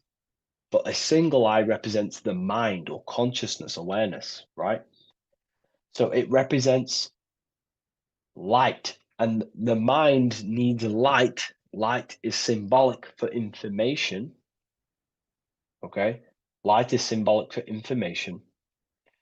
The mind needs information to perceive truth. So when we say someone's intelligent, we say they're very bright.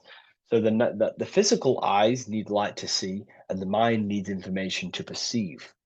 Same thing, symbolic. And when we align the left with the right, the masculine with the feminine, we gain higher light of awareness. You gain deeper understanding of your consciousness, who you are, what you are. You gain deeper awareness of the power of your consciousness, the power of the forces of consciousness. You gain more light, more power, personal power. Now, it's up to you how you use that power.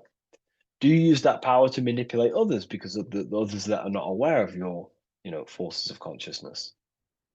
Or do you use that power to create goodness in life? That's completely up to you. Okay? And how you use that power. This is why secret knowledge is hidden, because you gain a lot of power, personal power, when you can direct the forces of consciousness properly. They're very powerful.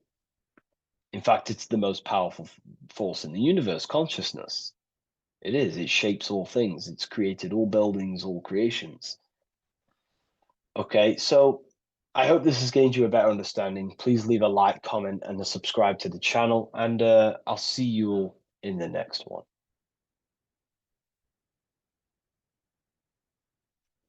Welcome to Revival of Wisdom. Today, we're going to be talking about portals, portal symbolism, what portals are, okay, and how they show them to us, because they have to tell you the truth, guys. This is the thing with the universal law. They have to tell you the truth. And they tell you through symbols, they tell you through movies, and different things like that. But let's jump straight into this. So first, I want to talk about the Freemasonry symbols. Okay, so first we got, obviously this is some Freemasonry art, but notice how you've got the ladder with a key. Okay, so this is ladder symbolism with a key. So maybe this is talking about ascending. Okay, because look, because this is ascending into the heavens, because it's a ladder with humans going up it with a key. In order to ascend, you must have the key. Okay, so what else do we have with a key? Well, the Netflix show Lock and Key, which is all about portals and keys. Because what the keys do, they open doors, gateways. Okay.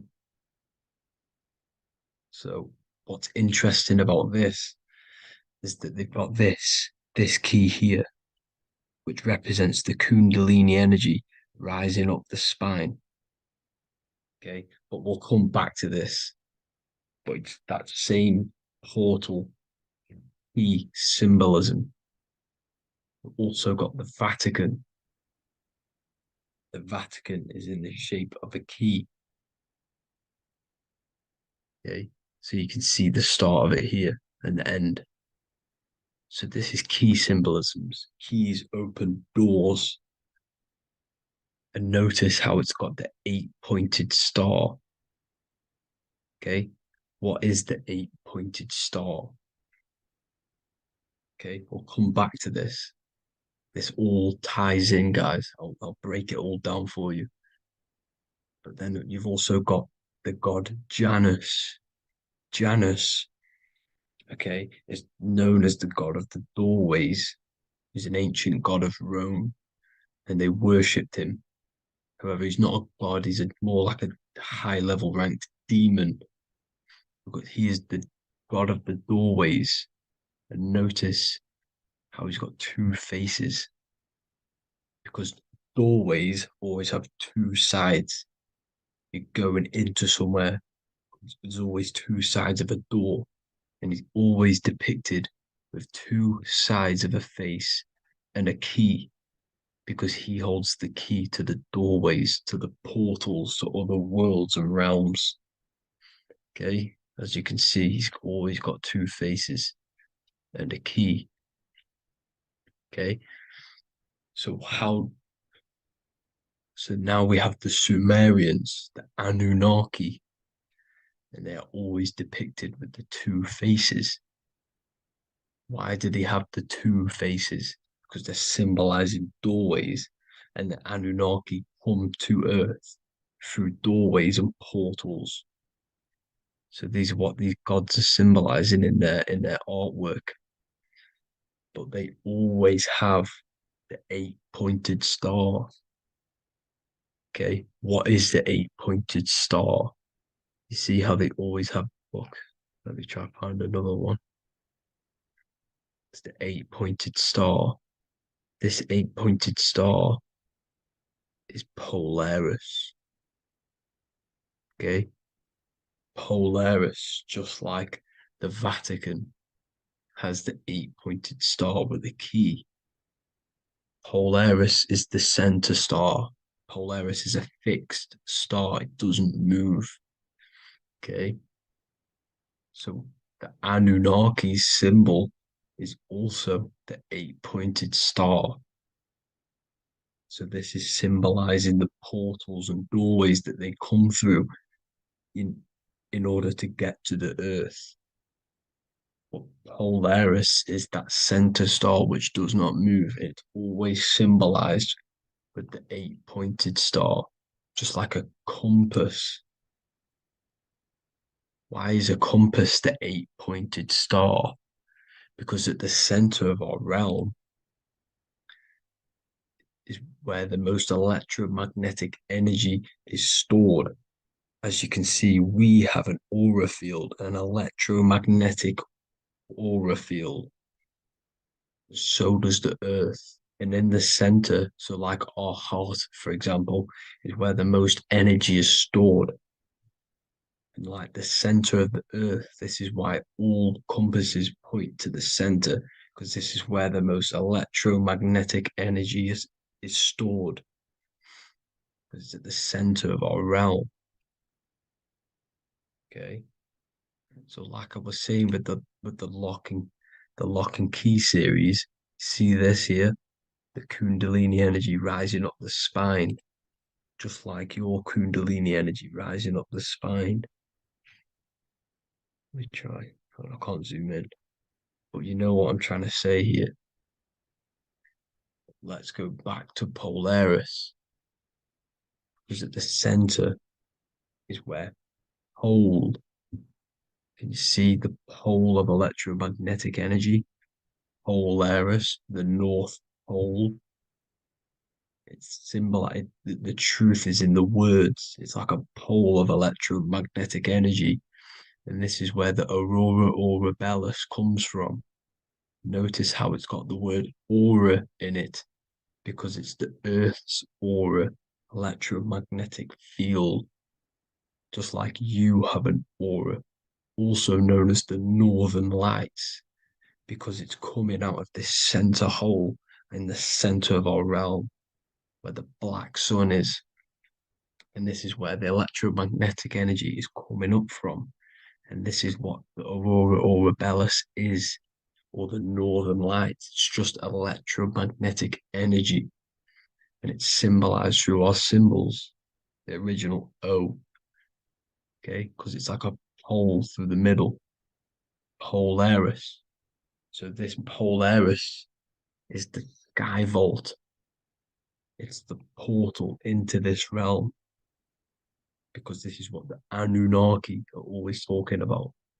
Always symbolize it with the 8-pointed star. And just like a compass is the 8-pointed star, pointed to the center, to Polaris. Okay. See here on the Sumerian tablets with the 8-pointed star again.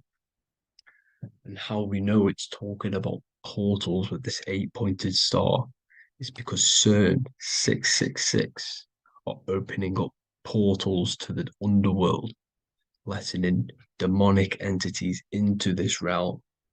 How do we know it's a portal?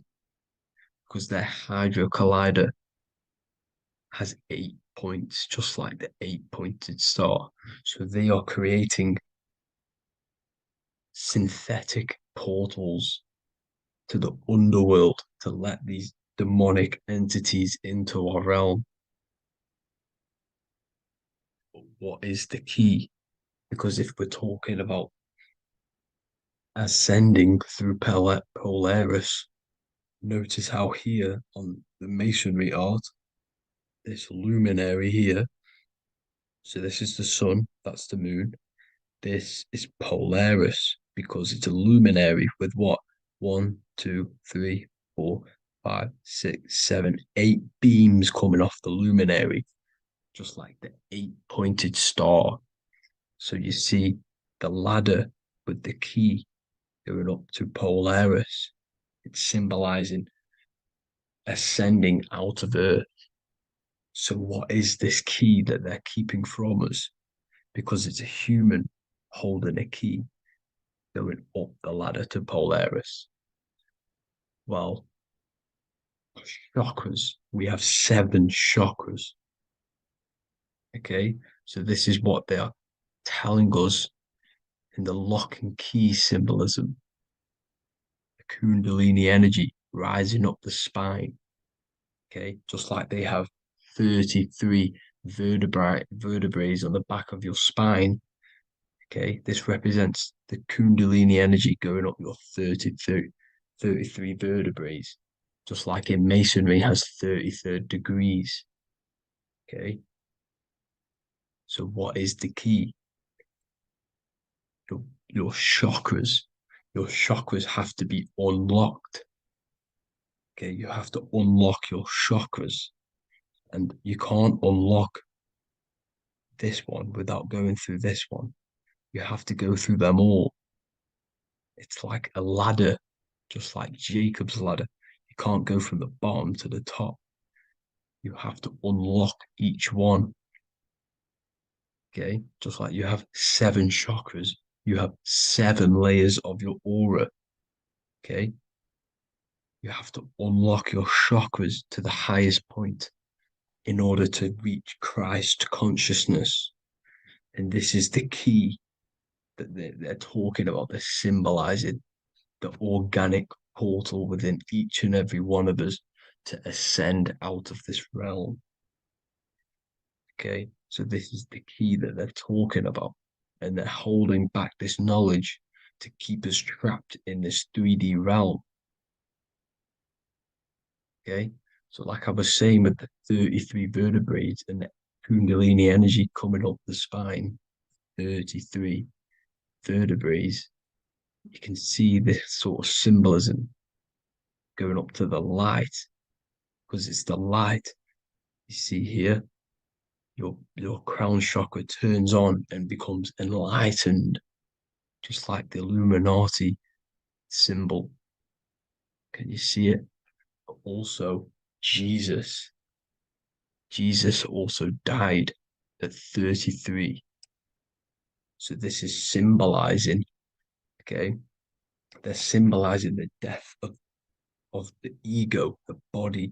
So once you open up your chakras and reach Christ consciousness, which is your 33rd vertebrae, once your Kundalini energy goes up your 33rd vertebrae, your body technically, not physically, but spiritually dies, because you then become formless. You reach Christ consciousness. So then you can travel other worlds.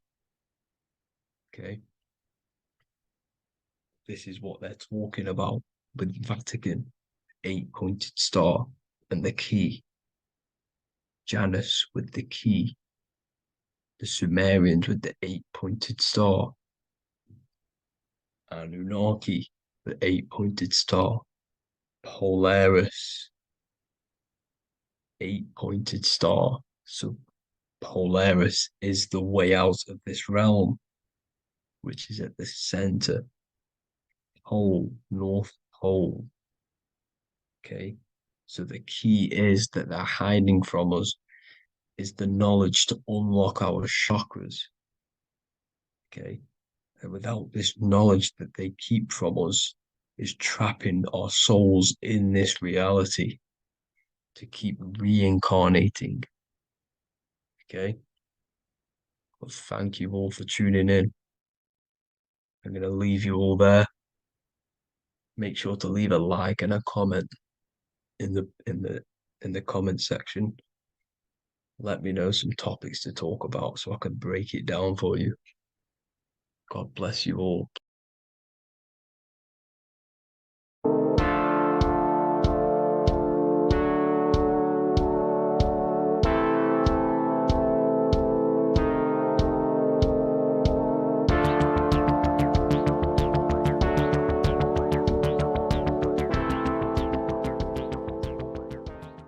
Welcome back everyone to another video. Today we're going to cover everything that you need to know about the mind, starting with the two aspects of the mind, the conscious and the subconscious. The male aspect of your mind is the conscious. This is the 10% of your mind. The conscious part of your mind is only aware of everything around you, your vision, your sight, your smell, your taste, your hearing, and your current state of emotion and thought. Every thought that you consciously think about has an emotion directly attached to it. That emotion is then impressed onto the subconscious part of the mind. The subconscious part of the mind is the female aspect of your mind. It is also a whopping 90% of your mind. Subconscious mind is controlling all of the subconscious processes which happen within your body. For example, your subconscious mind is controlling your heartbeat, your digestion of food, and all of the things that you do not have to tell the body to do. It is the hidden part of our mind which is controlling all of the hidden things.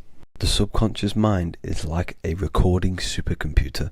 Everything that you have experienced in your life is all recorded and stored within the subconscious mind. One of the most important things about your subconscious mind is that it stores your mental programs. Everything in the subconscious mind manifests into behavior and actions within the body. Your daily basis routine and habits are all mental programs within your subconscious mind. These mental programs are created by mainly two ways. 1, repetition, and 2, emotional impact. The repetition is fairly simple to understand. The more you do something, the more it impresses onto your subconscious mind and becomes a program. That program will then manifest into your behavior. However, with the emotional programs, they work a bit different. The stronger that you feel an emotion, the stronger it is impressed onto the subconscious mind. And then that emotion becomes a program. For example, you had a very traumatic moment happen when you were a young child. The emotion that you felt was so strong in that moment that it impressed into your subconscious mind so hard that you can recall that moment like it was yesterday. That traumatic event that happened to you when you were young will still manifest into your daily basis behavior even to this day.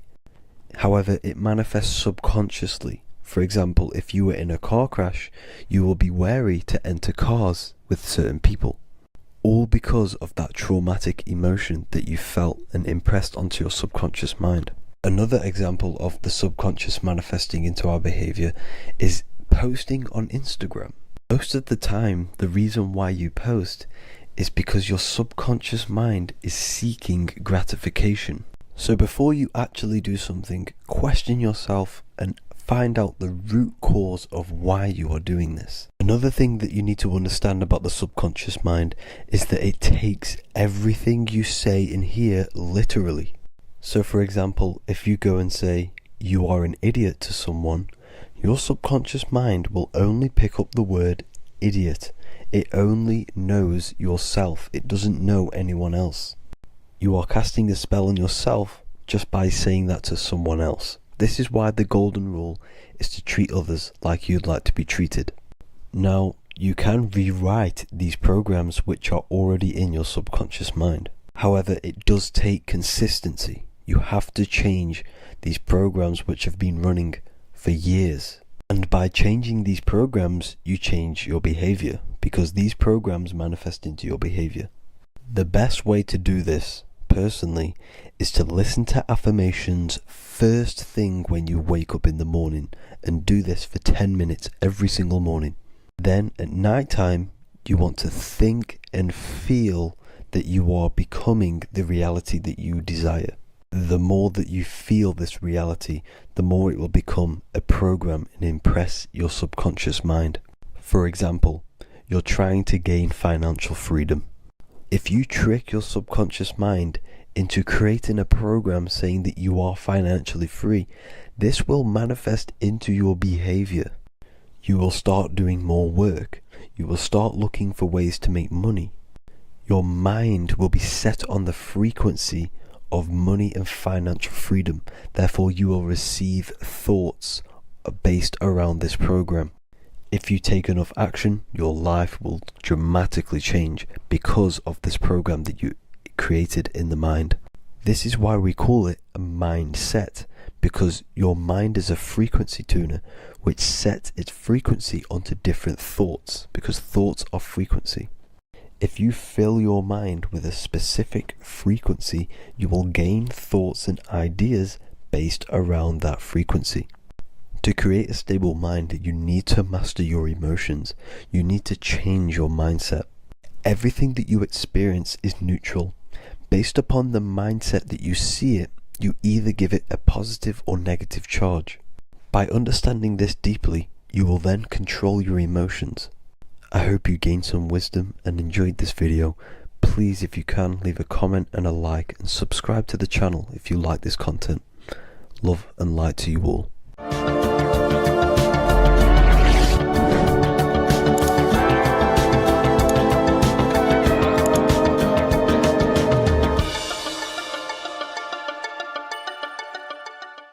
Mentalism, conscious and subconscious mind. You need to understand that the mind is the root and the cause of all reality. I am mind, you are mind. Every single living creature in this physical plane expresses and manifests mind. We are all the invisible substance of mind. We are all the source, which is God. We are all consciousness, which is mind. Before we manifest something physically, we manifest it within the realm of thought, which is the mind.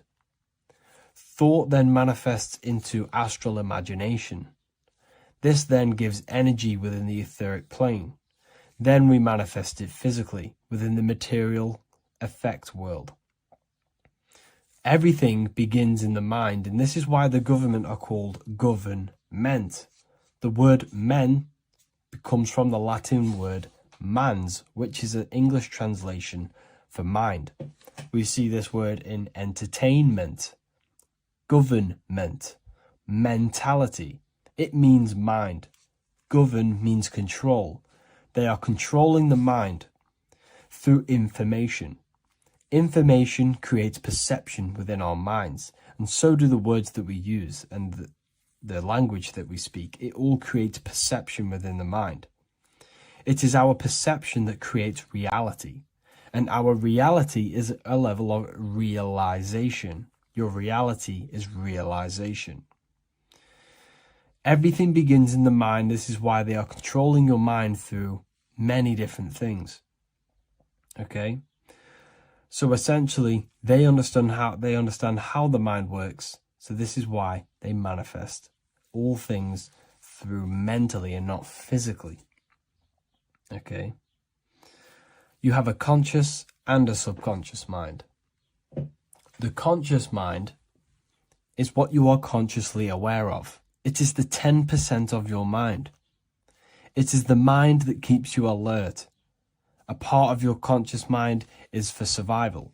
A part of it is your visual field. A part of it is your just five senses. It is basically what you are consciously aware of right now. Your subconscious mind is the 90% of your mind. The subconscious mind is what holds all of your memories, your programs, and all things that you have ever experienced is all stored within the subconscious mind. It is this part of you where you draw memories from, where you draw your words from. I am consciously speaking, but the words that are coming out of my mouth are not thought about consciously. They are coming straight from the subconscious mind, where all programs and memories are stored. It is essentially this part of the mind which is manifesting our daily basis behavior, because the subconscious mind stores the programs which we are operating our life off. For example, if you tie your laces, you do no longer have to consciously do them. Your hands literally just know exactly what to do because you've done it that many times. So essentially, you create these programs within your subconscious mind through repetition and emotion. These are the two main ways your subconscious mind is programmed and installs things that you do on autopilot. The subconscious mind, like I said before, manifests 90% of your daily basis actions and 90% of your daily basis thought patterns. For example, if you were in a car crash 10 years ago and you had a very traumatic event, that car crash and that emotion that you felt in that time impressed your subconscious mind with a program. And even to this day, 10 years later, you are still wary about entering cars because of that program. Even though you may be not thinking about the car crash, you are still wary about entering cars because of that program, because of that emotion impressed upon the subconscious mind. You see, everything you say, everything you think, and everything you feel is telling your subconscious mind, that is what I want. The subconscious mind takes everything literally. Even if you are talking about someone else, your subconscious mind only knows you, and it only knows yes, and it only knows the now, the present moment. So this is why the golden rule back in the ancient days was treat others like you want to be treated. Because the way you treat others is telling your subconscious mind that is how you want to be treated. And this will create subconscious programs within you, affecting you. So, before you go to sleep every single night, what you want to do is to impress your subconscious mind with thinking and feeling of something that you want to become. Become that reality. Think and feel that reality. And by doing this, you are impressing your subconscious mind, and you will wake up in the morning with ideas. Because when you install a program within your subconscious mind, like I said before, it manifests into at least 50% of your thought patterns. So let's say I created a program within my subconscious mind of how to become financially free. Well, I created the program that I am financially free. My conscious mind will start to slowly think about that program and how I can achieve that program, because the conscious mind operates on survival.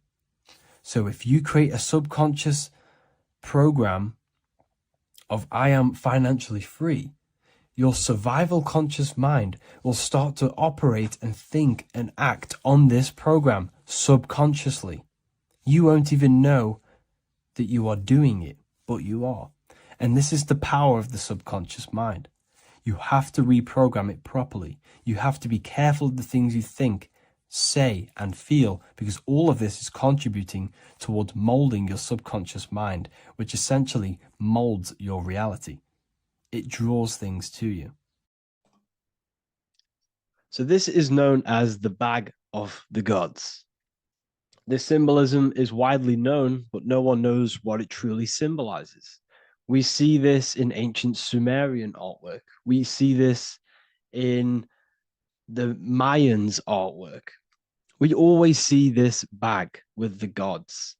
What does this actually represent? Okay, so the bag itself represents carrying. Carrying what? It represents information. It represents knowledge. Your mind is the carrier of the information. So this is why in his left hand, he carries the bag, and the right hand has the pine cone. This represents carrying of information. Why is it a bag? A bag can be passed on to someone else. The information can be taught to someone else. This is the information of activation of the pineal gland or higher consciousness of humans. Because as humans, we all possess an animal nature, the nature that tells us to eat, to steal, to gain material wealth, to survive, to hate. This is our animal self. This is our animal behavior. But we also have a divine nature of consciousness, which we have access to, the higher planes of consciousness, the planes that manipulate this material world and create all things in this material world. The human mind has access to. The animal does not. The animal has no idea he exists. The animal has no inner dialogue, but humans have the inner dialogue. Humans can create infinitely. We can expand our minds infinitely into new realms of thought. So we have this higher divine nature and a lower nature. This bag of the gods is basically just representing the knowledge they possess of higher consciousness, of the higher aspect of life, okay, which is the activation of the pineal. The pine cone. The pine cone is in his right hand. The right represents wisdom. The left represents intellect, knowledge. Knowledge and wisdom are two separate things. Wisdom is applied knowledge. It's a feminine aspect. Knowledge is just gained information that you know, which is masculine. So in his right hand, he holds the pine cone. The pine cone can be opened and shut. The shut pine cone represents the asleep human being, the human being that exists in his lower nature, that just basically survives, lives on eating, consumption, material lust, living in chaos with his emotions, living in a place of hell. This is the animal nature. Then we have the awakened human, the one who has consciousness of himself, the one who looks within himself, the one who knows there is more to him when he looks in the mirror. He is far more than just the physical body. He is a divine spiritual being, a divine being who has limitless potential of creation into the material plane. So this represents the awakened. This represents the asleep. This is why he carries the pine cone in his right hand. It represents applied knowledge. This is the information. This is the intellect he possesses. And this is the applied knowledge of the awakening, of activation of the pineal gland. Because remember, the pineal gland is not your consciousness. The pine, pin, pineals, the same root word. Pine cones were always symbolizing the state of consciousness one was living in, whether he was asleep or awake. We see this at the Vatican. We see the pine cone over the two pillars. This is the two pillars of Freemasonry, and the dome. This is the Royal Arch of Freemasonry. This represents your head. This is the two pillars, the two hemispheres, and the pine cone in the middle, which is the pineal gland. What is the pineal gland? The pineal gland is not your consciousness. It is not the third eye, and it is not the mind. It's not the mind's eye. The pineal gland is a radio receiver. This is your body. Your body is an antenna. Most people think they are this body. This body is nothing but a receiver and a downloader of consciousness. Your brain does not produce consciousness. You are not this brain in your head. This brain is a downloader of consciousness. Consciousness comes from a way higher divine plane, which is what this image is showing here with the clouds. The mind is light. Consciousness is light. And this light is coming down into the material plane, and your body is basically a crystal antenna which is receiving and downloading this consciousness. So you can experience a three-dimensional reality. So God can experience himself in a divided, separate state. This is what this represents. Now, the pineal gland can be activated, okay, and stimulated, because the pineal gland has physioluminescent crystalline jagged-shaped cells on it. And obviously, these are crystals. Crystals are on your pineal gland. And what do crystals do? Radios use crystals. Your phone uses crystals. They tell you that crystals are woo-woo and pseudoscience because they don't want you to know the power of crystals. Your body is basically a giant crystal. Your pineal gland is a radio receiver for your consciousness. So if they can ruin your pineal gland and damage it, this will damage your connection to the divine, to your true self, to consciousness, to God, whatever you want to call it, the source. There is all one source consciousness, and we're all collectively connected to it. And this is our connection. This is our antenna. So what a radio does, a radio has an antenna, and the frequencies are all around us because all the radios are playing in your ear right now. But what the antenna of a radio does is tune into a specific frequency to pick up that frequency and play that frequency. It's the same with your consciousness. You're all a fraction of God's consciousness. So that is essentially what we are looking at here. We're seeing knowledge, intellect in the left hand, and applied knowledge, activation of waking up to higher consciousness, to the higher human form. Because we can reach beyond our physical form. We can turn our animal self into a divine being, into one of these so-called gods. These gods are nothing but human beings. The Anunnaki were not gods. They didn't come from the sky. These are normal, regular human beings who activated their higher consciousness. This is what we have here. This represents spirit. Birds represent spirit. So do we have any questions? I'll take some questions now. That was just a short lecture on what that symbol truly means. Okay, so if we have any questions, feel free to go ahead and ask some questions. Anything that you don't understand, anything that you want to know. Okay.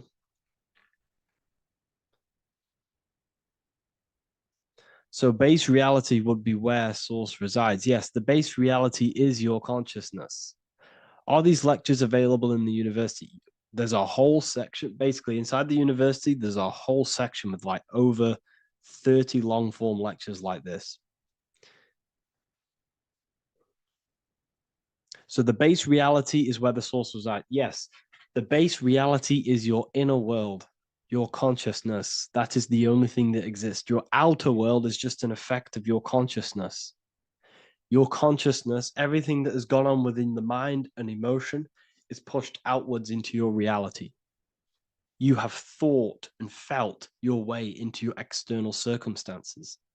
Your life is a direct correlation of every thought you thought in the past. Therefore, your inner world of consciousness is creating and molding your outer world.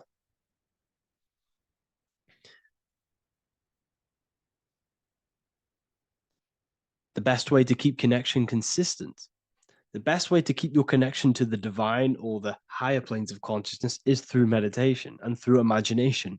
Imagination is the fourth dimension. It is the astral plane. That screen that you have in your mind is not a physical screen. That is the divine plane of the astral. And this is essentially where all objects of this material world comes from. The phone that you are holding, the laptop you're watching this on, whatever you're doing, every single object you see in your room that you are in right now began inside of the plane of imagination. This is not a physical plane. This is a metaphysical plane that you have access to. And you have the ability to bring down this plane into physical form. That's what we call manifestation. That's what the ancients called magic.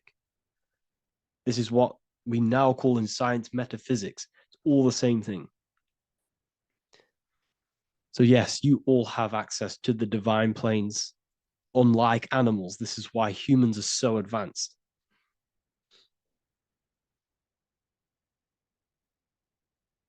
Okay. Is the pineal able to constantly activated, or is it just a temporary experience? I don't fully understand that question, unfortunately. Maybe you could word it in a different way. The real meditations on the university, legit, y'all, yes. In order to connect to consciousness, you need to sit in meditation and turn off your feelings, and the feeling of unity will come. Do I understand correctly? Yes, that is correct. So when you sit in silence and in stillness, I highlight the word stillness because stillness, when you are still, no information from your nervous system is being decoded by the brain. So when your body is still and does not move, your nervous system starts to relax and comes to a balanced state. Your brain starts to relax, it comes to a balanced state. The left and the right brain stop working, the nervous system stops working. Then, once the body, the material body is shut down, you then have access to consciousness. You can't access consciousness if the body's in such a busy state. If electricity is being fired every 2 seconds, your whole body's electrical. When you move your foot, that's electricity being fired from the brain to the foot instantly through the nervous system. The brain, your whole body is a technological machine. So you must shut down the technological machine to access the divine that exists beyond the technological machine. Do you understand that? Did we create ourselves from the higher plane? When you say yes, you created yourself, you manifested yourself in this material form for a reason in this specific time and place. Wisdom books, are these available inside the university? Yes, they are. So anyone who joins the university, they all gain 50% off the store. So you can get anything off, anything you want inside the store for 50% off. Plus you get the Book of Wisdom Volume 1 PDF for free. You get the Human Health Guide. Plus you get all of the library books. There's a load of different books on occultism, symbolism, esotericism. Do you need to place your attention somewhere specific during meditation? You can do. Okay, you can do. So if you struggle, when you first start to meditate and you struggle to turn off the thoughts, think of the back of the brain, the back of your head. Don't think of it, place your attention on it. Okay, so when you place your attention on the back of the brain, this now shuts off thought because the back of the brain doesn't have any activation to do with thought. The front brain does, the neocortex. That's all to do with activation of thinking. So place your attention on either the back of the brain or your breath. What's more important, creating yourself or finding yourself? It's a balance of both. So in order for you to create fully, you must have awareness of self and awareness of thought and control over the mental dialogue, the inner voice inside of you. Okay? When you control that inner voice, that is when you gain power. That inner voice is what brings commands into physical reality. Before you kick a football, there is a change in consciousness. There's a decision made in consciousness before the body takes to action. Therefore, every physical manifestation is a change of inner consciousness before it's a physical reality. You can have the reality you want through consciousness before physically having it. That's the secret to creating. But you must believe it like you know the sun is going to rise in the morning. That's how much you should know that you have that reality in consciousness through feeling and thought and imagination. And that's how you can truly create in your reality. Shrooms help with consciousness or ego. I can't really talk about that because I'm maybe uploading this to YouTube, unfortunately. But we need to clean our pineal gland first from calcification. Yes, definitely. You should go on a detox the body. Because you can't really connect with consciousness if your body is in such a dirty state. Because the brain is, your nervous system is in a state of fight or flight, trying to fight off all these toxins. So when you meditate, you're probably going to be having thoughts all the time because your brain's firing, your nervous system's being attacked through toxins. So you must detox to have a true connection with the divine. Your diet plays a big role in your spirituality and mentality. What is the most optimal food for pure consciousness? Fruits and vegetables. They possess consciousness. So when you place them inside of you, they're syncing with your consciousness. How to check the cleanliness of your body, your skin, your teeth, your tongue, your mouth. If your skin has spots, different colors on it, You're not clean because your skin is a reflection of your inner organs. Coffee's not the best for you. Coffee gives you fake energy. Okay. So what coffee does, that buzz you get off coffee, is actually the toxic effect of the chemicals reacting with your body. If I'm inside the university and wanted to buy your book, you said it would be 50% off because we are your student. Is that automatic or we need to have a code? You will have a code. Yes, I'm going to releasing a code for all the students after this. Caffeine equals neurotoxin. Yes, it fries your brain. It fries your nervous system. It fries your dopamine receptors. Will the Q&A last week about money symbolism be posted? Oh, I didn't post that. That's my bad. I totally forgot. I will post that after this. Thank you for reminding me. How to detox the body. The best way to detox the body is going through a week cleanse of fruit. So only consume fruit, sea moss, and cayenne pepper, and lots of freshly pressed juice. Do that for a week or 2 weeks, depending on how you feel, and then start to fast. You will lose weight, but you're not losing weight, you're losing impurities. It's good to do this every couple months, to just go on a raw fruit diet, cleanse the body, push everything out, and then start to fast while, consuming sea moss and having lots of freshly squeezed juices. What is an alternative for coffee? Something with high energy levels. Okay. We're not taught the most simplest thing about the human body. It is an electromagnetic machine. It's electrical. It runs off electricity. The only energy you need is electricity, and that is found in fruits, vegetables. If you want energy, drink pure, fresh, pressed juice. That will give you more energy, more electricity than coffee. Can we cleanse ourselves through oil pulling? Do you recommend it? I do oil pulling every day with coconut oil in my mouth. Celery juice is a good one, very good one. Yeah, celery juice.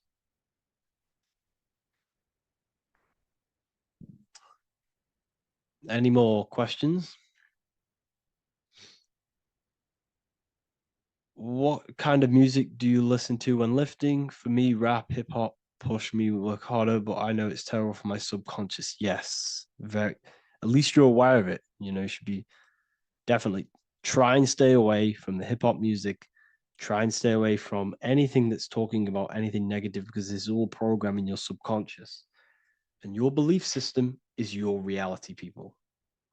Your belief system is your reality. Okay? So look after your subconscious. That's what's controlling your actions. 90% of your actions on a daily basis are controlled through your subconscious beliefs. Okay?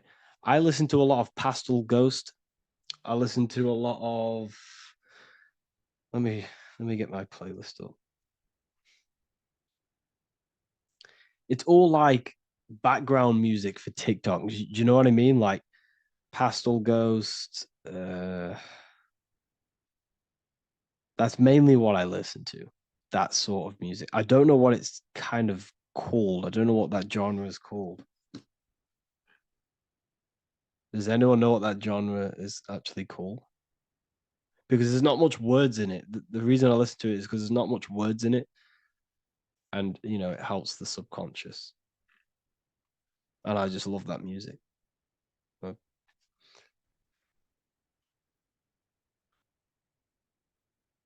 Like lo-fi, yeah, a bit of lo-fi.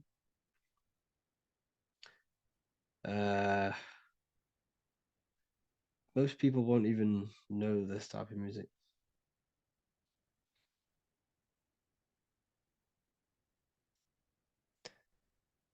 Can you tell us how you use cayenne pepper? So I mix it with freshly squeezed orange juice every morning. So the first thing I have, empty stomach, I'll have a teaspoon of cayenne pepper, mix it in, and just down it every morning, and sometimes at night. The feeling you get in your stomach after putting cayenne pepper on an empty stomach is absolutely amazing. It tingles in your stomach. It kills parasites. It kills all horrible organisms.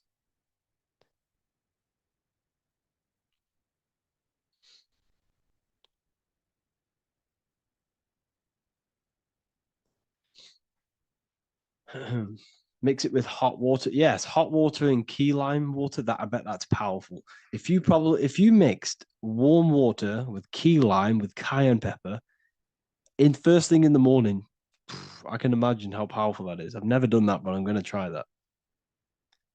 Do you use sea salt? I don't know what to think about sea salt, to be honest. I try and stay away from it. I don't know whether it's good, don't know whether it's bad. I'm kind of mixed on it. Mixed information. I've heard people have benefits. I've heard other people say stay away from it. So I don't know. I just stay away from it. I'm not too sure on it.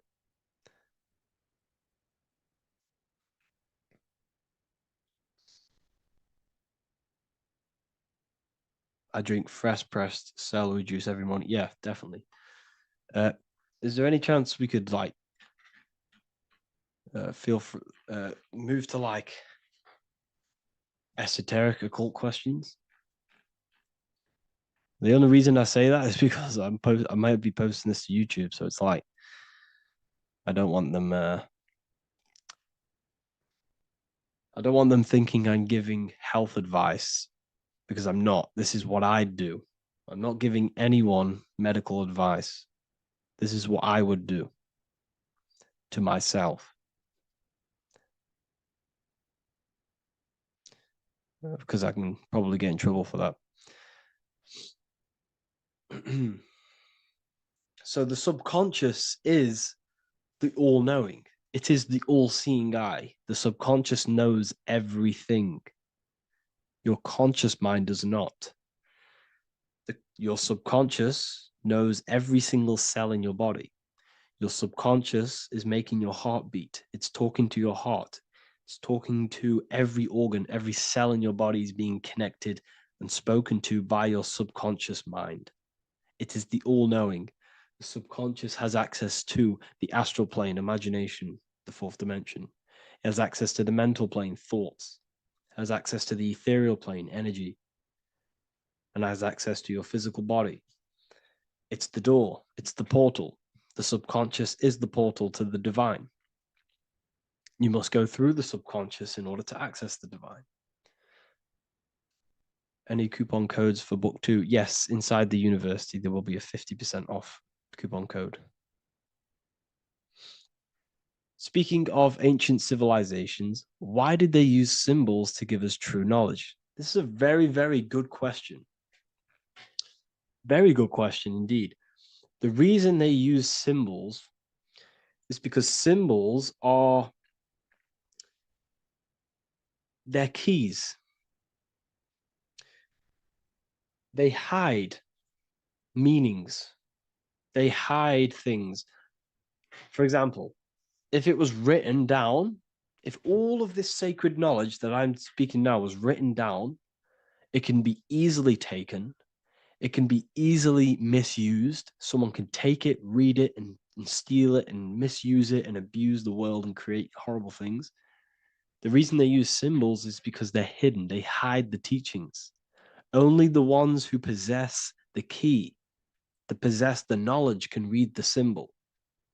So the symbols act as a guard towards this higher wisdom, this higher knowledge, which gives you power.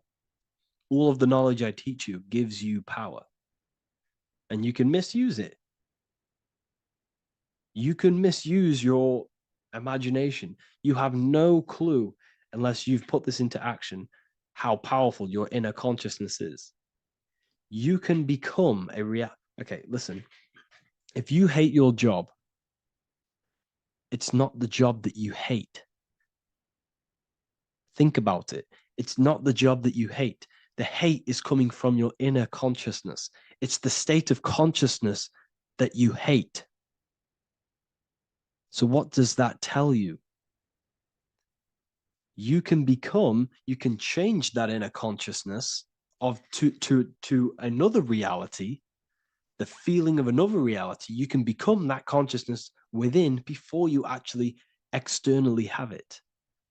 And by becoming and knowing that reality, that's what produces effect on shaping your outer world. When you really, truly know that reality inside of you, of being free, of being wealthy, of having abundance, your outer world has no other choice but to rearrange itself to your new inner state of consciousness. That's what magic is. It's manipulating your inner state of consciousness. It's convincing yourself that you already have it, not believing it, knowing it. Okay? Knowing is different than believing. Believing is a lie. You should know thyself. Okay? So we can say that human overpopulation is intentional. There is no human overpopulation. We're all cramped in these cities. We're all cramped into one little place. We're not supposed to live like that. We're not supposed to live so cramped. This is why there's so many weirdos out in public. So many weird people doing weird things. This is when things start to go weird, and we shouldn't be living in this state, in this condensed state. We should be spread out. Okay. There is no overpopulation. It's just an illusion because we all lived in such. Have you ever been on a plane? Have you seen how much land there is? It's crazy. There's no overpopulation.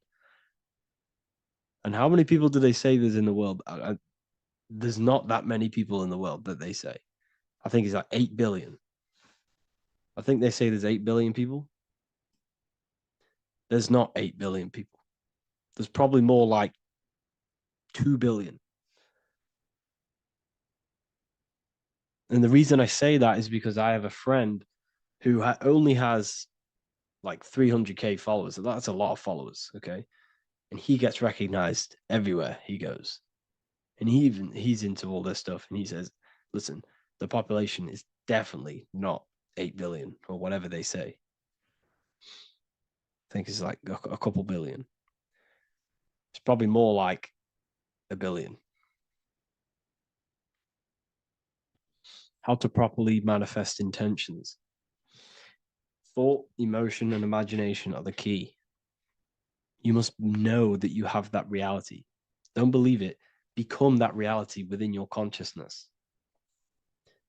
All day long, as much as possible. Feel it.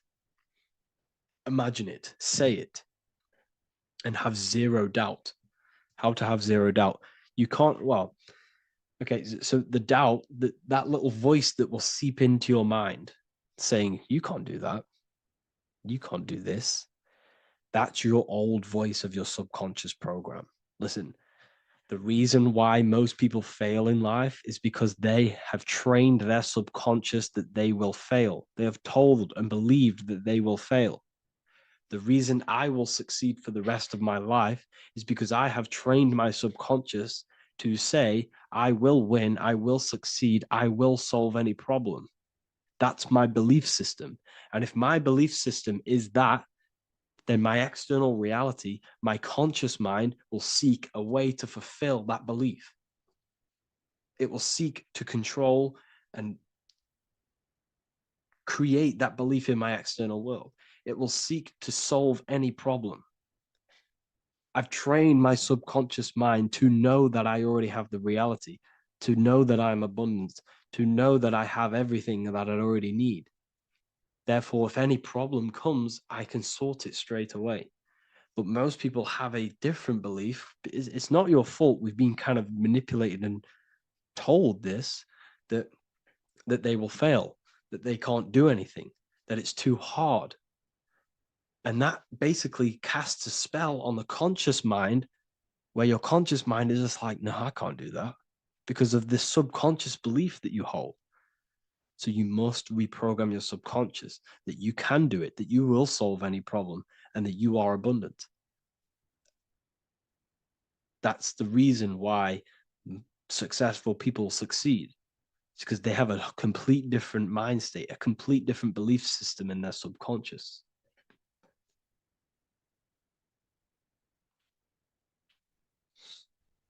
Do you offer mentoring? Yes, I do offer mentoring, but it's mainly for people who want to grow their online presence,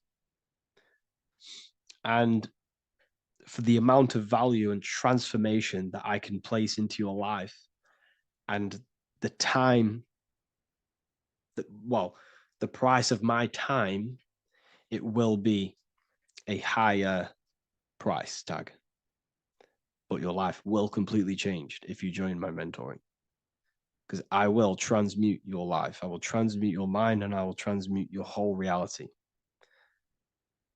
because I could tell you exactly what you need to do. How to have super genius power pulling information from the source. Okay, so you can do this. I talked about this in Book of Wisdom Volume 2 if you've read it. This is a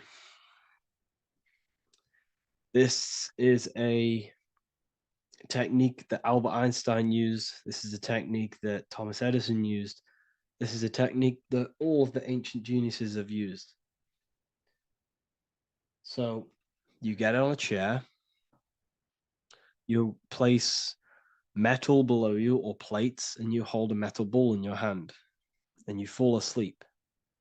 And every time you fall asleep on the chair, you're going to drop the ball because your body will become unconscious, and you will basically drop the ball and it will wake you up because it's going to hit and make a loud bang on the plate. And every time you go to sleep, basically what this is actually doing is shifting your consciousness from conscious into the subconscious. So from physical into the astral. Your consciousness is shifting between these two planes.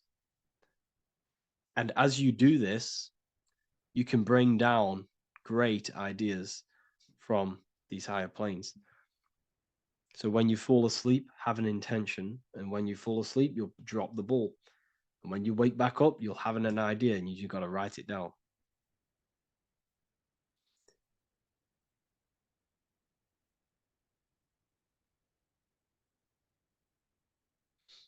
How to balance chakras. Don't focus on balancing your chakras. Focus on the mind. The mind is the cause of the chakras being blocked. If you have a blocked throat chakra, this is a problem in your mind, not the chakra. You see, the chakras are a result of the mind. You transmute the mind, you can transmute the chakras and cleanse them.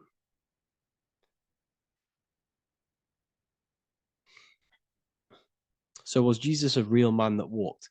Okay, so I'm going to tell you something. Like, some of the things that I say in my reels, they are to catch attention. So if I say the first thing on the reel, Jesus never existed, straight away, you see that, it's going to trigger you. It's going to trigger Christians. It's going to trigger people. So yes, I do say things to catch attention. The reason I do that is because I have to, in order to catch attention. Maybe there was a Jesus who walked. So in the past, I have said Jesus never existed. Yes, this is to catch attention, to boost the reels, views, and comments and stuff like that. Maybe there was a man who was called Jesus and walked the earth. But listen, he was not the Son of God. You are all the Son of God. Jesus represents an archetype. He represents morals. He represents a way of living that you should embody in your life, not to worship. We shouldn't be worshiping this man. We should be embodying his qualities into our lives so we can become Christ consciousness, so we can live in harmony with our mind, emotions, body, and spirit. Okay? He was not the Son of God. You are all the Son of God. We are all God experiencing himself in a three-dimensional divided form. God is oneness, and he created a divided world so he can experience himself. Why do you quote from the Freemasons oft times? I don't. recall me looking at Freemason quotes and quote them. I just simply, when I post a quote, I literally just, whatever comes to my head, I just whack it into Telegram or Twitter. Are dreams tied to your subconscious, and how do you understand them? Okay. Dreams and astral projection are two different things. Astral projection is your soul leaving this plane into the collective consciousness, into the collective mind, the collective astral plane. But dreams are basically the astral plane, but it's your personal astral plane in your personal subconscious. So when you dream, you're entering your own consciousness, you're entering your own subconscious. Every character, every event that happens to you, everything that is said to you, everything that happens to you in your dream is yourself pushed outwards, and you're basically experiencing your own mind. If something scary comes up in your dream, this is your belief, this is something in the back of your mind materializing and coming to you and showing itself to you. So in order to understand your dreams, it's basically suppressed emotions, suppressed thoughts, all lingering in your subconscious materialized. Okay. A few months ago, I'd have concurrent dreams of getting in a car crash that lasted for months. Then one day out of nowhere, I got into a really bad accident, and that low-key bugged me out. I didn't know if my mind was trying to warn me or what. You can explain that. Okay. If you are having dreams about having a car crash, this is a belief. Okay, so let me tell you something. Let's say you're a drug dealer, okay? And you live in fear every single day of the police coming to you. This dealer every day is worried, he's scared, and he lives in fear of the police getting him. He was believing it. This fear, this emotion he was feeling on a regular basis, repetition, and the emotion is basically impressing your subconscious. It's impressed his subconscious that deeply that he now believes it. It's now become a belief. So one day the dealer gets caught and he goes to prison.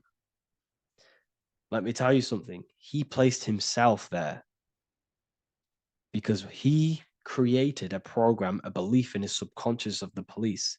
And his external reality is now in a prison cell. But that prison cell is just an external manifestation of the prison cell of fear he installed in his subconscious mind. The four walls he's now trapped in is just basically an externalization of his own belief system that he created through consciousness, through the subconscious. If you embedded your belief that you will be in a car crash, you will be in a car crash. He placed himself there. He materialized that reality through the thought, through the emotion, through the belief. He put himself there. You see? So if you were having dreams, this was maybe, it could have been anything. You could have watched a program when you were a child about a car crash, and that maybe scared you. Or you saw a car crash when you were very young, and that scared you, and that impressed your subconscious. Then you had a dream about it. Then you started to believe it. And then one day, bang, it happens. That's the power of the subconscious mind. It holds control over you. It holds control over every aspect of your reality, of your being. So, I hope you all enjoyed this live. I'll see you all inside Ethereal University. I'll be posting another lecture this week. And yeah, let me hold on. Geometry. This is the study of nature, of the codes, the mathematical codes behind physical reality.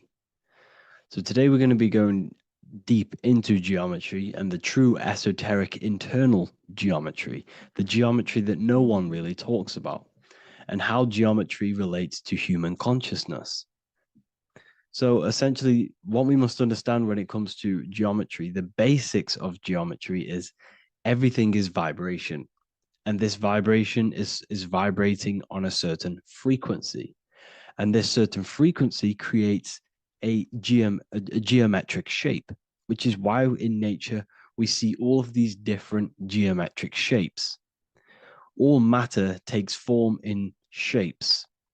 So if we put sand on a plate and we vibrate the plate on a specific frequency, we see that the sand goes into specific geometric shapes and patterns. So essentially, matter is energy condensed. It's energy vibrating on a low frequency, vibrating at a certain frequency. So matter is condensed energy. And each geometric shape is manifesting and showing a specific energy. Some shapes carry more energies than others. For example, the cube is what traps energy. A square is what traps energy.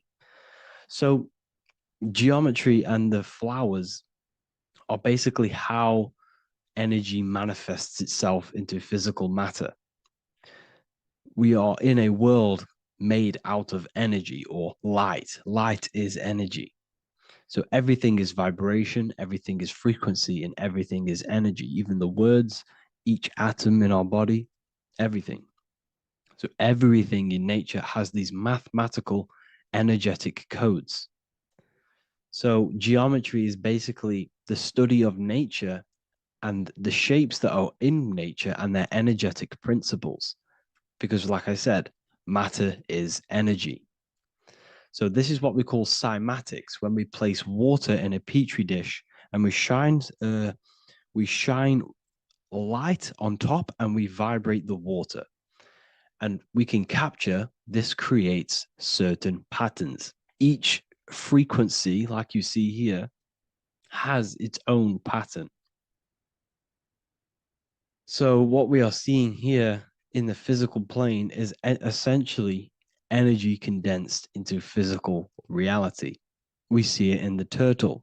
We see it in every single form in nature.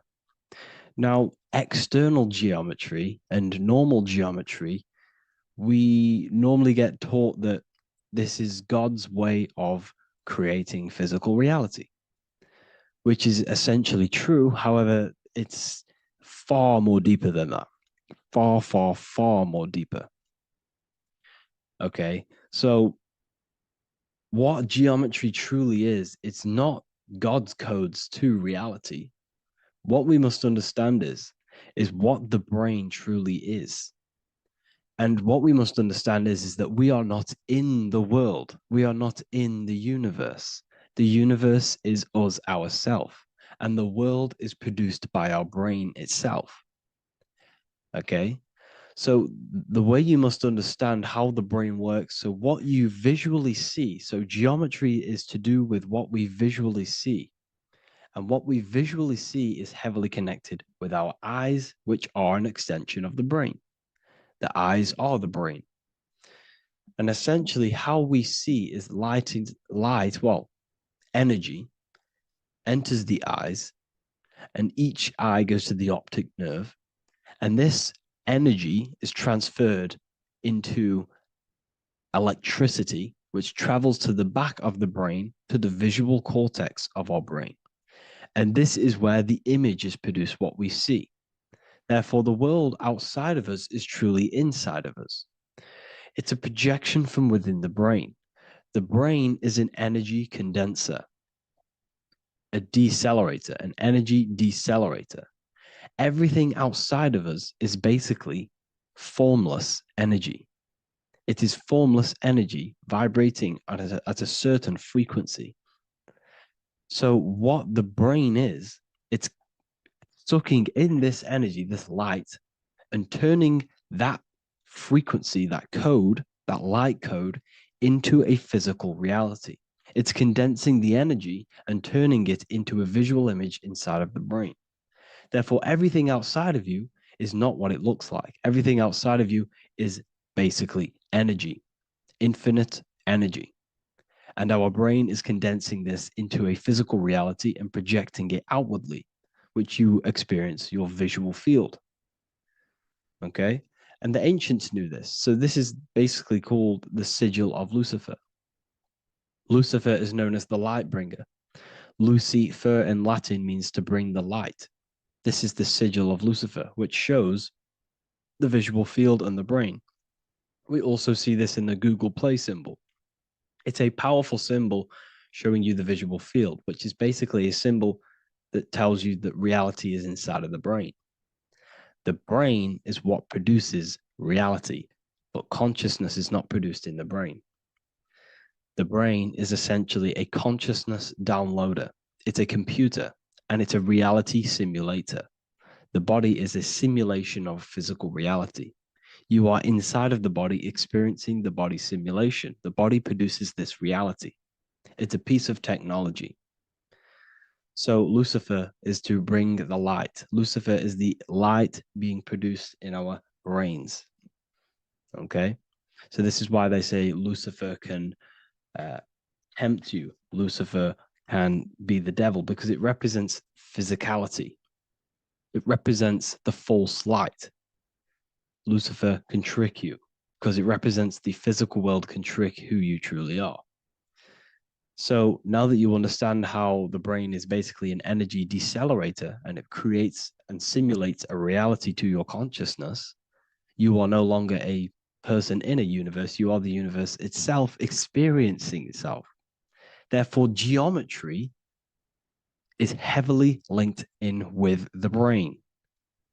Geometry is essentially how your brain and how your eyes decode energy.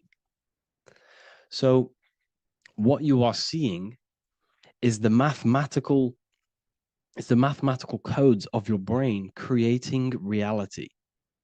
So what they teach you is the external is that geometry is God's way of creating this world, and these are the mathematical codes God's created. But now I'm telling you the internal. This is the truth. Geometry is how your brain mathematically condenses energy and light into a physical reality. So therefore, your brain is a computer program. So now geometry is nothing outside of you.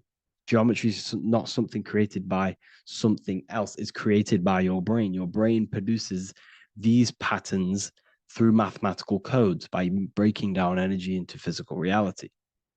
And this is why you see geometry in everything around you.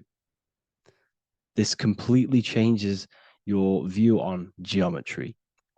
It's in your ear, it's in your face, it's in everything. Geometry is everything. Okay?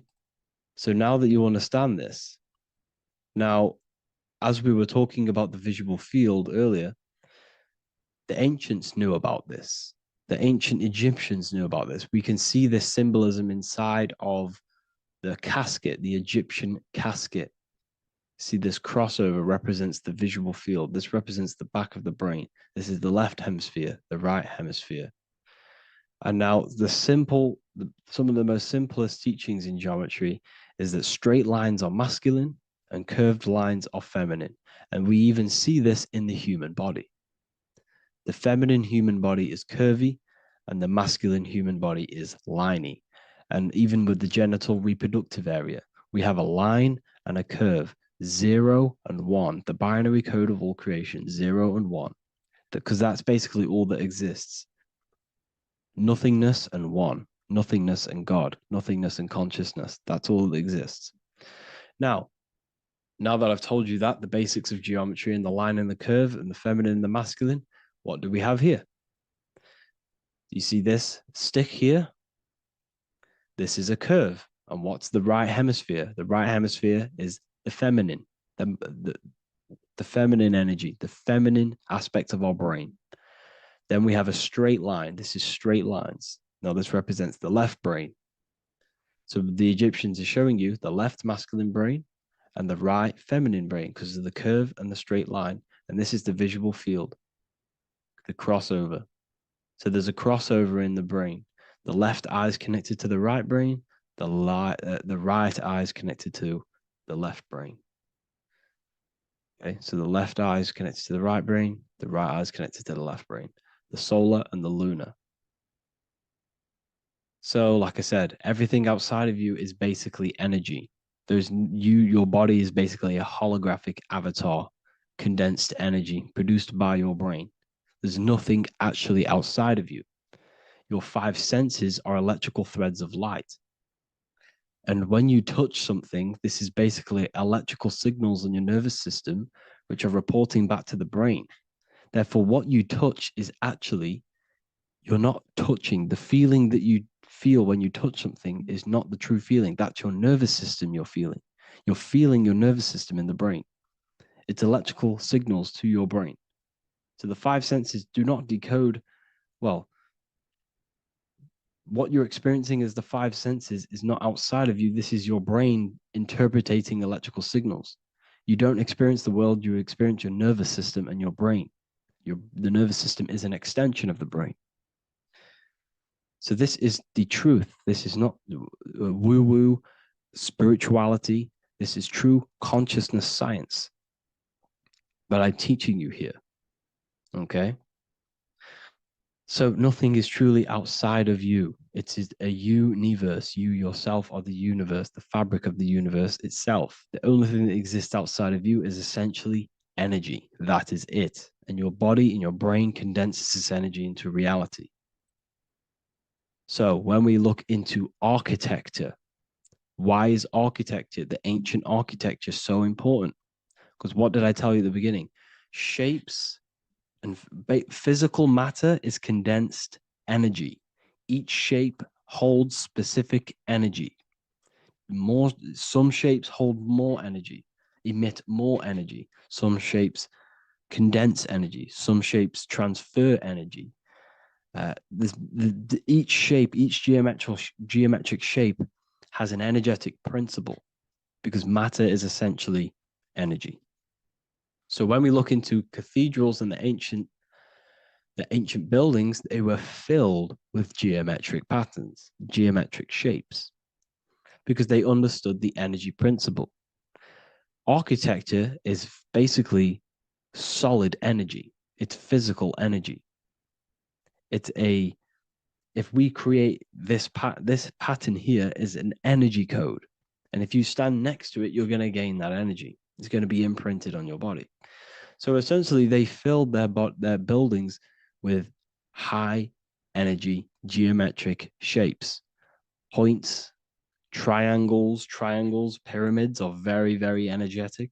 This is why you have crystal pyramids made, orgonite pyramids. They're always in pyramid shapes. That's why the Egyptians built in pyramids, because pyramids hold high energy. They emit high energy. So this is why you see all these different geometric patterns. Okay? So in the real reality, in the energetic plane, this building would basically look like this, lines and grids of energy. Okay? This is what it would look like in the energetic plane, a blueprint of the energy body. So as you see here, these are the different frequencies in a petri dish, of water in a petri dish. And you can see they are specifically aligned up with these specific patterns. You can see geometry even within geometry. It's fractal. So essentially, when you would stand inside of these buildings, they would imprint the energy of the building in your body, because your body is healed through energy. You have an electromagnetic field around your body. So by creating buildings with geometric patterns, we are essentially increasing the energy of the building, because the building itself is energy. Okay? So when we fill it with geometric patterns, we're increasing the energy. We're giving it a certain energetic imprint. So when you stand inside of that building, you're being imprinted with that energy. Okay? So especially with these windows, these stained glass windows. Well, why are they stained glass? Well, color is frequency. So when you have all of these different colors, and not only were they just painted, some of these colors are specific gemstones, crystals, natural stones, which all hold energetic principles. Each crystal is vibrating on a certain frequency. Wood has its own frequency. Metal has its own frequency. What you must understand is that everything in nature is not just a piece of matter. It's vibrating. The atoms of wood are vibrating on a certain level, which give it a certain energetic principle. Each crystal is vibrating. The atoms of the crystal are vibrating on a certain frequency, which give it a certain energetic principle, quality. So each thing, this is why the ancients were obsessed with natural stones, natural things, crystals, natural metals, and they wore different metals, different things like copper on their bodies, because they understood the atoms of these natural things are vibrating, which give certain qualities to you if you wear them. So you're not wearing it, you're basically putting that frequency onto your body, because they understood this is energy. If I put copper on my body, I'm not putting copper on the body. I'm putting the frequency and the energy of the atoms onto my skin. And that frequency of them atoms are going to vibrate my skin, that frequency, and heal my body. So this is why this is so important. So each building is an energetic code. Okay, so when you stand in these buildings, it can heal your body. This is why when people walk into these ancient churches, they feel like they've met God. They feel a certain way. They feel so amazing when they enter these churches. They feel holy, for example.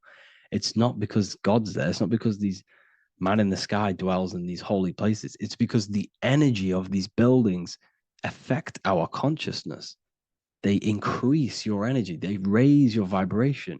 They heal your body. They heal your cells. They imprint the water in your body, especially with these stained glass windows. Like I went a bit on a tangent there, but these stained glass windows were encoded. Well, they use different gemstones, different lights, different colors. And when the sun would shine through this window, well, what's the sun? The sun is light. Light is energy. The sun's light would go through this filter of the window, of the crystals and the different gemstones and the different colors, and the sun's light would be encoded, imprinted with these crystals, with these colors and these natural glasses, which have healing energetic principles.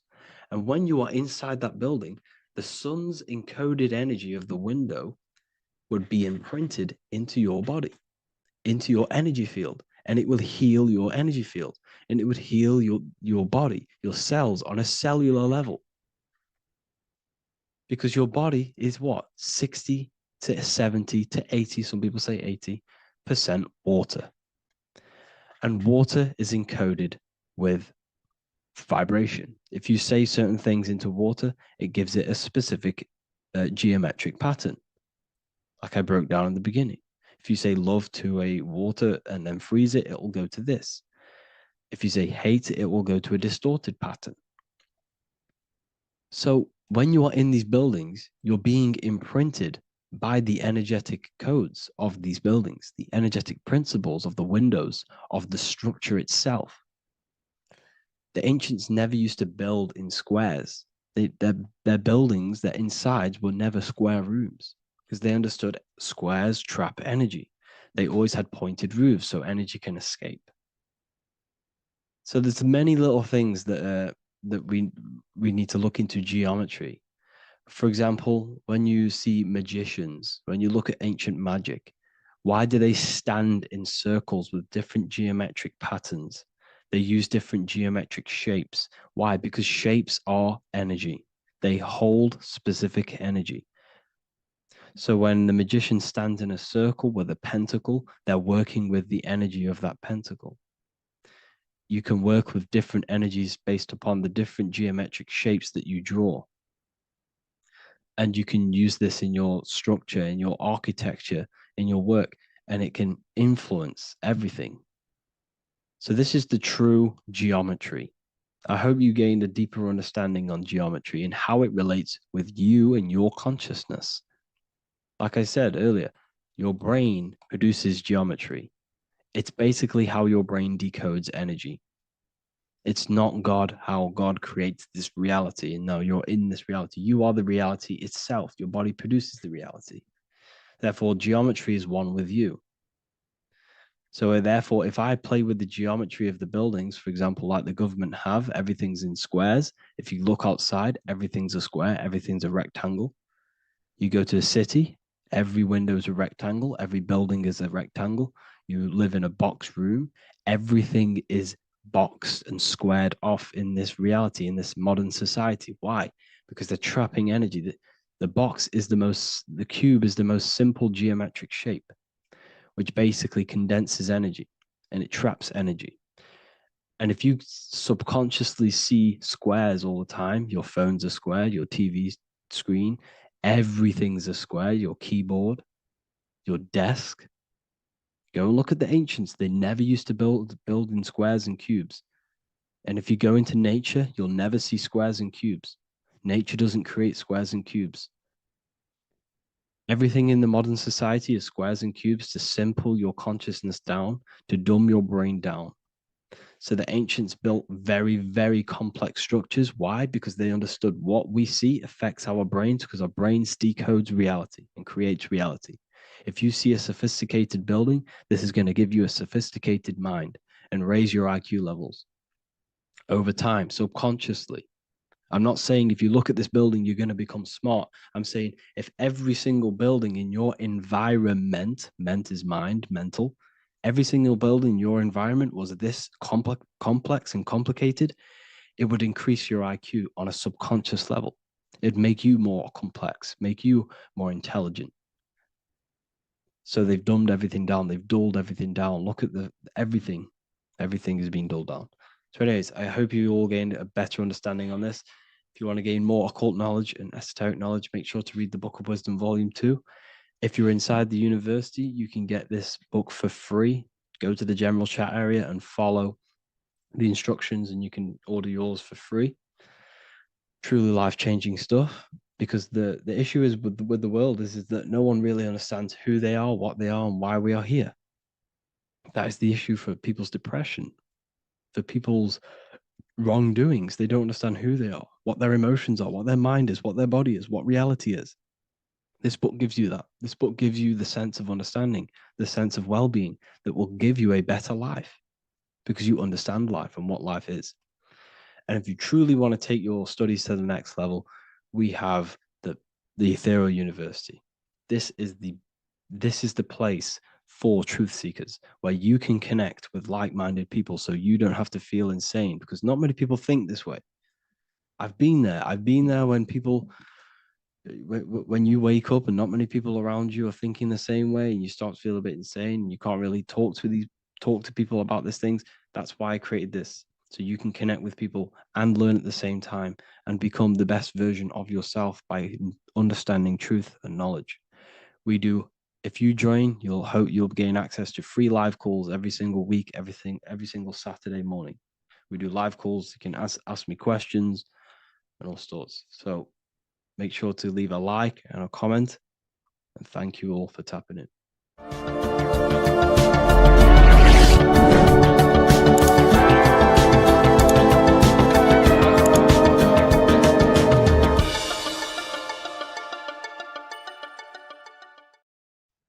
Hello, everyone. Today we're going to be discussing the esoteric and occult meaning behind the story inside of Genesis, the story of Adam and Eve. This is a widely known story, but not many people know the true esoteric meaning behind it.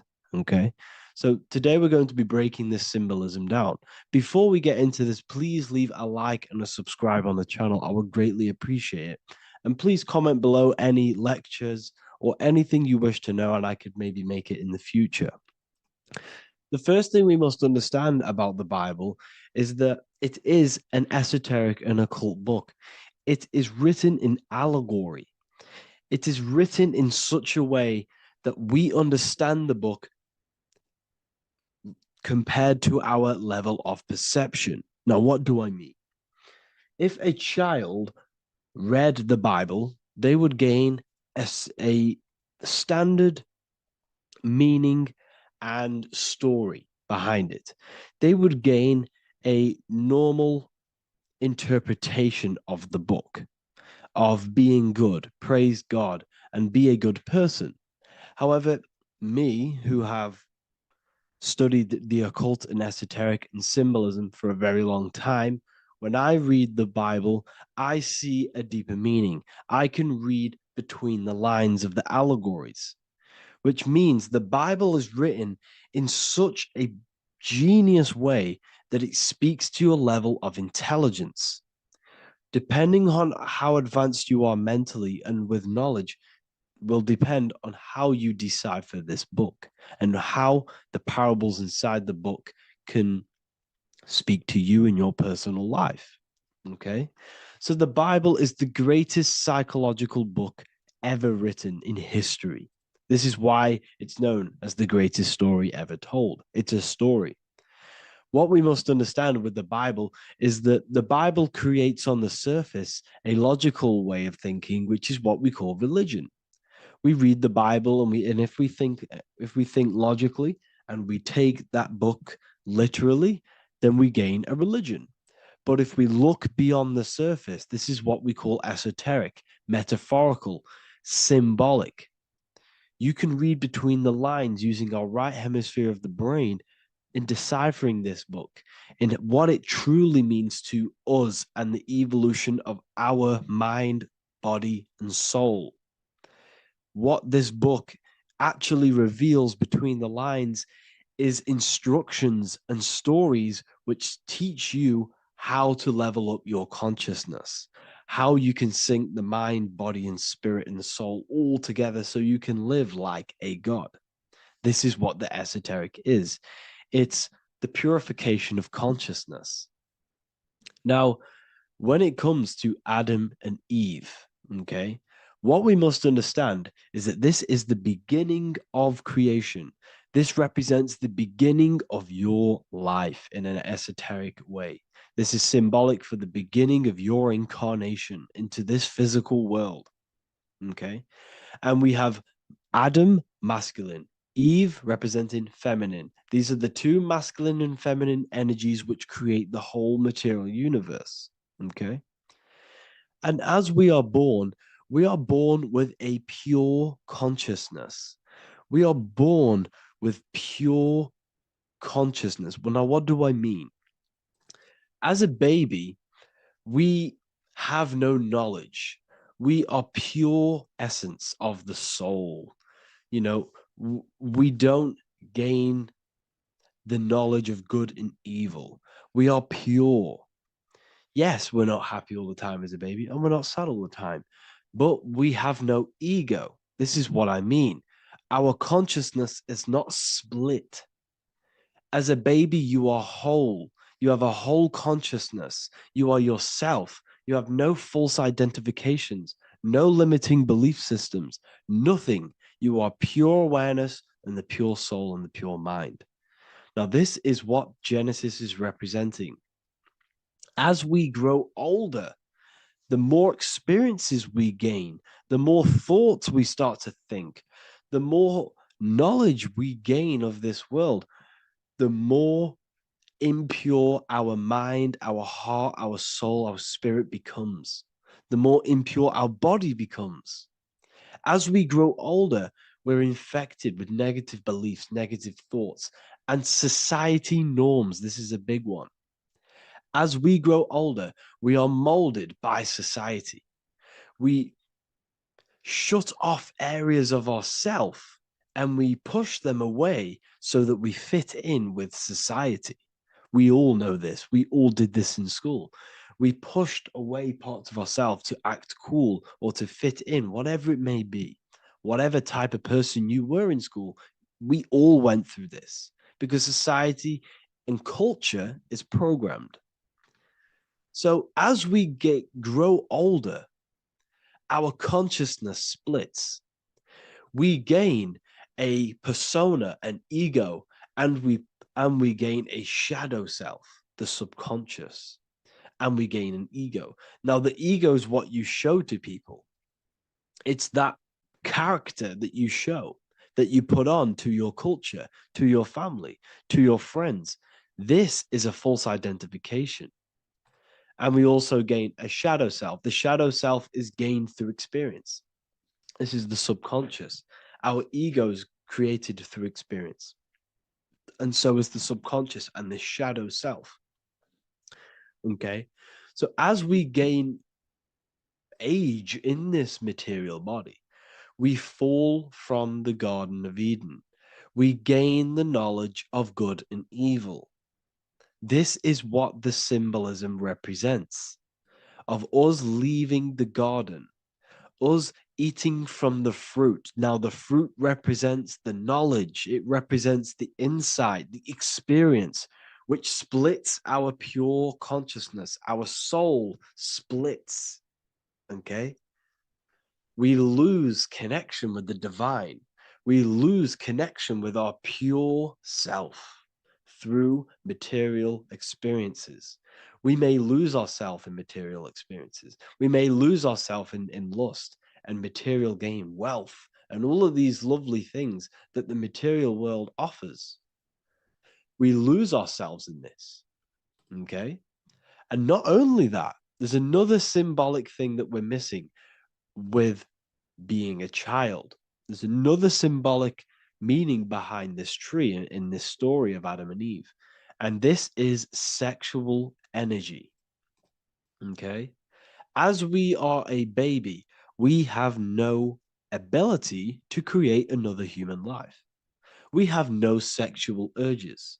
We have no desire for the material things as a baby. Nothing. As we grow older, our sexual energy cultivates around the age of, it's like 10, maybe earlier for some people or later for some people. This is what we call puberty, when our sexual energy activates. This is when the masculine and feminine energies are present within the body. And we are now given the ability to create human life. We're now given the ability to bring in a soul into the material world. Now, this is what we believe and know in the esoteric world. That is what sex is. You're bringing a soul from the astral into the physical. Okay? So as you grow older, you gain this ability to use the power of creation. You gain this force within you that allows you to open a portal in the astral and bring in a soul to the material. Now, this power can be misused. This power is very powerful and should not be misused. In occult and esoteric teachings, we teach and learn sexual transmutation, how we transmute sexual energy into different areas of our life so we can grow and create. Because sexual energy is creative energy. It creates a whole new human being. So if we retain it, we can transmute it into creativity. So this energy is kind of corrupting us as well. And now I'm not saying growing up is evil, all this thing is evil. This is a natural cycle that we must go through. The soul of us must go through this cycle so that we learn, so that we overcome it, so that we gain mastery over ourselves, so that we expand ourselves. I recommend you watch the Evolution of Consciousness lecture that I did on my YouTube. An amazing lecture. It talks about the evolution of consciousness and how we're on a never-ending cycle of life and death and expansion. So leaving the Garden of Eden is symbolic. You see, Eve represents emotion. She's feminine. Adam represents action. That's why he bit the apple. You see, Eve takes the apple and tempts Adam because she's the emotion. She's the sexual desire. And Adam eats it. He releases. He misuses the power of his creation. He misuses his consciousness because of material illusions and material desires. This is natural, okay? As we grow older in this life, our soul has to experience sin. We have to experience negativity. We have to experience evil, okay? And we have to misuse this power within us to learn about it so we can overcome it and gain control over it. Now, this is why the Bible says in Genesis 3:6, "For God doth know that in the day ye eat thereof, then your eyes shall be opened. Ye shall be as gods, knowing good and evil." This is very, very, very symbolic. We come into this world to experience a dualistic way of reality. We come into this world to challenge ourselves so the soul can grow, because the soul comes from pure love from God. But we come into this world so the soul may know what it's like to be evil. You see, we are like a seed. Our soul's like a seed. And when that seed grows, okay, and it's planted, them roots must grow to hell in order for the top of the tree and the roots to grow to heaven. In order for the soul to reach the highest states, it must descend down into the lowest states. Good and evil. This is the story of good and evil, okay? And this is the story, a psychological story of how the human mind has functioned in this life. This is what this story is representing, of how our soul and mind is functioning, how our consciousness is splitting and growing up and evoluting. Okay? Like I said, snakes represent sexual energy. They represent, snake, when you've been snaked. This is why we say you've been snaked, because it represents a temptation of sexual energy. This is why the Kundalini is symbolized as a snake. This is the serpent within us that we can rise to activate dormant brain cells in our brain. Now that's called the Kundalini awakening. I'm not going to get into that into this video, but this is what it symbolizes, the tree and the knowledge of good and evil, because our body is the tree. Our central nervous system is the tree. The snake is our sexual urges and this false temptation that tempts us to interact with sin, the material world, okay, and go against our higher divine self. This is what it represents. Now, it's very, very symbolic. Not everyone is going to agree with this, but this is my interpretation of Genesis based on my research of occultism, symbolism, metaphors, and me studying the Bible. This is my interpretation, and I hope it resonates with you. It might not resonate with you, but this is what makes sense to me, and this is what has made sense to many other occult researchers who are in this space as well. Okay, so please leave a like, leave a comment, leave a subscribe. I'd greatly appreciate if you could, just give me some support on this channel. We're nearly at 100,000 subscribers, which is insane. I just want to say thank you all. And yeah, I will see you inside the university. If you join, I'll look forward to mentoring you, connecting with you on the live calls. There's a new symbolism course, which is going to be available very, very soon. And yeah, if you join the university, you also get a 30% discount on all of my products, astrology readings, one-on-one calls, all of my books.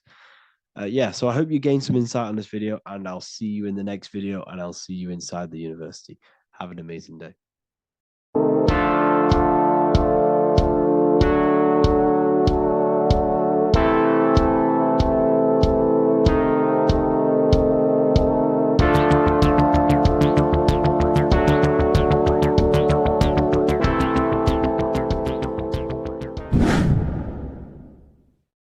What is good, people? It's Revival of Wisdom. I hope you're all doing well. And this video is how to raise your holy oil or your Kundalini. Let's get straight into this. So this is a monthly cycle. Every month, when the moon is in your zodiac sign, this oil is released. Now, the moon is in control of monthly cycles. For women, it's the menstrual cycle, and as well, this holy oil cycle. The moon changes sign every 2 and a 2.5 days, and passes through the zodiac signs in 27 days. So the moon tells the day, the sun tells the time, the stars tell the month. This reality is a massive clock, if you like to say. It's a cycle. Okay. The moon controls the night, emotions, water, fluids, and the mind. Okay. So this oil is produced in the claustrum. It's produced in the claustrum, which is here, right? This is where you get Santa Claus from. Now, the claustrum is at the center of the brain, and it is next to the pineal gland and the pituitary gland. Once it starts in the claustrum, this is the holy present. This is the present that Santa gives to us, Santa Claus. And it goes to the pituitary gland and the pineal gland. And what's connected to the pituitary gland and the pineal gland is the Ida and the Pingala. The Pingala is the pineal gland's nerve, which is the honey, which is the positive charge, electric. And the pituitary is the Ida nerve, which is the magnetic charge. This is the milk, the land flowing with milk and honey. This is the brain, the heaven, heaven, okay? And it travels down the spine using these two nerves, these electromagnetic charge. And this is what the ancients symbolized with the two serpents wrapped around the spinal cord, the Ida and the Pingala. And this travels down to the sacrum or the solar plexus. Okay. So once it's here, okay, the spine is an elongation of the brain. So the spine is pretty much the brain. It's an extension of it. And it's kind of a microcosm of how we descended from heaven to physical reality, to physical matter, which is our consciousness has done. Our consciousness has descended from heaven into physical matter. And this is a microcosm of it. Okay. So once we're in the sacrum bone, this holy oil, like I've just explained, this holy oil starts in the Santa Claustrum, goes down the chimney to the sacrum. This is the sacrum, the solar plexus, and drops the present off at the sacrum. Now, once we're at the sacrum, we need to raise our vibration to take this oil back up the spine. Okay.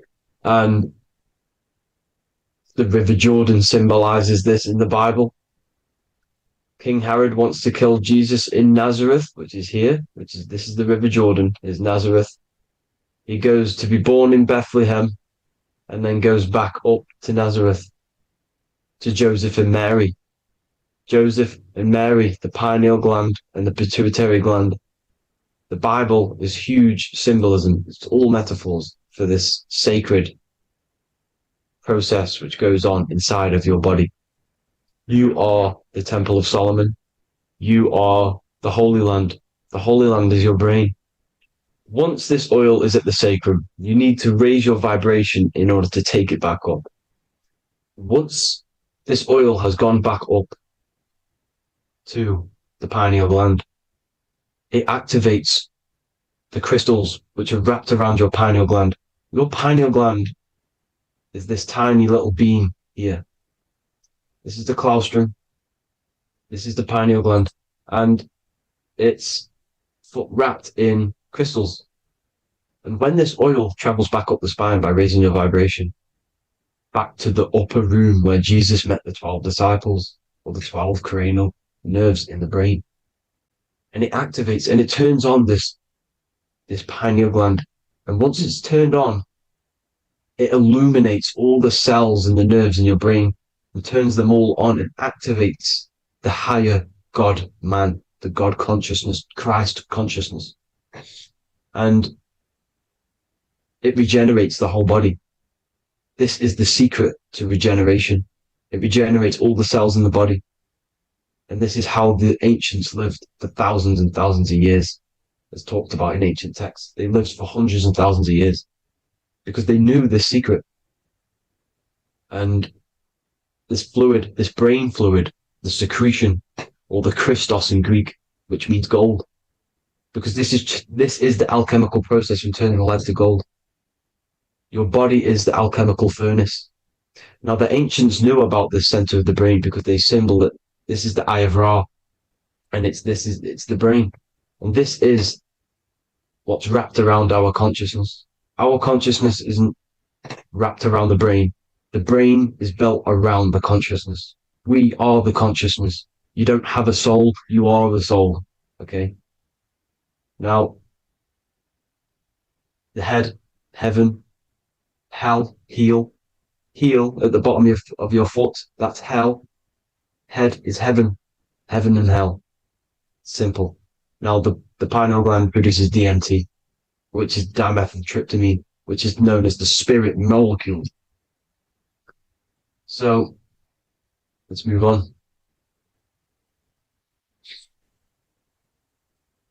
Now, when this oil travels up, back, the spine, the chimney,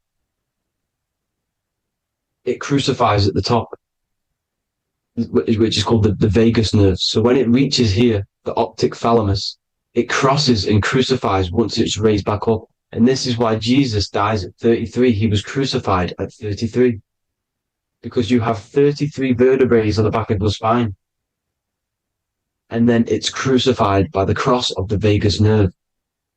When this oil crosses the vagus nerve, this is the crucifixion at 33. And it symbolizes the death of the physical consciousness. You then become spirit. You then become God consciousness, activating the Kundalini, regenerating the body and the mind. Okay. The Garden of Eden. You are the Garden of Eden. The land of milk and honey is upstairs. The pituitary, which is the milk, the pineal gland, which is the honey, which is DMT. It even says this in the Bible. As he brought us into the place, and he has given us this land, a land flowing with milk and honey, which is also symbolized as the sun and the moon. The Bible also says, the light of the body is the eye, not the eyes, the eye. If therefore thine eye be single, thy whole body shall be full of light. This is the activation of the pineal gland by raising this oil back up to the pineal gland, to the center of the brain. Neither shall they say, see that here, or see there, for behold, the kingdom of God is within you. So he's saying, don't look out there. Nothing is out there. It's all inside of you. Everything's inside of you. You're the universe. Now, how to raise this oil back up to the pineal gland? Every month, like I said, the moon controls the cycle. The moon controls monthly cycles. When the moon is going into your zodiac sign every month, this oil goes down the spine and you must raise your frequency to get it back up. You must retain your seed. This is the most important. Your fluid, your secret, your holy fluid, your life force. You can't let that go. That life force is the reason you're alive. This holy oil is the reason you're alive because it feeds all of the systems in your body. It feeds all the systems in your body.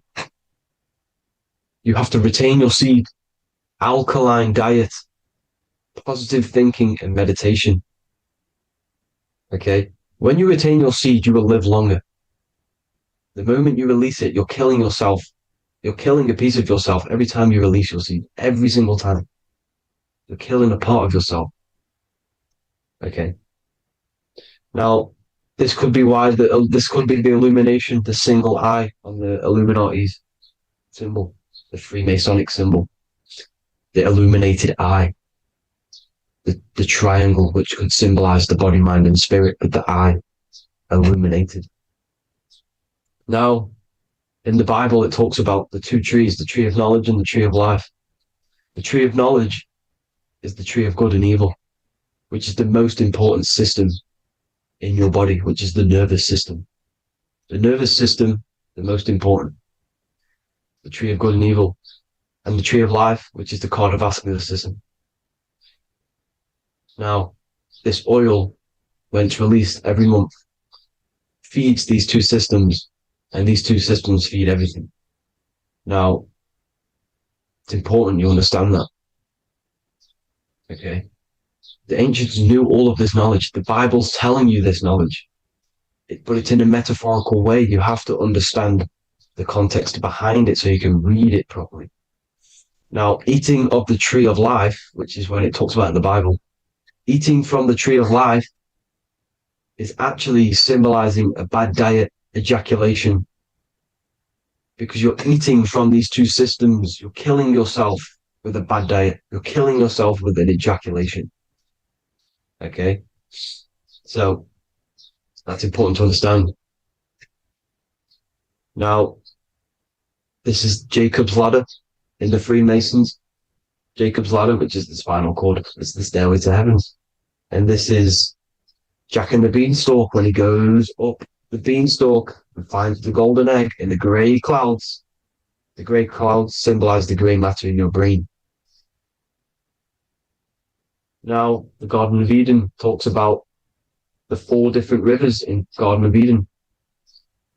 As we see here, the North Pole map, the ancient North Pole map, because the center of the earth is the center of the Taurus field. Everything's the Taurus field. Atoms are Taurus fields. Everything's Taurus fields. You are the universe. Everything is within you. The North Pole is your spinal cord. This is why they say Santa Claustrum comes from the North Pole. This is the North Pole. And the Santa Claustrum is the center of your brain. Now, there's 4 rivers which come from the Garden of Eden. There's the blood, the Christ oil, which is the oil we're talking about, urine, and saliva. These are the 4 sacred oil, 4 sacred fluids in your body. And these are constantly abused in today's society. Also, these secret societies are targeting these fluids. Okay? This is why porn is free. They sexualize society through Disney. Go and look at some of the Disney movies. There's so many subliminal messages which sexualize these children because they want you sexualized.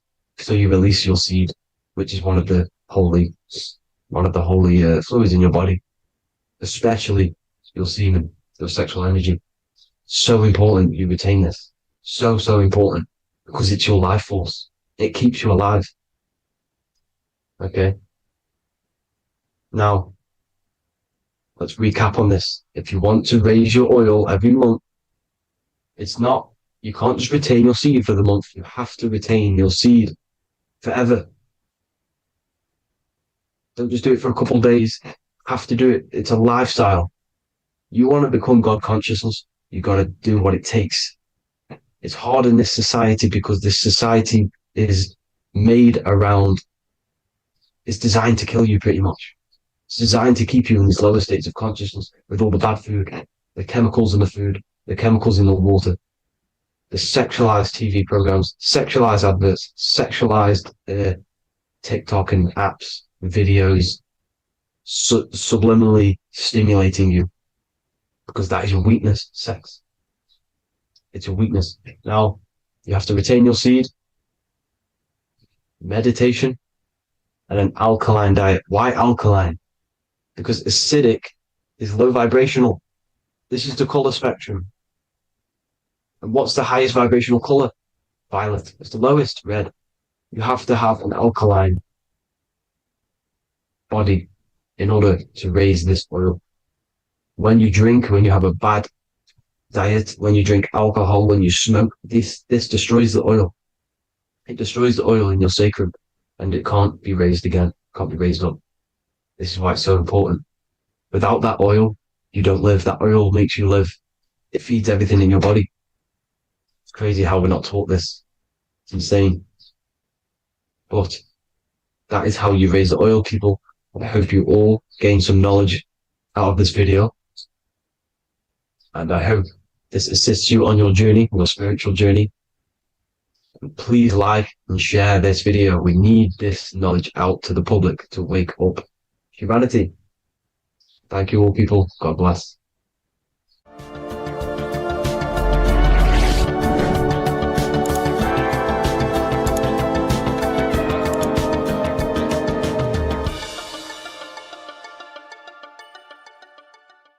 Welcome to Revival of Wisdom.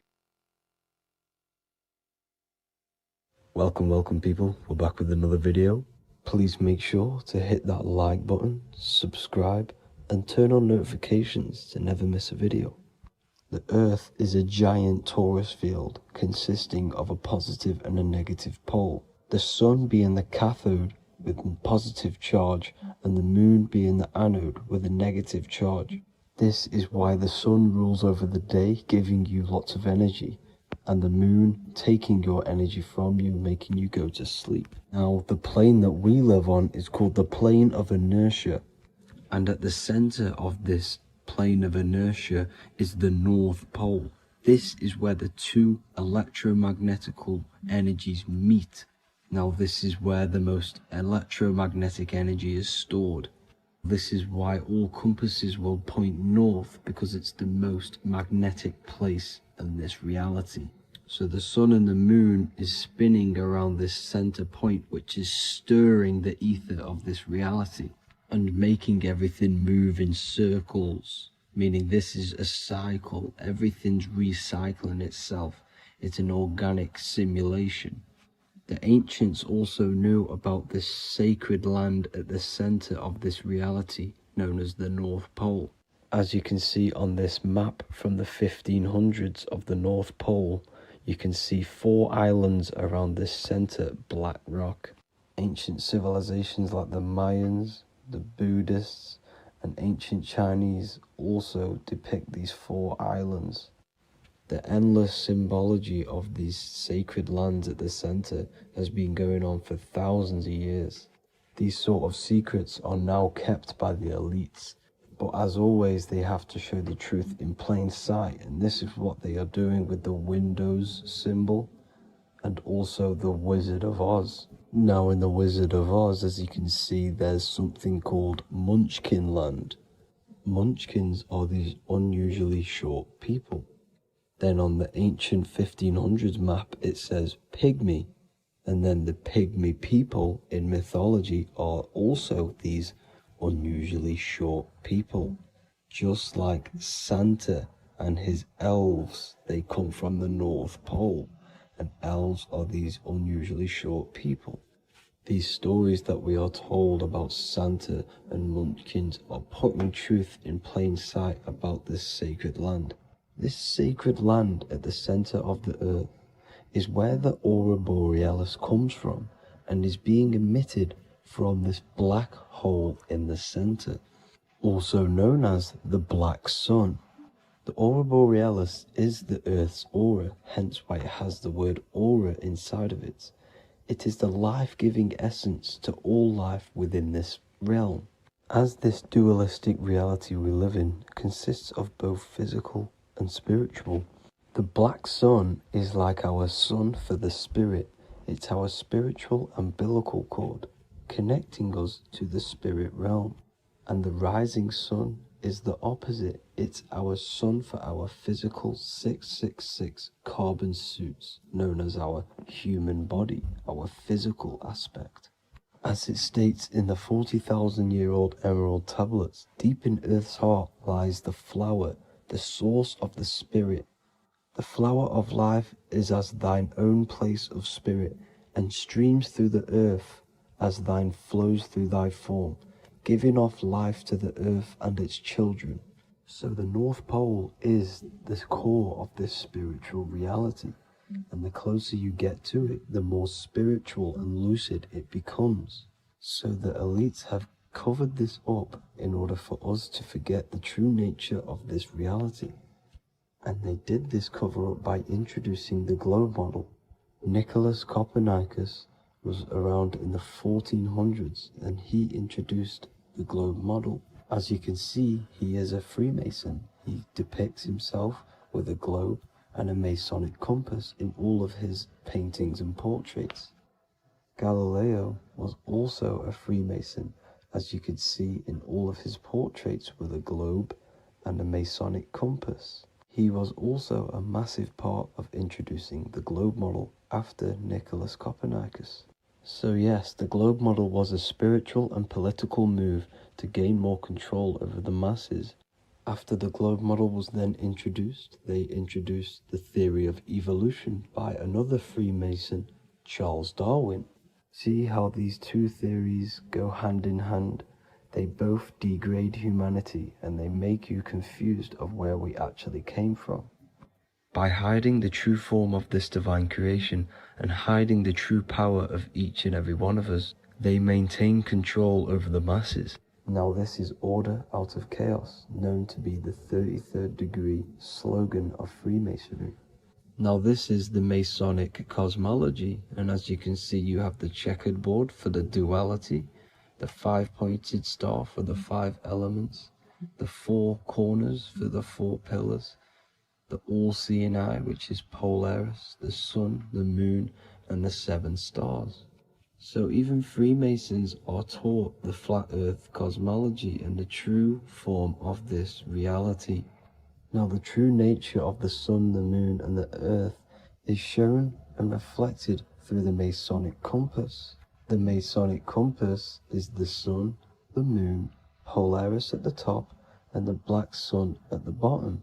It makes sense why all the scientists who introduced the globe model all used the compass and the globe together, because it's truth in plain sight. As I explained in my other video, all Freemasons have to take the oath, so it goes to show, why are we all learning these theories from Freemasons who can't talk about certain topics that they learn about? Why should we believe their theories when they're holding back the real truth about this reality? Now going on to NASA. NASA means to deceive in Hebrew, and they are also funded by the government. They are not a private company. The old owner of NASA, Werner von Braun, on his grave has the Bible verse Psalms 91. The heavens declare the glory of God, and the firmament showeth his handiwork. Now why would the owner of NASA put this on his grave? Seems a bit suspicious to me, alongside with the NASA astronauts are all Freemasons.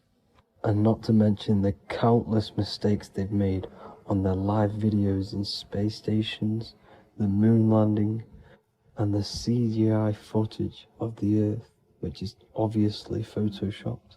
Just by tricking the masses that they live on a spinning ball, the elites gain the perception of the masses. Not only does it hide the divine creation we're inside of, it hides the divine spark within you. It hides the creator, the source. And by believing in space and we live on a spinning ball, it makes people come to the interpretation of that we are a coincidence and we do not have any purpose. And of course this is false. When you come to realization that we are all a divine creation and we can create our own divine life in this reality, life becomes more sacred and you start to enjoy little things. The elites want you to believe everything exists only in the 5 senses. They want you constantly looking outside of yourself because they know that will keep you on lower states of consciousness. Now this brings me to our next point. By tricking the masses into the heliocentric model, the elites started to advertise aliens in the movies, in cartoons and magazines in the late 1940s. Now this is subconsciously programming us about aliens and extraterrestrial threats, which then they can use to their advantage. And this is something called Project Bluebeam. They are more than likely going to fake an alien invasion to push this 2040 agenda, which is for one government and one ruling currency. That's it for this video, guys and girls. Hope you all enjoyed. Please make sure to leave a like and a comment. God bless you all. What if I told you that reincarnation is real and that there is a metaphysical, spiritual science behind this? Most people leave this world just as lost when they entered it. That they carry their fears, attachments, and addictions with them, only to be born again trapped in the same cycle, repeating the patterns of lifetime after lifetime. This lecture is not just about preparing for death. It's about mastering yourself before death, so you don't take them burdens with you. Because the truth is, whatever addictions, fears, and unresolved emotions you cling to in this life, you carry with you into the next. Unless you break free now. You must master yourself before death. Death is not the end. It is the great passage. But how we transition depends on our mastery of the self. This was symbolized by the Ouroboros, the snake biting its tail.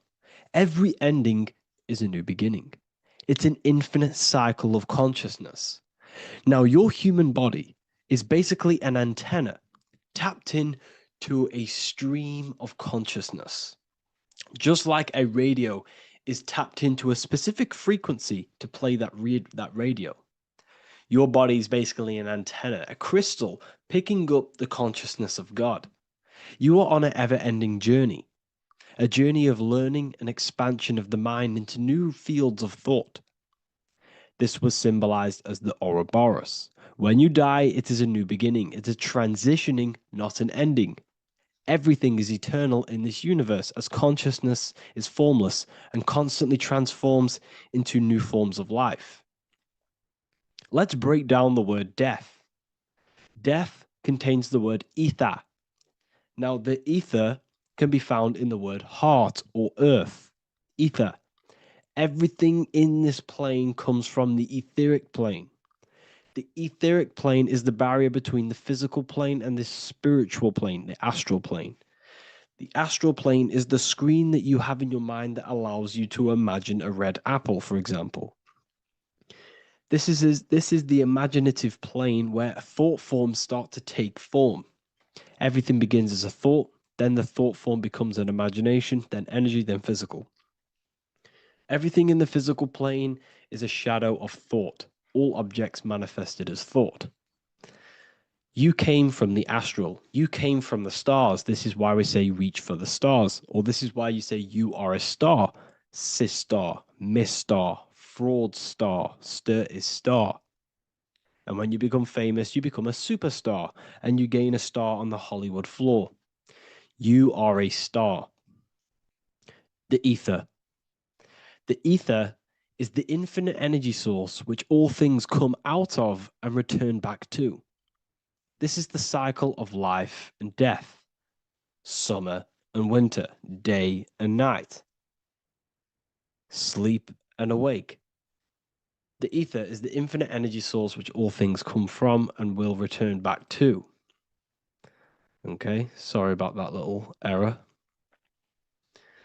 The ether is the boundless source of energy from which all things emerge, to which all things return to.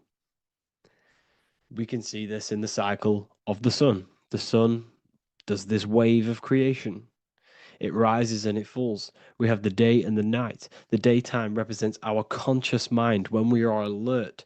The nighttime represents our subconscious mind when we are inside the spiritual realms. The nighttime is spirit, the daytime is matter, spirit and matter.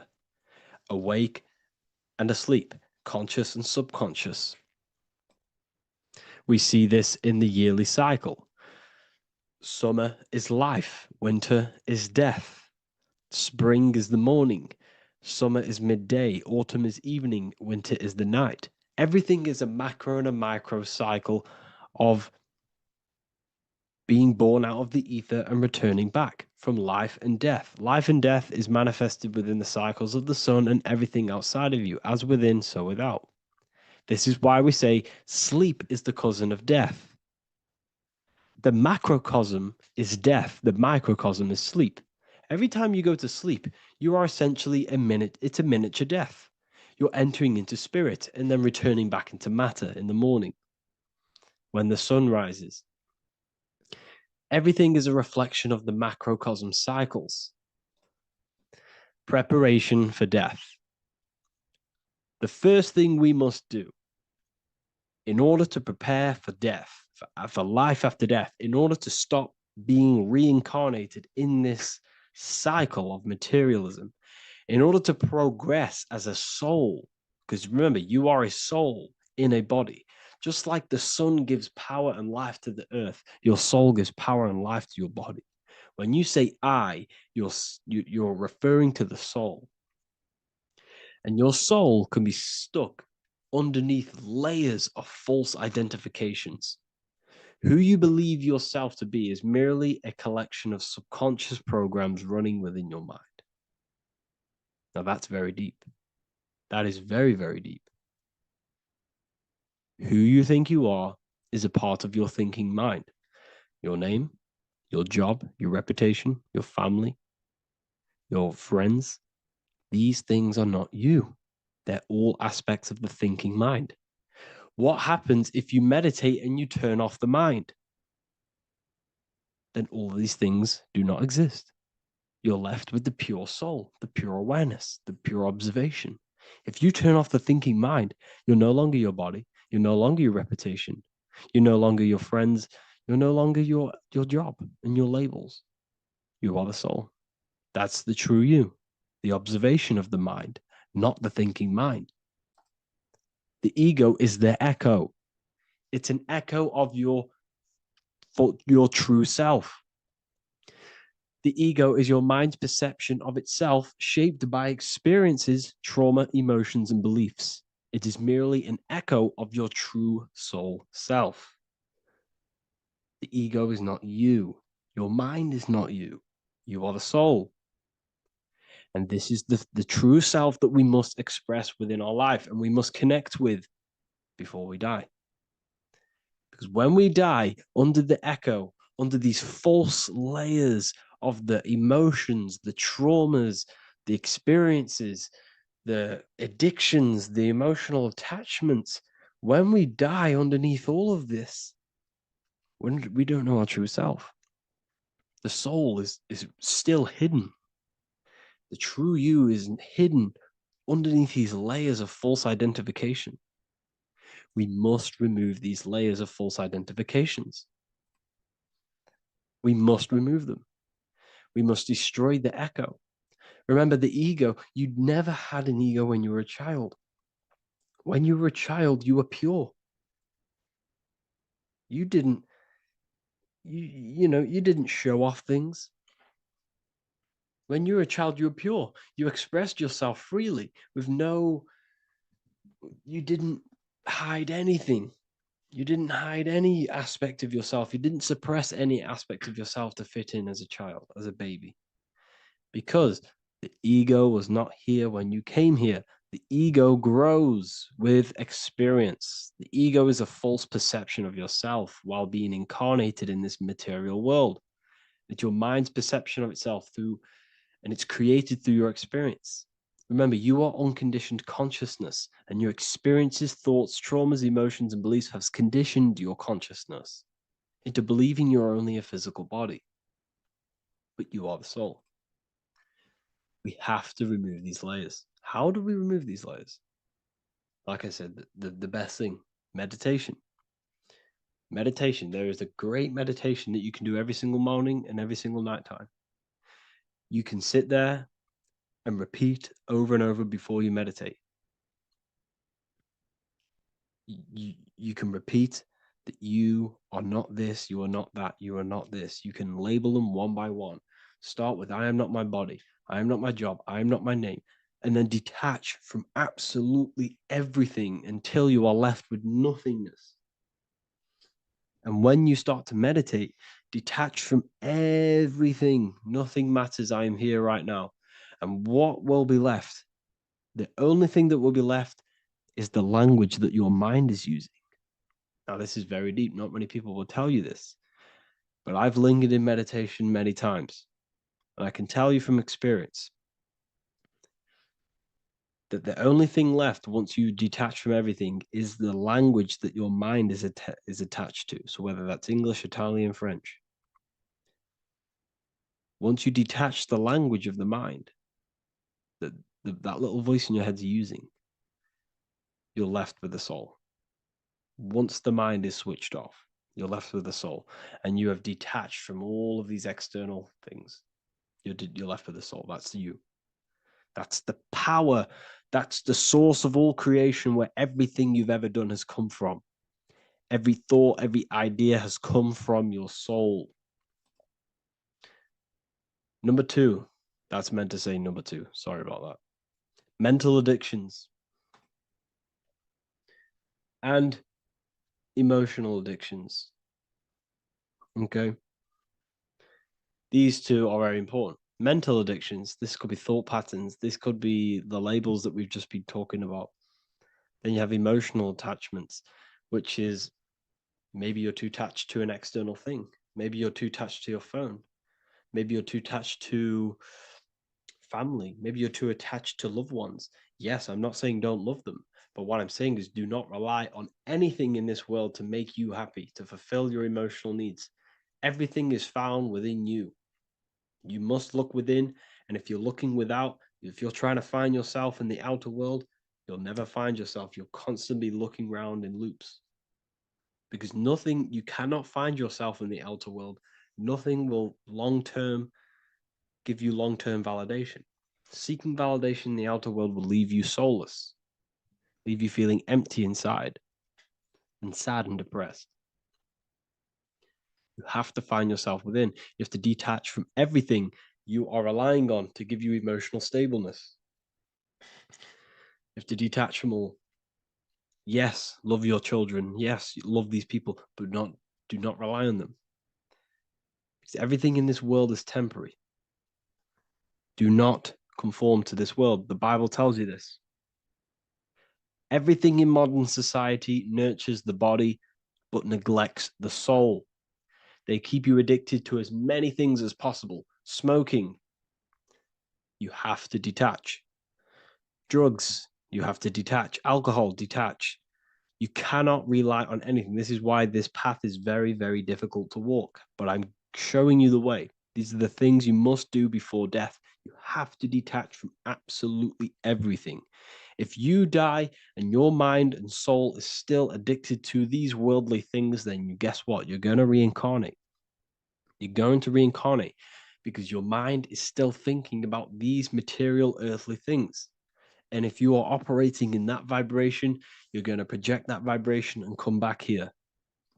You have to detach. You have to master the soul and master the mind. Like I said, the matrix is designed to keep you addicted to as many things as possible. Your phone, food, smoking, drugs, alcohol, clubbing, all of these things. Everything in society is made to trap your soul and reincarnate in this world. That's why it's very, very, very difficult to walk this path. Very difficult. Matrix, matter tricks. John 2:15 to 17. Do not love this world, nor the things it offers you. For when you love the world, you will lose God. Do not love this world, nor the things it offers you. Do not conform to the pattern of this world, but be transformed by the renewing of your mind. Great quote.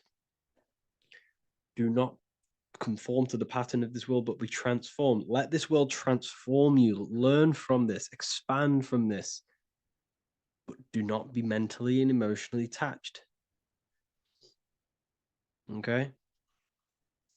What good will it be for someone to gain the whole world yet forfeit their soul? Like I said, everything in the Bible is telling you the truth. You just got to read it correctly. This is spirituality. This is spirituality. The Bible is spiritual. It's a spiritual text. We must disconnect from everything outside of us and connect with the true soul. Here we have the Egyptians showing you the soul leaving the body. Here we have the soul here. Here we have the Masons showing you the soul coming out. The soul is real. You are the soul. And when you leave this physical plane, you will go into the astral plane. That's where you came from. You came from the astral. You came from the stars. You incarnated into this physical body. Your consciousness fell into this material form to experience limitation, to experience a 3D world. So in order to ascend properly before we die, we have to let go of all the attachments. Every addiction you have, write them down. And one by one, tackle them. before you die. You have to, or else you will reincarnate. This is the teachings of Egyptians. This is the teachings of Masonry. All of these addictions contribute towards life after death. Everything must be controlled, and we must be attached to the soul. I'm not saying I'm perfect. I'm not saying I'm perfect, people. We're all not perfect. We're all under psychological operation by the government. We're all in a very difficult situation with this awakening. I'm simply pointing out what I know from my journey and what I've been learning through occultism and research and reading lots of books and many different things. I'm on this journey just as you are. Maybe I'm further. Maybe you're ahead of me. We don't know. But this is what I'm sharing with the world. This is what I'm sharing with my research. And this is what makes sense. It's common sense. Look at everything around you. Everything's made to feed the body, not the soul. So, my beautiful watchers and fans and supporters, I appreciate every single one of you, and I hope this video has supported your journey. If you're feeling lost in life, if you're searching for deeper answers, whether you're seeking clarity, looking to expand your studies, or ready for personalized mentoring, this is your chance to connect with me live and receive insights tailored just for you. Start your path to self-mastery and enlightenment inside the world's best esoteric school. Your journey starts now. Tap the link in the description if you want to join Ethereal University, or feel free to check out my books. I thank you all, and I really appreciate for 100,000 subscribers on YouTube. I love every single one of you. Make sure to drop a like, a comment, and subscribe to the channel if you're new. Let me know some ideas for, lectures, anything that you want to know. I can make lectures on them. Just drop it in the comments. I appreciate every single one of you. Take care.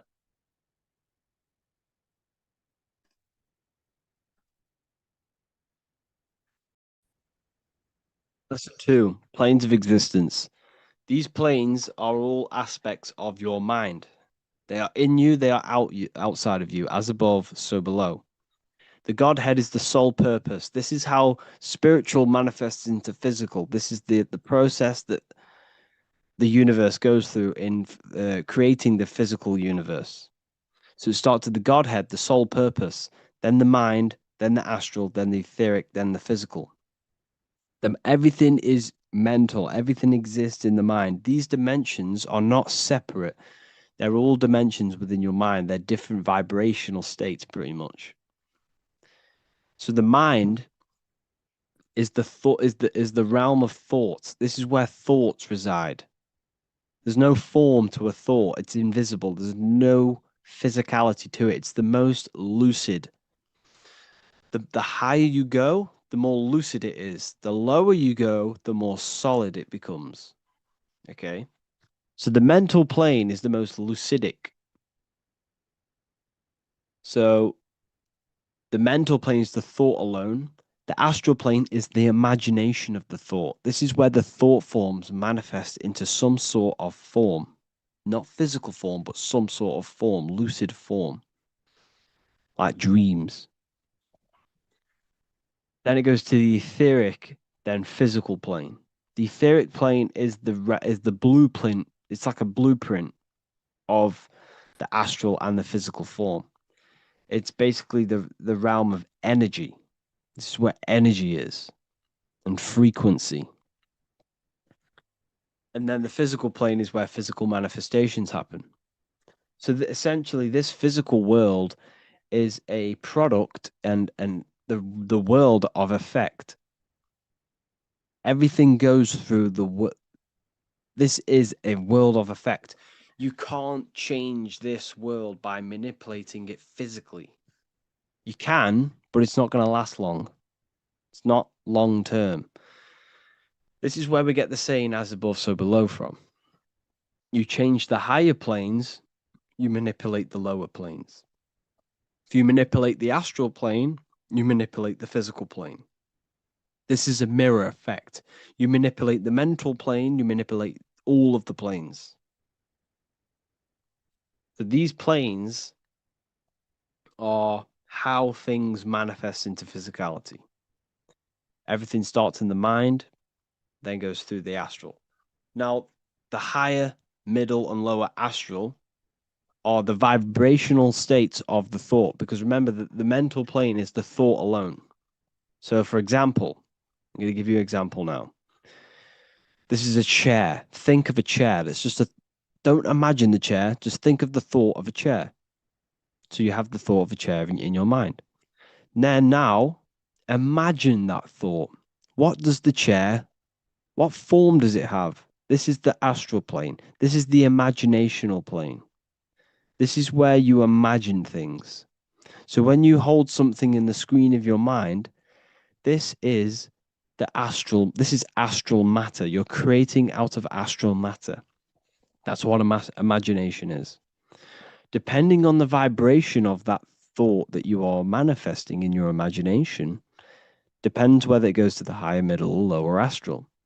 It's a high if it's a high vibrational form, high vibrational thought, you create the higher astral plane. This imagination will go into the higher astral.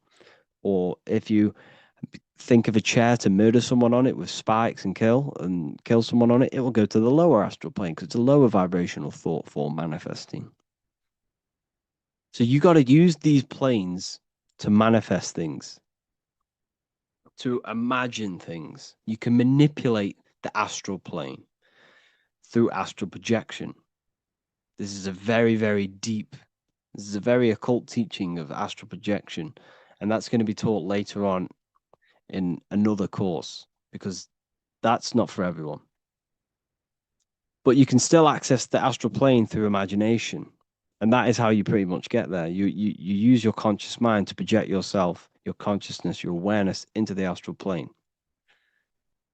So if you manipulate these higher planes of existence, you manipulate these lower planes as above, so below. You got to look up. But it all starts in the mind. Use your thoughts correctly. Use your thoughts. Use your imagination. Use your energy. And this will all combine to manifest something physical. Okay? So use these planes to manipulate this physical world, because whatever you do in these planes, you manipulate the lower planes. It's like a mirror. So that is the planes of existence. They all exist inside of you. They're outside of you. They're as above, so below, as within, so without. They are everywhere. They are inside of you. They're not separate. They're all aspects of your mind.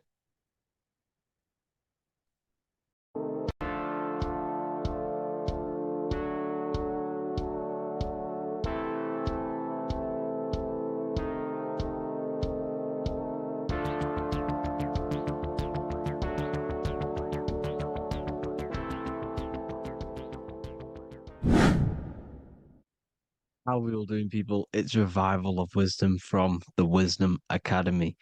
Today we're going to be breaking down God, consciousness, and the higher and the lower self, and how to overcome the lower self.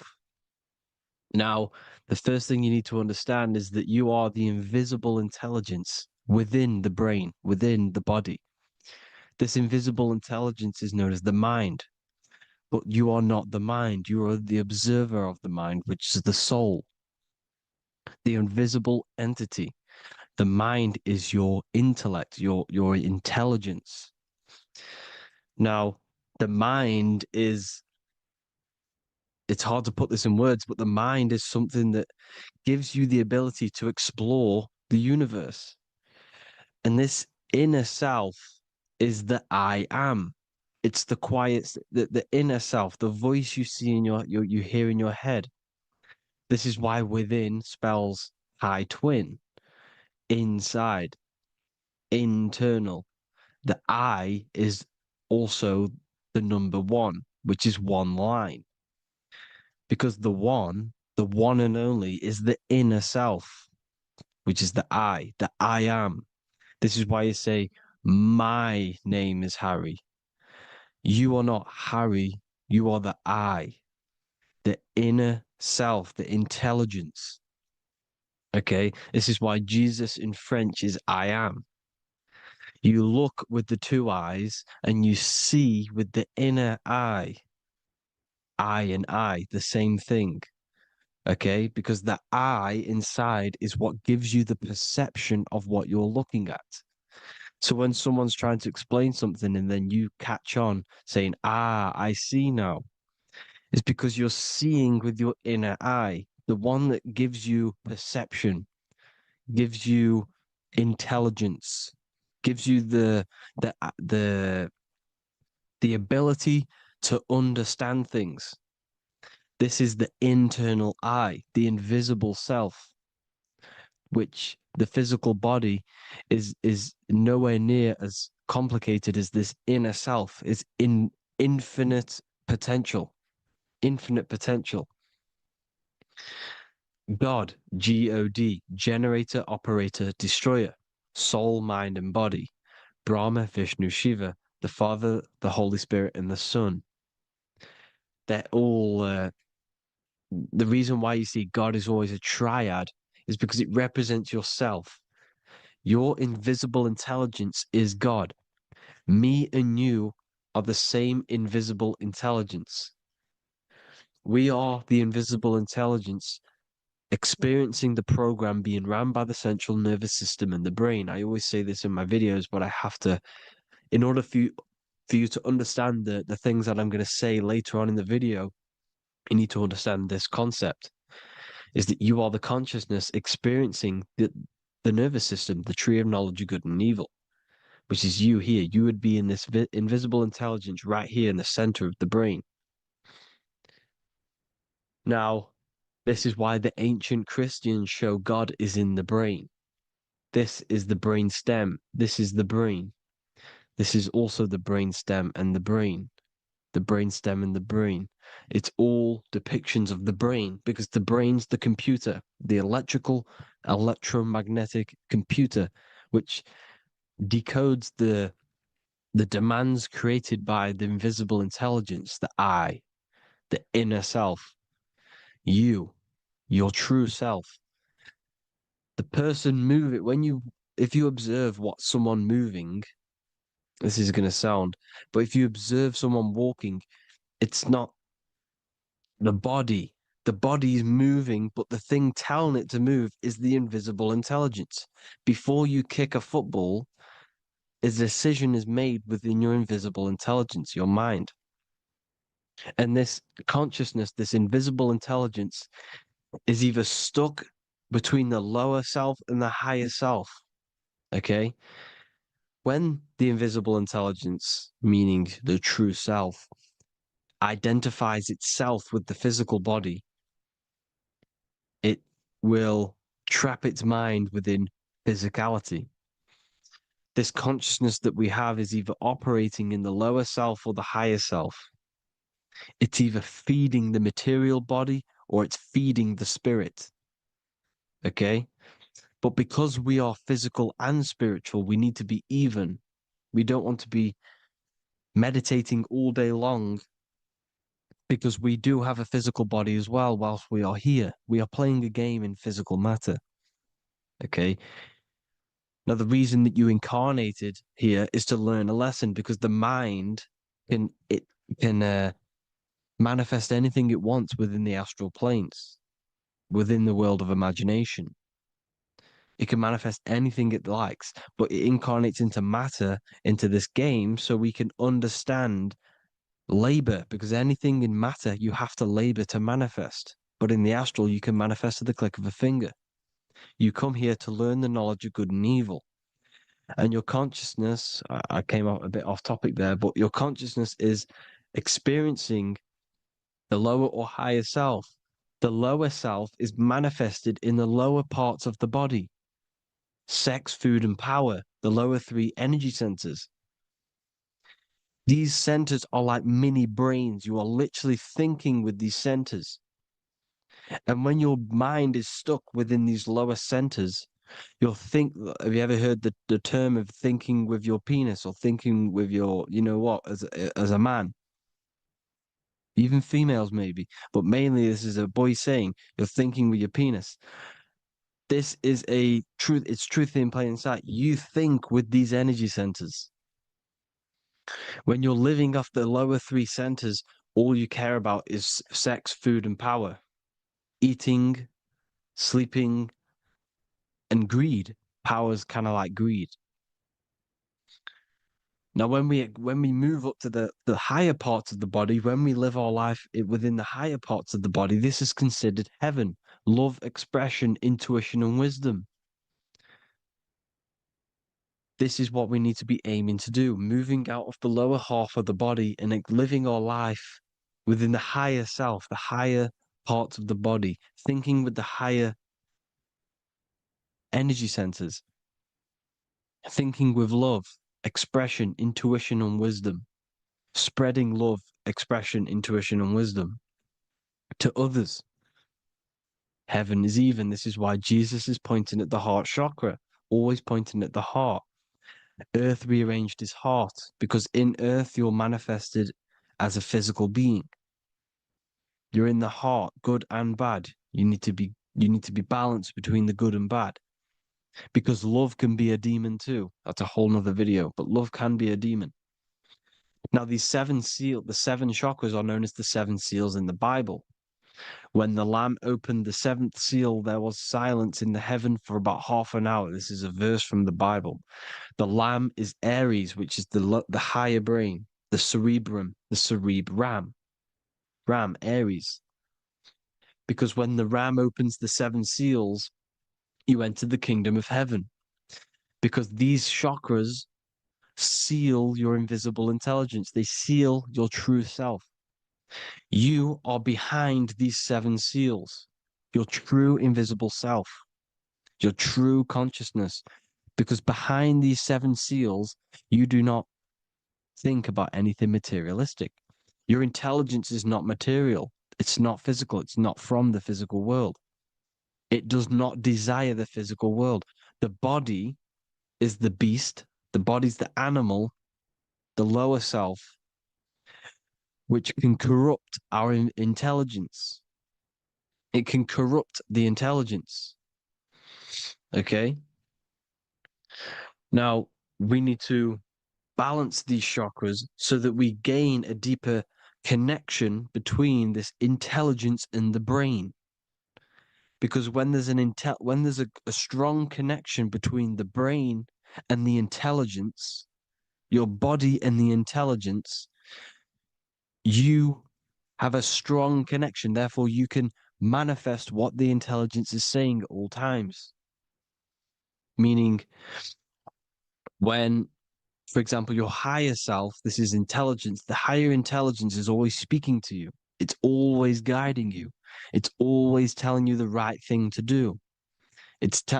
You can feel it when you're doing something wrong. You can feel that you're doing something wrong because this higher self, this intelligence knows what it needs to do here. And when there's no connection between the body and this our intelligence, our true self, when we strip away, when you close your eyes for long periods of time, you will figure out you are this invisible, infinite, creative being. There's no words that I can't describe what it is. But it's the voice inside of your head that you can feel when you close your eyes. You are this being inside of the head, heaven, because this is heaven, this intelligence. And when there's a strong connection between the body, you can manifest everything it's saying. When everything is balanced, when you're no longer thinking with the lower centers, when they're all balanced, you're not thinking in particular with every center, you balance them all, you can manifest everything it says. Your body will act out what the intelligence is always saying. This is God in the brain, the intelligence, trying to touch Adam, representing the lower self. This is why they're not touching. Notice how Adam is resting, but the intelligence is always reaching out, stretching, symbolizing metaphorically saying It's guiding. I'm always reaching out. The intelligence, your intelligence is always guiding you. It's always reaching out to you. But Adam is ignorant of it. The lower self is ignorant of it. And that's why he's so relaxed and God is so stretching out. Because at our highest self, that when you think of when you want to better your life, that highest true version of yourself is God. When you're manifesting this, your highest self, this is God. Your truest form, your most perfect form, that is God. Your highest version of yourself, that is God. Emotions are not what you've been taught.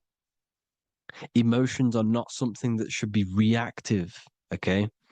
You should not let the emotion be you, except that you should experience them instead of letting them become you. You need to understand there's a separation in our consciousness. You have the soul, which is the person who is observing your thoughts.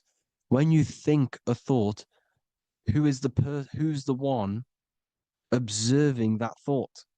The soul, you, the I am, the I, the inner self, the one and only. And inside of every single body, inside of me, inside of you watching this video, there is this same intelligence that is inside of me, inside of you. And it's the exact same intelligence, experiencing a different body. And this is what we mean by the universe is mental. We are all sharing the same ball of consciousness in a different body. The animals, the fish, the cells, all expressing this one consciousness. Me and you are the same. This is why the golden rule is treat others like others should be treated, because I am you and you are me in a different body. Now, going back, you need to identify that there's different levels of consciousness: soul, mind, emotion, and body. Okay? Your emotions are on a separate layer than the body, the mind, and the soul. So when you identify there's a difference between all of these, you do not let them become you. You do not let your mind rule you, because your mind can be corrupted. Your soul is the one that is pure good, pure love, but your mind can be corrupted. Okay? Your emotions can be corrupted. The body can be corrupted, but the soul can never be corrupted, only layered on top. You can only throw piles of programs within the subconscious, layering the soul down, but deep down inside of every single one of you, there is a loving being. Because love comes from the heart. Love is the universal emotion, expression. Now, your thoughts can become bondage, your emotions can become bondage. Now, what do I mean by bondage? By conquering the lower self, we need to conquer our own mind, because the mind is what's manifesting the lower self. When you're thinking with the lower half of the body, when you're becoming your emotions, you need to experience the emotion, not become the emotion. Do not let the emotion become you.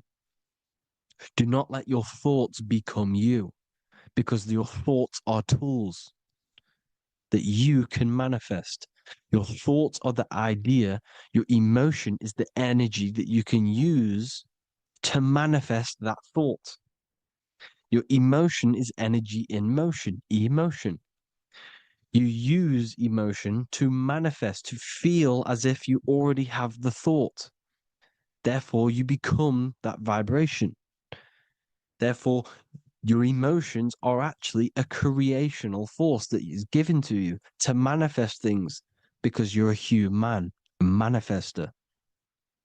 You're here to manifest things. You're a creator. You are a god. Your inner self, your intelligence, your I am, the one and only inside of you, the inner self, the quiet one, the one that's deep, deep down, the invisible intelligence, is creating. It's creating things all the time. All the time. Speak no evil, see no evil, hear no evil. This is the astronauts. They're Freemasons, but they understand this because thinking, seeing, and hearing can corrupt your mind. And when you have a corrupted mind, you'll have a corrupted subconscious. The subconscious will manifest into the body because 90% of your behavior comes from the subconscious mind. So you got to speak, see, and hear no evil. But sin, what is a sin?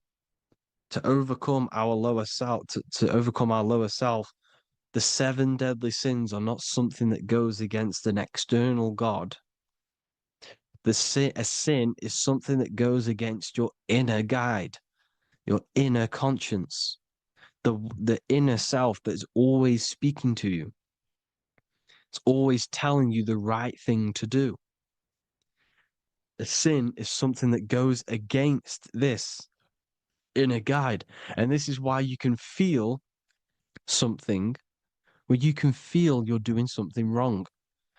Because the inner guide is speaking constantly. And when you commit these 7 deadly sins, which are 7 internal states which keep your invisible intelligence bound to your physical body. Because evil, right? Evil love bondage. This is why they stay in this realm and they control this realm, because they love the bondage of the body. They like matter. They want to stay in matter for eternal life. They don't want to ascend back into the heavenly realms where you do not have a physical body. You can explore the universe within the astral planes. They stay bounded to the body, bounded to the 3D construct of the physical world. They have greed, lust, envy, gluttony, wrath, sloth, pride. They want all of this. And if you want that, that's okay. But deep, deep down, you don't want that because your soul is always telling you the right thing to do. Your soul knows what to do to get out of here. It needs to detach from the external world. Detach from all of these 7 internal states which bound you to your lower self, your lower centers. That's what a sin is. You know, you have a left and right brain. The left brain is always analytic. The right brain is metaphorical. So the right brain is producing a holistic view of reality. Now, what do I mean? And not view, perception. When you see, because your eyes are parts of the brain, so when you look at something and you look, that image is produced in the back of the brain in the visual cortex. And then the right brain produces a perception, a holistic, it breaks down what you're seeing into a holistic image, a holistic perception. So for example, if you're in a woods, the right brain sees the whole woods as one big woods. The left brain is breaking that perception down into individual trees, branches, and leaves. So the left brain's to do with duality. The right brain's to do with wholeness, unified. The left brain's dualistic, analytic. This is necessary so that we can pick things up and manipulate them and break things down. We need the left brain. We need the right brain. I'm not saying any of them's bad, but the left brain, sinister in Latin, means left. Because when you're left-brained, you see everything in dualistic. You see everything is dual, when everything's actually one. We need to be focusing and strengthening our right hemisphere. I'm not saying sit in the right hemisphere all the time, but we need to be strengthening our right hemisphere. And this is why left is sin and right is right. Because when you focus on the right hemisphere, you see the holistic perception of creation. The right hemisphere sees humanity as one unified consciousness. The left hemisphere sees everyone as individual persons and egos.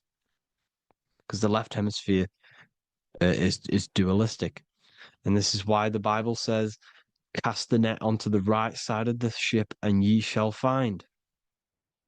John 21:6. What does that mean? Cast your energy, cast your perception into the right hemisphere of the brain, and ye shall find unified consciousness. You shall find your higher self, the one and only. If then you have been raised with Christ, seek the things that are above, where Christ is seated at the right hand of God. Wow. Powerful. What does this mean? Seek the things that are above, where the Christ is seated at the right hand of God. God is your consciousness, your invisible intelligence between the two hemispheres. The right hand of God is the right hemisphere. Seek the things that are above the heart. Love, intuition, expression, and wisdom. Seek the things that are above the heart, the higher self, the higher part of the body. Because when you seek the things of love, expression, intuition, and wisdom, you create a strong aura. You attract the same frequency. And this frequency is heaven, God. This is the Sumerian artwork showing the Lamb. This is a step symbolizing stepping upwards, raising up. He's stepping over the Lamb up to the bird. His hand is going to the bird. The Lamb symbolizes the lower self. Okay? The bird with the wings is in the sky. It represents the higher self. This is why angels always have wings, because it represents the higher self in the sky. The lamb is a ground animal, symbolizing the lower self. He's stepping over the lamb to the bird, his higher self, his invisible intelligence. Horus and Set, Jesus and Satan. Look, Horus has an evil brother, Set, just like Jesus and Satan. Horus is a bird, higher self. Set is a ground animal, lower self, which is the devil and the angel on your shoulder. You see? The right and the left hemisphere, the two wings. So the devil and angels always speaking to you. The higher and the lower self. It's the battle between the higher and the lower self, between the invisible intelligence and the physical body, because the body's the one that wants the sugar, it wants the pleasure, it wants the sex, it wants the porn, it wants all of the materialistic things, it wants the 7 deadly things. Okay? It wants this. There's a battle between the higher and the lower self, your intelligence and the body. This is why you need to become balanced, so that there's a deep connection between the body and the invisible intelligence, the I am. You need to master your mind with discipline, and you gain a connection between the brain, the body and the intelligence. Resurrection, transmuting sexual energy. Okay, this is important. Res is Resh, which is Hebrew. The early Hebrew Resh symbol is the head. This is the head. Resh, erection. Erection is a sexual stimulation. Resurrection is rise erection. You got to raise your sexual energy up the base from the spine to the head. This is the Christ, the Christos. There's a psychophysical germ, psychophysical oil produced in the brain every month. Go and watch my other video on raising the chrism. Okay? And every month there's this fluid produced in the brain, which takes 2 trips, because one's produced by the pituitary, one's produced by the pineal, magnetic female, magnetic and electric charge. And it takes 2 trips down the spine to the solar plexus, the bread of life in the Bible, or Bethlehem in the Bible, because the River Jordan's your spine. Goes down to Bethlehem. It gets born in Bethlehem, just like Jesus. because when this oil travels to the solar plexus, it creates the seed of life, and it feeds the body, all the central nervous system, all the cells. It regulates the blood, does all sorts of good things for the body, this oil. Now when you save your sexual energy and you raise your resurrection, you awake the Christ, you raise it from the solar plexus or the sacrum bone up to the brain, you activate 100% of the brain, and this is the true resurrection of Christ. Instead of wasting the energy and giving away your sexual fluids, because behind the fluids is the energy. So when you release that fluid, the energy is out there. You've released the energy.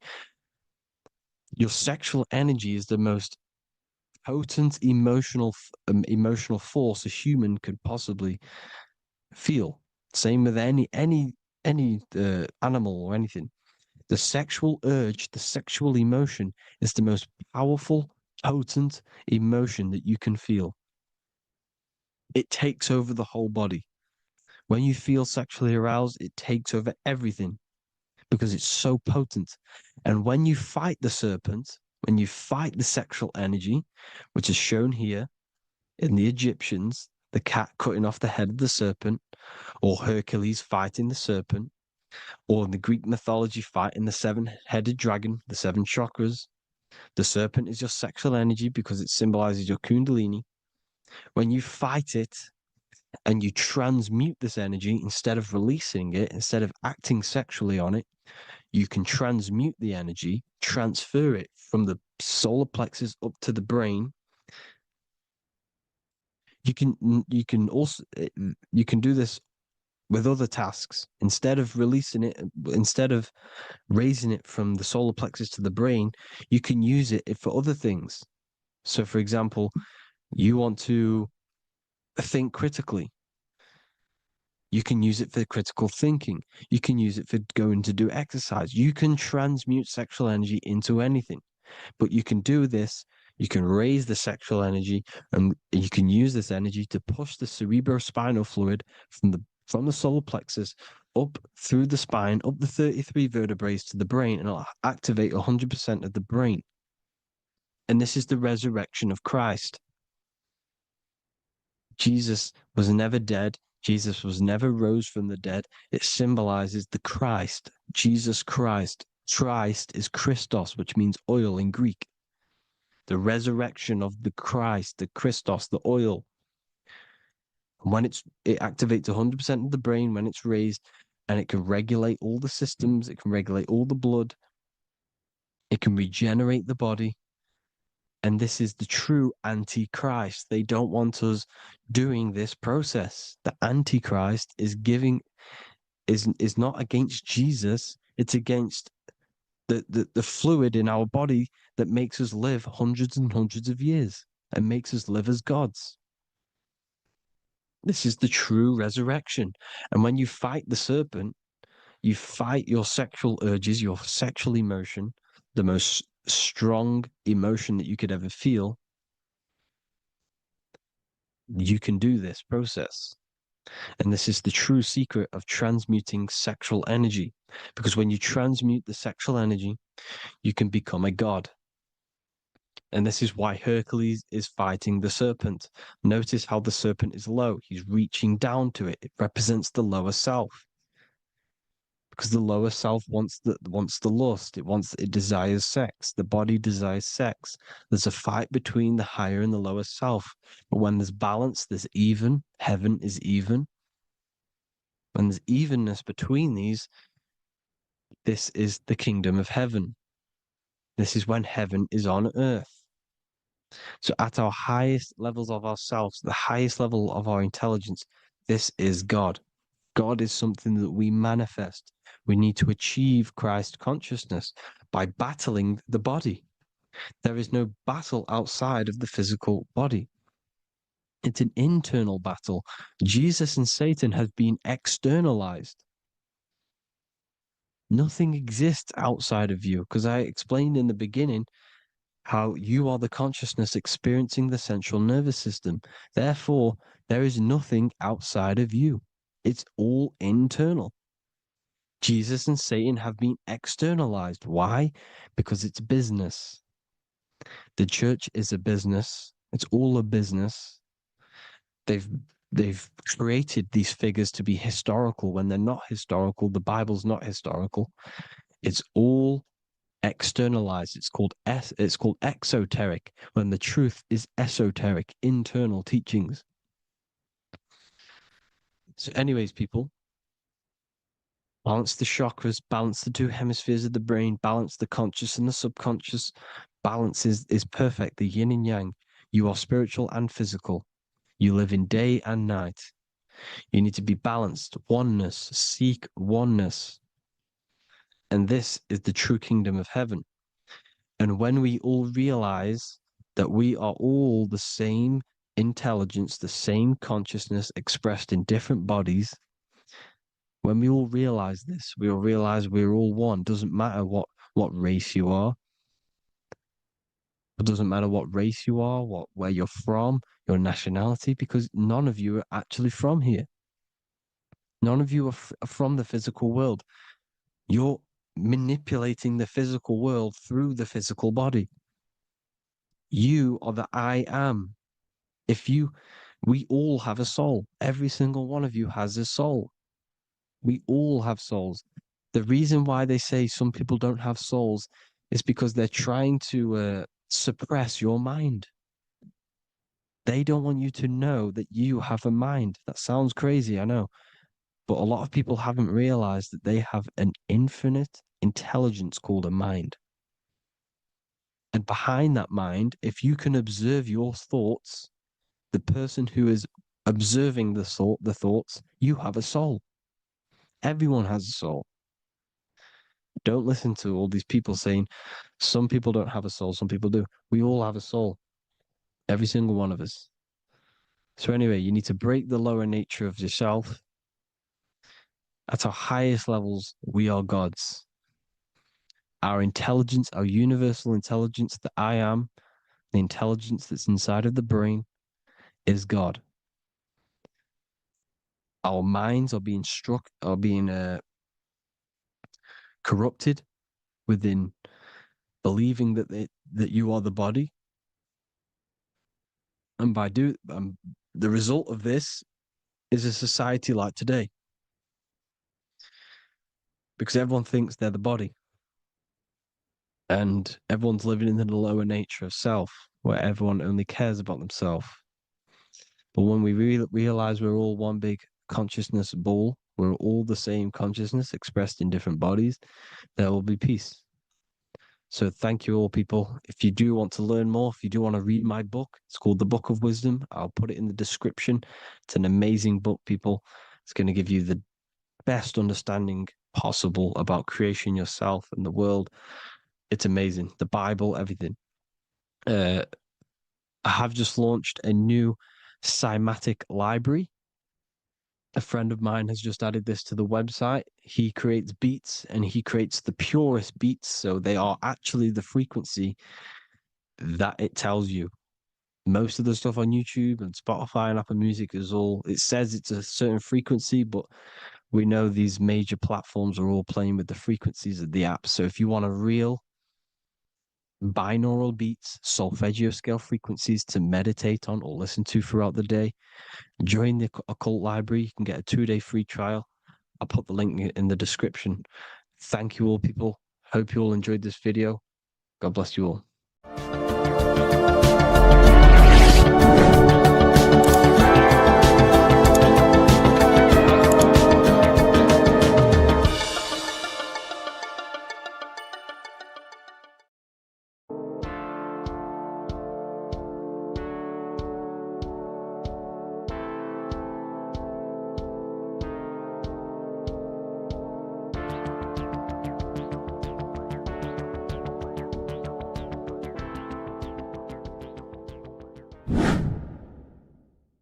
What is good, YouTube? Today we're going to be talking about the astral plane. and how the cosmology fits into the astral plane. Okay, so first let's go over the astral plane and go over the different layers of reality so that you can understand reality more. You are a multi-dimensional being. You are not in these, you are in all of these realities at the same time. They all interweave into one big reality. But there are different planes, they are different vibrational dimensions, there are different dimensions of reality. The mind is the root cause of reality. We're living in the mind of God. Everything is being thought into existence from the root cause, from the universal mind. This is why the ancient Egyptians said, all is mind. We're living in the mind of God. And we are a microcosm of this mind. This is why we all have the same mind. This mind is the world of thoughts. Now, this world of thoughts is just the thought alone. For example, it is the thought of a chair. But then when you start to imagine this chair and you start to mentally see the chair, you're now manifesting the thought, the singular thought, into some sort of form. So now you're imagining the chair. You're imagining the form of this chair, which is then manifesting into the astral plane. The astral plane is the world of thought forms manifesting. So when you are imagining something, you are seeing into the astral plane. Okay? Your third eye, it is an eye because it sees the astral plane. It is seeing the other side through imagination, through dreaming. Well, we'll go over dreaming later. So the thought of a chair is a singular thought. The imagination of the chair is the manifestation of the chair. And in the astral plane, it's basically the world of all the chairs that could ever exist. So you're thinking of the chair as a singular thought, which is the mental plane. The astral plane is the imagination of that chair, is the thought, the manifestation of it. Depending on the vibrational state of the thought will depend what level of the astral plane it will go to. For example, if you're thinking about a chair to torture someone on it, it's going to go on the lower astral plane. Or if you're thinking and imagining happy things, it's going to go to the higher astral plane.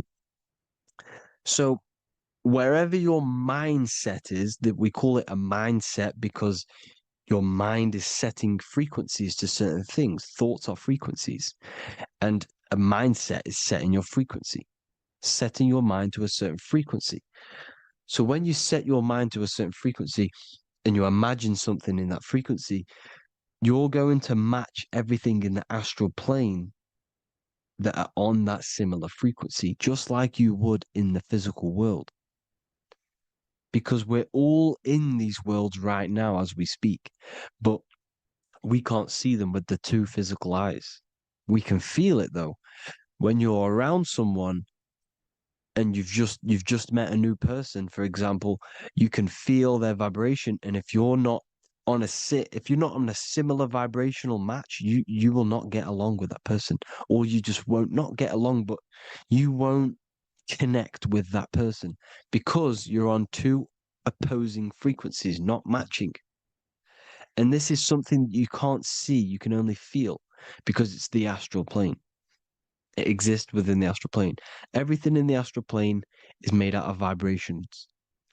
So if you do astral project, and if you already know how to astral project, you will see beings and people and things that are on the same frequency as you.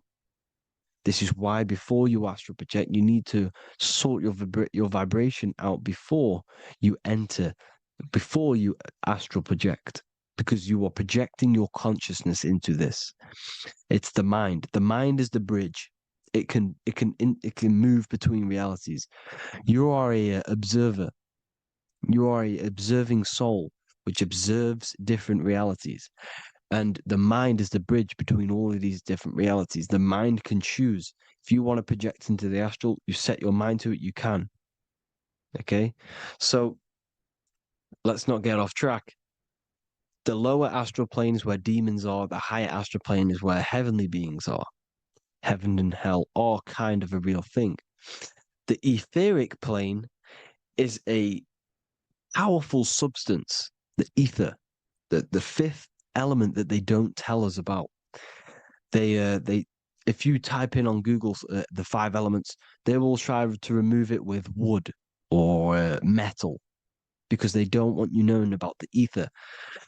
Ether is the energy double behind all physical objects. So the ether is very important. It is the 5th element. It is part of the physical world, but it's also part of the astral world. It is on either side. You see how they're showing you the truth in the language? Ether and either are the same word. The ether has 1 foot in the astral and 1 foot in the physical world. It's a substance that connects the physical to the astral world. It is the either. It's on either side of reality. It's on the other side. Other, either, same word. Ether is connecting the physical to the astral plane. It's the world of frequency. Frequencies, EMFs, Taurus fields are in the etheric plane. It is the energy plane. It's where energy moves through the ether. Okay? So then you have the physical world, the world of effect. Everything you see in the physical world is the effect of the higher planes. Each plane is a product of the plane above. So, and it melts into each plane. The physical plane is the lowest plane, it's the most densest, and the highest is the most fluid. This is the most fluid, this is the most dense. This is where we get the saying, as above, so below from. As above, so below comes from the different planes of reality. And magicians understand this. This is why magicians always say as above, so below. Because they understand if you manipulate the higher planes of reality, you manipulate the lower planes. Because the astral plane is a direct copy of the physical world, but in the astral plane. It is mirrored. The physical world is mirrored in the astral plane. They are both the same world, but just different vibrational states of the world. Kind of. It's hard to put this in words, people. So just try and understand. The astral plane is the double. It is whatever happens in the astral plane happens in the physical plane.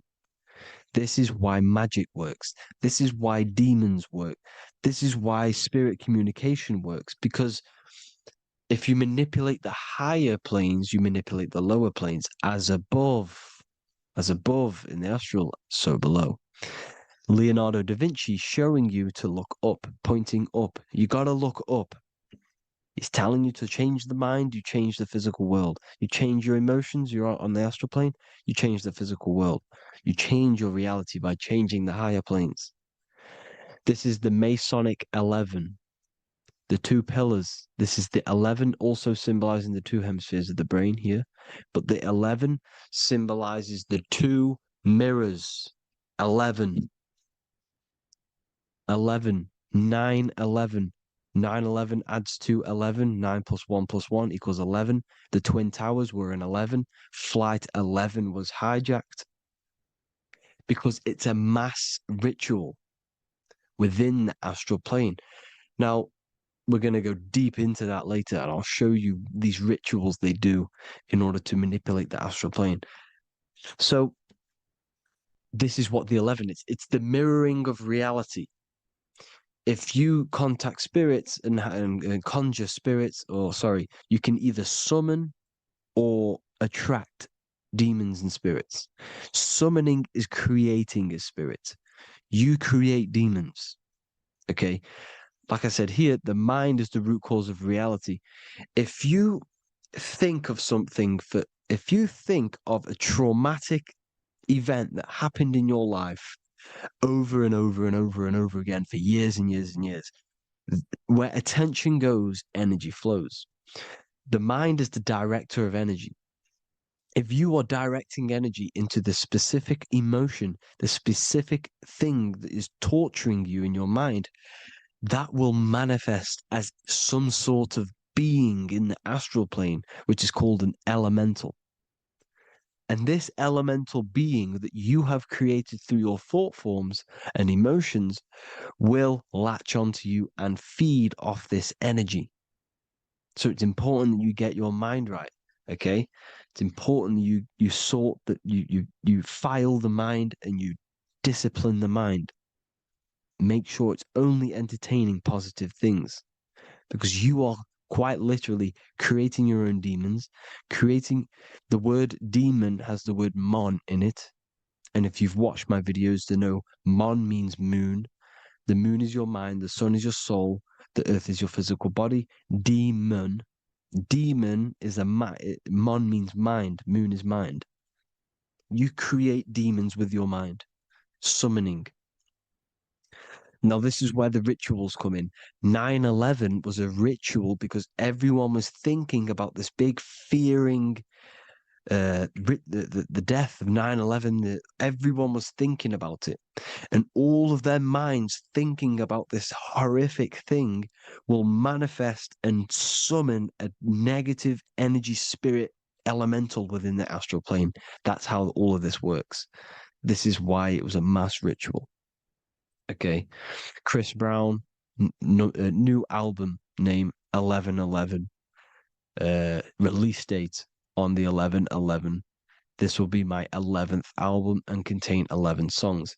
All of these people know the occult. This is Hermes Trismegistus with the star of Saturn, the six-pointed star, as above, so below. The mirroring of reality, physical and astral, the two Masonic pillars. So as above, so below. What's above us? The stars. The stars are connected to the astral plane. This is why we call them stargates. When we dream, we are experiencing these different realities. And what are stars? They tell in the Bible, it says Genesis 1:14. And God said, "Let there be lights in the firmament of the heaven to divide the day from the night, and let them be for signs." Signs translates to things to come. Why things to come? The stars tell the future. Why? And why do we say as above, so below? As above us is the astral plane and the etheric plane.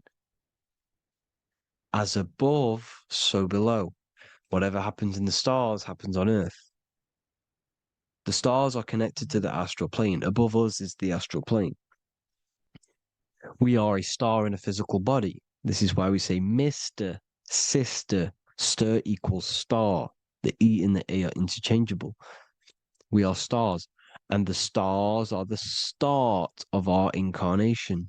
We start in the stars, same root word, and we descend through the seven energies, which are our seven chakras. Then we enter the heart of the soul system. The heart rearranged spells earth. And this is the true cosmology. Here's the Masonic cosmology. This is Masonic now. Here's the firmament. Let there be a firmament in the midst of the waters to divide the waters from above, from the waters that below. Genesis 1:6. The firmament, firmament comes from the word firma, Latin, I'm pretty sure, which means firm. When something is firm, meaning it's stable, it does not move, it is firm. The firmament is firm. So, is the firmament Genesis 1:6. What does it say? Genesis 1:3, sorry. Let there be light. This is before the sun and the moon was created. Let there be light. Before the sun and the moon was created, light was appeared. So what's that tell you? This is a holographic projection from some sort of light being, some sort of projector. And that projector is the all-seeing eye you see in the Masonic cosmology. This is the all-seeing eye projecting the light beams. Let there be light. Everything is made out of light. The universe is created out of light waves. The Taurus field is one unit of light. The light projecting this reality is Polaris. Okay, the famous all-seeing eye. Now, what else? Then we have after let there be light in Genesis 1:16, and God made the two great lights. This is the sun and the moon, electric, magnetic, male and female. Then we have the Masonic checkerboard, the black and white symbolizing dualities within the dualistic reality we're in, spirit and matter, light and matter, rest and motion, positive and negative, good and evil. Everything's dualistic here. Okay? And it's a dance. The universe is a dance between flickering of white and black light, which is the Taurus field. We're not going to go over that, but this is all connected to the astral plane. This is the true cosmology. The astral plane cannot work on a spinning monkey ball in the middle of space. Does not work. Cannot work. It's impossible. Okay? Impossible. So, even in the Quran, it says, Allah has made the earth for you as a carpet, flat. Quran 15:19. And the earth we have spread out like a carpet, set there on mountains, firm and immovable. It is immovable. In the Quran, it also says 65:12, it is Allah who has created the seven heavens of the earth. The seven heavens meaning the seven layers of heaven, the seven planets. And Psalms 104:5, he set the earth on its foundations and it can never be moved. Never. So here you see in Isaiah 40:22, he sits enthroned above the circle of the earth and its people are like grasshoppers. He stretches out the heavens like a canopy and spreads them out like a tent to live in. We live in a tent. This is the tent. The projection of light. Here you see an ancient picture here. Here you see the ethereal barrier, meaning the firmament, the etheric barrier. And here you see his head popping out. Why is his head popping out? Because your head is heaven. Your heel is hell. Your head has access to the astral plane. This is why your head is heaven. The pineal gland, when stimulated, has access to project itself, project consciousness into the astral plane. Here you see another ancient picture here with the Masonic Royal Arch, with the zodiac here, the zodiac on the top, arching because there's a firmament above us. Here's God in the brain. Consciousness is God. Here you see the Masonic Royal Arch, symbolizing the firmament. George Washington above the Masonic Royal Arch. These are the stars. This is Polaris projecting reality. Here's ancient churches with the dome. Polaris projecting reality with Jesus. Disney World is under the dome. The seven layers of heaven, ancient paintings, all depict if you go and look at the ancient paintings, they'll all depict the firmament, the arch above us. This is where we get interesting. The Masonic Royal Arch has the 6-9, which is Cancer. The constellation Cancer, which is 6-9 is associated with portals because CERN is the 6-9. Okay, CERN is opening portals. They're trying to create a portal to the other side. Cancer has the word CERN within it, so there is a link between Cancer and the opening, the firmament opening above us to ascension. Here you see the Masonic art with the Royal Arch and the light and the opening. Here you see the light and the opening. This is the opening of the firmament. Here's the Hebrew cosmology with Sheol, the underworld, and the opening. So Cancer is definitely some sort of portal in and out of this reality. I'm just connecting dots here. Now, we're going to go change a bit now. These celebrities that you are seeing they have not sold their soul to Satan, okay? They have not sold their soul to Satan.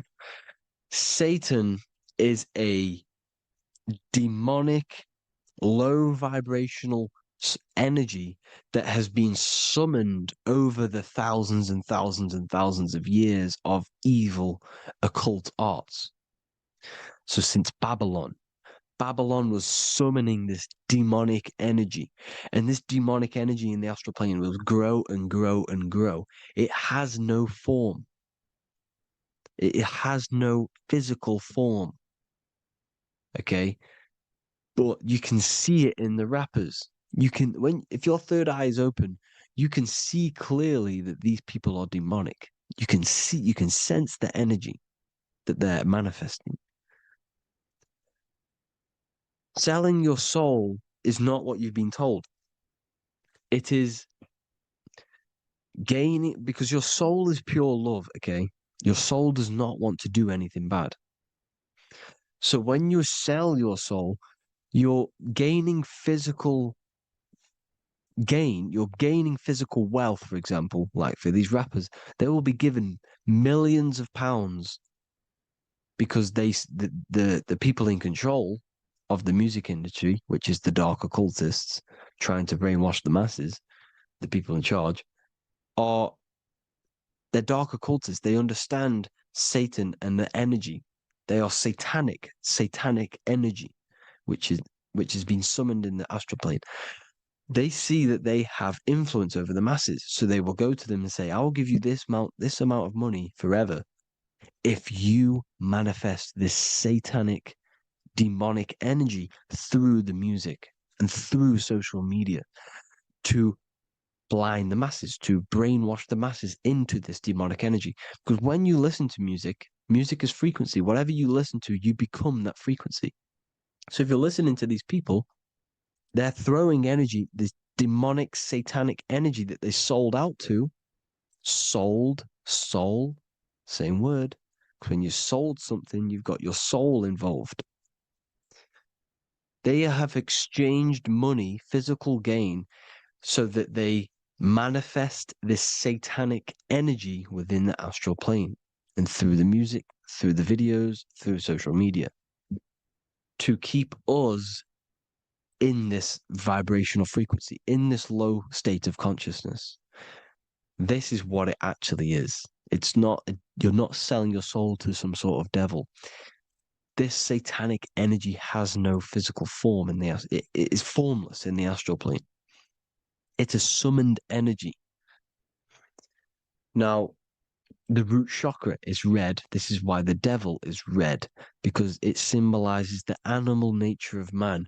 When you are operating off your root chakra, you will kill, you will fight, you will do anything to survive, because it's all about survival mode in the root chakra.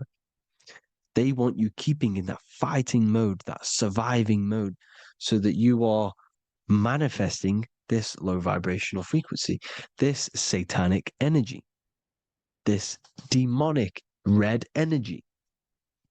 This is why the devil is red. And the devil has a tail with the red arrow pointing down, because it symbolizes your light body. This is your Merkaba. Your Merkaba is your light body. Mer equals light, Ka equals spirit, Ba equals body. Merkaba, this is the devil's tail pointing down, the descension, your heel, up to your heel, hell. Ascension to heaven, head. You see, this is the all-seeing eye with the illumination coming off it, your head, when you're illuminated. The Merkaba is your celestial sphere to portray different planes of reality. It is the vehicle of ascension. It's your light body. It's in the word Kabbalah, Kabbalah, Ka, spirit, Ba, body, La, light. Same thing, Kabbalah, Merkaba. Same thing. It's all about the light body. This light body sees different realities. So when you see the goat in the music industry, it's this satanic summoned energy that's been summoning for thousands of years within the astral plane. When it becomes to the physical plane, it will manifest through different things. A goat, an owl, Satan, Moloch, Baal, same deity, same demonic energy that's been summoning in the astral plane. And this is why the Baphomet has a goat head. Drake's new album is the goat. The Polo G, the Masonic G, with the goat. And here's Rylo Rodriguez in the mirror, with the goat in the mirror and him in his physical body. It symbolizes, the mirror symbolizes the astral plane, because he's manifesting the goat, the demonic energy. He's sold out to the demonic energy. And in the physical plane, he's his physical body. The mirroring, the Masonic 11, the mirroring of reality, the astral and the physical. And what do you call them when they're an amazing rapper, the best rapper? You call them the goat. Because the goat, you're the goat because you're manifesting the goat energy, the satanic, demonic energy within the astral plane. So Baal, Moloch, all the same thing. Because in the astral plane, if you want to gain spirits to come to you and communicate you in the physical world, if you want to communicate with spirits, you have to gain their attention. You can either gain their attention or come together and agree to create some sort of being, which is Satan. Okay. You can, like I said earlier, you can create these beings, you can summon them or attract them. One way to attract them is sacrificing. In order for you to become God, man, to turn to God, you have to sacrifice your life. You have to sacrifice, not drinking, not doing things, not doing anything demonic, not doing anything bad, not eating meat. You have to sacrifice yourself to become the light. However, if you want quick, instant gains in the physical world, you can sacrifice something else to communicate with these spirits, because these demonic energies feed off demonic energy, your demonic energy. So these dark occultists will give away babies, they will sacrifice, torture babies so that they gain, so that they can communicate with these spirits for physical exchange. Yes, you can do this. These powerful spirits, these powerful demons can give you powers. They can give you certain things. And this is what they are doing. They're summoning and attracting these demonic energy. This is why, trafficking is one of the most, Balenciaga. Baal is the demonic energy in the astral plane, which requires child sacrifice for his presence. Balenciaga, and they were trafficking children. They were trafficking, killing them, and offering them to the spirits. This is what they are doing. Balenciaga. It's in the name. Here you see, you can see here a stick man with two horns. The goat, obviously, it's all the same deity. Baal, the goat, Moloch. Here's Moloch, the owl, the Egyptian owl, because it comes from the owl of Moloch, which is Baal, which is Satan, all the same demonic energy. And it's on the dollar bill, a tiny dollar bill, tiny, on the $1 bill. All the same thing. Bohemian Grove, they worship the big owl, Moloch. It's all the same thing. It's all one big demonic energy which has been summoning in the astral plane. And it's trying to take over Earth, the physical plane. That's what it's doing. So I hope you all gained a deeper understanding of the astral plane and what's actually going on in the world. Please leave a comment if you can to help the algorithm. Drop a like if you like this content. And hope you all learned something today. And God bless you all. Thank you all.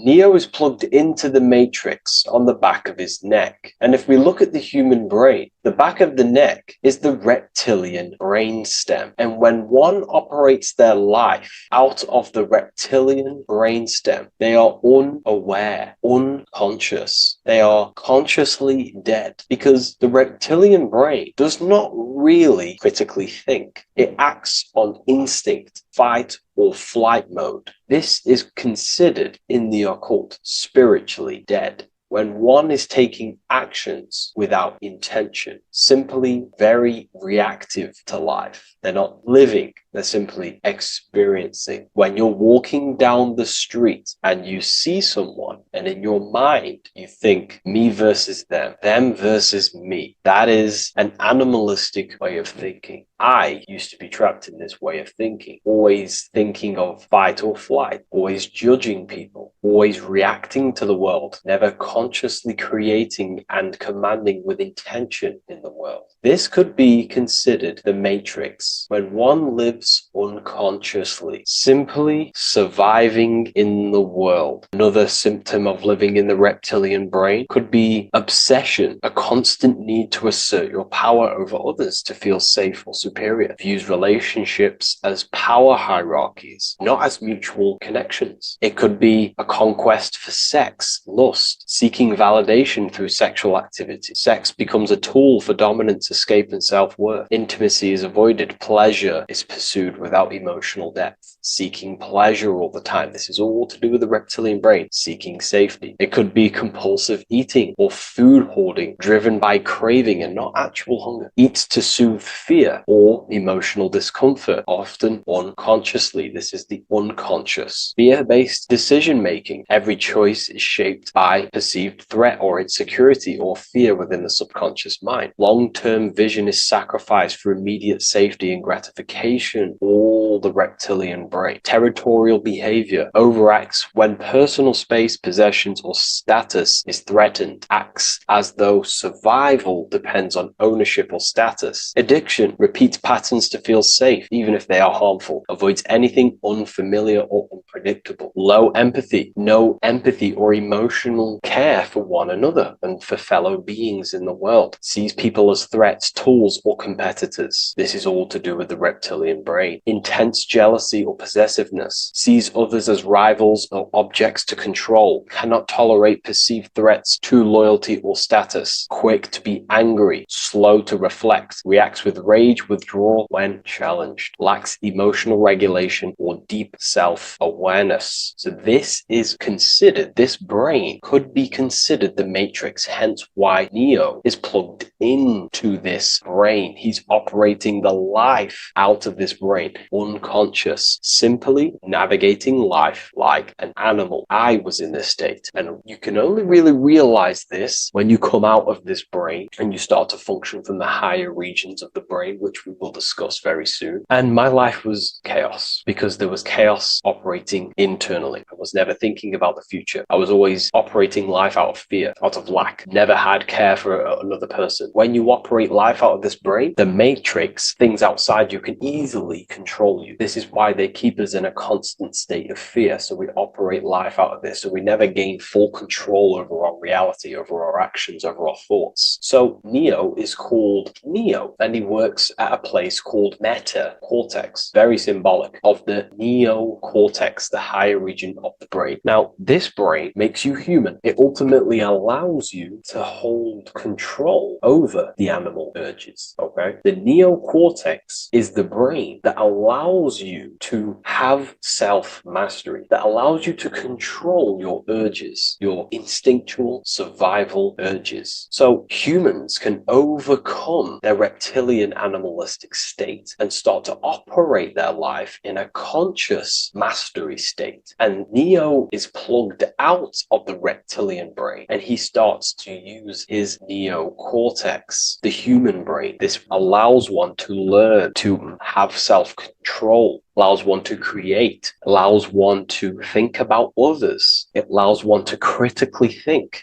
deeply. It allows one to be self-aware. Who am I? Where did I come from? And where am I going? This is ultimately the brain that has shaped the world. We look at humans. We built technology. We built all of these amazing things. They all come from the neocortex. This is the higher region of the brain that allows consciousness to function on a higher degree. It allows you to truly become a creator and have self-control instead of living in a reactive animal state. You see, animals are only aware of their five senses. They're only aware of surviving. If you notice, look at animals, they're always looking around. Even in their home, they're always looking around, sniffing around. That's because they operate in an animalistic brain. Humans have the neocortex. This is a higher region of the brain, which if you wish to master yourself, this is the brain that you will be using. This allows you to operate life on a higher degree. We see this reptilian brain symbolized everywhere. See it as reptiles. Reptiles are symbols of this brain. We see the Egyptian god Osiris with the green skin representing a reptile, a crocodile. Sometimes we see Osiris depicted in Egyptian artwork with crocodiles or reptiles, if you do a little bit of research on that. And also, if we look at the overall symbolism of Osiris and his story, we notice that he is the god of the dead or the underworld. This is not literal, but the dead or the god of the death, the god of the death of self, the dead of consciousness, because you are a divine being with limitless potential to create. And ultimately, to create, we have to master our reptilian brain. But when we function from this reptilian brain, we are dead to our higher powers of creation, of imagination, of actually gaining control and operating life from the higher mind, operating life as the divine being as you are. But if you operate life in Osiris, he is the god of dead. You are spiritually and consciously dead. You act unconsciously. You are dead, not physically, but mentally and spiritually. So what we're looking at here in the Egyptian artwork is the reptilian brainstem. We have the left hemisphere and the right hemisphere of the brain. Notice a curve. The feminine body is very curvy. This represents feminine. The masculine body is very liney. So if we study geometry, we know that lines are masculine, hence why the word masculine, line, and the feminine body is,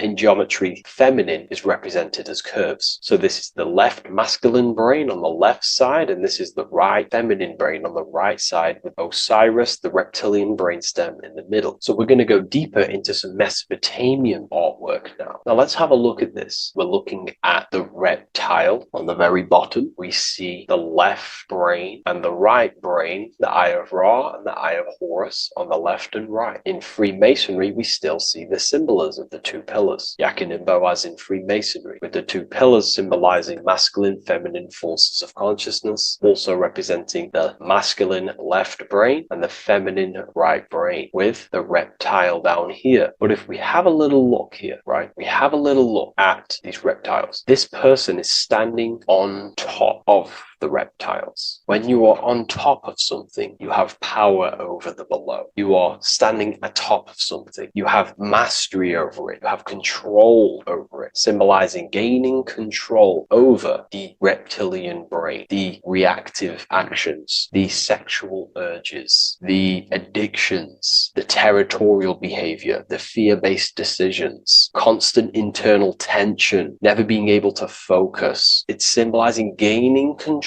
over these internal qualities that happen within us, in our mind, because the universe is mental. And if we do not gain control over this brain, it will dominate our mind, which will ultimately dominate our actions and destroy our life and live in an unconscious state. So this is basically instructions in this ancient Mesopotamian artwork of becoming self-mastery, to operate on a God consciousness level. So we have a person symbolizing your awareness, the internal you, having mastery over the reptilian urges, the reptilian brain, the reptile thinking. We have a person, a face in between, and it's standing in between these pillars, symbolizing balance of the brain hemispheres. Because the face, we see the eyes in the middle, we see the person is you, your consciousness, standing in the middle pillar. So representing seeing reality as neutral. Everything in the world is neutral. It's the mind's perception that gives it a positive or negative charge. When we adapt this mindset, this view of reality, this knowingness of reality, we see the world for what it truly is. And if you see things as neutral, it allows one to transform the situations in your life accordingly instead of simply choosing a side.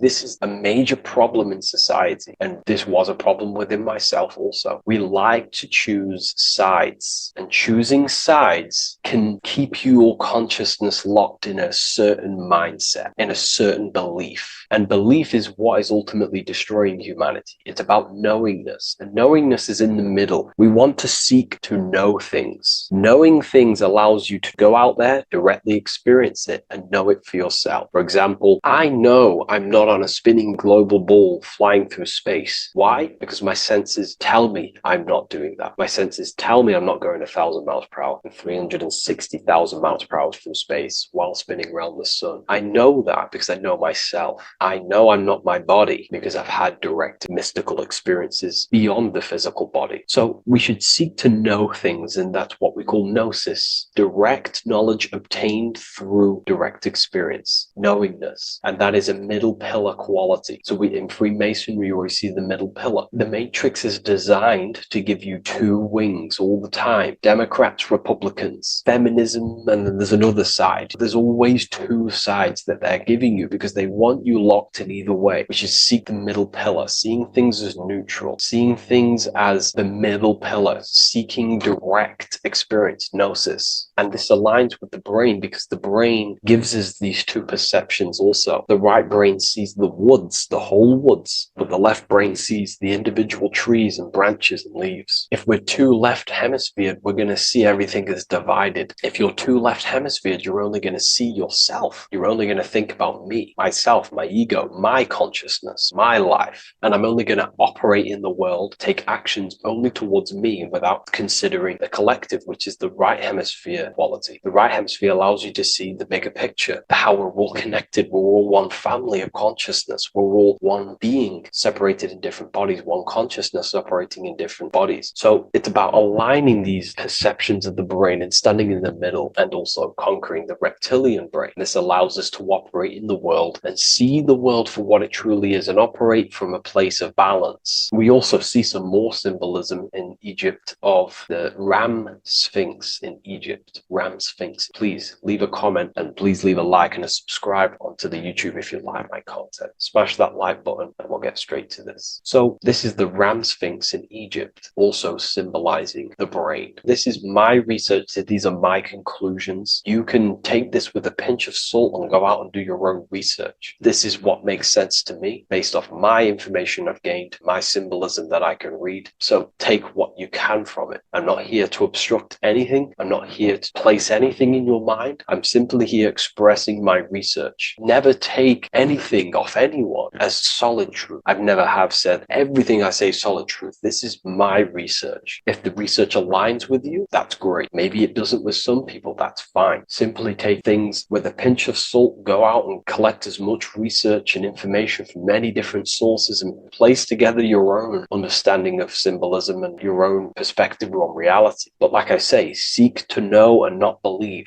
So this is the ram sphinx in Egypt. This is a more powerful symbolism of the brain. We have Osiris here, the god of the dead, which is the reptilian brain, and an Aries symbol here symbolizing the hippocampus in the brain. So this is the reptilian brain stem, heavily aligned with the reptilian brain stem here. We can see the connections if we look closely. So this represents the dead of consciousness. This is the dead of self, living in impulsive animalistic state, the symptoms that I listed earlier. I'm not going to go over the symptoms again. And Aries symbolizes the hippocampus in the middle of the brain. It's the hippocampus. And Aries is a symbol of a state of being. Why? You see, ancients and the ancient Egyptians, according to my research, Freemasons still use this symbolism today. So what they do is they use the path of the sun to symbolize a state of consciousness or a journey in consciousness. So what do I mean? So Aries here is the transition from the winter arc. So this is the winter arc from Libra, Scorpio, Sagittarius, Capricorn, Aquarius, Pisces. This is when the sun is dead. This is when the electromagnetic symbolic waves of the sun are not very present. This is the winter. This is when there's more darkness in the world. However, from Aries, Taurus, Gemini, Cancer, Leo, Virgo, and well, to Libra, this is when the sun is giving more electromagnetic rays. Everything grows. Everything is reborn again. Everything's growing. There's more light. There's more warmth. You can grow crops. So this is very symbolic as a state of consciousness. Aries is used heavily to represent the rebirth of the sun, but internally as an esoteric interpretation of Aries, it symbolizes the resurrection of awakening of the self. It is the rebirth of the sun, of the soul, the rebirth of becoming aware out of the darkness into the light, living in the reptilian unconscious state, the unconscious, not being aware that I possess consciousness, not being aware of my thought, emotion, actions. And Aries is that symbol, is of the rebirth of the spirit, the rebirth of the self, becoming self-aware. So that's what we're looking at here with the Ram Sphinx. We're looking at Osiris, dead, the reptilian brain, operating life in an unconscious state, not really thinking,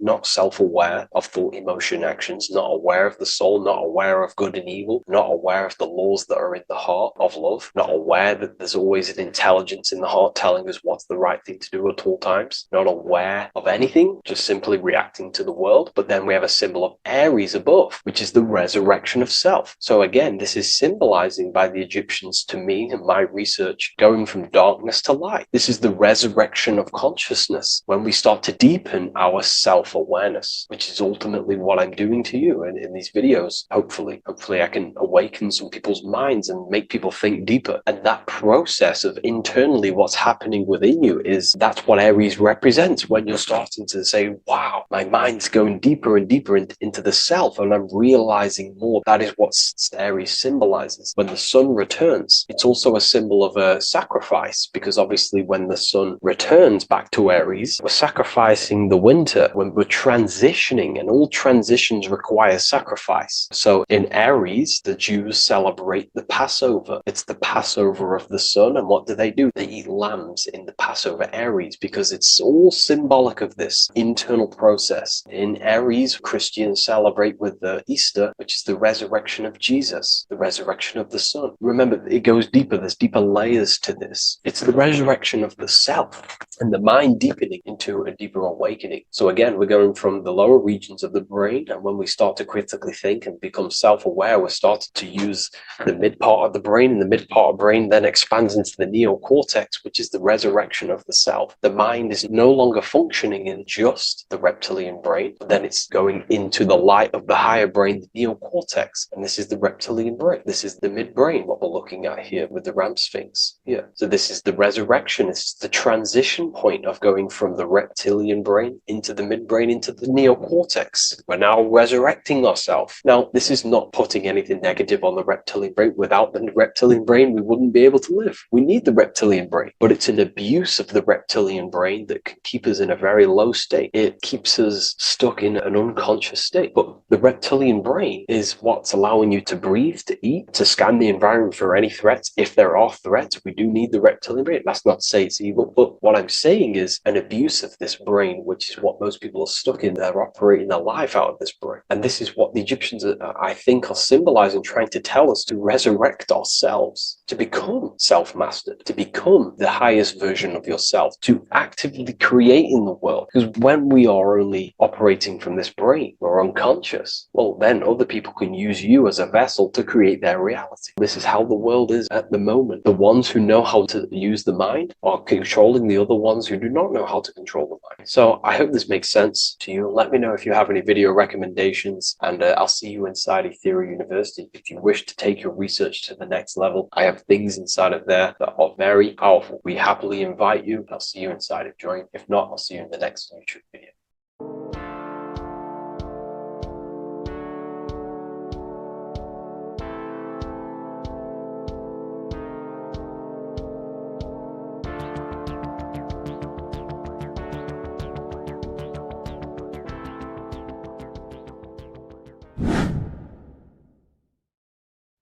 What is up, people? How are we all doing?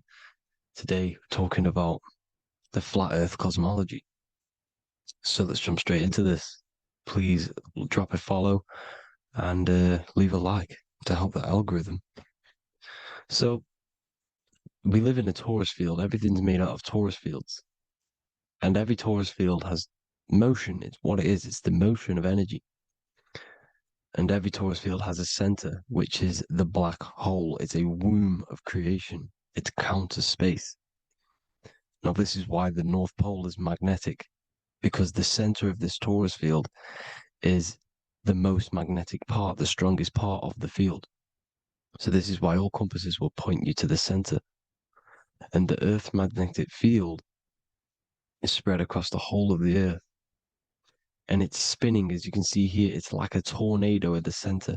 And this tornado is the force which is spinning the sun and the moon around us. You got the sun, the moon, Polaris, just like in the Masonic cosmos here. The sun, the moon, Polaris, the all-seeing eye. Now we'll get into Polaris a bit later, but the sun is the magnetic force. Sorry, is the electric force, because every field is electromagnetic. Now, the sun is electric. It's positively charged. It's gonna give you energy. It's feeding energy. The moon is more magnetic energy, which is taking your energy away from you. And this is why you become sleepy when the moon comes out, because it's taking away your energy. So these two forces is the balance. It's the yin and yang.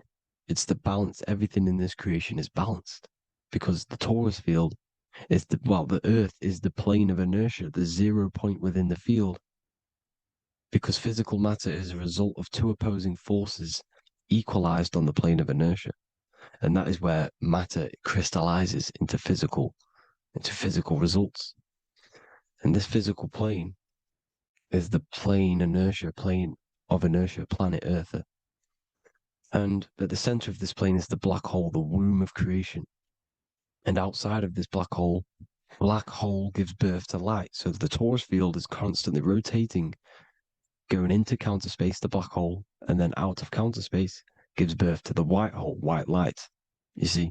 So it's going around, black hole, birth again, black hole, birth again. And it just keeps going around. It's an infinite cycle of energy.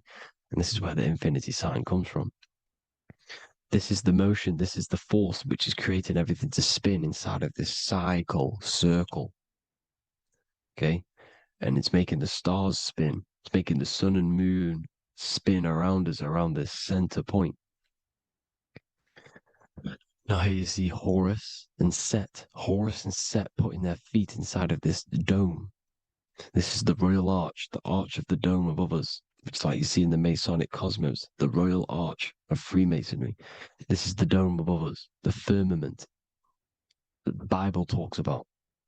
You see, they're putting their feet in because Set symbolizes the moon and Horus is the sun. Horizon, Horus. Horus is rising, the sun. So they're both putting their feet around this center magnetic pole, which is the pole, North Pole. And above the North Pole, you have Polaris, the pole of electromagnetic energy. You see? And this is how we get the sun and the seasons. Because the sun, for us, when it becomes summer, it's on the Tropic of Cancer. Then it spirals outwards, going out and out and out, then goes to the Tropic of Capricorn. That's winter for us. Then it comes back in and creates summer again. So it's constantly spiraling around this center magnetic North Pole. You see? So this roof above our heads is the firmament. And this is what they've taken off of us. They haven't physically taken it, but mentally they have taken this away from you. It's a female energy. And this is what the Egyptians called Nut, the sky god Nut. And this is the womb. We are inside God's creation, God's womb. And the woman's womb, when she has a baby, is a microcosm of this, because everything inside of this creation is macro. It's a reflection of the bigger things, as above, so below. So the dome above our heads is the dome we are in when we are a baby. And you can see the sacred geometry of it is the exact same. It's the dome. And when we are inside of the womb, the woman, the sacred maker, which is the M, the Masonic M, this is the Gmail symbol. The Masonic M is maker, mason, matter, male. She delivers the male, you see. She delivers the male because it's the maker, the female, the magnetic. The woman is magnetic in nature. The male is electric in nature. So when we are in this womb, the female, we are being fed by the center umbilical cord, by the center of the mother's stomach. We're connected to the center of the woman's stomach, just like we are when we are in the earth. The center is where the aurora borealis is being emitted from, the electromagnetic aurora borealis, the northern lights. This is our spiritual umbilical cord, connecting us to counter space, connecting us to the realms beyond this world. Because at the center of every Taurus field is counter space. And at the center of the earth is our spiritual umbilical cord. And this is the earth's belly button, as you see. As above, so below. We had a physical umbilical cord. We have a spiritual umbilical cord. And this gets cut when we die, when we're cut away from the physical reality. You see, here's the ancient Egyptian tablet showing this female. You can see the hair, it's a female above us, because the female energy is nurturing, helping, looking after. And that's exactly what the dome is. It's protecting us. It's the Ark of the Covenant, the Ark covering us, you see? And this is what they've taken away from us. By you believing in space, it completely destroys the idea of this being a sacred creation. They've taken the roof off your head, whether if you believe in space, you believe that there's chaos, there's planets, there's asteroids that could kill us at any moment. But this isn't true. They've made you fear your own creation that you're inside of. They've made you fear what's above you. You see, and it's to hide the power of astrology, the power of the lights in the firmament, which are constantly flowing through the ether. These powers which are above us are sending rays down to the earth, which are influencing our psychology and how we behave. And this is what astrology is. It affects human consciousness. It interacts with our consciousness. And there's a different energy every day because the planets are in different houses, different alignments. And this is, we'll go into this a bit deeper later on. So the world tree, this magnetic north pole, the pole of electromagnetic energy, was symbolized as a tree, the great tree at the center of the earth. You see? And this tree is symbolized everywhere. You can see here how the center person, this Egyptian person, is holding up the sky. This is the North Pole, the hyperboloid, at the center of every Taurus field. And this tree was in the Mayan cosmology. This is an ancient depiction. This is the Taurus field. There's the plane of inertia. Here's the center tree. Here's the tree in the center, the magnetic North Pole, the woman holding the stars. Is the Hindu with the two birds symbolizing the sun and the moon revolving around this center tree. The Mayan tree, his Horus and Set around the North Pole. They all knew this flat earth cosmology. They knew these secrets. It's so sacred you understand the creation that you're inside of. Because if you don't, you'll be led astray. You don't know where you are. You're lost. See? And here's the Masonic art, with the rays of the stars coming down, with the tree in the center. So it was personified as a tree. And we are in Asgard, Midgard, the middle garden, where there's good and evil. So the 7 layers of heaven, which is talked about in the Quran. Each planet has a different layer of the firmament, and this is the 7 layers of heaven, and these are our 7 layers of the energy centers in our body. So we start in the stars. So we are stars in a physical body. And this is why we say Mr., Sister, Fraudster, Sinister. Stir is star, and we are in the stars. And our star descends into the soul system, not solar system. And as we descend into the soul system, we enter Satan's kingdom, Satan's world. As it says in the Bible, Satan is the god of this world. Well, if you've been into my research for a while, you know Satan is Saturn. Saturn's world, because Saturn's the outermost ring. He's the Lord of the Rings. and you enter his kingdom, the kingdom of time, and this is why Saturn's the time god. As soon as you go past the rings of Saturn, you're now in the soul system, you're now in time, you're now bound by space and time, and you're bound to the earth plane, the heart. Earth is heart.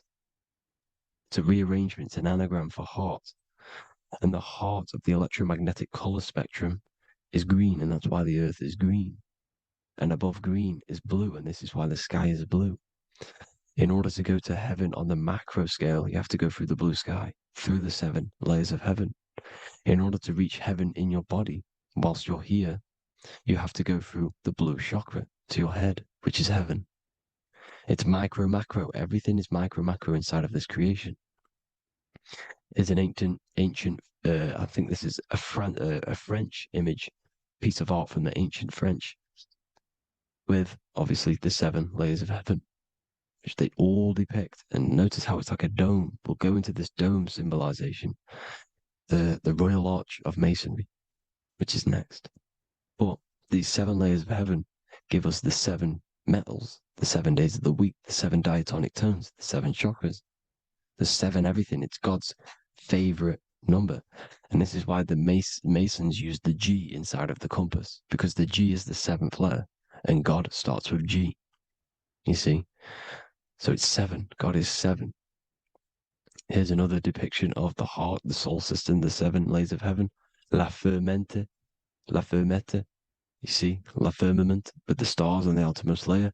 Here are the 7 planets: Jupiter, Mars, la Sophie, the sun, la Luna, the moon. So Saturn. So we are in the heart of this soul system. In order to ascend, we need to ascend up our chakra system, reach 144,000 hertz, God consciousness, the God man. You have to unfold God man, master of the mind, mastery of the mind. So what are the stars? The stars make everything unique. The stars are constantly rotating around the center, magnetic North Pole, the tornado at the center, which is stirring everything. It's stirring the ether. The center is the ether, and the 4 elements are born out of this ether. There's 5 elements: ether, spirit, water, air, and earth. The ether gives birth to the 4 other physical elements, which the whole of creation are made out of. About them 4 elements. 4 is the number of stability. You know, a chair, a table has 4 legs. It stables things. It's a foundation, and these 4 elements are the foundation of this creation. You see, and this magnetic North Pole is stirring this, and the 4 vibrational states of the ether are the 4 elements. Now let me get back to the stars. I just wanted to give you that. The stars are being stirred around this center point, center. It's stirring everything, and they're always in different alignments. Every millisecond, they're moving in different placements of the stars. And the planets are called the 7 wanderers because they're not fixed. The stars are fixed, but the planets they're called the 7 wanderers, the 7 layers of heaven, because they move faster and slower than each other. Each planet is slower and faster, has a different rate of speed it's moving. So these alignments are mixing in with the energies of the different 12 constellations. And this is why you have a unique characteristic. You have a unique look, a unique energy, a unique personality. This is because when you were born and you took your first breath, that energy which was in the ether, because the ether is all around you, and energy travels through the ether. The energy that the stars were casting down and the energy that the planets was mixing in with the 12 constellations was in the ether. So when you came out of the womb and your first breath, because breath is spirit, okay? So that first breath you took, that is the energy that is imprinted within your DNA, your soul. And you reflect that energy, you emit that energy. That's the energy that is with you forever until you die. Till this physical body dies off. And that's what the stars are. The stars are giving a unique energy, characteristic, personality to every living thing. Every dog, every cat, every animal has a unique personality. because it was born at a different time and place in the sky. Okay, the stars are your destiny. Now, the stars are constantly changing as well. If you look at stars through a telescope, they're constantly changing and forming different forms. You can see here, it looks like water. It looks like light through water because it's the ether above us, a sea of ether. And this light is being emitted through it, and it's just constantly changing, giving different energies, each star. So this is why this is what the zodiac is. It's the expression of energy. It's the expression of the stars. And each constellation has many different personality, different energies, different traits. Each planet has different traits, depending where your planets are, depending what energies you hold. No two person have the same energy.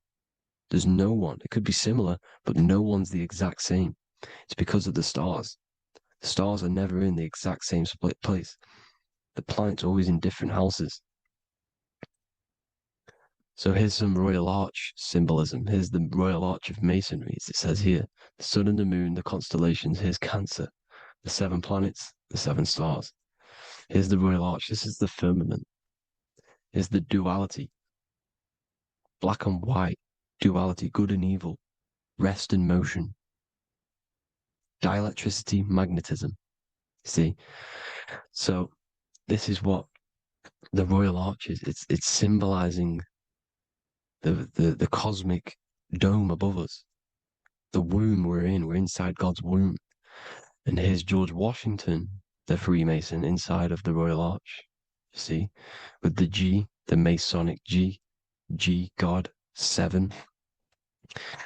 Here you see another depiction of George Washington with the stars in the dome above his head, his Polaris, the sky vault, Polaris. We'll get into that later.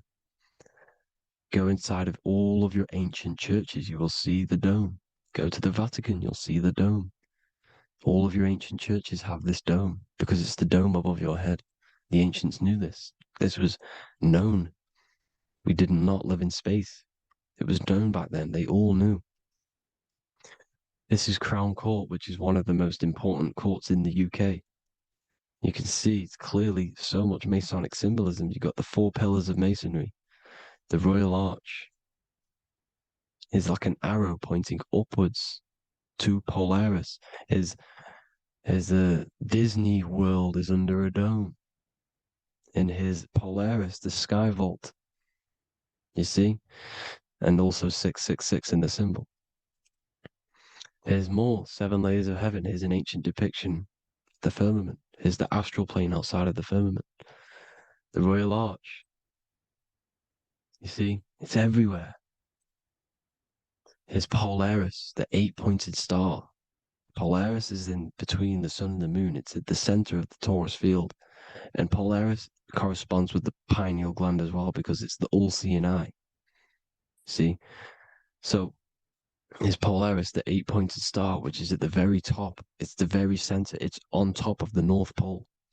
And it's an 8-pointed star that's always symbolized as an 8-pointed star. Here you see the Vatican. The Vatican is a giant key with an 8-pointed star. See, it's a key. Here's the dome. Here's the Space Delta, the USA Space Delta logos. Here you see the Egyptian god looking from the center of the North Pole, looking upward to an 8-pointed star, Polaris. An arrow pointing up to Polaris. Here's another, the bear holding a key with an arrow up to Polaris, 7. Holds the key to Polaris. Here's an eagle holding a key above the North Pole to Polaris. Polaris, and here's another one. There's another bird, like a dragon, holding a key to Polaris. Because Polaris is definitely something to do with leaving this creation. Okay, maybe, I can't say for sure, but maybe it's to do with ascension, and this is why the Vatican hold the key to the 8-pointed star. And this is why the space, well, we all know space is a lie, but they're showing Polaris and its sacred symbology. Maybe it's to do with something leaving this creation, going to another. Here's some North Pole symbolism. As above, so below. You see the 4 The 4 seasons are the Big Dipper constellation going around Polaris. This is Polaris, this is the Big Dipper constellation, and this is the swastika. This image gives us the swastika, because all the symbols we use are created in nature. They're created somehow in nature. This is how we get them. As above, so below. This is the map of the North Pole with the 4 rivers, looking like the Big Dipper constellation. It's the Masonic, here's the ancient cosmology with the 4, you see the 4 islands, Mayan cosmology, 4 islands.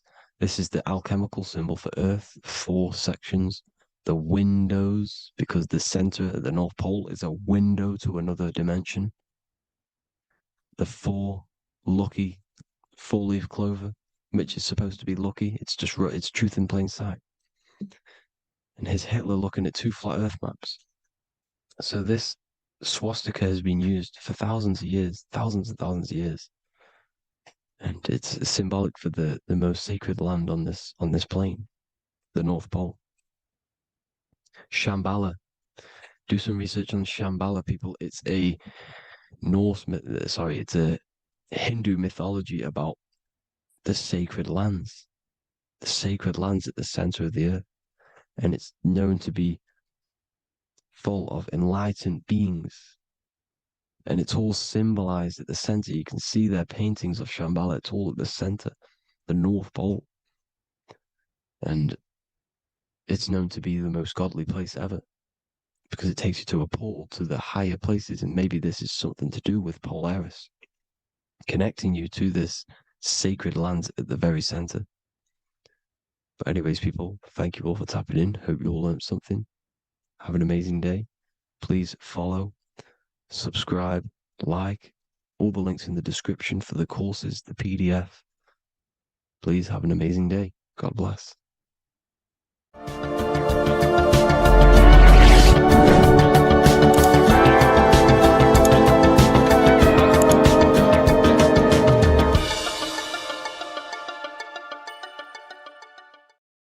Hello everyone, and welcome to another lecture inside Ethereal University. In this lecture, you will learn about the death process and how to prepare for it, and why that preparation is so important. So let's get straight into this.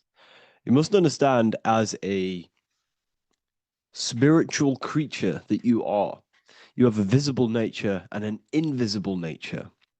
You never truly die. You are an eternal soul experiencing a temporary physical world. The inner world of thought and emotion is eternal, while the outer world of matter is mortal. Everything that is seen is mortal. Everything that is unseen by the eyes is immortal.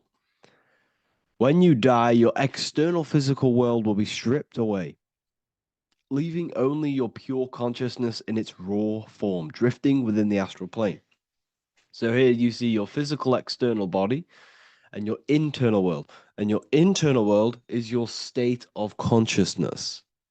It's your state of consciousness. Your thought and emotion is one overall state. Okay?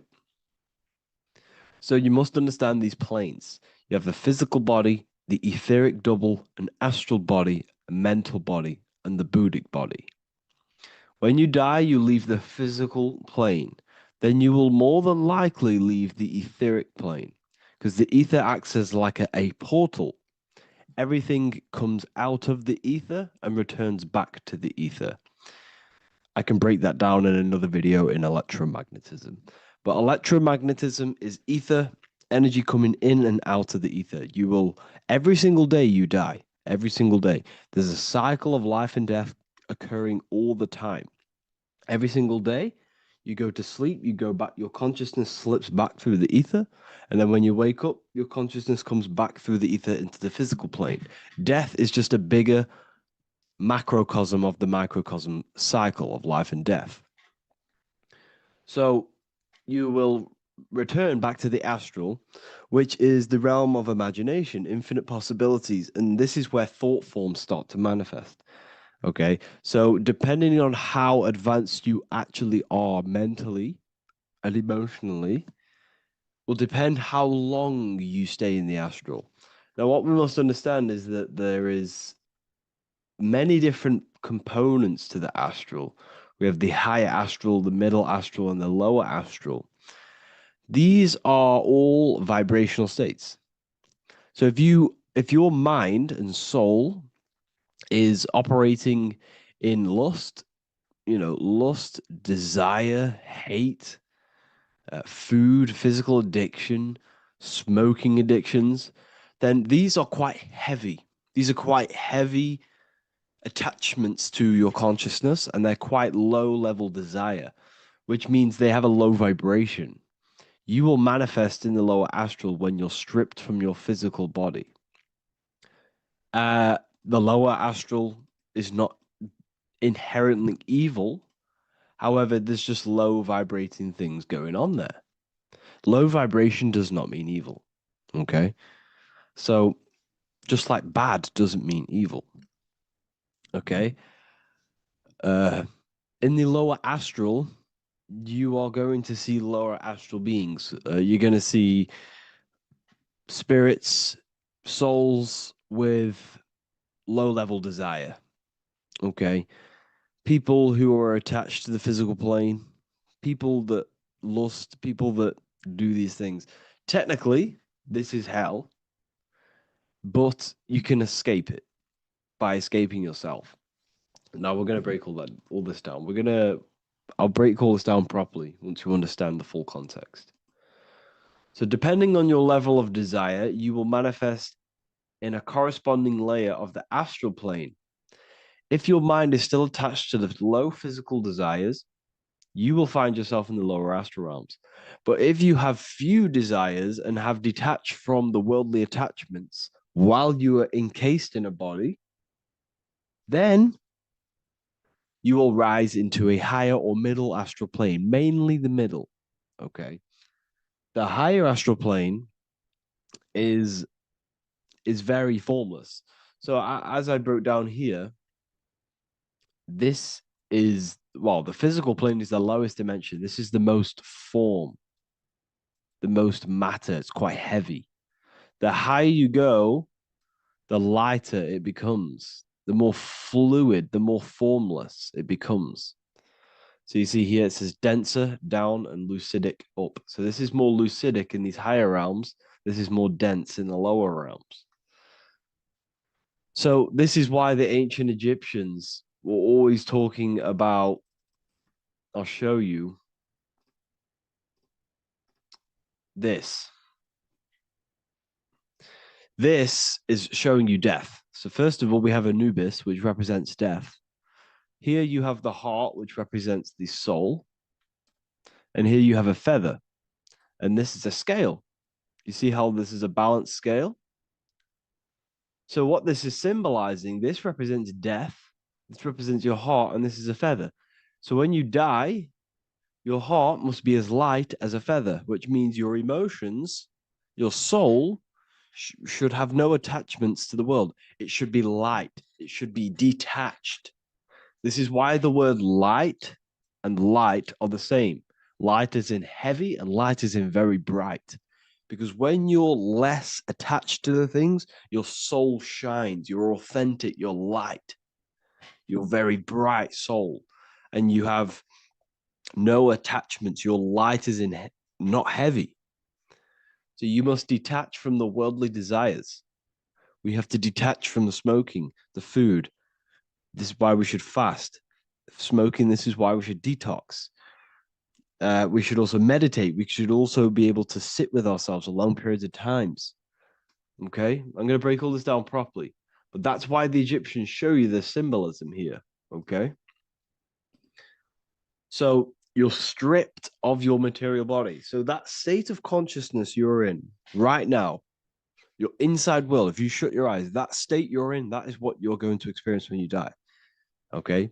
And you're going to be manifested into the astral. In the physical plane, you can mask or hide almost anything. But in the spiritual realm, you cannot. The astral body, your thoughts and emotions directly shape your spiritual body, your astral body, revealing your true inner state. So your desires that you can hide in the physical plane, your emotions, your thoughts, you can't hide any of that in the spiritual plane. in the astral plane. That will directly shape who you are, your color of your astral body, and your astral body as a whole. So here we have Kim Kardashian. If you could see this lady's astral body, you would run so far that you would be horrified for the rest of your life. If you could see their spirit, their astral form, it would be horrific, because their mind is so attached to, physical things, so attached to desire, money, fame, worship, power. These people do not want to die. These billionaires and millionaires will never want to die. They will do whatever they can to stay alive, because they understand what when they die, they have to face themselves. They have to face their inner world. And their astral body, their true authentic self on the inside, is horrible and horrific and so low vibration. So this is where it comes in. You must be as light as a feather. This is what the Egyptians are showing you in their artwork. Your soul must be as light as a feather. In order for the soul to ascend to a higher plane and not look at that physical plane and say, I want to go back, or I want to desire things down there, you must detach now and prepare for death. Hell is not a place. It's your own personal suffering born from within. If your mind and soul are deeply attached to mental fixations, emotional wounds, and physical addictions tied to the material world, that pain will follow you into the astral. This is your true judgment day. You judge yourself when you die. You see your authentic self. There's no hiding. Right.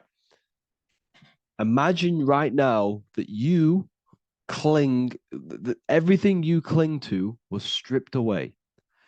No matrix, no electricity, no food, no TikTok, no phone, no possessions, no distractions, no one else. Could you sit alone with yourself for just 1 hour? Could you sit alone with your thought and emotion? That moment of truth is what you must begin to prepare for. Could you sit alone with yourself? Can you sit alone for long periods of time and just think? And if you cannot, then you're running from your internal world. You're running from your thoughts. You're distracting yourself from your thoughts. This is what we must address. Now, don't feel bad if this is you. We've all have problems. We all have internal problems. But this is what we have to face directly in order to prepare for life after death. We must meditate for long periods of time. Not even meditation. We should be able to sit with ourselves with no distractions and just think. This is what the people of the past used to do when we had no technology. People would sit and think for hours. This is what we need. Because if you cannot sit with yourself, imagine sitting with yourself with no physical body. That's the level that's going to happen. And we need to prepare for that. The soul and mind must become as light, as weightless, as radiant as a feather to ascend to a higher plane and move beyond the physical life. To rise, they must release heaviness, attachments, burdens, fears, and desires. The lighter and brighter your inner being becomes, the more freely it can rise into a higher state of existence. Ascension is not about going somewhere, it's about becoming something pure, clear, and luminous. Okay, this is very important. Very, very important. We must detach from the worldly things. So enough of that. How do we do it? How do we attach? How do we prepare? Number one, you must detach from the material things. Start loosening your grip on things, possessions, titles, even identities. They are temporary. Appreciate them, but don't let them define you. Let nothing outside of you define you. Nothing. Your name is not you. Your job is not you. Your reputation is not you. Your bad past is not you. Your good past is not you. Your business is not you. Everything outside of you is not you.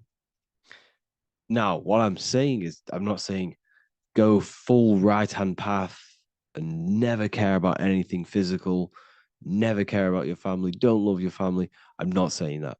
What I am saying, love these things, love these outside things, but do not become attached and do not let them define you. You must be okay with losing anything that is outside of you. You must be okay with that, because you must understand the physical plane is, it's promised that everything is temporary. Everything is temporary in this plane. So don't ever think it's going to be there forever, because it's not. And you must remind yourself, not remind yourself, but I think about this sometimes when I start becoming a bit attached to work and stressed. I just remind myself that I'm going to, this is temporary. I'm going to leave this world one day and I'm not going to care. So you must have the balance. Okay. The balance is key. You can go down that right-hand path and just fully cut off from the world like a monk and shave off your hair, disconnect from the physical world. You can do that. That's not wrong. There's different paths in life. You have the left-hand path, purely physical. You have the middle path, which is balance between the physical and spiritual. Then you have the right-hand path, which is monk mode, where you fully disconnect from the world. They shave their hair off to disconnect from the physicality. They meditate for long periods of time. This is what they're doing. They're preparing for death. Monks prepare for death. They understand this. They understand that you don't die. Your inner world is the true world. The inner world is the only world that exists. Everything outside of you is an extension of you. Number 2, cleanse the mind. Watch your thoughts. Are they rooted in fear, anger, regret, or craving? Meditation, mindfulness, and inner reflection help purify the mind. The cleaner your thoughts, the lighter your spirit. So your astral body is formed by your thoughts. It's formed by your emotions. If you sit around thinking about eating all day, you're going to have a very heavy astral body. It's going to manifest in the lower planes. But if your mind is thinking about good things with good intentions, love, knowledge, expansion, you're going to manifest even the middle or the higher. And there are ways to even ascend out of your astral body. Yes, you can ascend out of your astral body and out of the mental body, but that's all very advanced and I'm not going to teach that yet. I'll make another video on that, but you can ascend from them bodies. The astral plane is not the end. You can keep ascending as a soul until you're left with just the pure essence of the soul. But we're going to, anyways, cleanse the mind, reprogram the limiting belief systems, let go of mental attachments. And the way you do this is by getting a piece of paper and writing down every single attachment that you have. And you're going to realize, dude, there's more than you think. Okay. We have to detach from these. We have to. 4, practice presence. Can you sit in silence with yourself? The more at ease you are with your own inner being, the less you'll feel death. The afterlife is just an extension of your inner world. It's so important. This is so, so important. Can you sit with yourself? If you cannot sit with yourself, you have some inner work to do. You have some thoughts to address, some beliefs to address, and some feelings to address. Okay, so practice sitting in the present, meditation, or just literally sit there and try and be okay with yourself. And if you can't be okay with yourself, then there's something you need to address, whether it's a belief system, whether it's an emotional trauma, or something. This is what we must reshape, refine, and let go of. Live truthfully. Speak and act from your soul, not from fear or ego. The more authentic you are, the more aligned you become with your true self, which carries beyond this life. The ego is your mind's perception of itself while being incarnated in this world. It's been shaped by your experiences, your thoughts, your beliefs, and your emotions. So your ego is basically this false thought form that you've created. It's a false layer of yourself that sits on top of your true authentic self. It's basically your physical character. When you were young, you had no ego. You were pure. You had a pure consciousness. But then as you grew older, your ego started to grow, and it still is growing because it was shaped by experiences, things you've gone through, things you said, things you believe, things you think. It's created by you, by your mind. And the ego is close to the word echo. The ego is the echo. It's an echo. It's a layer. It's a false identity. It's a false layer that sits on top of your soul. And if you don't get rid of that ego, if you don't know how, well, not get rid of it, but balance it, if you don't know how to rise above that ego and you die, it's that ego that's going to be pulling down when you die. It's that ego that's going to be your suffering. Okay. 7, connect with the divine, whether through prayer, meditation, tune into something greater than yourself. The connection is the soul's compass beyond this world. If you can meditate and rise above them clouds of thought, that's the soul, that's the observer. We must connect with that. Okay, this will definitely help with just allowing yourself to connect with your true self. Meditation's great because you can just fully detach from the world. And the more you meditate, the more you can prepare for death. A powerful way to cultivate detachment is through daily detachment meditation, done either at night or in the morning or the first breath upon waking. Or do this as many times as possible per day. Start by physically grounding yourself in the present moment. Say out loud, I am here right now, nothing else matters. Let that phrase draw your awareness into the now. Just keep saying it until you're present. Then begin to slowly list everything you identify yourself with, one by one. I am not your body. I am not my body. I am not my name. I am not my possessions. I am not my house. I'm not my children. I'm not my everything. I am not my thoughts. Release each layer gently. Imagine, if you want to, if you have a good imagination, imagine placing these things into a big box.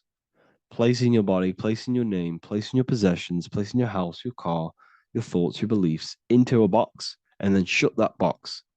If you have a good imagination, do that. That can help. And you'll be left with yourself. And you're not even that. It goes even deeper. Eventually, you'll reach the mind itself. Detach from the language that the mind is even using. Now, that's very difficult. And not many people have ever thought about that, and they've ever even been there. Detach from the language that the mind is using. Think about that for a second. Your mind is not what you actually think. It goes very deeper. Your mind is not that little voice. It's that voice that the language is using. So even the language is a spell on your mind. Okay, it's an attachment. Eventually, you'll reach the mind itself, detached from the language it uses, the voice in your head, the need to define. What remains is something beyond thought and beyond words. I can't even describe what's left, because words, once the language is gone, it's purely metaphysical. All I can say it is pure awareness, and it's symbolized. This is why symbols are so amazing, because they can symbolize things that are beyond words. A flame. It's just a flame. And you won't be able to understand that until you've been there. It's just a flame. It's pure cause. Words can't describe it. You'd have to experience it. Connect with this essence daily. This is truly who you are. So this is a great way to detach. We can do these detachments every single day during meditation. This will definitely help over long periods of time. Of course, you're not going to be ready tomorrow for death, but just try and prepare for these things. This is the whole reason people used to meditate. It's the whole reason why people do these spiritual practices, because they understood that this plane is temporary and your soul moves on from this plane. And you'll never truly believe in the soul until you experience it. So I can show you these things, but you must go out and experience it. The soul is real, but you won't understand unless you cast off everything else. Okay. So I hope this video helps. It's a very deep video. I'm going to be making more of these stuff, of more self-mastery. And of course, we made the self-mastery section now. So I'm going to start filling up this place with lectures. And I think it's a great time to start this because a lot of people have been asking on how to master yourself, prepare to death. So hope this video helps. See you in the next one. Neo is plugged in on the back of the neck, which is the reptilian brain stem. The reptilian brain is all to do with survival mode, survival state.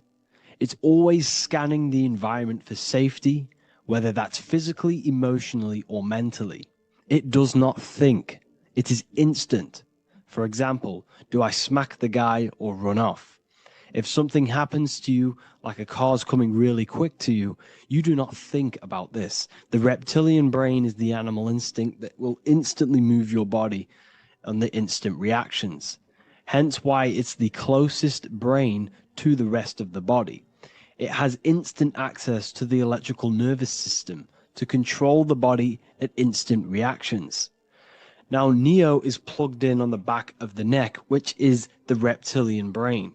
Therefore, the matrix is the body itself. It is the lowest state of consciousness. This is what it represents.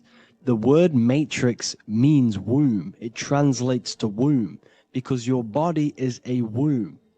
Your body is a vessel for universal consciousness, for God consciousness.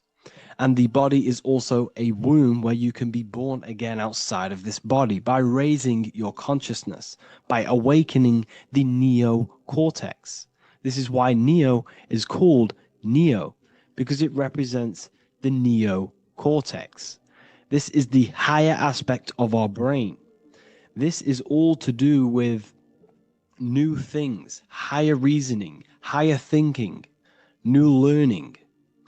You see, the brain is a receiver for universal consciousness. Now, what do I mean? It is a radio receiver. Think of it like this. You have a radio tower which emits frequencies. And each little frequency, 00.1, 00.2, 00.3, each 00 point is a different person. We are all the same universal consciousness, encapsulated inside of a different vessel. This is why our body is the temple of God inside of the Bible. Your body is a sacred temple of the divine essence of the universe. However, consciousness is controlling this physical body. And I'll show you this diagram here. Consciousness consists of imagination, emotions, thought, and memory.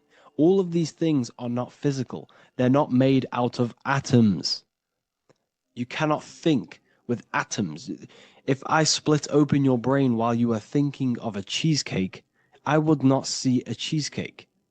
It's because these things exist metaphysically within consciousness. They are not physical. The body is physical. It's part of matter. It's part of time.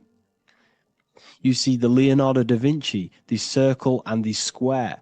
The square represents limitation, beginning and end, because when you draw a square, there is a beginning and end. It represents the body, the mortal self, the ego, the echo. Then you have the spirit raised above, which represents spirit over matter, mind over matter. Invisible forces create physical forces. Everything physical exists in non-physical. This is also the Freemasonic square and compass, why the square is below the compass, because the compass creates the circle, which is spirit or mind. Then you have the square, which is matter. Mind and matter are the same substance. Mind creates matter through thought. Everything in this physical universe manifested through thought. Everything began as thought. So you are spirit and matter. You have a material body and a spiritual body. And you are right in the middle. This is why humans are very, very important. Because we have an animal nature, the reptilian brain, and a higher consciousness, the neocortex. and we must awaken out of the matrix, which means womb, which is the body. And Neo is waken up from the lower self, the reptilian brain, and moves into the neocortex, because the brain is a radio receiver for consciousness. Now, what do I mean? I went over this before. Your consciousness is controlling the brain. The brain is a computer. And when our consciousness, our imagination, our emotion, our thoughts, and our memories are all contributing towards just survival things, food, safety, fear, all of these things, and our consciousness is locked into a survival state, we are using the reptilian brain. We're no longer thinking. You don't think with the brain, but the consciousness is thinking, which activates the different parts of the brain. When we think for higher reasoning, we use the neocortex. It stimulates the neocortex. When we think about survival, we're using the reptilian brain. So therefore, when Neo wakes up, he wakes up to the higher aspects of consciousness, which is only utilized by the neocortex, by learning new things and expansion of the mind and expansions of consciousness. Okay?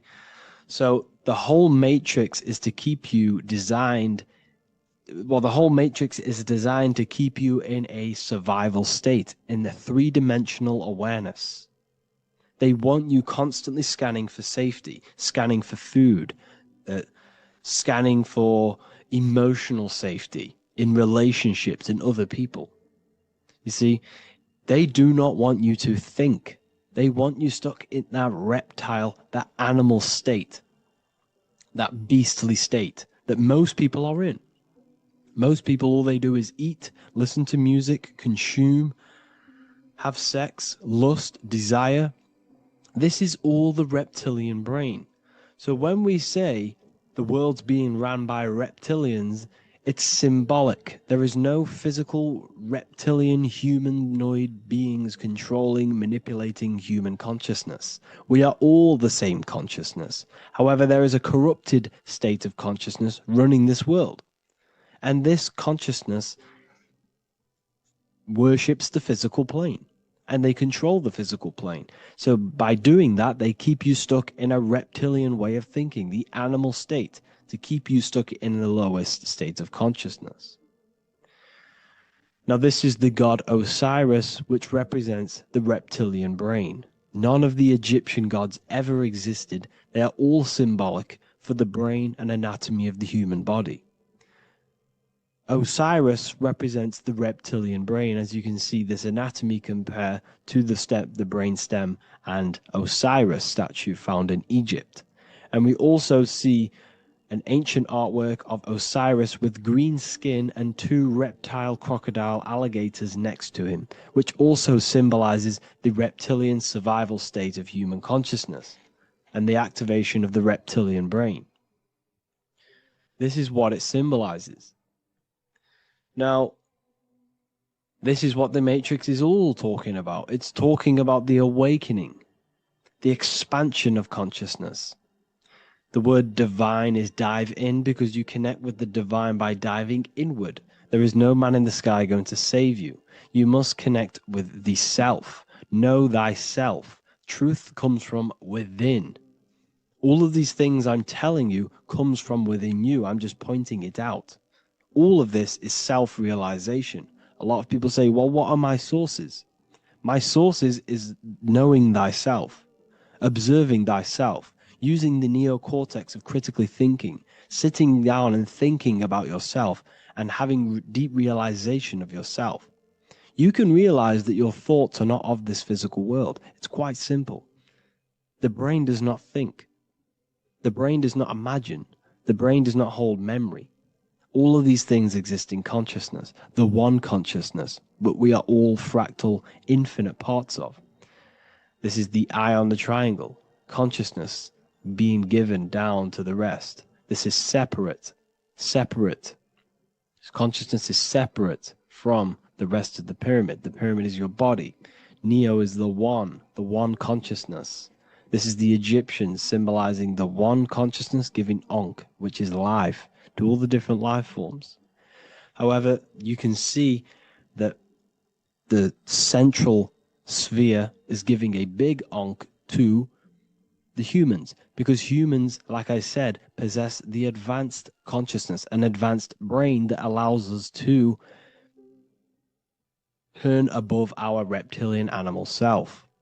For example, we can go against our reptilian lower animal nature and turn to our godly nature. Animals cannot do that.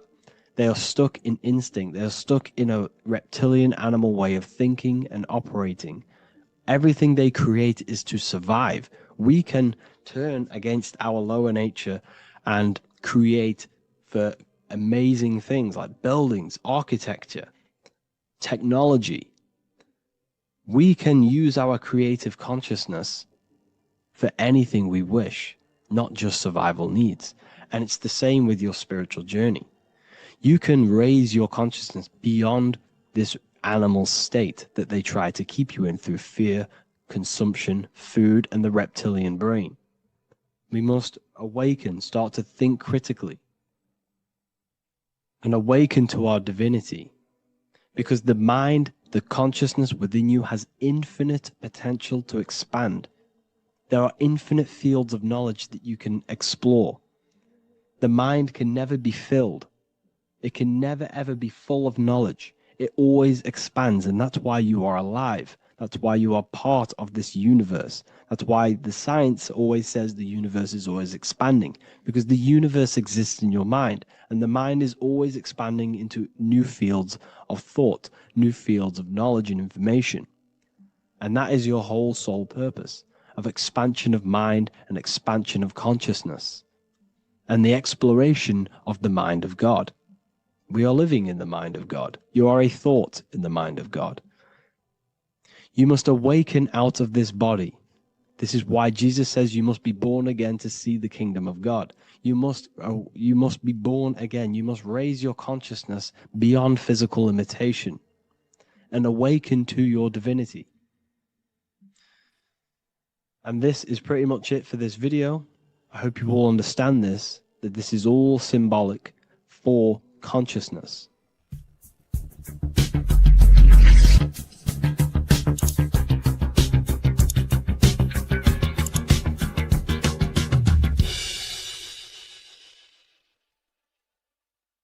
This isn't just spiritual fluff. Your words are vibrational commands that teach your subconscious what to believe and what to create in your reality. Now, I'm not going to sit here and tell you how words are these vibrational things that create reality. In fact, they are. However, the power of words does not hold in the vibration of the word. Yes, it has a little effect on plants. Yes, every word is a vibration that speaks to every cell in your body. However, this is not the main power of words. The main power of words is restructuring your consciousness and invoking energy inside of your own consciousness. I'm going to go over these two in detail for you. Your life is an externalization of your consciousness. Your belief system, your internal world, are building blocks to create your external world. What you believe in is how you see reality. It is the filter that you see to see reality. If you want to change reality, you have to change your consciousness first. There's no point trying to create a change, a manipulation in the external world, because it won't last very long. You have to restructure your inner temple, your inside world of thought and emotion.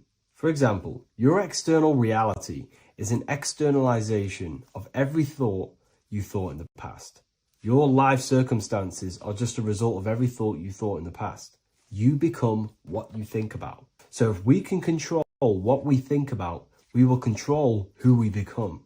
Words are a powerful way to restructure your subconscious mind, which will then restructure what you think about. For example, if I said the word chicken all day long, I'm going to be thinking about chicken all day long. The words we repeat enter our subconscious mind, and our subconscious mind molds our conscious mind of what we are consciously giving attention to and thinking about. And that becomes our emotion. Our emotion becomes the energy the charge behind our action. And all of this creates who you are and your reality. If you want to create a change in your external world, you need to repeat the end result as in an affirmation. I am abundant. I am disciplined. For example, if you're trying to stop a certain addiction, don't say, I am going to stop smoking. Say, I am disciplined. By saying discipline, the subconscious mind accepts the word discipline and not the word smoking. If you repeat smoking, I am not smoking, your subconscious mind will just pick up smoking and then do more smoking. So if you are trying to create discipline in your life and trying to stop something, say, I am disciplined. The reason for this is powerful because you're conditioning your consciousness. You're conditioning your subconscious mind and filling it with the word discipline. And I'm not going to say do this a certain amount of times a day or do this in the mornings. I want you to do this as much as possible. I did this as much as possible. Whenever I had free time, whenever I had a free minute, I would say these words either physically or mentally, just to condition your consciousness. Words are the most powerful way to restructure your belief system and restructure your inner world, which will then mirror in your outer world. Words are also a powerful way to invoke energy. This is why when you see these magic occult rituals, you see people chanting and doing these things. It's because if you slowly chant a word, you can actually invoke the emotion. There are three aspects of creation: thought, emotion, action. Emotion is energy in motion. By repeating a word over and over again, you can actually begin to invoke that energy, that emotion inside your heart. And you can start to feel the reality as if you are already living it. And this is just another powerful way to condition your consciousness to become a certain thing before you have it. This is what magic is. Magic is all to do with reprogramming the subconscious mind, aligning the subconscious with a certain belief or reality, which will then produce an effect in our thoughts, our emotions, and our actions, which will then create that reality. So if you want to create something in your life, literally just repeat, I am something. I am is referring to your consciousness. I am is the highest aspect of you. It is the true self. Whatever you condition your consciousness will be mirrored in your external reality. I am abundant will condition your consciousness to feel and believe you are abundant, which will then seep into your thinking. And then you will start to act more on this because you are thinking about it, which will then change your external reality. Words are vibration, and vibration is powerful. However, if you truly want to change your reality, you have to change your inner world of consciousness. And words are the best way to invoke feelings to become the reality you want. And words are the best way to condition your consciousness to a certain belief or thought. And by doing this, you're actually creating a root cause. The cause is your consciousness, your mind, and you have to restructure the mind to create that reality. Words are a great way to restructure your consciousness and create reality. If you are struggling with the internal chaos, if you are struggling with emotional chaos, if you are struggling mastering your mind, or if you are isolated from your high intelligence, because intelligent people are not welcomed in our population today. I have created an amazing space, Ethereal University. Check it out. I'll leave all the links below, and I'll see you inside, where you can learn everything you could possibly imagine about occultism, esotericism. I'll see you inside.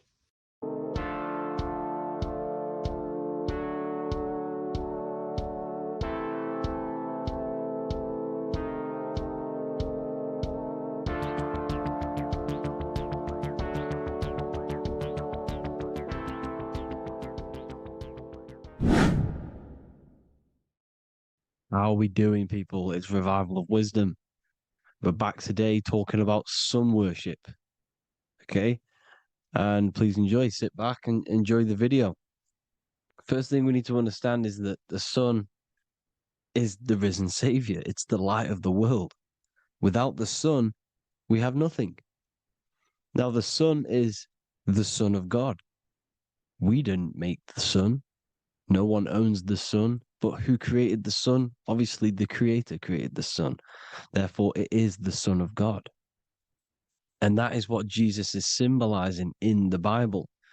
The Bible is a metaphorical story. That's why it's called the greatest story ever told, because it is a story about the sun, the zodiac.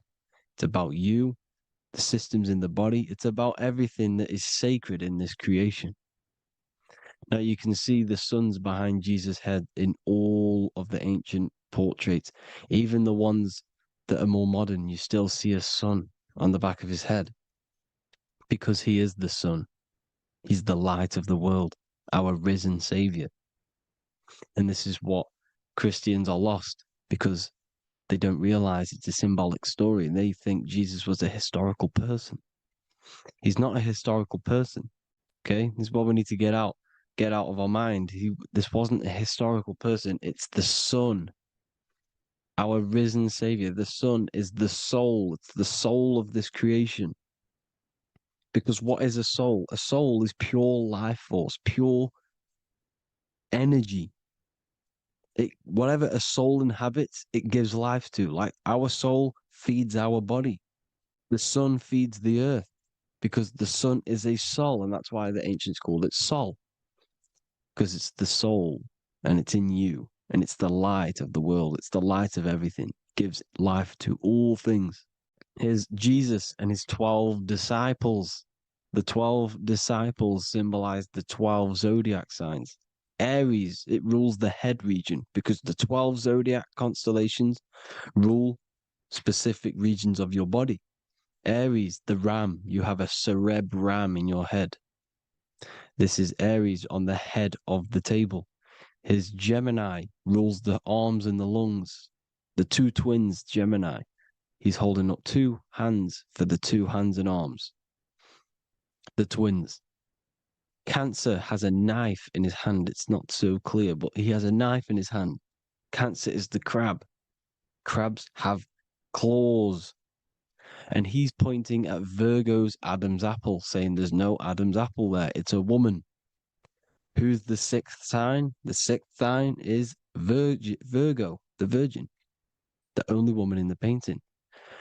Now notice how there are 3 people in 4 groups for the 4 seasons and for the 3 months and 3 zodiac signs in each season: spring, summer, fall, winter. Matthew, Mark, Luke, and John with the suns on the back of their heads, because it's the 4 states of the sun. The 4 states of the sun. Now, 6th sign, Virgo, the Virgin, the only woman in the painting with no Adam's apple. Then we have the sun, Jesus, red and blue, red shift, blue shift, electromagnetism. The ancients knew this. He's got one hand open, one hand down, because the sun gives and retrieves. The sun rises and it falls.